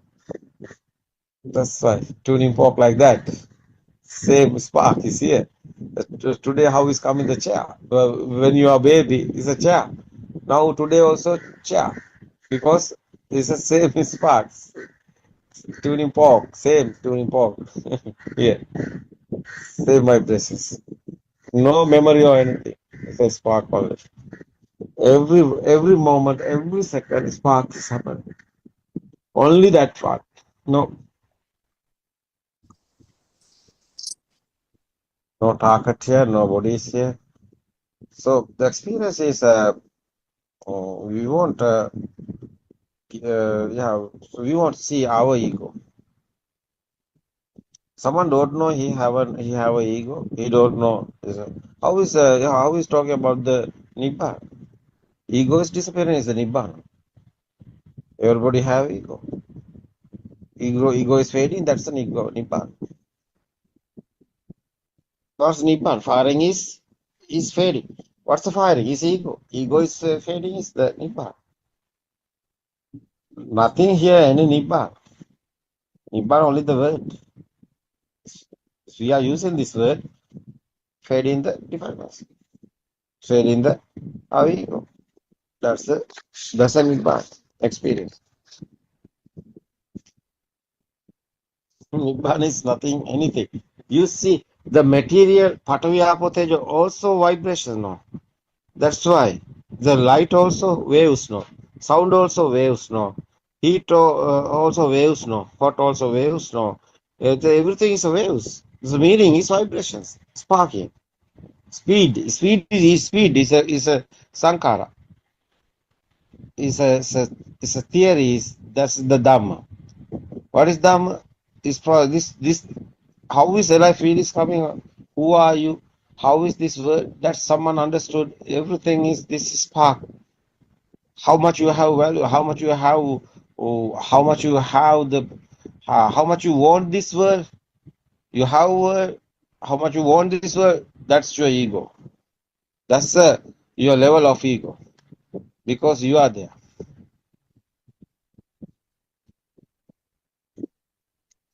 So your eye given you to a mountain or sun or moon, everything is your eye creating. And something happened to your eye, is you are blind, no? You think you are first time this world is coming, what's the date? That at that day also you are blind. Have you sun or moon? Have you earth? Have you galaxy? How silly. You know, insect have the world. Insect haven't the Jupiter or anywhere. Okay, I anything. found this on the web, but do you know how the world? Check it out. What's that? Circle system is coming. He's a AI, I think. It's okay. It's unbelievable, no? This Dham is unbelievable. I know this many guys who were other religion have question, because they are talking about they are in somewhere, galaxy or universe or somewhere. But this Dham is not that one. That is why we are not talking about the religion. Religion is why they are talking about religion, because they are going after death somewhere. But this Dhamma is nobody is here. Who's going?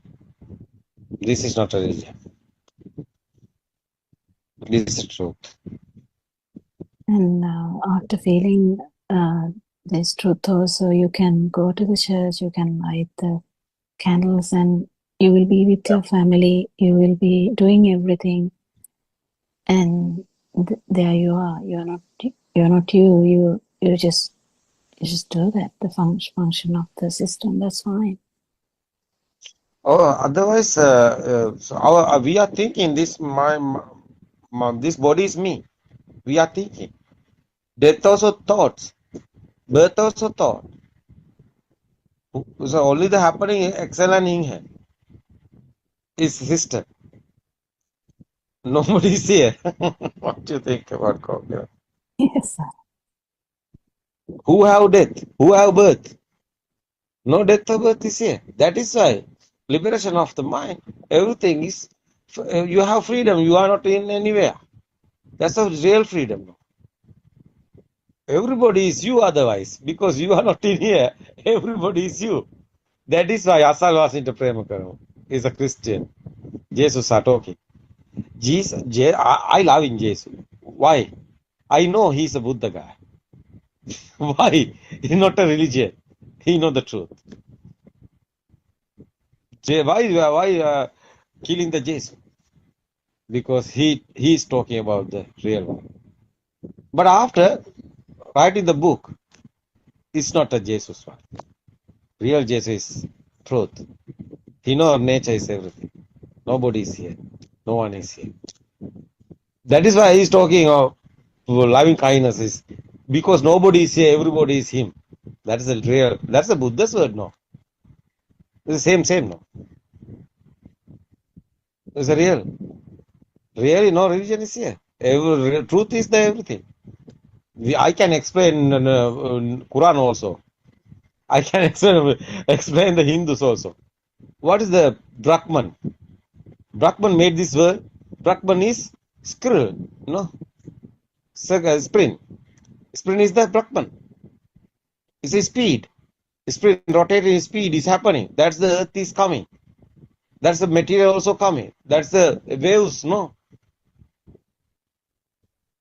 Is a Hindus are talking about Brahman. Yeah, it's a Brahman is the made this world. What is the Brahman? It's a nature, no? Who's the God? Who's the Father? It's a nature, no? What is religion? Every religion is fail. One is happening. Is everything is a system. You want to understand the system. What is the system? It's a nature. Is the everything. Nobody is here. No one is here. You won't understand how is coming thoughts. What's your thoughts? It's not real. It's not a Jesus, or it's not a Brahman, no, it's not a anybody. It's a system. That's the word of real.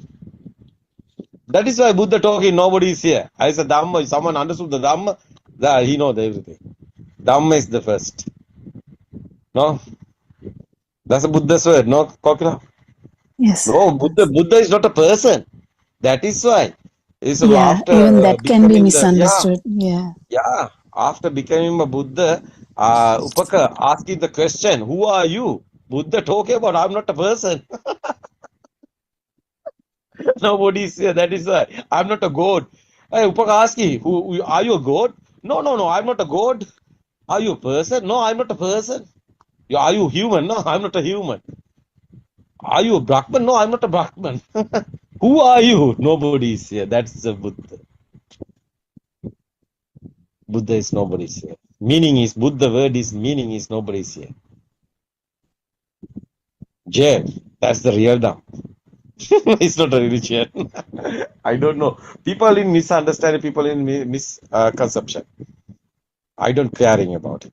Because I want the truth. I don't want any religion or anything. I want truth. I want telling that this human want truth. We are not a blind. Why we are not? Why we are in the blind? We want to explain the truth. Whole world, every humans. No religion is here. It's a programming. We don't want our programming humans mind. Why? Human mind, more huge mind is human have. They can't tolerate. That's why they are thinking after death they are going somewhere. Why animal have a religion? No more mind. Feel is only the feel. It's nice feeling, no. What you think about Suranga? Yes, Saran Mahansa, very beautiful. Yeah. And the more and more, I think I remembered Maat ekka mama gamanak yanawa, because even in the Buddha's days. Yeah, you can speak that English. I'm going with me. So, I mean, No. even during the Buddha's days, the Prince Nanda also went in search of something. He thought he can gain something, and in the process, he listened to the pure truth and lost Someone himself. knows, Suranga, someone know the pure truth? What is your board? Christian no, Buddha or Hindu or Muslim? No? That's only the board, no.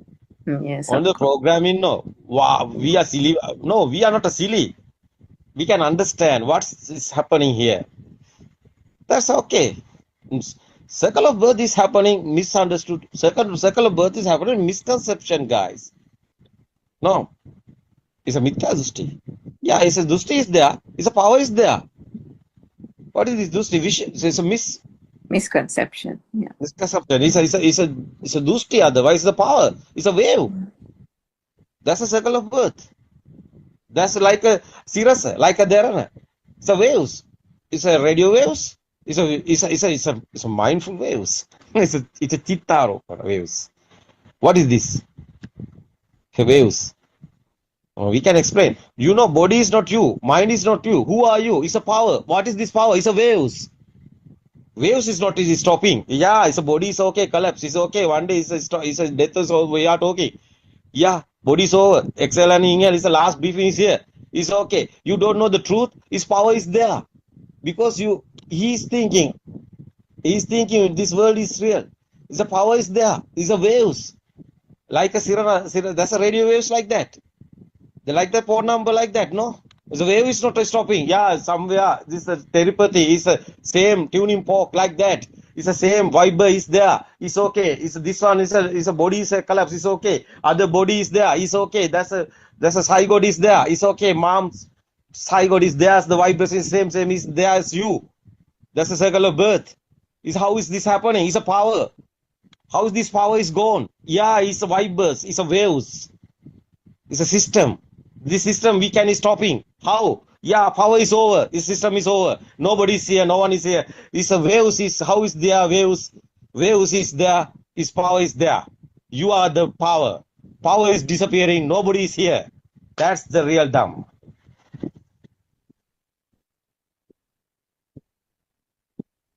You can experience it. This is a tranquility. Yeah, it's a tranquility. Yeah, endless happiness is here. Why? Nobody is here. It's not a thinking, it's not a thought. You can experience it. It's a wisdom. That's why wisdom of Asia in Sri Lanka is Buddothpado. We awaken to the Buddha. The Buddha is not a person. It's non-vibration. Yeah, non-vibration is we are talking. Yeah, you can experience it. I'm only given the message only. You can experience it. You can find the truth. You can find the truth and you can experience. It's okay. You haven't done the experience. It's okay. You left this. You leave this. It's okay. No problem. Because why we don't want to cheat anybody. We don't want to tell any lie. This is our experience we are talking about. That's why tranquility is there. You know, chair have power. That's you. You are not in the chair, this body. You are not in the mind. You are in the chair. Outside. Yeah. It's a power. It's an attaching power. How's telling this? Yeah, it's a consciousness. Buddha's talking about apatitita vinyana. This apatitita vinyana is the nibbana. He's talking about the power. Perception have a power. Consciousness have a power. Perception, how is converting the consciousness? Is the speed. Speed is vibration speed. That's why skanda is Buddha's word. Everything is skanda. What is this skanda? Is like a quantum theory. Is waves speedily happening. That's why is mirror is that's why is your how is talking about mirage, no? Is yeah, illusion is there. Someone don't know this. Is illusion is there. Something is there, illusion is there. Someone understood this. How is this happening? This like you know, this lighting ball circling the speedly. This circle is there, but not circle is there. But you can see the circle. How is circle you can see?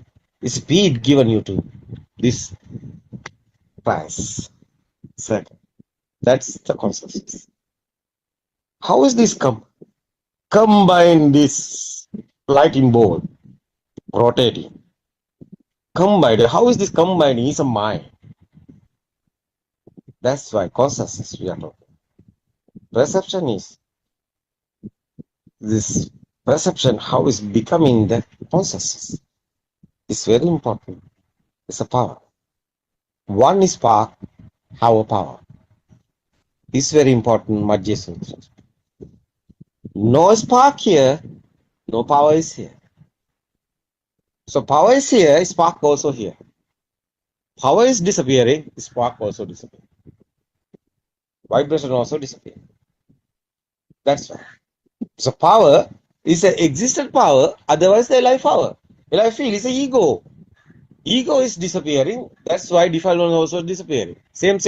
His power is disappearing. It's the same. It's a zero, it's a power. It's you inside, you are in tranquility. Sometimes outside, rush is there. Many people is there, but you are in alone. What is this? Inside power is like that. Zero. That's a tranquility. That's the Buddha's words. Nibbana. Nobody's here, no one is here. System is happening. No being, no living being, nothing exists. Nisato, Nijio. That's Buddha's final word. It's okay, I think our time is now over, no? It was so beautiful, Aranaz. Yeah. Because the truth is very beautiful. We can express everything. What is the God talking about? What's the humans are talking about? God? I think it's a joy. I think I realize Joel can because a thousand is Dhamma discourses is their single language also.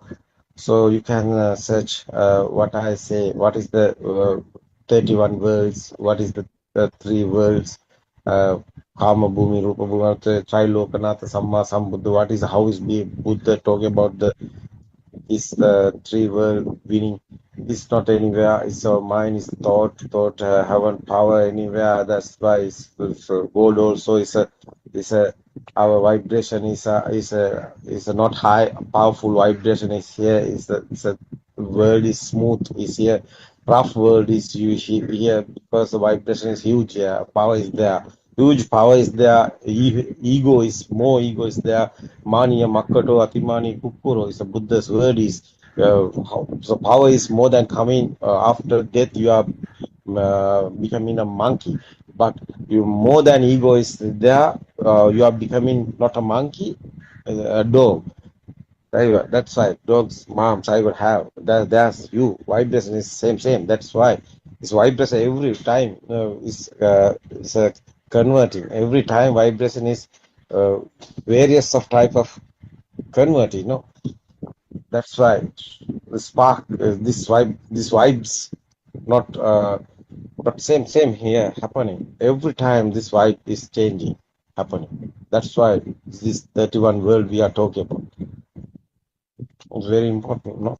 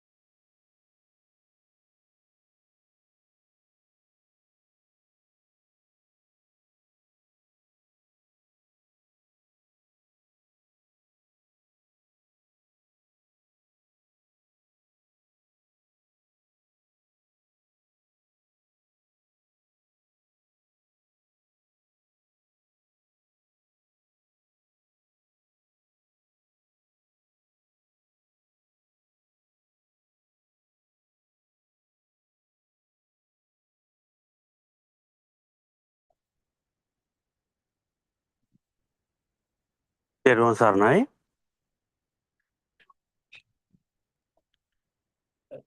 Today also we are going to start in our evening Buddothpado PeoTV 5:30 sessions. And every day is day by day it's very interesting program in here. We also attend in the morning to in the evening also. Then that makes 24 hours. I think my voice is clear.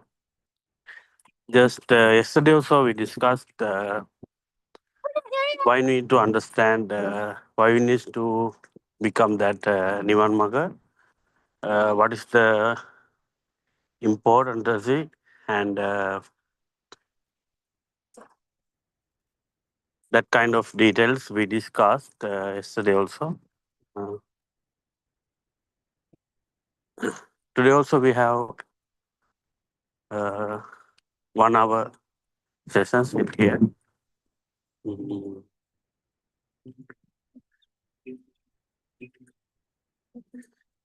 First of all, then I want to worship Arnvan Terwan Sarmai.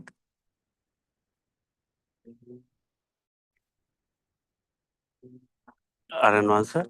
Uh, and I want to question, I want to remind in my Dhamma friends, they also take very, they are also going to discuss in every day, but it's very helpful for us, and because of we can develop our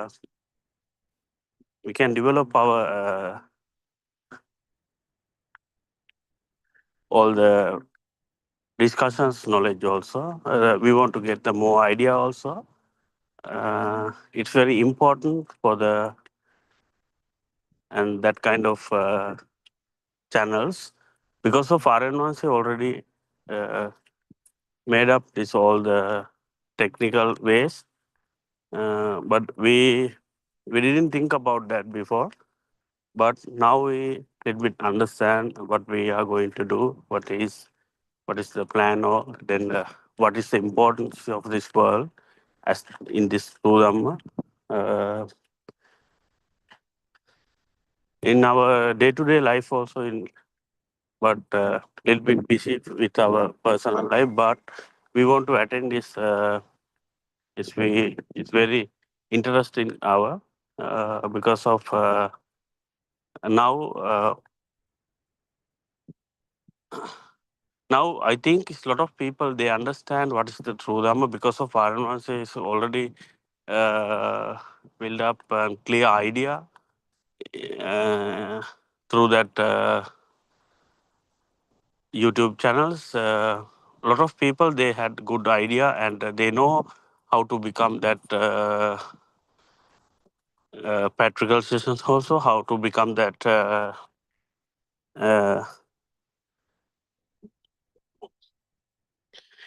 Nibbana, because of we don't have any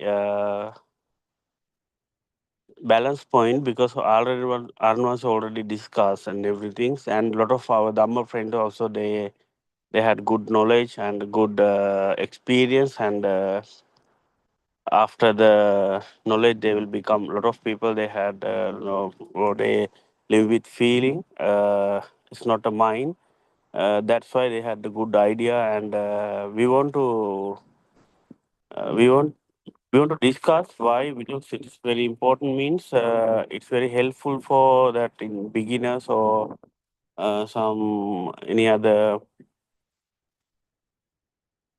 peoples in this hearing guys. Then I think they can take any one of idea through that sessions. That's why today also I am going to try to discuss in my our practical experience and our personal views. Uh, Today morning, I heard one of the Zoom sessions. Then Arnav said that means Andolatmaka Zoom Desana. I think it's day 2, 3 day before. Yes, 2, 3 days ago, they discussed with some Zoom sessions. And also get some headline. What is that? Mean who knows the who is in the mind, who is in the feeling, and what is the differences of that? Then that kind of headlines. Then they discuss in already. But yes, we can.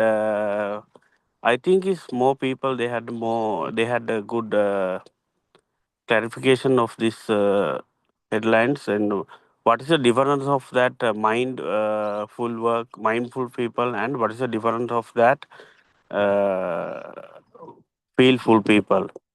What is the difference of that? Because it can be take it can be get 100% different ideas. Yeah, because of whoever becomes to Nivan Maga and whoever done that all the Dhamma lessons, then whoever experience of that all the through Dhamma practical sessions also, then he can discuss with Arunvanse and he can say what is his experience of that day-to-day life. Then when whoever is become to understand and whoever feel full the that is the way that is the true feel. It's not uh,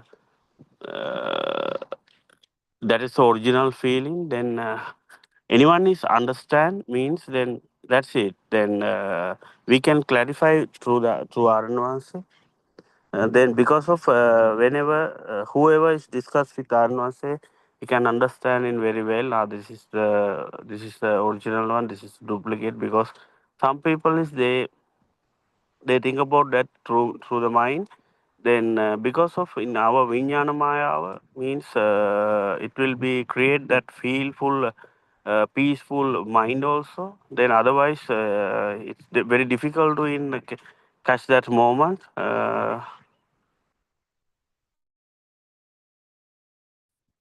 That is the very important part of here. Whoever there's whatever means then anybody else then he cannot get the he cannot get the true idea and true feel. Then I think a lot of people for personal for us also and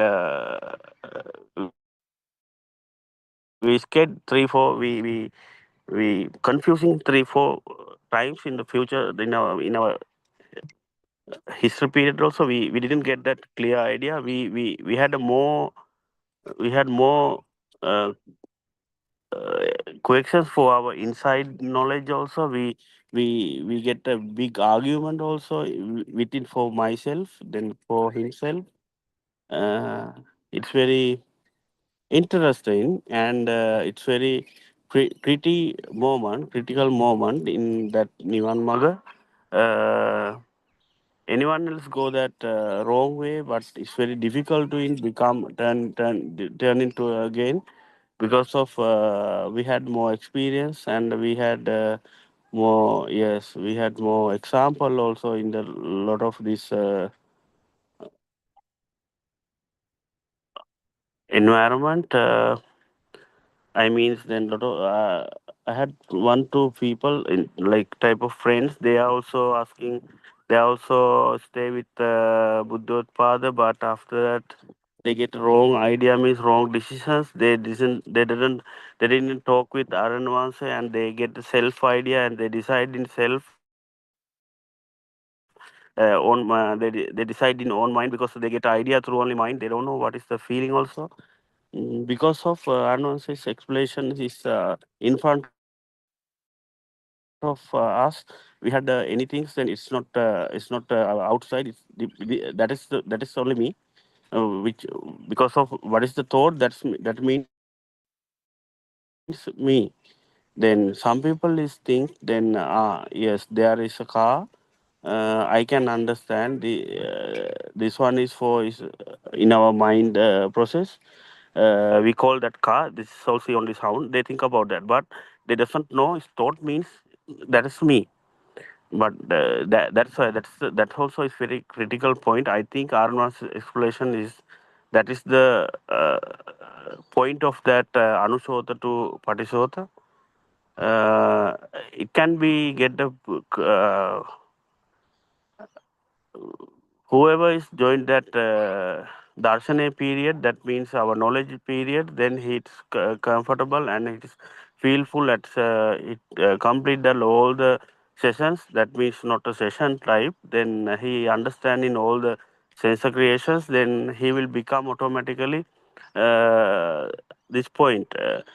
But that point, it's not a knowledge. Whoever is transferring that anusota to patisota, he can feel full. That point also it's very feelful because of we living with our whole life in through that anusosa maga, anusota type. This is a nature pattern. Another type of, but anyone is transferring that point. It can be understand 100%. Because it's not a knowledge, it's a feel. It's we can feel full our body also. We can feel full our we will bit escape that point because of it's very clearly understand at that point. That's why then within that kind of experience, I don't know then who can clarify it is okay or not because of yes that we want to know any one time then this is a nivan maga, that is a nivana, then it can be it will be come again and again. That is the path of that nivan maga. Mm,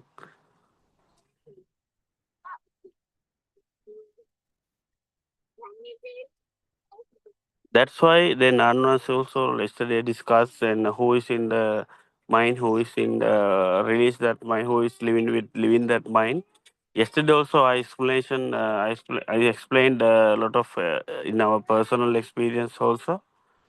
But I want to say, whoever is get that 100% idea, this is the mind. Is mind process is already is going through. At because of without mind we cannot we use that mind, but mind knows not me. That also on the sensor. Uh, Mind means we can understand is what is the our uh, vibration. Vibration means the what is the our triangulated, that means Lopadesha Moha. Then we want to focus that point. Then after that, we understand mind also not me. That is a Sakkaya Dustiya. When we become through the Sakka, when we pass the Sakkaya Dustiya, we understand in that 100%. We clarified that we can feel full. Then.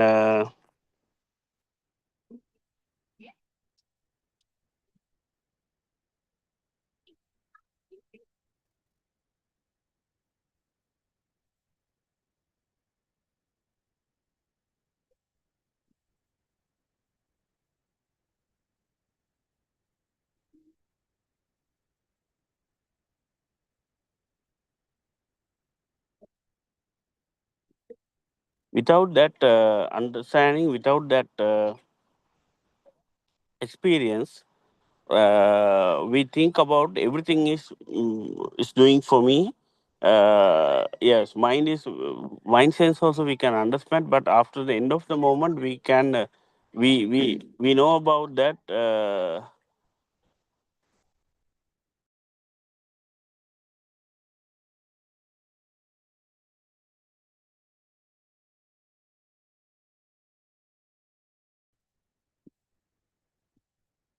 We know about that place.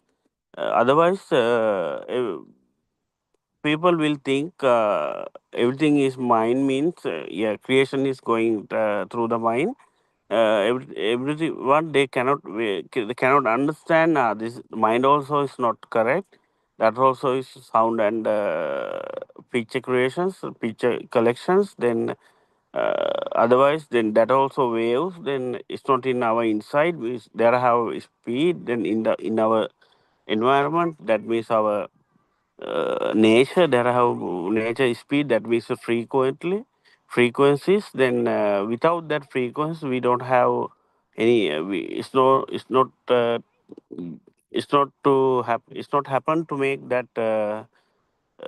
Kind of mind there because of their have speed we cannot calculation because Lord Buddha's Dhamma sessions then that means is lot of theory parts the explanation what is the how can we understand our chitta anupassana and that means what is our chitta speed also.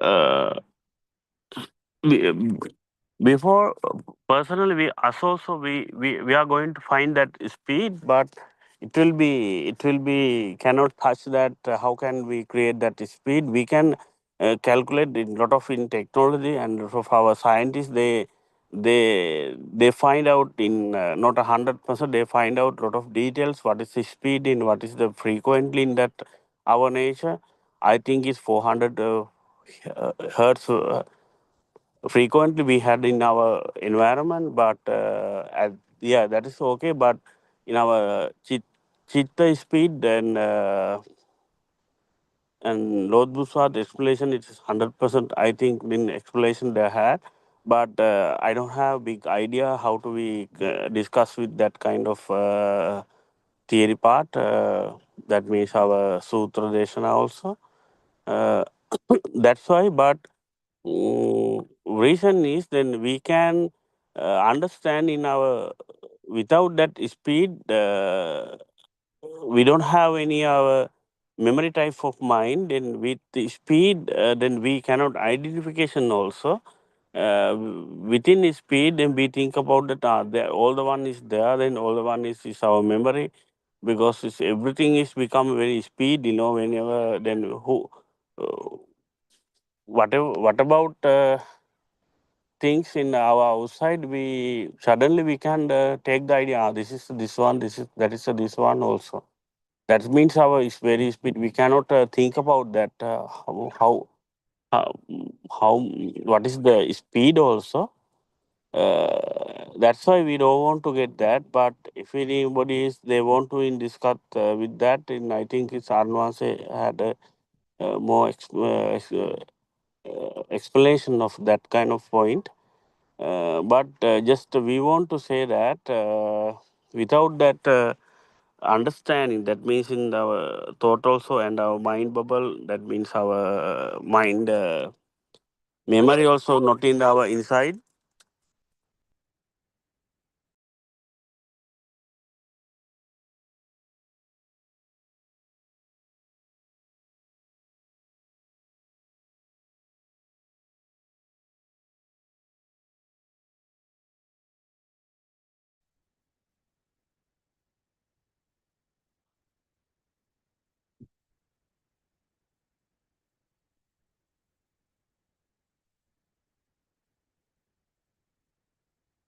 Just to clarify that place, then I also in spend more times, and I also spend more days in that place because of we think then in our doctors or a lot of our physiologists, everything, everyone is they said is our all the memories in inside when it is damaged our brain, it will be not.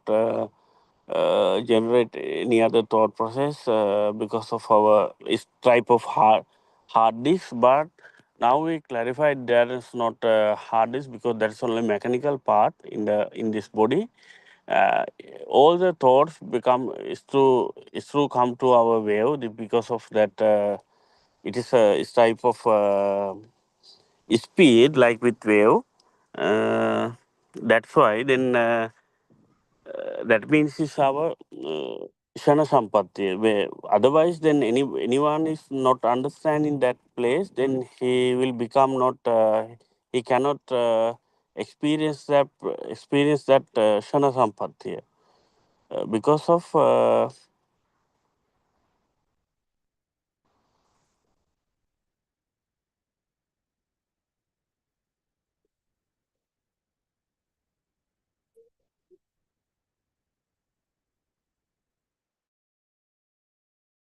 Anybody's they have inside memory. Uh, anybody think about that? We had an inside memory means there are. It's already already mentioned that we have we are in here, no, because of some people they can think about that memory is me because of we had a memory. That means without understanding our mind and the mind creations, then he will not become that. He will not become that.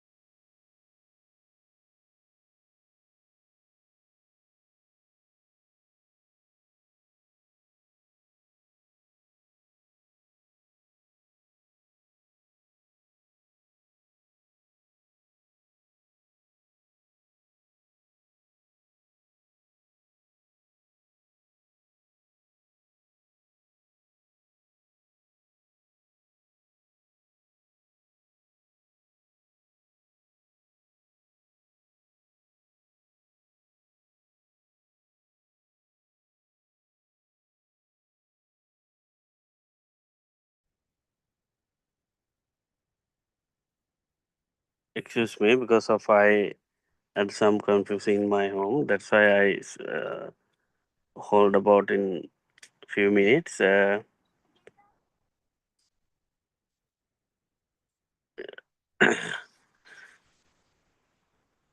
Anybody's can explanation of that point then, but in my explanation I don't know if 100% okay or not, but just I want to say that in our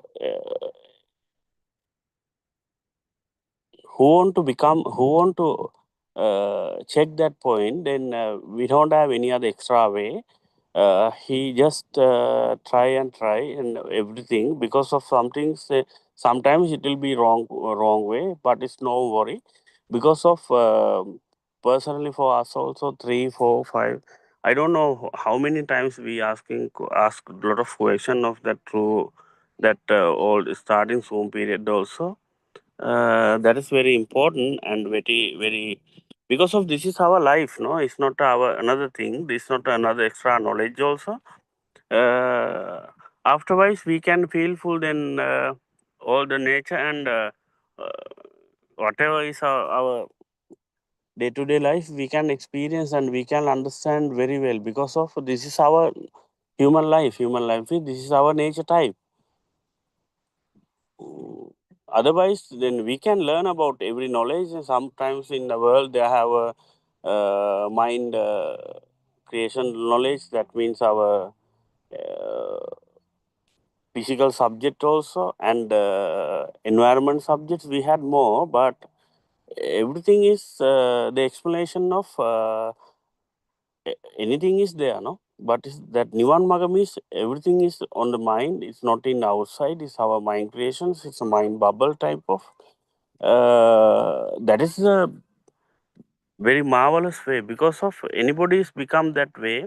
He want to try that, he want to understand smaller things, then he doesn't want to leave out that kind of sessions, then yeah, he can feel full, then what is the feel of that life, then what is the happiness of that life, what is the true happiness in the world, then yes, they had, yeah, they get 100% idea. Uh, that's why very important of that way. We can say about this. We where now we live within all the our nations and our neighbors and our family members. That also we can then yesterday then Arun also asked, then how can we explanation the mind, who know the idea he is working with mind or without mind, then that is a total different experience. That's like it's like two different world, because when we are working with together we can stay with same, then anybody they cannot understand who is in the inside, then what kind of memory he had, what kind of thought process they cannot understand for us, but uh, we we we we can feel that, then without it cannot it cannot say about that work, we cannot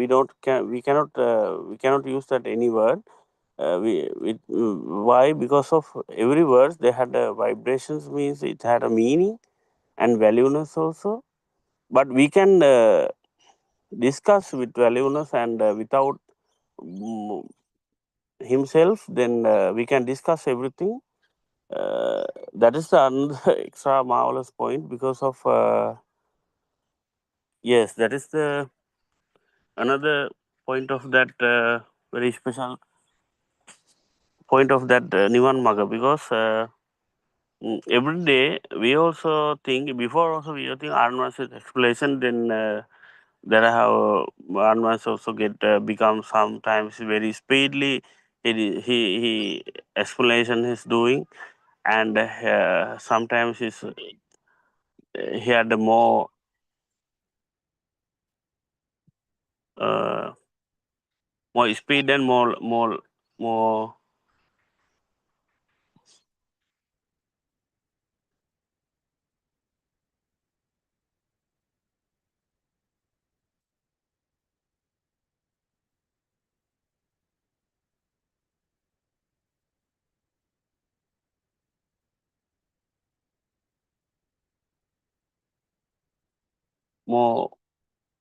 had more type of some anybody can feel that, anybody can understand, anybody can think he's aggressive, he's doing some he's become some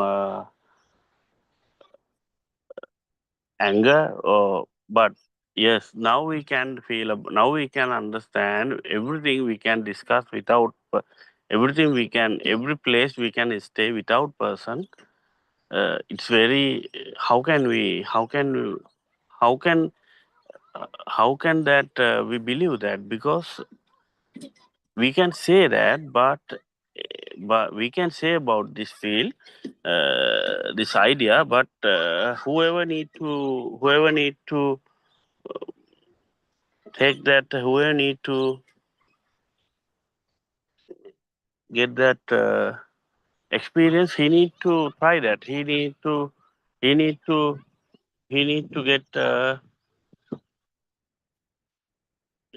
he need to get time, and day by day he want to become that Niwanmaga. He want to understand that what is the eye creations and ear creations also. And yesterday also, I had one example. Then I attend. I heard some TV program in the Sri Lankan channel, but the explanations in they discuss with Niwanmaga and some of Namal and some of normal explanations. That kind of lecture in they they discusses everything. That means in how is create globalization moha, because of some equipment is very valuable. Someone they had a home, someone they had a vehicle, and someone like to be collecting some goals or something. But they think about that. Yes, then they think that this is enough. I don't want because the purchasing that kind of thing. Then because of his lover, they discussing outside. It's not it's not our thought process that goes. They don't know it's everything is our mind because of that. Is there another special point of this way? Another, I heard first time in this one through the advanced explanations. Otherwise, then we also think about this everything. So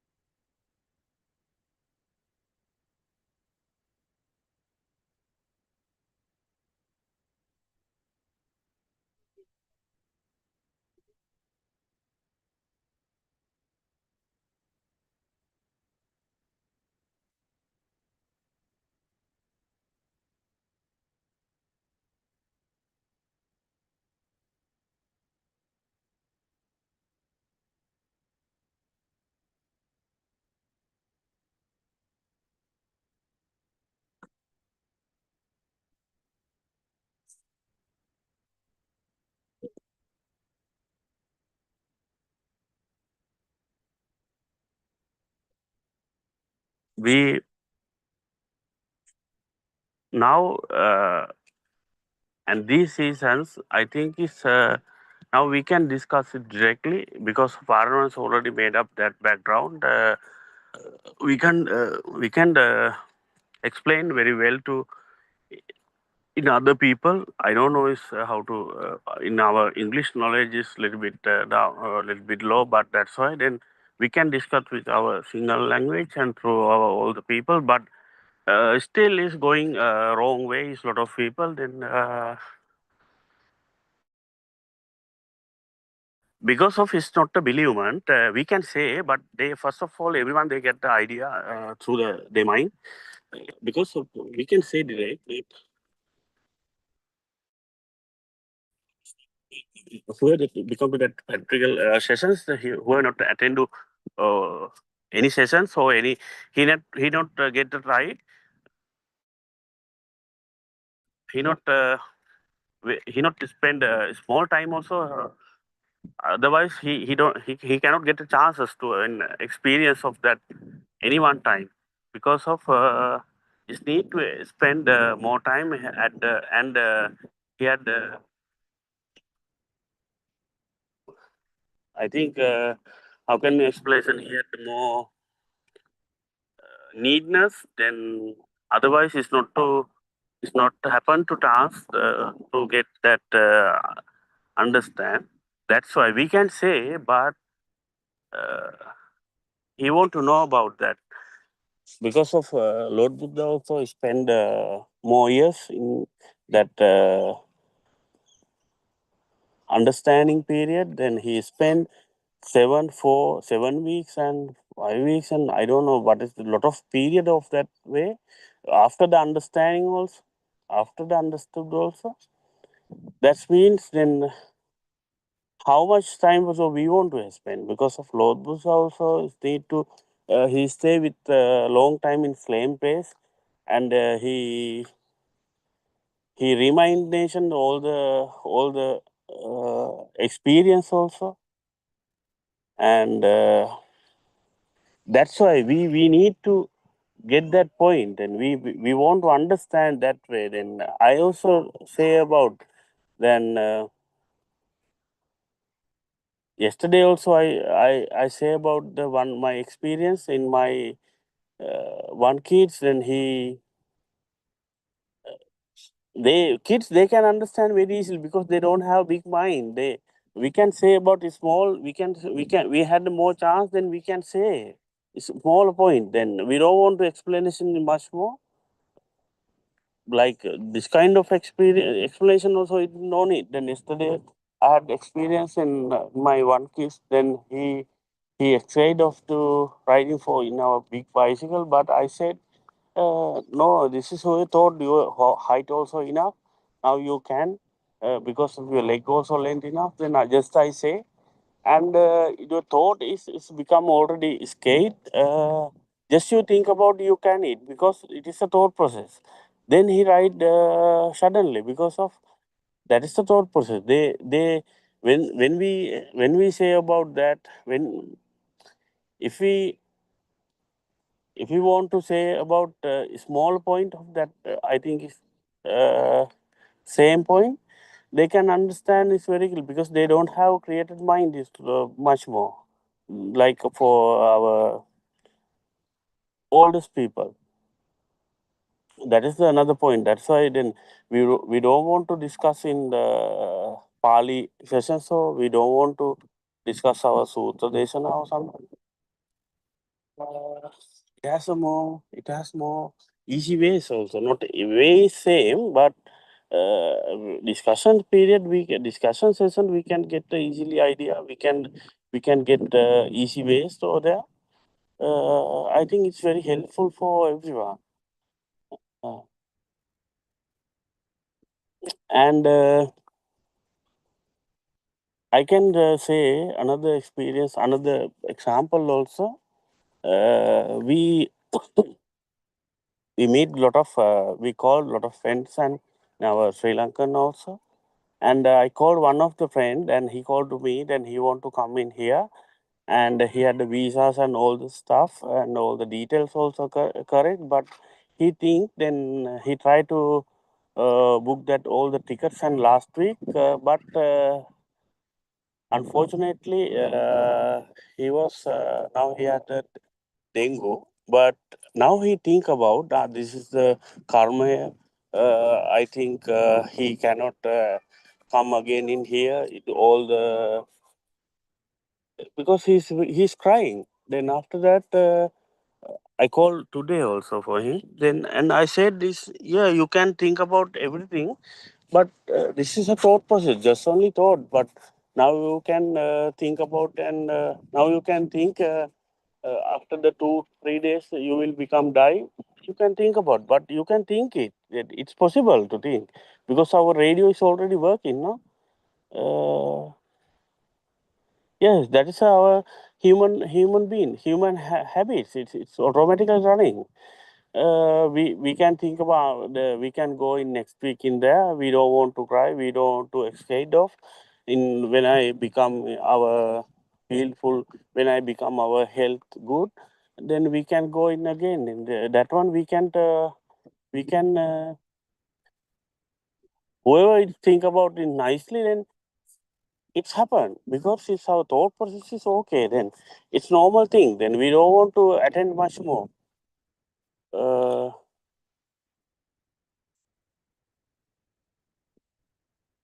That is another example of that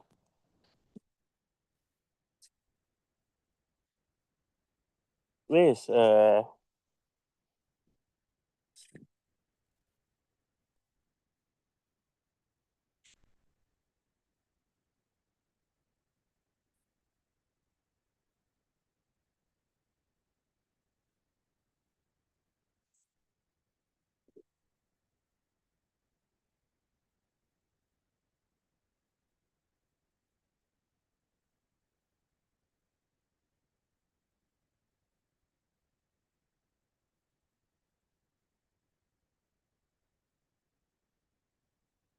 If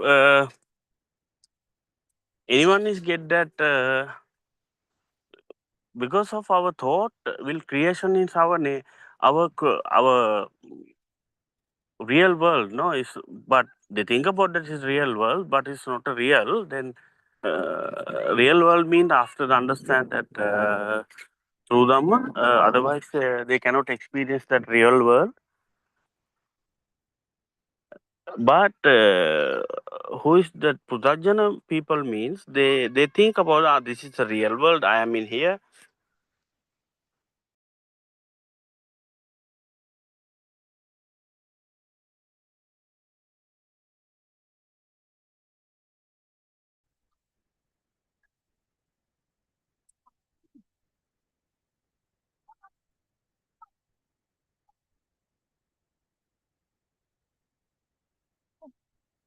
But real world is then it's our mind creations and our eye creations because of all the sound is our outside.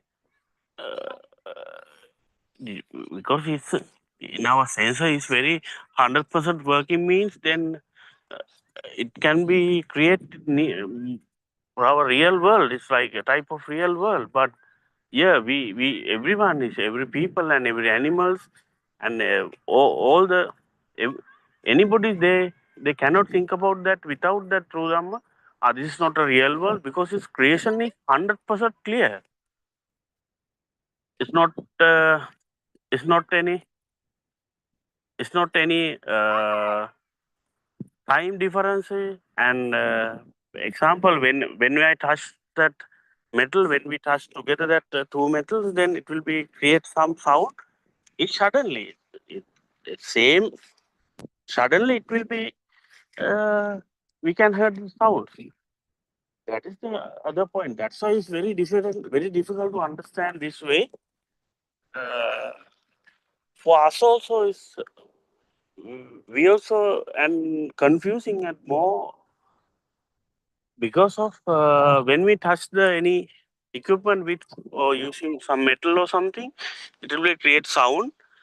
We think this is a metal, this is a plastic. Then we because we had dividends, no, we had a name different name also to divide that our material. We can divide that all the ones through the material.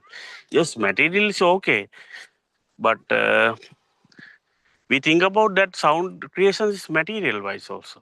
That is our normal experience. That means our anusota people. That means our putadana experience. Then that's why very difficult to understand.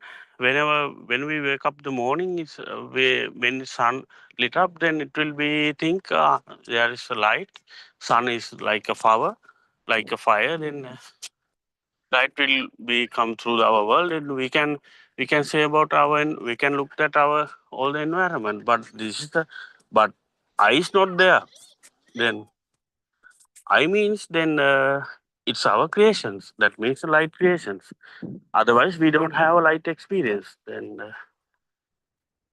that kind of point we want to clarify that 100%. And our skin also, for example, and temperature and cold and our thickness and all the ones. Yes, name wise, then we can separate, but everything is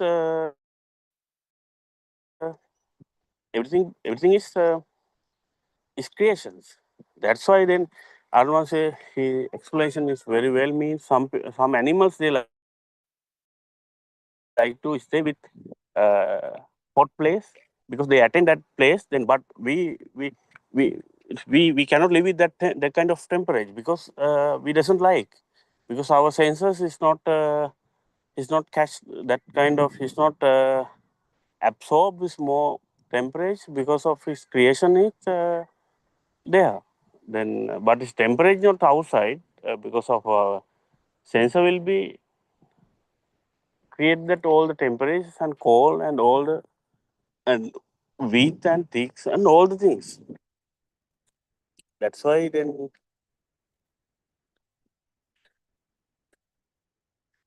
it's very critical point and very tricky point.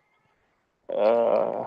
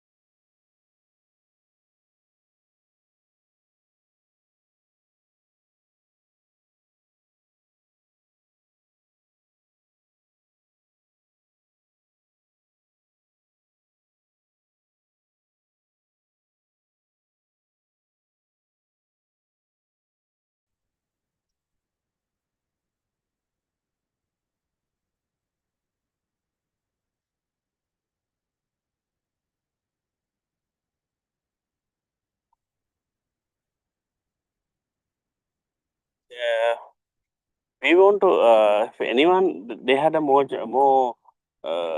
trouble point is here, then he can because of we can say in more experience and more example also. Already Arun's explanation is going through that our Zoom deshana and Zoom sessions also.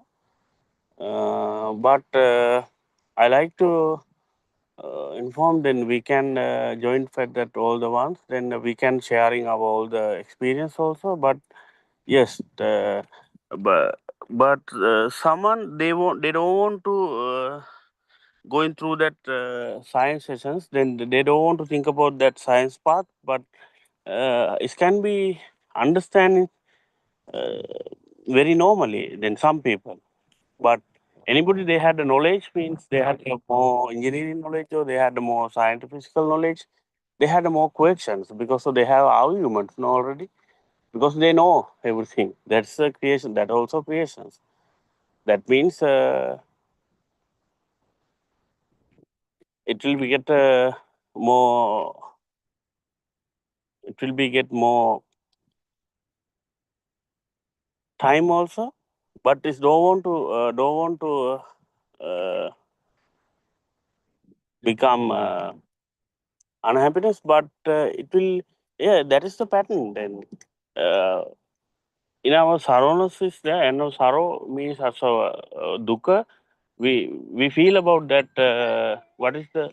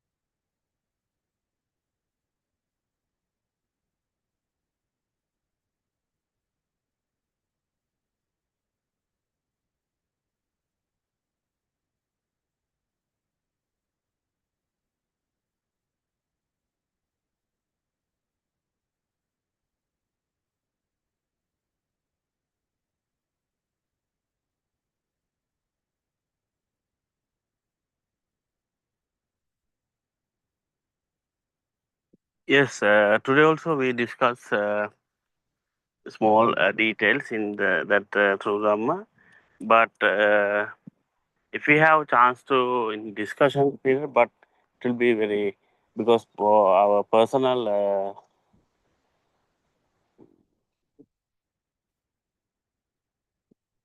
lecturing idea means that our personal explanation is, I think it's not well, but we can build up our that explanation knowledge also, but need to understand in smaller things, and that's enough. Then yesterday also we discussed what we need to understand. It's very helpful part of that sessions because of first of all we want to clarify then what is our sorrow, that means, and what is our dukkha, then what is the in our sad feelings, then what is our internal feel also, and sense of feels, and we want to divide that. Otherwise it's very critical point in this in here, because of sensor is all the sensory organs that had more feelful idea, that means our sadness and our happiness and our feel and our, all the ones is should be come through our sensory organs also. It want to be clarified and who is in here, who are in here, and what is the sensor creations and what is the sensor feeling. And because of advances explanation is very very important point of there, because of dukak novana dukkha and saturak novana saturak. That is mean that's one is we want to clarify that 100%. We cannot discuss it through our word. It can be feel that through our practical experience. It can be feelful through our practical experience. Example, and I want to say, then we had a more discussion with our parents. So we had we we we had our day-to-day habits, no? Then with our discussion side, then our arguments, then our day-to-day life experience, and then and this kind of moment we can feel that person is not there, but it's already everyone's going like, then because of type of our habits it will be going automatically. But yes, that is the another important point. uh, we cannot say about through the word. Then if anybody's they have a they had to chance discuss with their experience, then it will be can understand to in here what is the correct way, what is the wrong way. Then because of in Lord Buddha's period also they had more discussions, and they had day-to-day discussions of that practical life also. That is the way in here. Otherwise is Kalyan Mitra also he cannot get the idea. Because of looks like we can explanation of I'm in the Nivan Maga. I know that Nivan Maga. Then what that is the way. Then we can discuss also. But it will be it's, I think it's 100%. It's sometimes it's wrong way. That's why we want to get that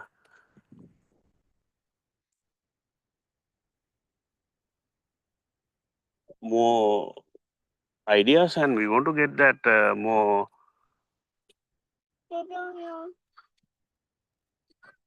experience of here.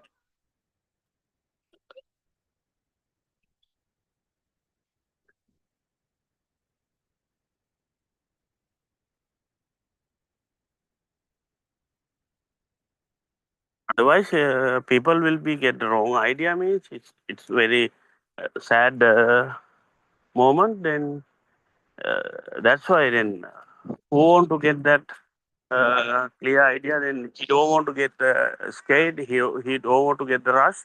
He can join with Zoom sessions and Buddothpado because of whole day. It's already they planned a lot of already going a lot of Zoom and online Zoom sessions also. This is the time. Then this is the time.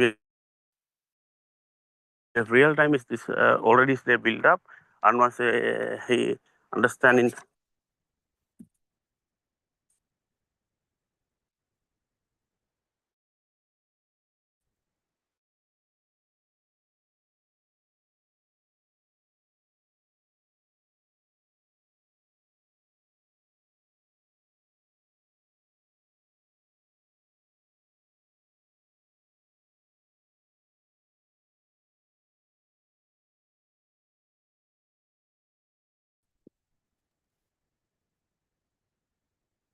That's why it's, everyone they want to they want to know. That's why we try to spread that of and there is a true Dhamma. Then we everyone they had a no they had a doubt. Or I think a lot of and lot of some people they spend more means some people they spend whole life in that way then finding, but they it's not a chance to it's not a chance to understand himself because of it's very difficult to. That's why Buddha also Lord Buddha also explanation. It will be depend only. It depend only Kalyan Mitra because of we can read about a lot of theory part and all the ones, but it's not a chance to understand in himself.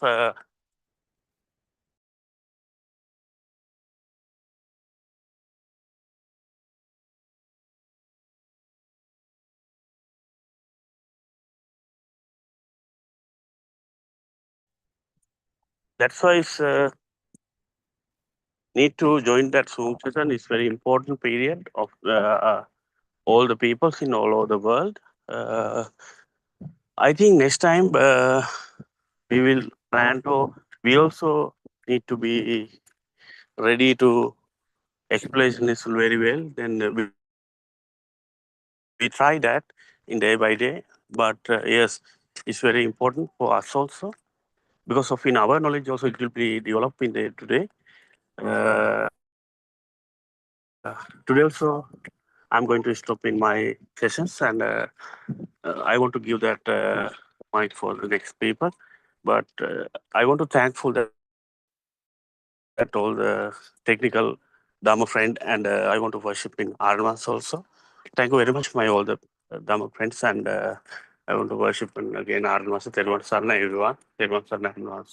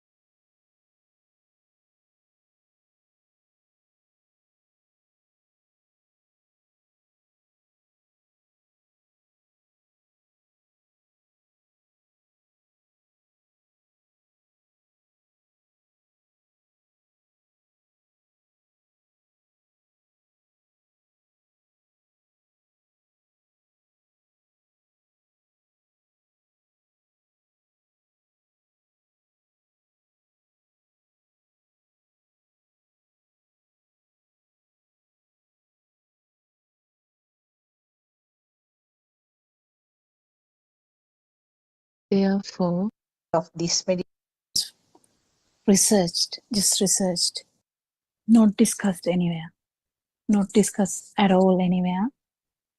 It's happening now. So from the moment you get up until the moment you sleep, the whole film is like working. It's like as if you are inside the dream. How this works, that is the research. What do you think, Joel? So basically comparison is okay, but this is how the data is processed anyway. Yeah, thanks, Doctor, for your answer. Can I ask you another question as well? Yeah. It was read about this skeleton meditation to retrieve from lust. Am I correct? Yeah, I have heard about Okay. it. Yeah. So, like, for example, I'm just saying there's a couple uh, who are married, and if one person does the skeleton meditation and just goes off from the other partner, how does this work? Or if a Well, person is Aranhansi not married, never talk about these concentration meditations. He doesn't put effort at all to concentration meditation. If a mother even start talking about that, he would discourage them, mainly because this science is not there. You know what I mean? Science is not there. Then the skeleton is true to you. What's the big deal about that? You just change the perception. So you look at your wife and you just have a perception of a skeleton. That's not Lord Buddha's truth. The truth is different. Truth is about all the perception. It's just a perception, whatever it is, it's fine. Just understanding how the perception works is just understanding the truth, understanding how this works. And you just don't burn. You're happy for her. You are happy for the partner. You will do everything for that partner. It doesn't necessarily mean anything. It's just your burning is not there. Because the dream is not true, but the dream is there. So your burning is going to get zero slowly. It doesn't happen miraculously at one go, but it will start to get zero. But no, in Aranhanse's explanations, with his guidance, we never talk about changing perceptions or shifting perceptions. Oh, it's nothing like that, actually. When we understand that everything out there is a perception, that just that. Even the skeleton is a perception. Do you get the point, Joel? Excuse me, can I add something to that? Yeah. Actually, those concentration meditations have been in practice in India for many thousands of years. So this is also one of them. And when at the time that the Lord Buddha started, preaching this Buddhism, these were in very solid level. The people were practicing in a very strong way. So there were different groups. They all said that they are trying to find truth. So they were using these various kinds of meditations to find out whether they can reach that goal. So what happened was, Lord Buddha didn't want to sort of straight away cut off those things and then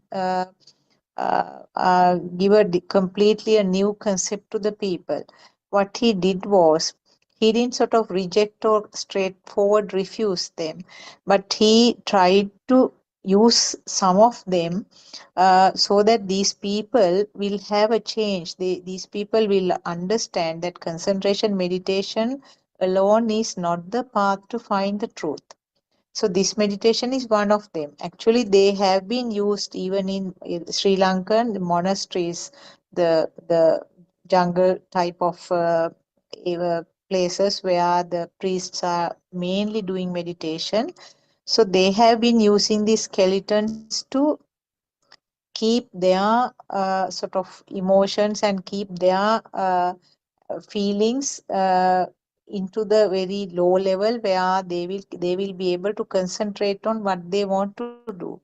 So actually, this meditation by looking at a skeleton is not something straightforward from Buddhism. It was something from the Hindus, and then also there were these different sort of uh, groups, saying some were called Niganta, some were called Brahma.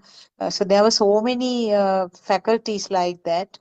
So they were following this.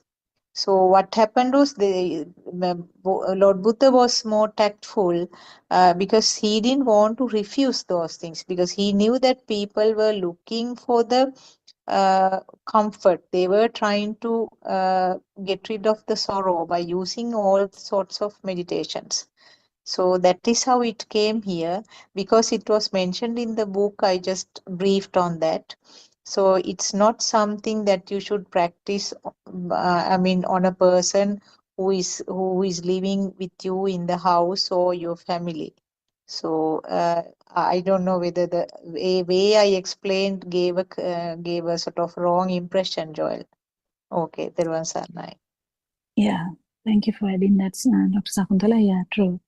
So this studying about truth, or researching about truth, or understanding how we suffer, or what is this power behind, or what is this suffering stemming from, is the research we do. And in that research, your power will start to get so low that you will be so feeling so good. That's how it is. And you will not be even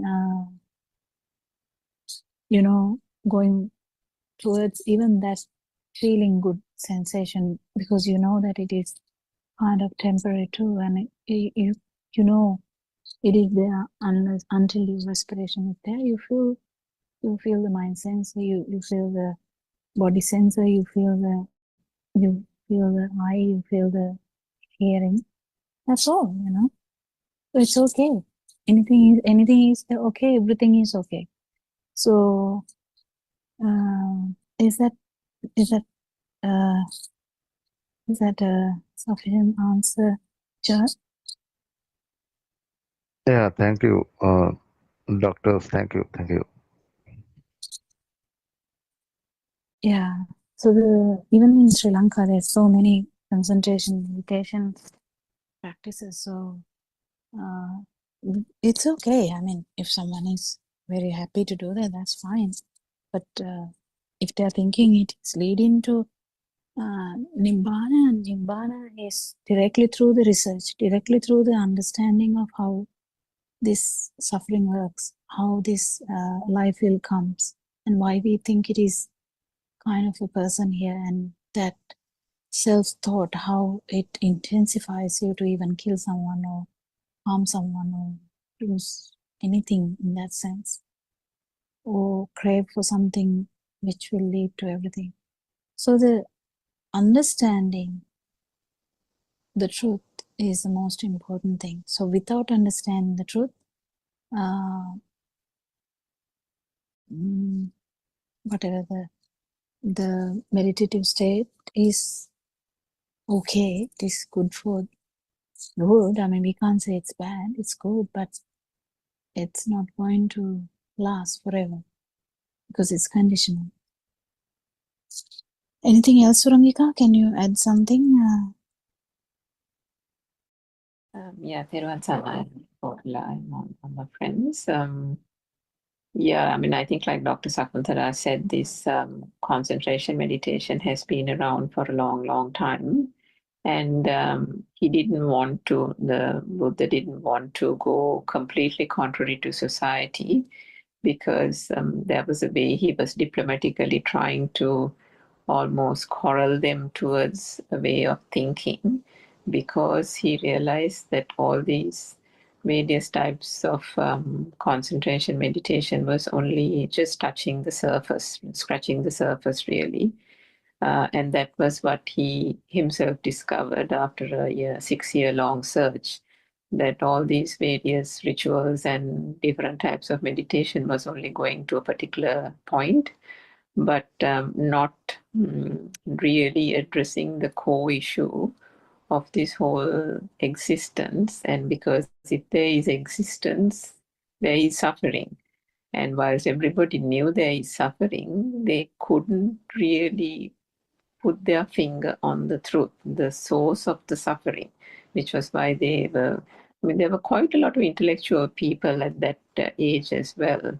But yeah, it's just that they just couldn't get at the truth. So what the Buddha realized was that this existence came from this sense, the alive feel, or this whole undercurrent. The sense of feeling alive is coming from this sense of existence and this self-perception. So that was what, with great research into the mind, that was discovered by him long, long years ago. But coming back to these different types of meditation, just like the skeleton meditation, you actually have, somebody said that, some monasteries even have skeletons in the temple so that they use that for meditation when people come for retreats. But another thing that is there even in the sutra is you divide or you categorize the human body into 32 body parts. Kind of, divide it up into blood, liver, skin, nails, hair, and so on, into 32 body parts. And in each of those body parts, you examine whether the I is there, whether the self is there. And to an extent, that is effective, to an extent. Because the common notion is that most of the people say, I have a body, so I'm here. This is my body, this is me, this is the physical me. So some are still fixated on that. So to that extent, to kind of transcend that aspect of it, breaking down the body, the human parts into 32 or whatever, and then saying, is the blood me? If you take the blood, so you kind of mentally do this thing. You can sit in one position and you take this, you imagine the skin is taken out, you imagine the blood is taken out of the system and it's lying in a pool in front of you. So is that blood me? Is the skin and the nails, if it is taken out, is that me? So like that you can reflect. And to that extent, one can then gradually realize that these things are just the human body is just an aggregate of all these various body parts. But does that finally get you to the truth? Not really. Because then you know that you kind of get a realization that the I is not here, but then that doesn't make the sense of feeling alive, the suffering, the I sense that you get when something doesn't work the way you want, that burning is still present. That burning hasn't gone away just because you dissected the human body. So ultimately, all these things were done gradually, almost like incrementally, by the Buddha to finally say that the core or the crux is in understanding the mind. And that is why you have heard, I think, Aryan Mahansa also saying, the body is not me and the mind is not me, and then who am I? That is the core teaching and the core two questions that he asks anyone who is new to this truth, new to understanding the truth. I mean, you answer those two questions, you become speechless. There's absolutely no answer to give. So that is the core truth that is trying to be taught in these sessions, because you can do it on your own as well and understand, is this leg mine, is this hand mine, and all these kind of things. If you take a general anesthesia and you don't feel any of the body sensations, then what happens? So isn't that just a function of a sense of faculty? It's the same with the eyes, same with the ears and the nose and the tongue. So whatever that we experience, isn't that just the experience through a perception, as Dr. Kokila said, arising out of the sense faculties. If that's the case, where did this so-called I, notion of I come from, the notion of self come from? So this is the great examination, this is the great truth, the search for it in this so-called mind.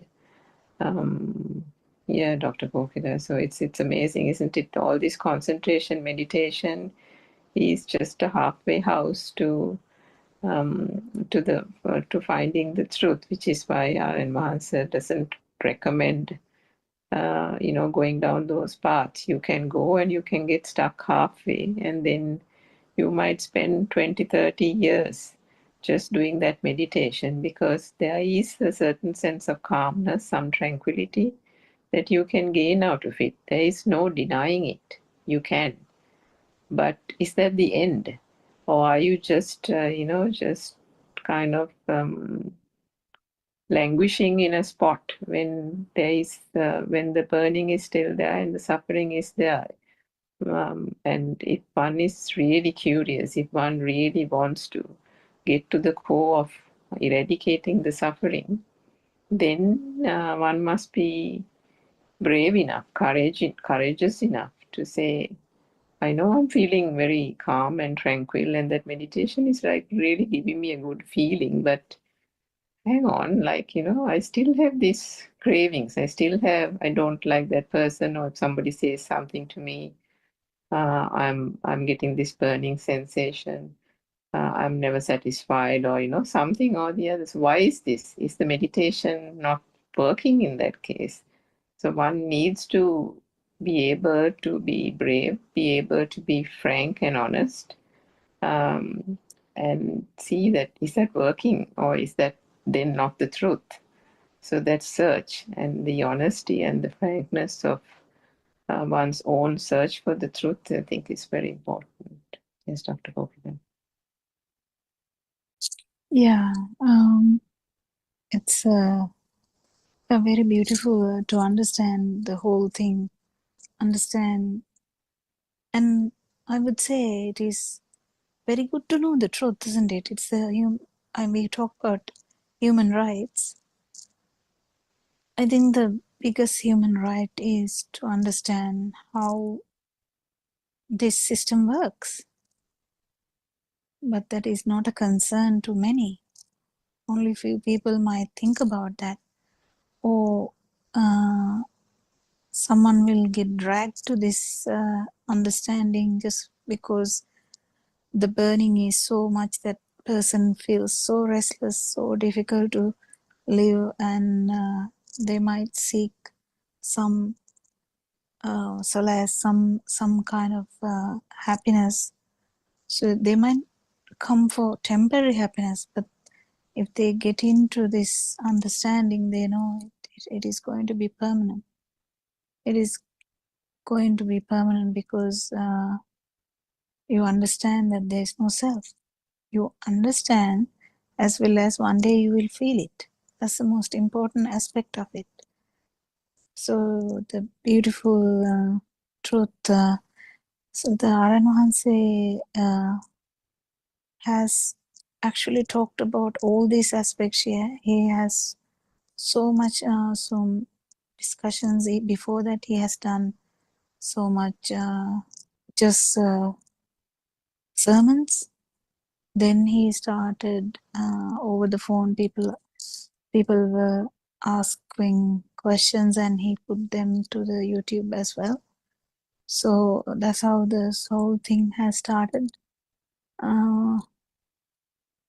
So I just heard one day that he was talking about that how there is no self, and that's why I asked few questions in the first place.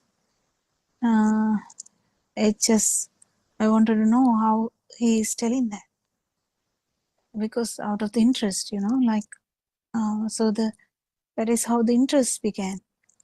And of course, you will compare with whatever the knowledge you have, and you will keep questioning him until you get kind of matching answer.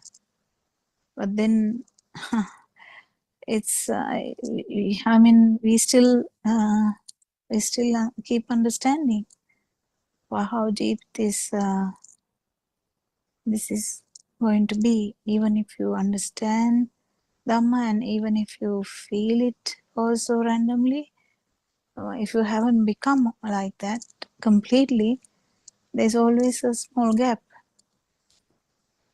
You know the gap, but still the noble friend's influence is there all the time. Yeah, I think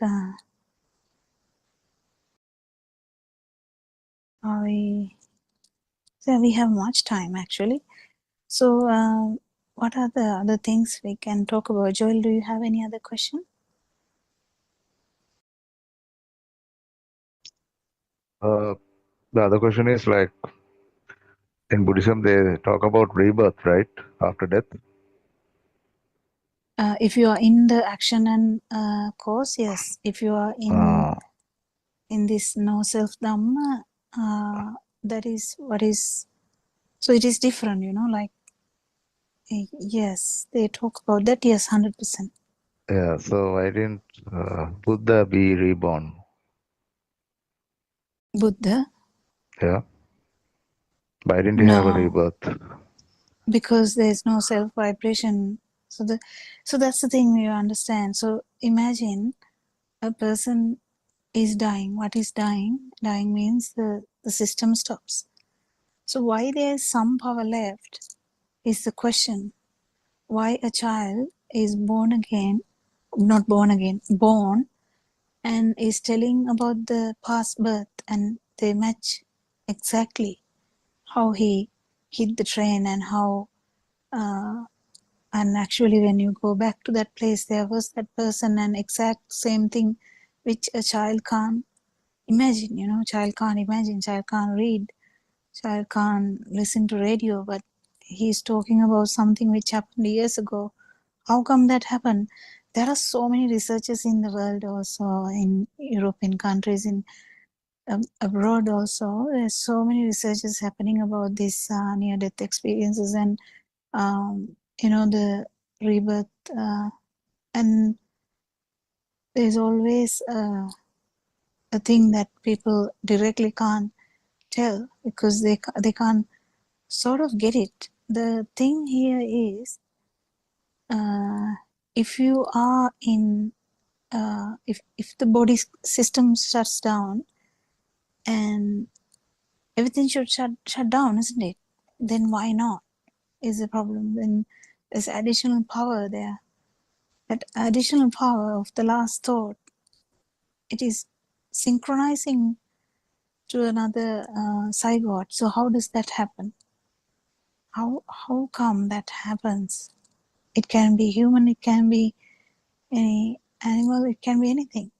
So this is what the research included. This is what the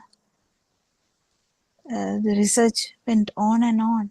And yes, rebirth is there. If there is, if the vibration is there, rebirth is there 100%.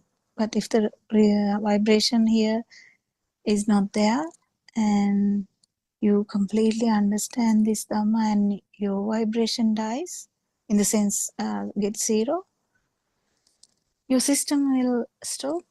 Yeah, that's it.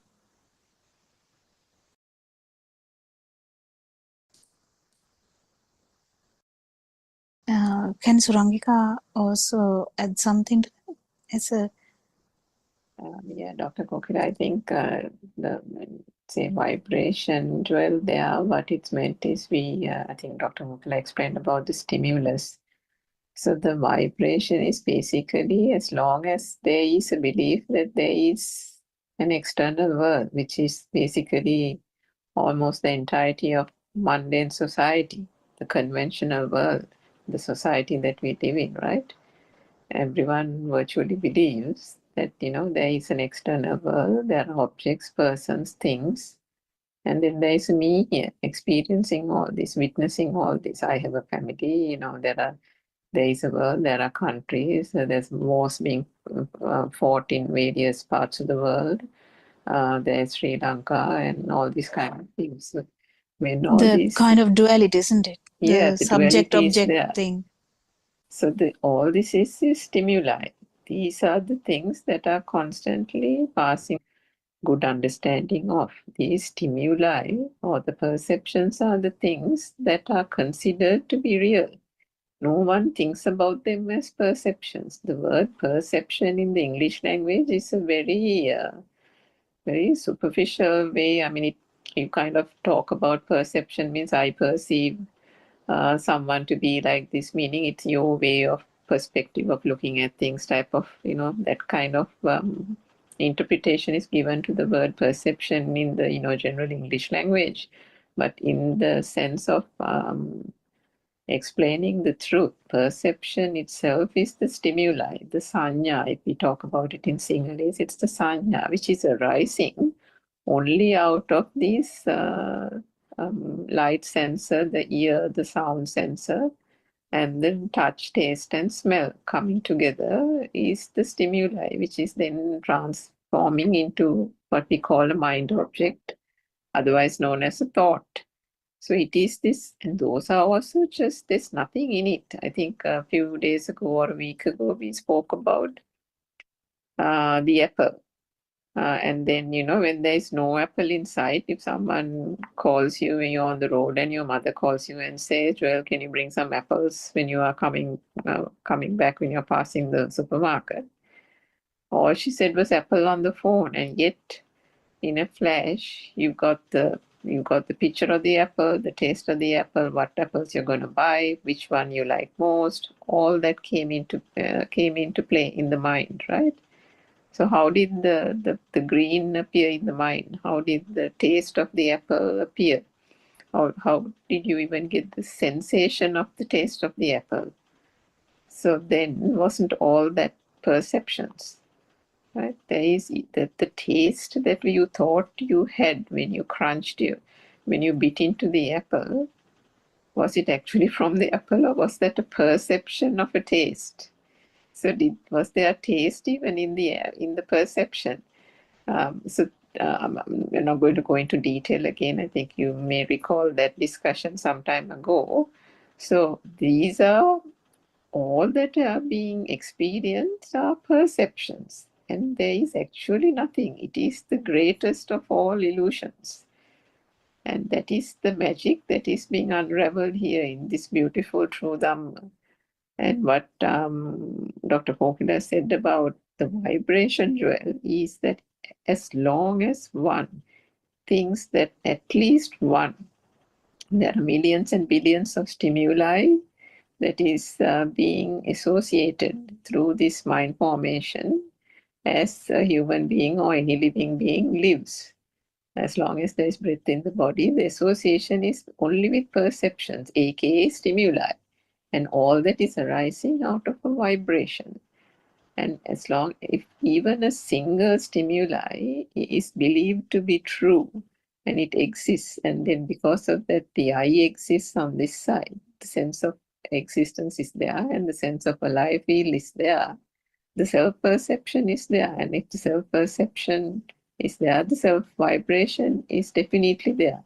And that is what Dr. Kokila says. When the last breath is gone, that vibration is the one that will synchronize to another vibration of the same frequency.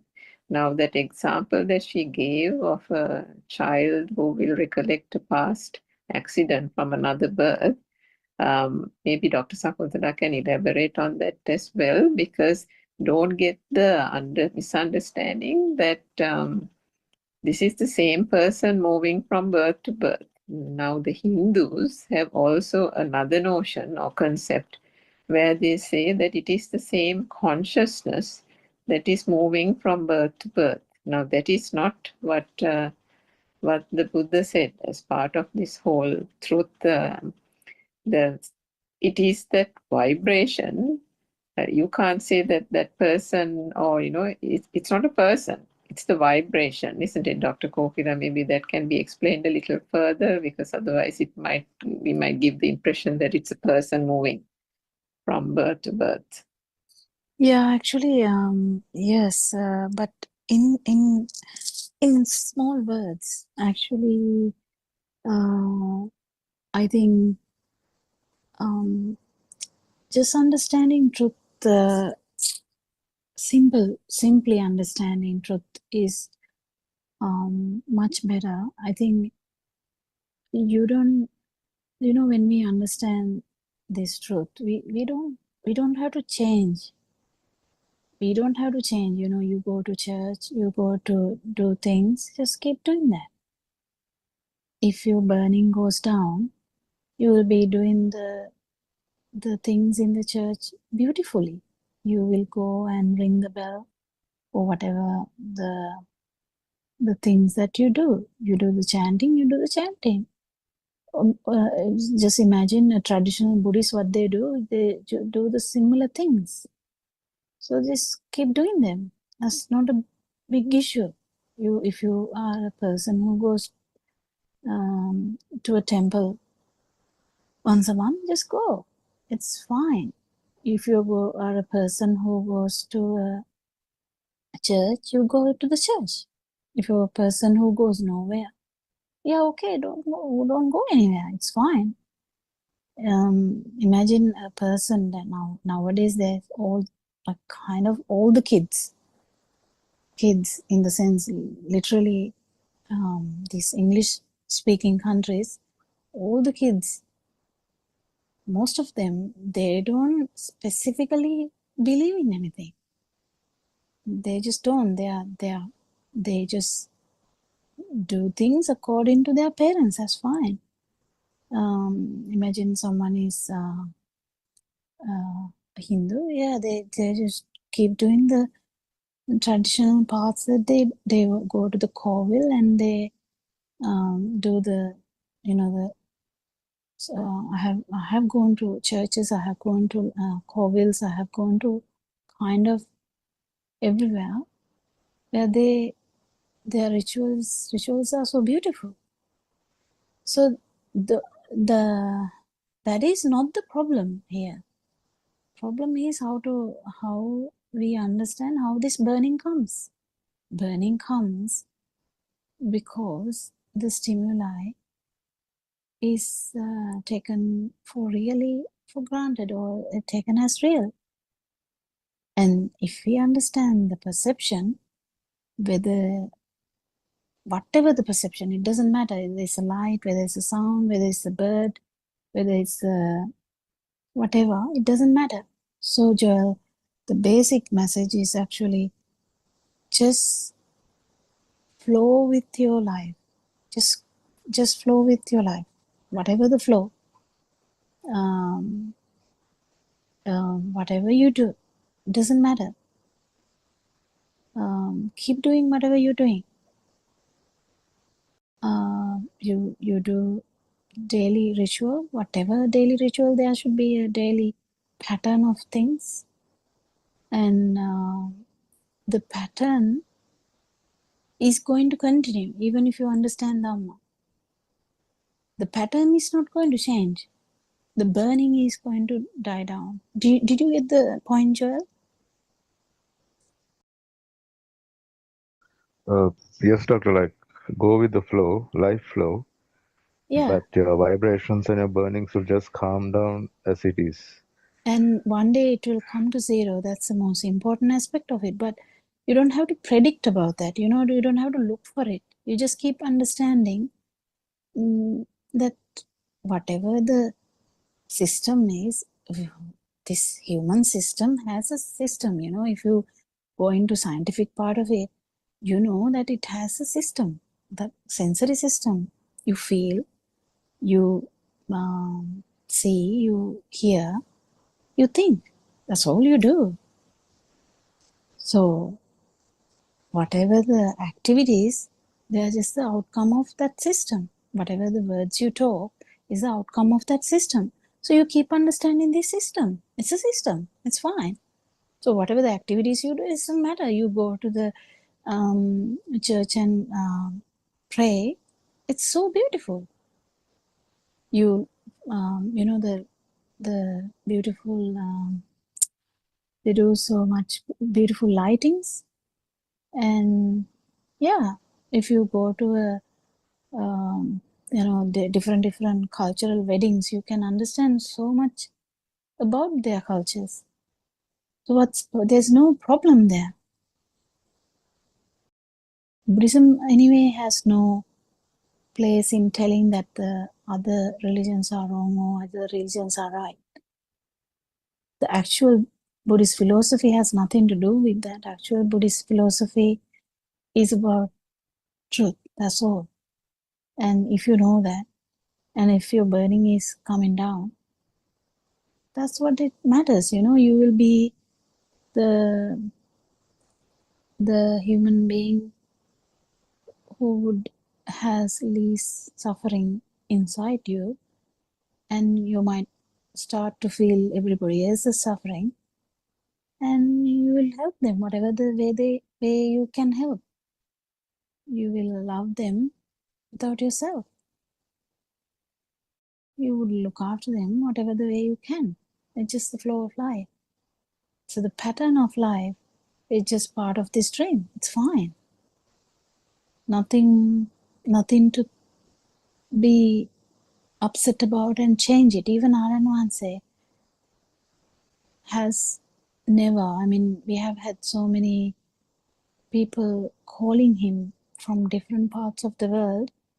Their life patterns are still the same. He hasn't asked anyone to change their life pattern. Not at all. Not at all. Not one single time. But if they go towards concentration meditation, he might say that's not necessary to get rid of the suffering. But, even that, you're not going to put a boundary or barrier, because you can't really give truth to someone by force, can you? You can't. Just can't. Can you say, can I say to my son, you listen to this truth, otherwise you will be expelled or something like that? No, they will be like, they will never even look at that. The main important thing is whether your suffering is less, or whether your burning is less, or whether it's going forward and getting much better every day, not concentrating on anything, not purposefully doing it, just by understanding how the system works. Any question, Joel? No, Doc, thanks. Yeah, I think Sakuntala and Suranka also will agree. Yeah, actually, as you explained, actually, we do not have hard and fast rules in Buddhism, because Buddhism is not considered as a religion. It's a kind of philosophy where any person from any background can explore. Because Lord Buddha has said that come and see, don't believe because I am saying this. Do not sort of be just a follower and believe what I am saying, but come and see. So that was one of the main things in this Buddhist teaching. So as Kokila said, any person can follow whatever the traditional and whatever the religious things that the person has been doing, and there are no restrictions, because now there are enough people who are married to a person from the different religion, and as long as there is respect to each other, there won't be any clashes, and it will sort of move forward very smoothly. So similarly, you can just listen to our discussions. If there are any questions, you can always bring up, particularly if you have anything against to what you have heard from your teachings. You can always bring up that point and we can discuss. We can sort of find out what is the truth and how you can balance it. And also if there may be certain things which are too deep for you, because we have been listening to these for years and years, so we can grasp the things, and we have a very basic knowledge on Pali terms also, very basic, I would say. So therefore, the grasping ability may not be as good for us. So just take up the things which are comfortably, which can be taken comfortably, and take the things that you can match with what you know, and take the things that you can make use of for your life practices. So I think just take it very lightly, Joel. This is not something, not a very serious kind of discussion, because some of these people who are listening to this are from different language, maybe different religious backgrounds, and they need something very simple. So therefore, we try to be as simple as possible. At the same time, we may be touching some sort of deep facts also. So take up what you can understand, take up what is comfortable for you. I think that's all I want to say. Surangika, anything to add? Terwasanai. I think that's right, Dr. Sakuntala. I mean, each of us on a, the point at which our understanding is quite different, because the vibration is different, and there have been many a time where we have listened to more profound aspects being explained by our noble teacher, and goes completely over our heads, Joel. So don't worry, everything, as Dr. Kokila said yesterday also, take what you can. If you think it's a bit too much, just forget it. And, just because once you touch the truth, and you have felt it, as you recounted your own experiences a few weeks ago, it's there in the system. And you don't have to make an effort. You don't have to strive and, struggle at it or think, oh my God, I can't understand a single thing they're saying, or, anything like that. It is coming to you, and it will come to you naturally. This is not something where we have to sit in a place or a posture and, have to think about it for 2 hours straight. Truth is there everywhere. Truth is in the sky that we see when we go out, in the way we walk, in our actions, when we brush our teeth. Everything, the truth is there everywhere. And there is nothing that needs to be changed in your routine as well, as Dr. Kokina said. This can be seen, and the way it comes also, as she says, is it sometimes, it's not premeditated. The feel and the truth and the little points of understanding that will dawn on you also comes with such great clarity at moments that you don't even think of. Isn't it, Dr. Kokila? So that is the beauty of the truth. And that is why, whilst there needs to be effort, there is also a great balance also there that needs to be. Just don't have to kind of do too much, isn't it? Yeah, I think I just had an interest in the sermons, and I just kept listening. And initially, I have just called Aran Hanse and has asked, then how does this happen? Okay, then how does this happen? It's just like an interrogation where we're trying to get to our point. But with his kindness, he just goes on telling, he understands our background, and he will understand the question, where the questions are coming from, and he will just tell according to that. So that's how it is. So the human basic kindness, human basic, there's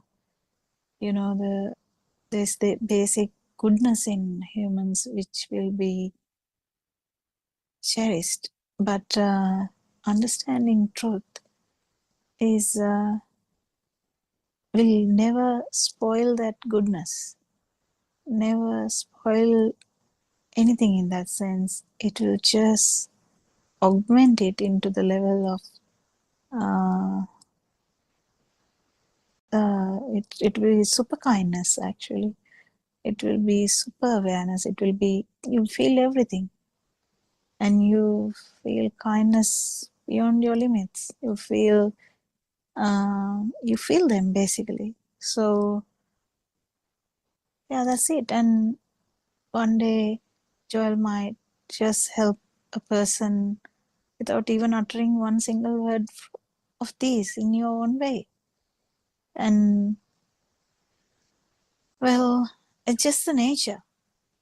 It's just the nature. Understanding the nature is understanding the truth. Understanding the truth is understanding about this system and understanding how you feel all this and how you have burning. This feeling system is normal. Burning is abnormal. And we are trying to find out how to get rid of that burning. That's why people actually went in different paths and try to find the no suffering state. But believing in something is not good enough. You know that. Just believing in something because it's just a belief. But this one is here and now. You are in that beautiful state here and now. Not when you are, not after death. That's what I'm saying. So if we are in that tranquility here and now, yeah, that's it. So nothing much. Yes, Joel, do you have anything to add? No, thanks for making it easy, because I was stressed out to practice it here and now, whatever I hear. So I couldn't do that. Anyway, now I know. No, It has to. don't try to practice it. It will come to you. Yeah, when we try to do something, it is stressful, isn't it? Yeah, we try to do something, it is very stressful. Just let it go. Just feel the flow, and you will understand how this mind works, how the mind is flowing, how suffering comes. Also, sometimes you might really laugh at it. Sometimes you might be like, wow, this here comes. And you understand what stimulus is bringing that back. And you'll be like, oh, okay, this perception is still a thing to me. That's okay. Because nothing is going to be rectified like next moment. That is a self need for us to, like, attain everything, get everything, have everything, entertain the six senses. But if you let the flow, the system to flow, and truth will be there, and you will start feeling that. And the more feel you have, less powerful the mind is. Whatever the mind says, it's okay. Mind will say something anyway. It's fine. So that's what I told yesterday also, because I felt the I felt the stress kind of thing again. That's why I told you, just because if someone is hearing this Dhamma and going to get stressed about that, that doesn't mean that we have done something wrong. Definitely that is something we have done. We, as in the sense, whoever holding this is not helping you. We may be not helping you. So that's why I wanted to actually add that. So this is nothing to stress about. This truth is just there, out there. You just know the truth. You just know that in the mirror, there's nothing actually in the mirror. It's a mirror. Just know that. So don't we actually use the mirror though? We use the mirror. What's the big deal? We use the mirror. We don't break the mirror. We don't, cover the mirror. We don't sell the mirror and buy another mirror. We just use the mirror we have. But we know that the mirror reflection is just a reflection. Same. This dream is similar. It's just flowing. It's okay. You just flow with that without burning. That's the most important thing. So take it easy. As I said, I felt that yesterday. So take it easy. Take it light. Whatever said here, if it is too much, just drop it. And I think you have kind of got this sense now. But when we try to compare in our mind, or mind asks a lot of things, like when I heard this Dhamma, when Naran is saying something, I'm like, okay, in science, this says, then how can I explain the science with what Aryan Mahansa is saying? That's what I've had. I didn't have the other stuff. I just had the scientific things blocking the path. So now I know they are just perceptions. It's fine. So have I dropped the science? No, I'm still functioning, still treating patients. What's the big deal about that? I feel the patients more than I did before. So I help them more than how I helped them before. When they enter the room, I feel them more than I did before. Nothing is a problem. I listen to them. I feel them. I go by their burning points.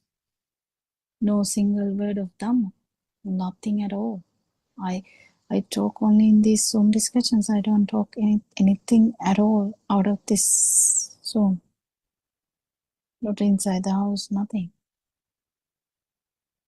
Not with nothing at all. If someone is if there's a circle of people, nothing. I don't know anything. It's just I flow with them. Do you get the point, Joel? Yes, doctor. Thank you. All good. So we'll.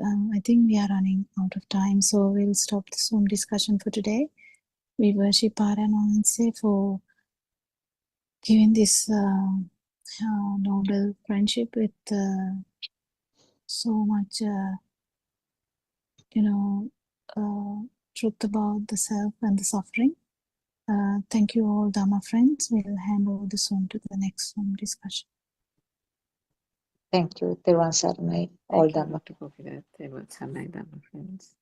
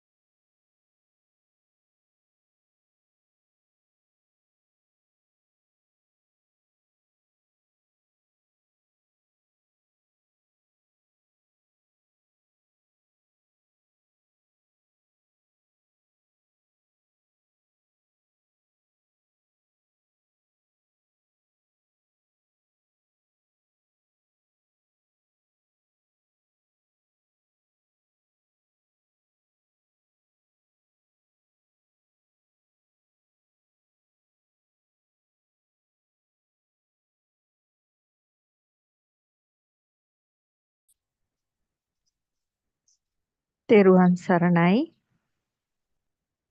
I worship Triple Gem respectfully. Also, I pay homage at the feet of our Kalyana Mitra, Buddothpado Aryan Wahanse. Teruvan Saranai Dhamma friends.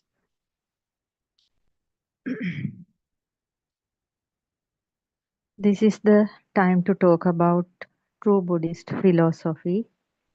Lord Buddha revealed 2600 years ago and again awakened fully by Buddothpado Aryan Wahanse, showing a very clear, steady path to overcome cycle of samsara created in human mind. I am presenting now the self-translation of true Buddhist philosophy, Darshana Samapattiya, preached by Buddothpado Aryan Wahanse 5 years ago. This is the continuation of Sermon 3, Darshana Samapattiya of Buddothpado Aryan Wahanse.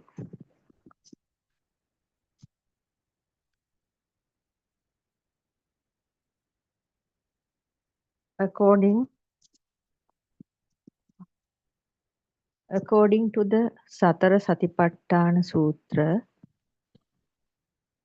a seeker who listens to this Dhamma is not attaching to the Kama Vastu, lusty objects.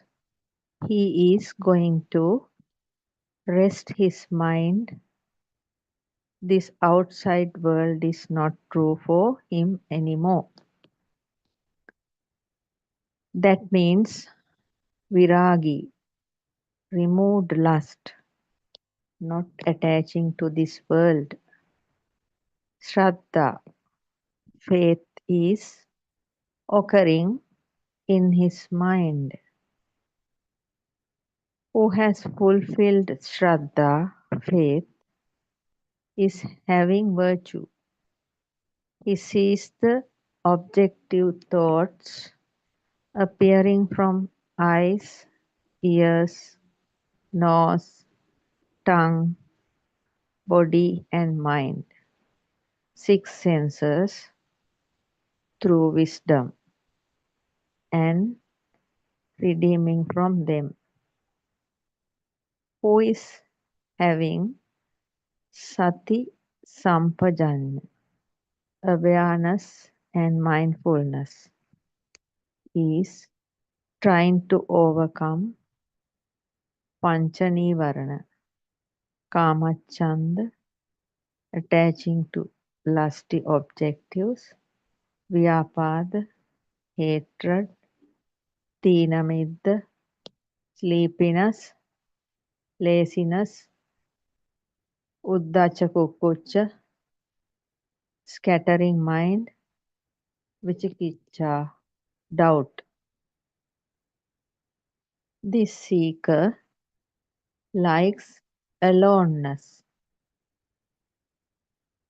aranya gatova, living in a hermitage, rukkamula gatova, living under a tree, shunyagara gatova, living lonely in a house, shelter. This seeker sit on paryanka, meditative posture, keeping upper body straight, nisidisi pallankang abhijitva. His mind will gradually give up pancha nivarana, 5 preventions of nibbana. He will feel lightness and happiness in his mind.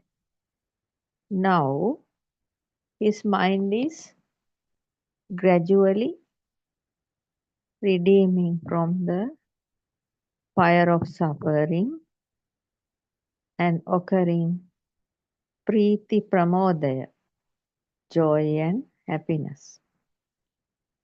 When the mind having joy and happiness, the body will be calm and in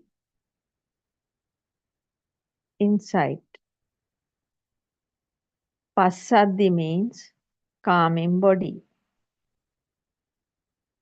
Due to calming body, feelings are healed.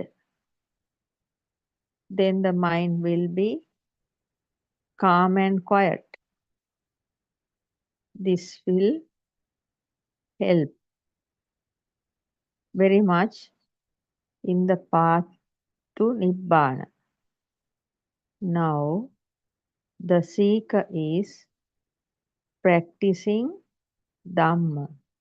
He knows scattering mind will be gradually aiming at one pointedness, aiming the mind at breathing sensation and trying to practice Sati Kamatahana. Awareness slender. Parimukang sating upattapetva. Keeping the awareness at the nostril, then the roaming mind slowly becomes still. Though you are trying, it is not easy to keep the mind in Sati Nimitta, awareness aim. Think there is a Buddha statue in front. You can aim the mind to it. They are appearing an insight like a eagle which is looking at everything from top to bottom. When trying this for a certain time period, the mind will control and stay without going outside. Now the mind is in one position and looking at the next position. Mind is not going here and there. Like this, you can use a skeleton or something else to keep you at one point. If you want, you can close your eyes and remember, or else you can recite qualities of Lord Buddha. At one point, you will see the statue of Lord Buddha alive. If you aim a skeleton, you can see your body as an skeleton. When sitting, you can think you are sitting in front of a skeleton. Then you can feel yourself as a skeleton in all four postures. Likewise, you can use any of the 40 slanders to aim your mind at one point. That means your mind will be uniting spiritually, redeeming from outside world. You must practice this. The mind aimed at your body is called Niketa Sari. Niketanya means stopping. Roaming in this house. There are doors in this house. Eyes, ears, nose, tongue, body, skin. The mind roaming in this body is looking for the objectives coming through these doors. At any time, one objective appears through these doors. The mind aims at it. The spider is in a corner of the cobweb until a victim appears in the cobweb. If the mind is uniting spiritually, an objective comes from outside mind is trying to run. The seeker has to keep the mind to the point of not panicking. That is parimukhaṃ satiṃ upaṭṭapetva. Example: nostril or mouth aim. Look at Kinsukasoma Sutra. This story is clearly explained in it. The gatekeeper at the gate is watching the people going here and there, like watching through the mind. Here also happening the same thing. A watcher watching the breath staying far away. Likewise, watching the people going here and there, not at the gate. Here is a delicate fact. Not only giving up the spiritual side also. The opportunity Vishkambana is an opportunity of suppressed mind impurities. The seeker who establishing the mind can see Dhamma. Now we are looking at skandha, heaps of objective thoughts from this point. Looking outside from this point, but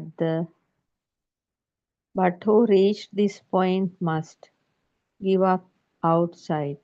While staying outside, gatekeeper staying at the gate, looking at inhalation and exhalation is not the same to the seeker looking at inhalation and exhalation.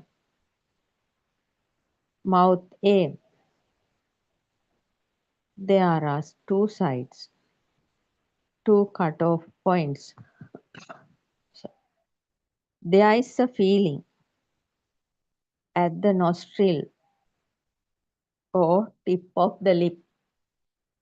When inhaling and exhaling, there is an aim from outside.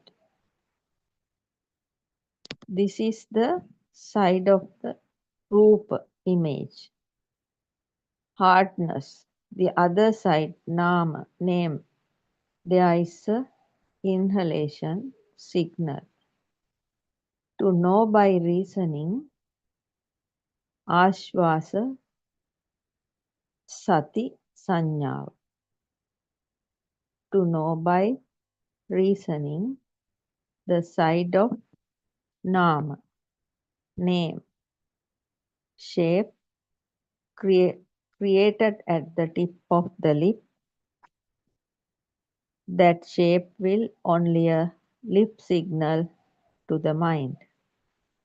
Now the knowing due to body, touch and Kaya Vijnana, body consciousness, is only a knowledge level experience.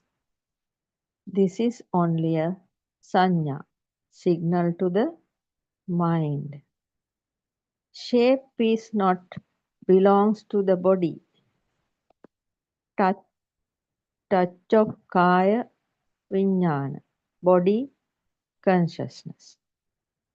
If we take on the knowing of nama, name, side is permanent. Thinking the hardness is coming from two lips. Aim in the world and coming to abidda domanassa. It means the mind is going outside. Now there is a name, there is a nama, name and rupa, image, paricheda, chapter here, nama rupa paricheda. If we separate nama, name and rupa, image, we'll be able to escape from vijnana, consciousness. Knowing by reasoning with sanya, signal, is not belongs to outside. If meeting the outside lips, shapes, that makes crazy and the world is creating. Shape is sanya, signal, that is mind. Mind cannot aim the rupa, image. If we add the sati nimitta, awareness aim to the outside lips end, it is wrong. Then the outside becomes true. Then we are making the aim by the mind and looking at it by the mind. If knowing by reasoning with sita, shita, cold, ushna, hot, tadagatiya, hardness, it is like adding the shape. When separating these two sides of the body is separating nama, name, side is separating nama, name, rupa, image, paricheda, chapter is happening. Nama rupa paricheda is happening. Adding these two and the aim meets at ends. Lips end means the mind went out, known by reasoning to sanya, signal, vedana, feeling. Sanya signals aims to the mind, dhamma. Mind can only aim dhamma, thoughts. Eyes cannot aim rupa, images. It is happening by mano vijnana, mind consciousness. Then the aim and shape are coming from nama, name side, lips ends, hardness. Hot not belongs to that. Lip ends the rupa image side, nama. Name side is mind, feeling side. Therefore, the aim is not belongs to the lips end, to where it belongs to. Nama, name is a maya, illusion. Therefore, the nimitta, aim is not belongs to maya, the illusion or rupa image. Marupa mancha vijnana. Illusion of the consciousness is this. You have realized it means you are redeeming from samsara. cycle of rebirth, redeeming from suffering, household, land and property, vehicles, pet animals, flower pots, sun, moon, stars, son, mother, father. All these we meet as aims to the Maya, illusion. If the aims are illusions, weaves, the Atma Drushti, self-view that I myself is there. Where is self? There is no self. That is also a weave. Nothing can be made, creations arising due to causes and fading when the causes are not there. The illusion, the nature of Sankata is this. The only truth existing in this world is Asankata, Nibbana, realizing Anityatava. Impermanence is Nibbana. Like this, if you will be able to correctly practice setting up on the Sati Nimitta, awareness aim, on that day, you will be able to see this Dhamma, arising and fading of skandha, heaps of objective thoughts. The seeker who set up on Sati Nimitta, awareness aim, way of seeing this Dhamma is different. He feels that opportunity difficult to clarify. We are seeing the skandha from this point. We see that we are seeing outside from this point. The seeker who is reaching this point is giving up outside, from outside. Redeeming from Rupa, image, is not enough. Catching Arupa. Arupa means Nama, name. Destroying all defilements, mind impurities, and attaining Nibbana means the point of redeeming from Arupaya, that means Namaya. This is a very deep position. The realization Dhamma will be a nimitta, aim. A measure of realized the Dhamma up to now is also redeeming at this point.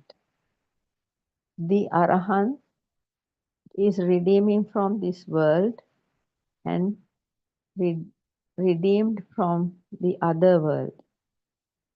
There is a very deep idea here. A different fact is here than the rhythm of the mind maintained up to now. This is the point of mind going beyond mind. There is shunyatavya, emptiness here. We will talk about it at last. Aryan Vahanse said, see this short presentation very well. In a seeker's mind, where the Nama, name and Rupa image are not there, the Vijnana, consciousness is not there. But the truth is, Vijnana, consciousness could not be destroyed. If so, the person is dead. There is another story here. The Vijnana, consciousness. The Vijnana, consciousness, is Knowing here is not belongs to Nama, name and Rupa, image. That means there is no scenery to settle down, no ground. That is why an Arahant's Vijnana, consciousness is said Anidassana Vijnana. In Diga Nikaya, Kevatta Sutra, Vijnanam Anidassana, Anantam Sabbato Pabam, Eta Apocha Patavi Tejo Vayo Nagarati, Eta Digancha Rassanva, Anakulang Subasubam, Etta Namancha Rupancha Assusang Uparujjati, Vijnanena Nirodena Uparujjati. This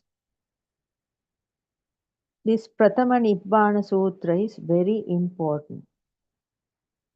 Here, shown the Vijnana, consciousness, which is not fallen apart to outside. Appatittita Vijnana, Anidassana Vijnana. Cinema screen.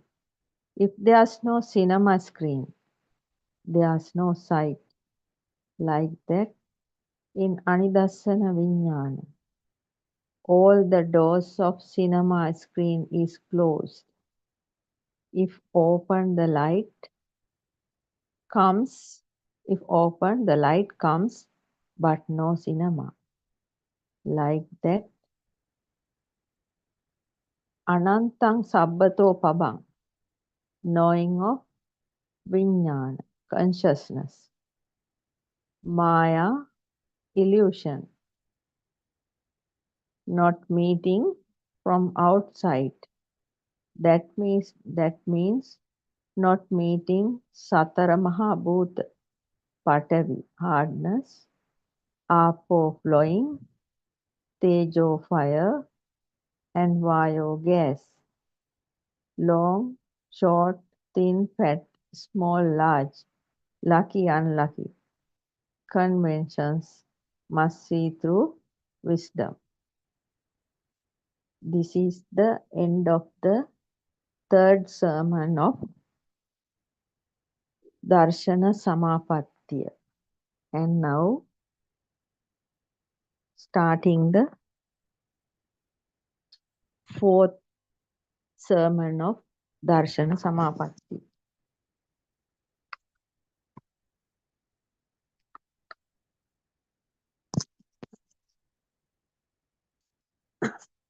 We have discussed about Darshana Samapattiya, philosophical wisdom continuously. The point of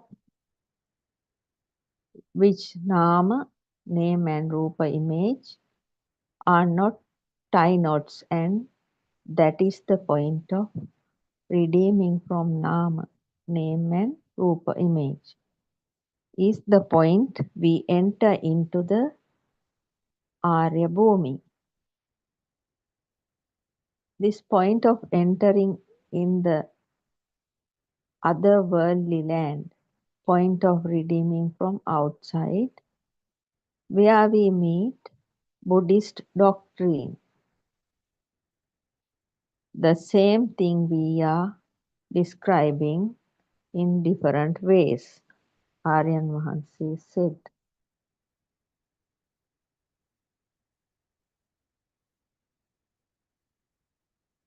Here is the Darshana, philosophy, Satya Jnana, wisdom of truth, realizing this is very subtle.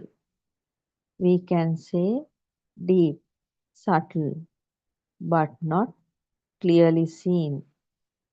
In this clearly seen, this is the point you should see.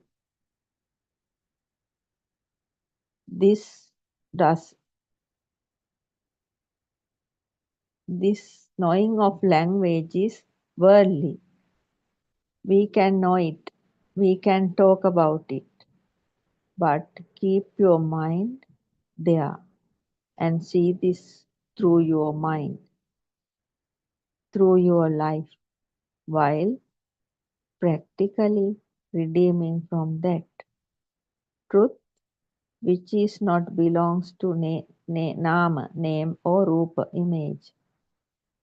Feeling vijnana, consciousness, is just a consciousness, where vijnana, consciousness, happen to be anidassana, not falling apart. If you are following a practical experience, seeing and redeeming from each and every objective comes to the mind by matching the truth at this moment. You are in the transcendental path. If so, realizing knowledge alone through self is the transcendental path to Nibbana.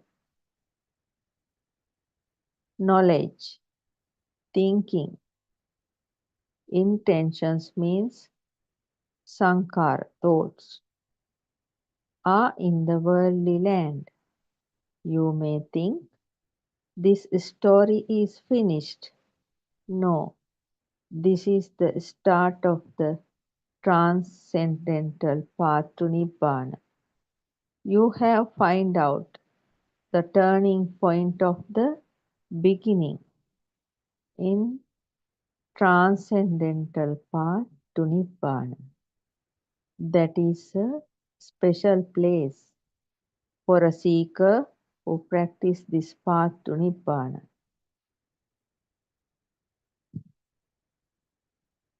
Again remembering you as a seeker's experience and very straightforward, who is practicing this path to Nibbana.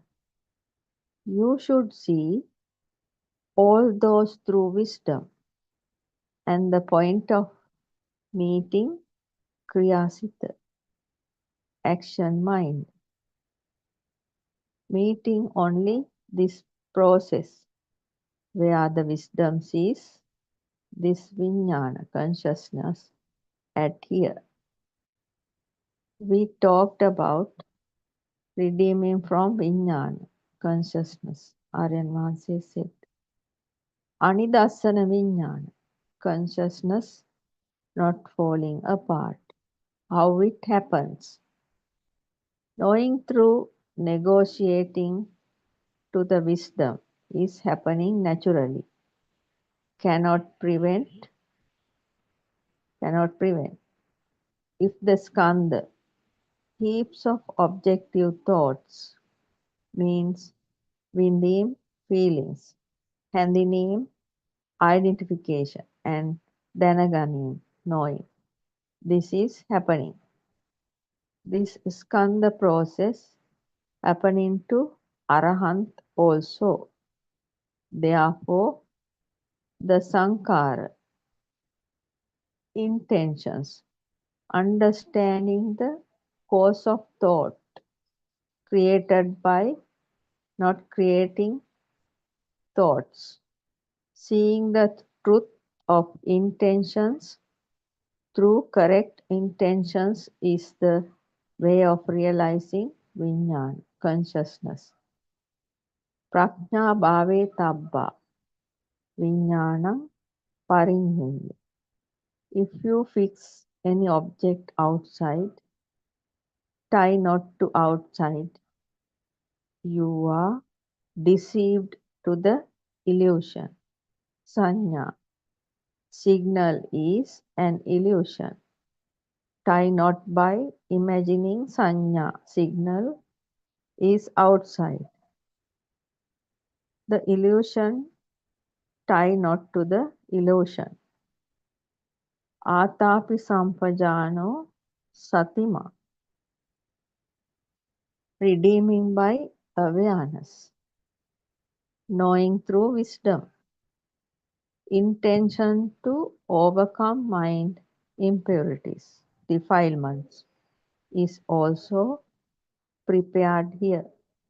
If so, not getting value to keles, all the mind impurities, defilements collected up to now, refusal, reconciliation of sankhara, thoughts, is happening here. The wonder is, this is also a knowing occurred through a sankhara, thought,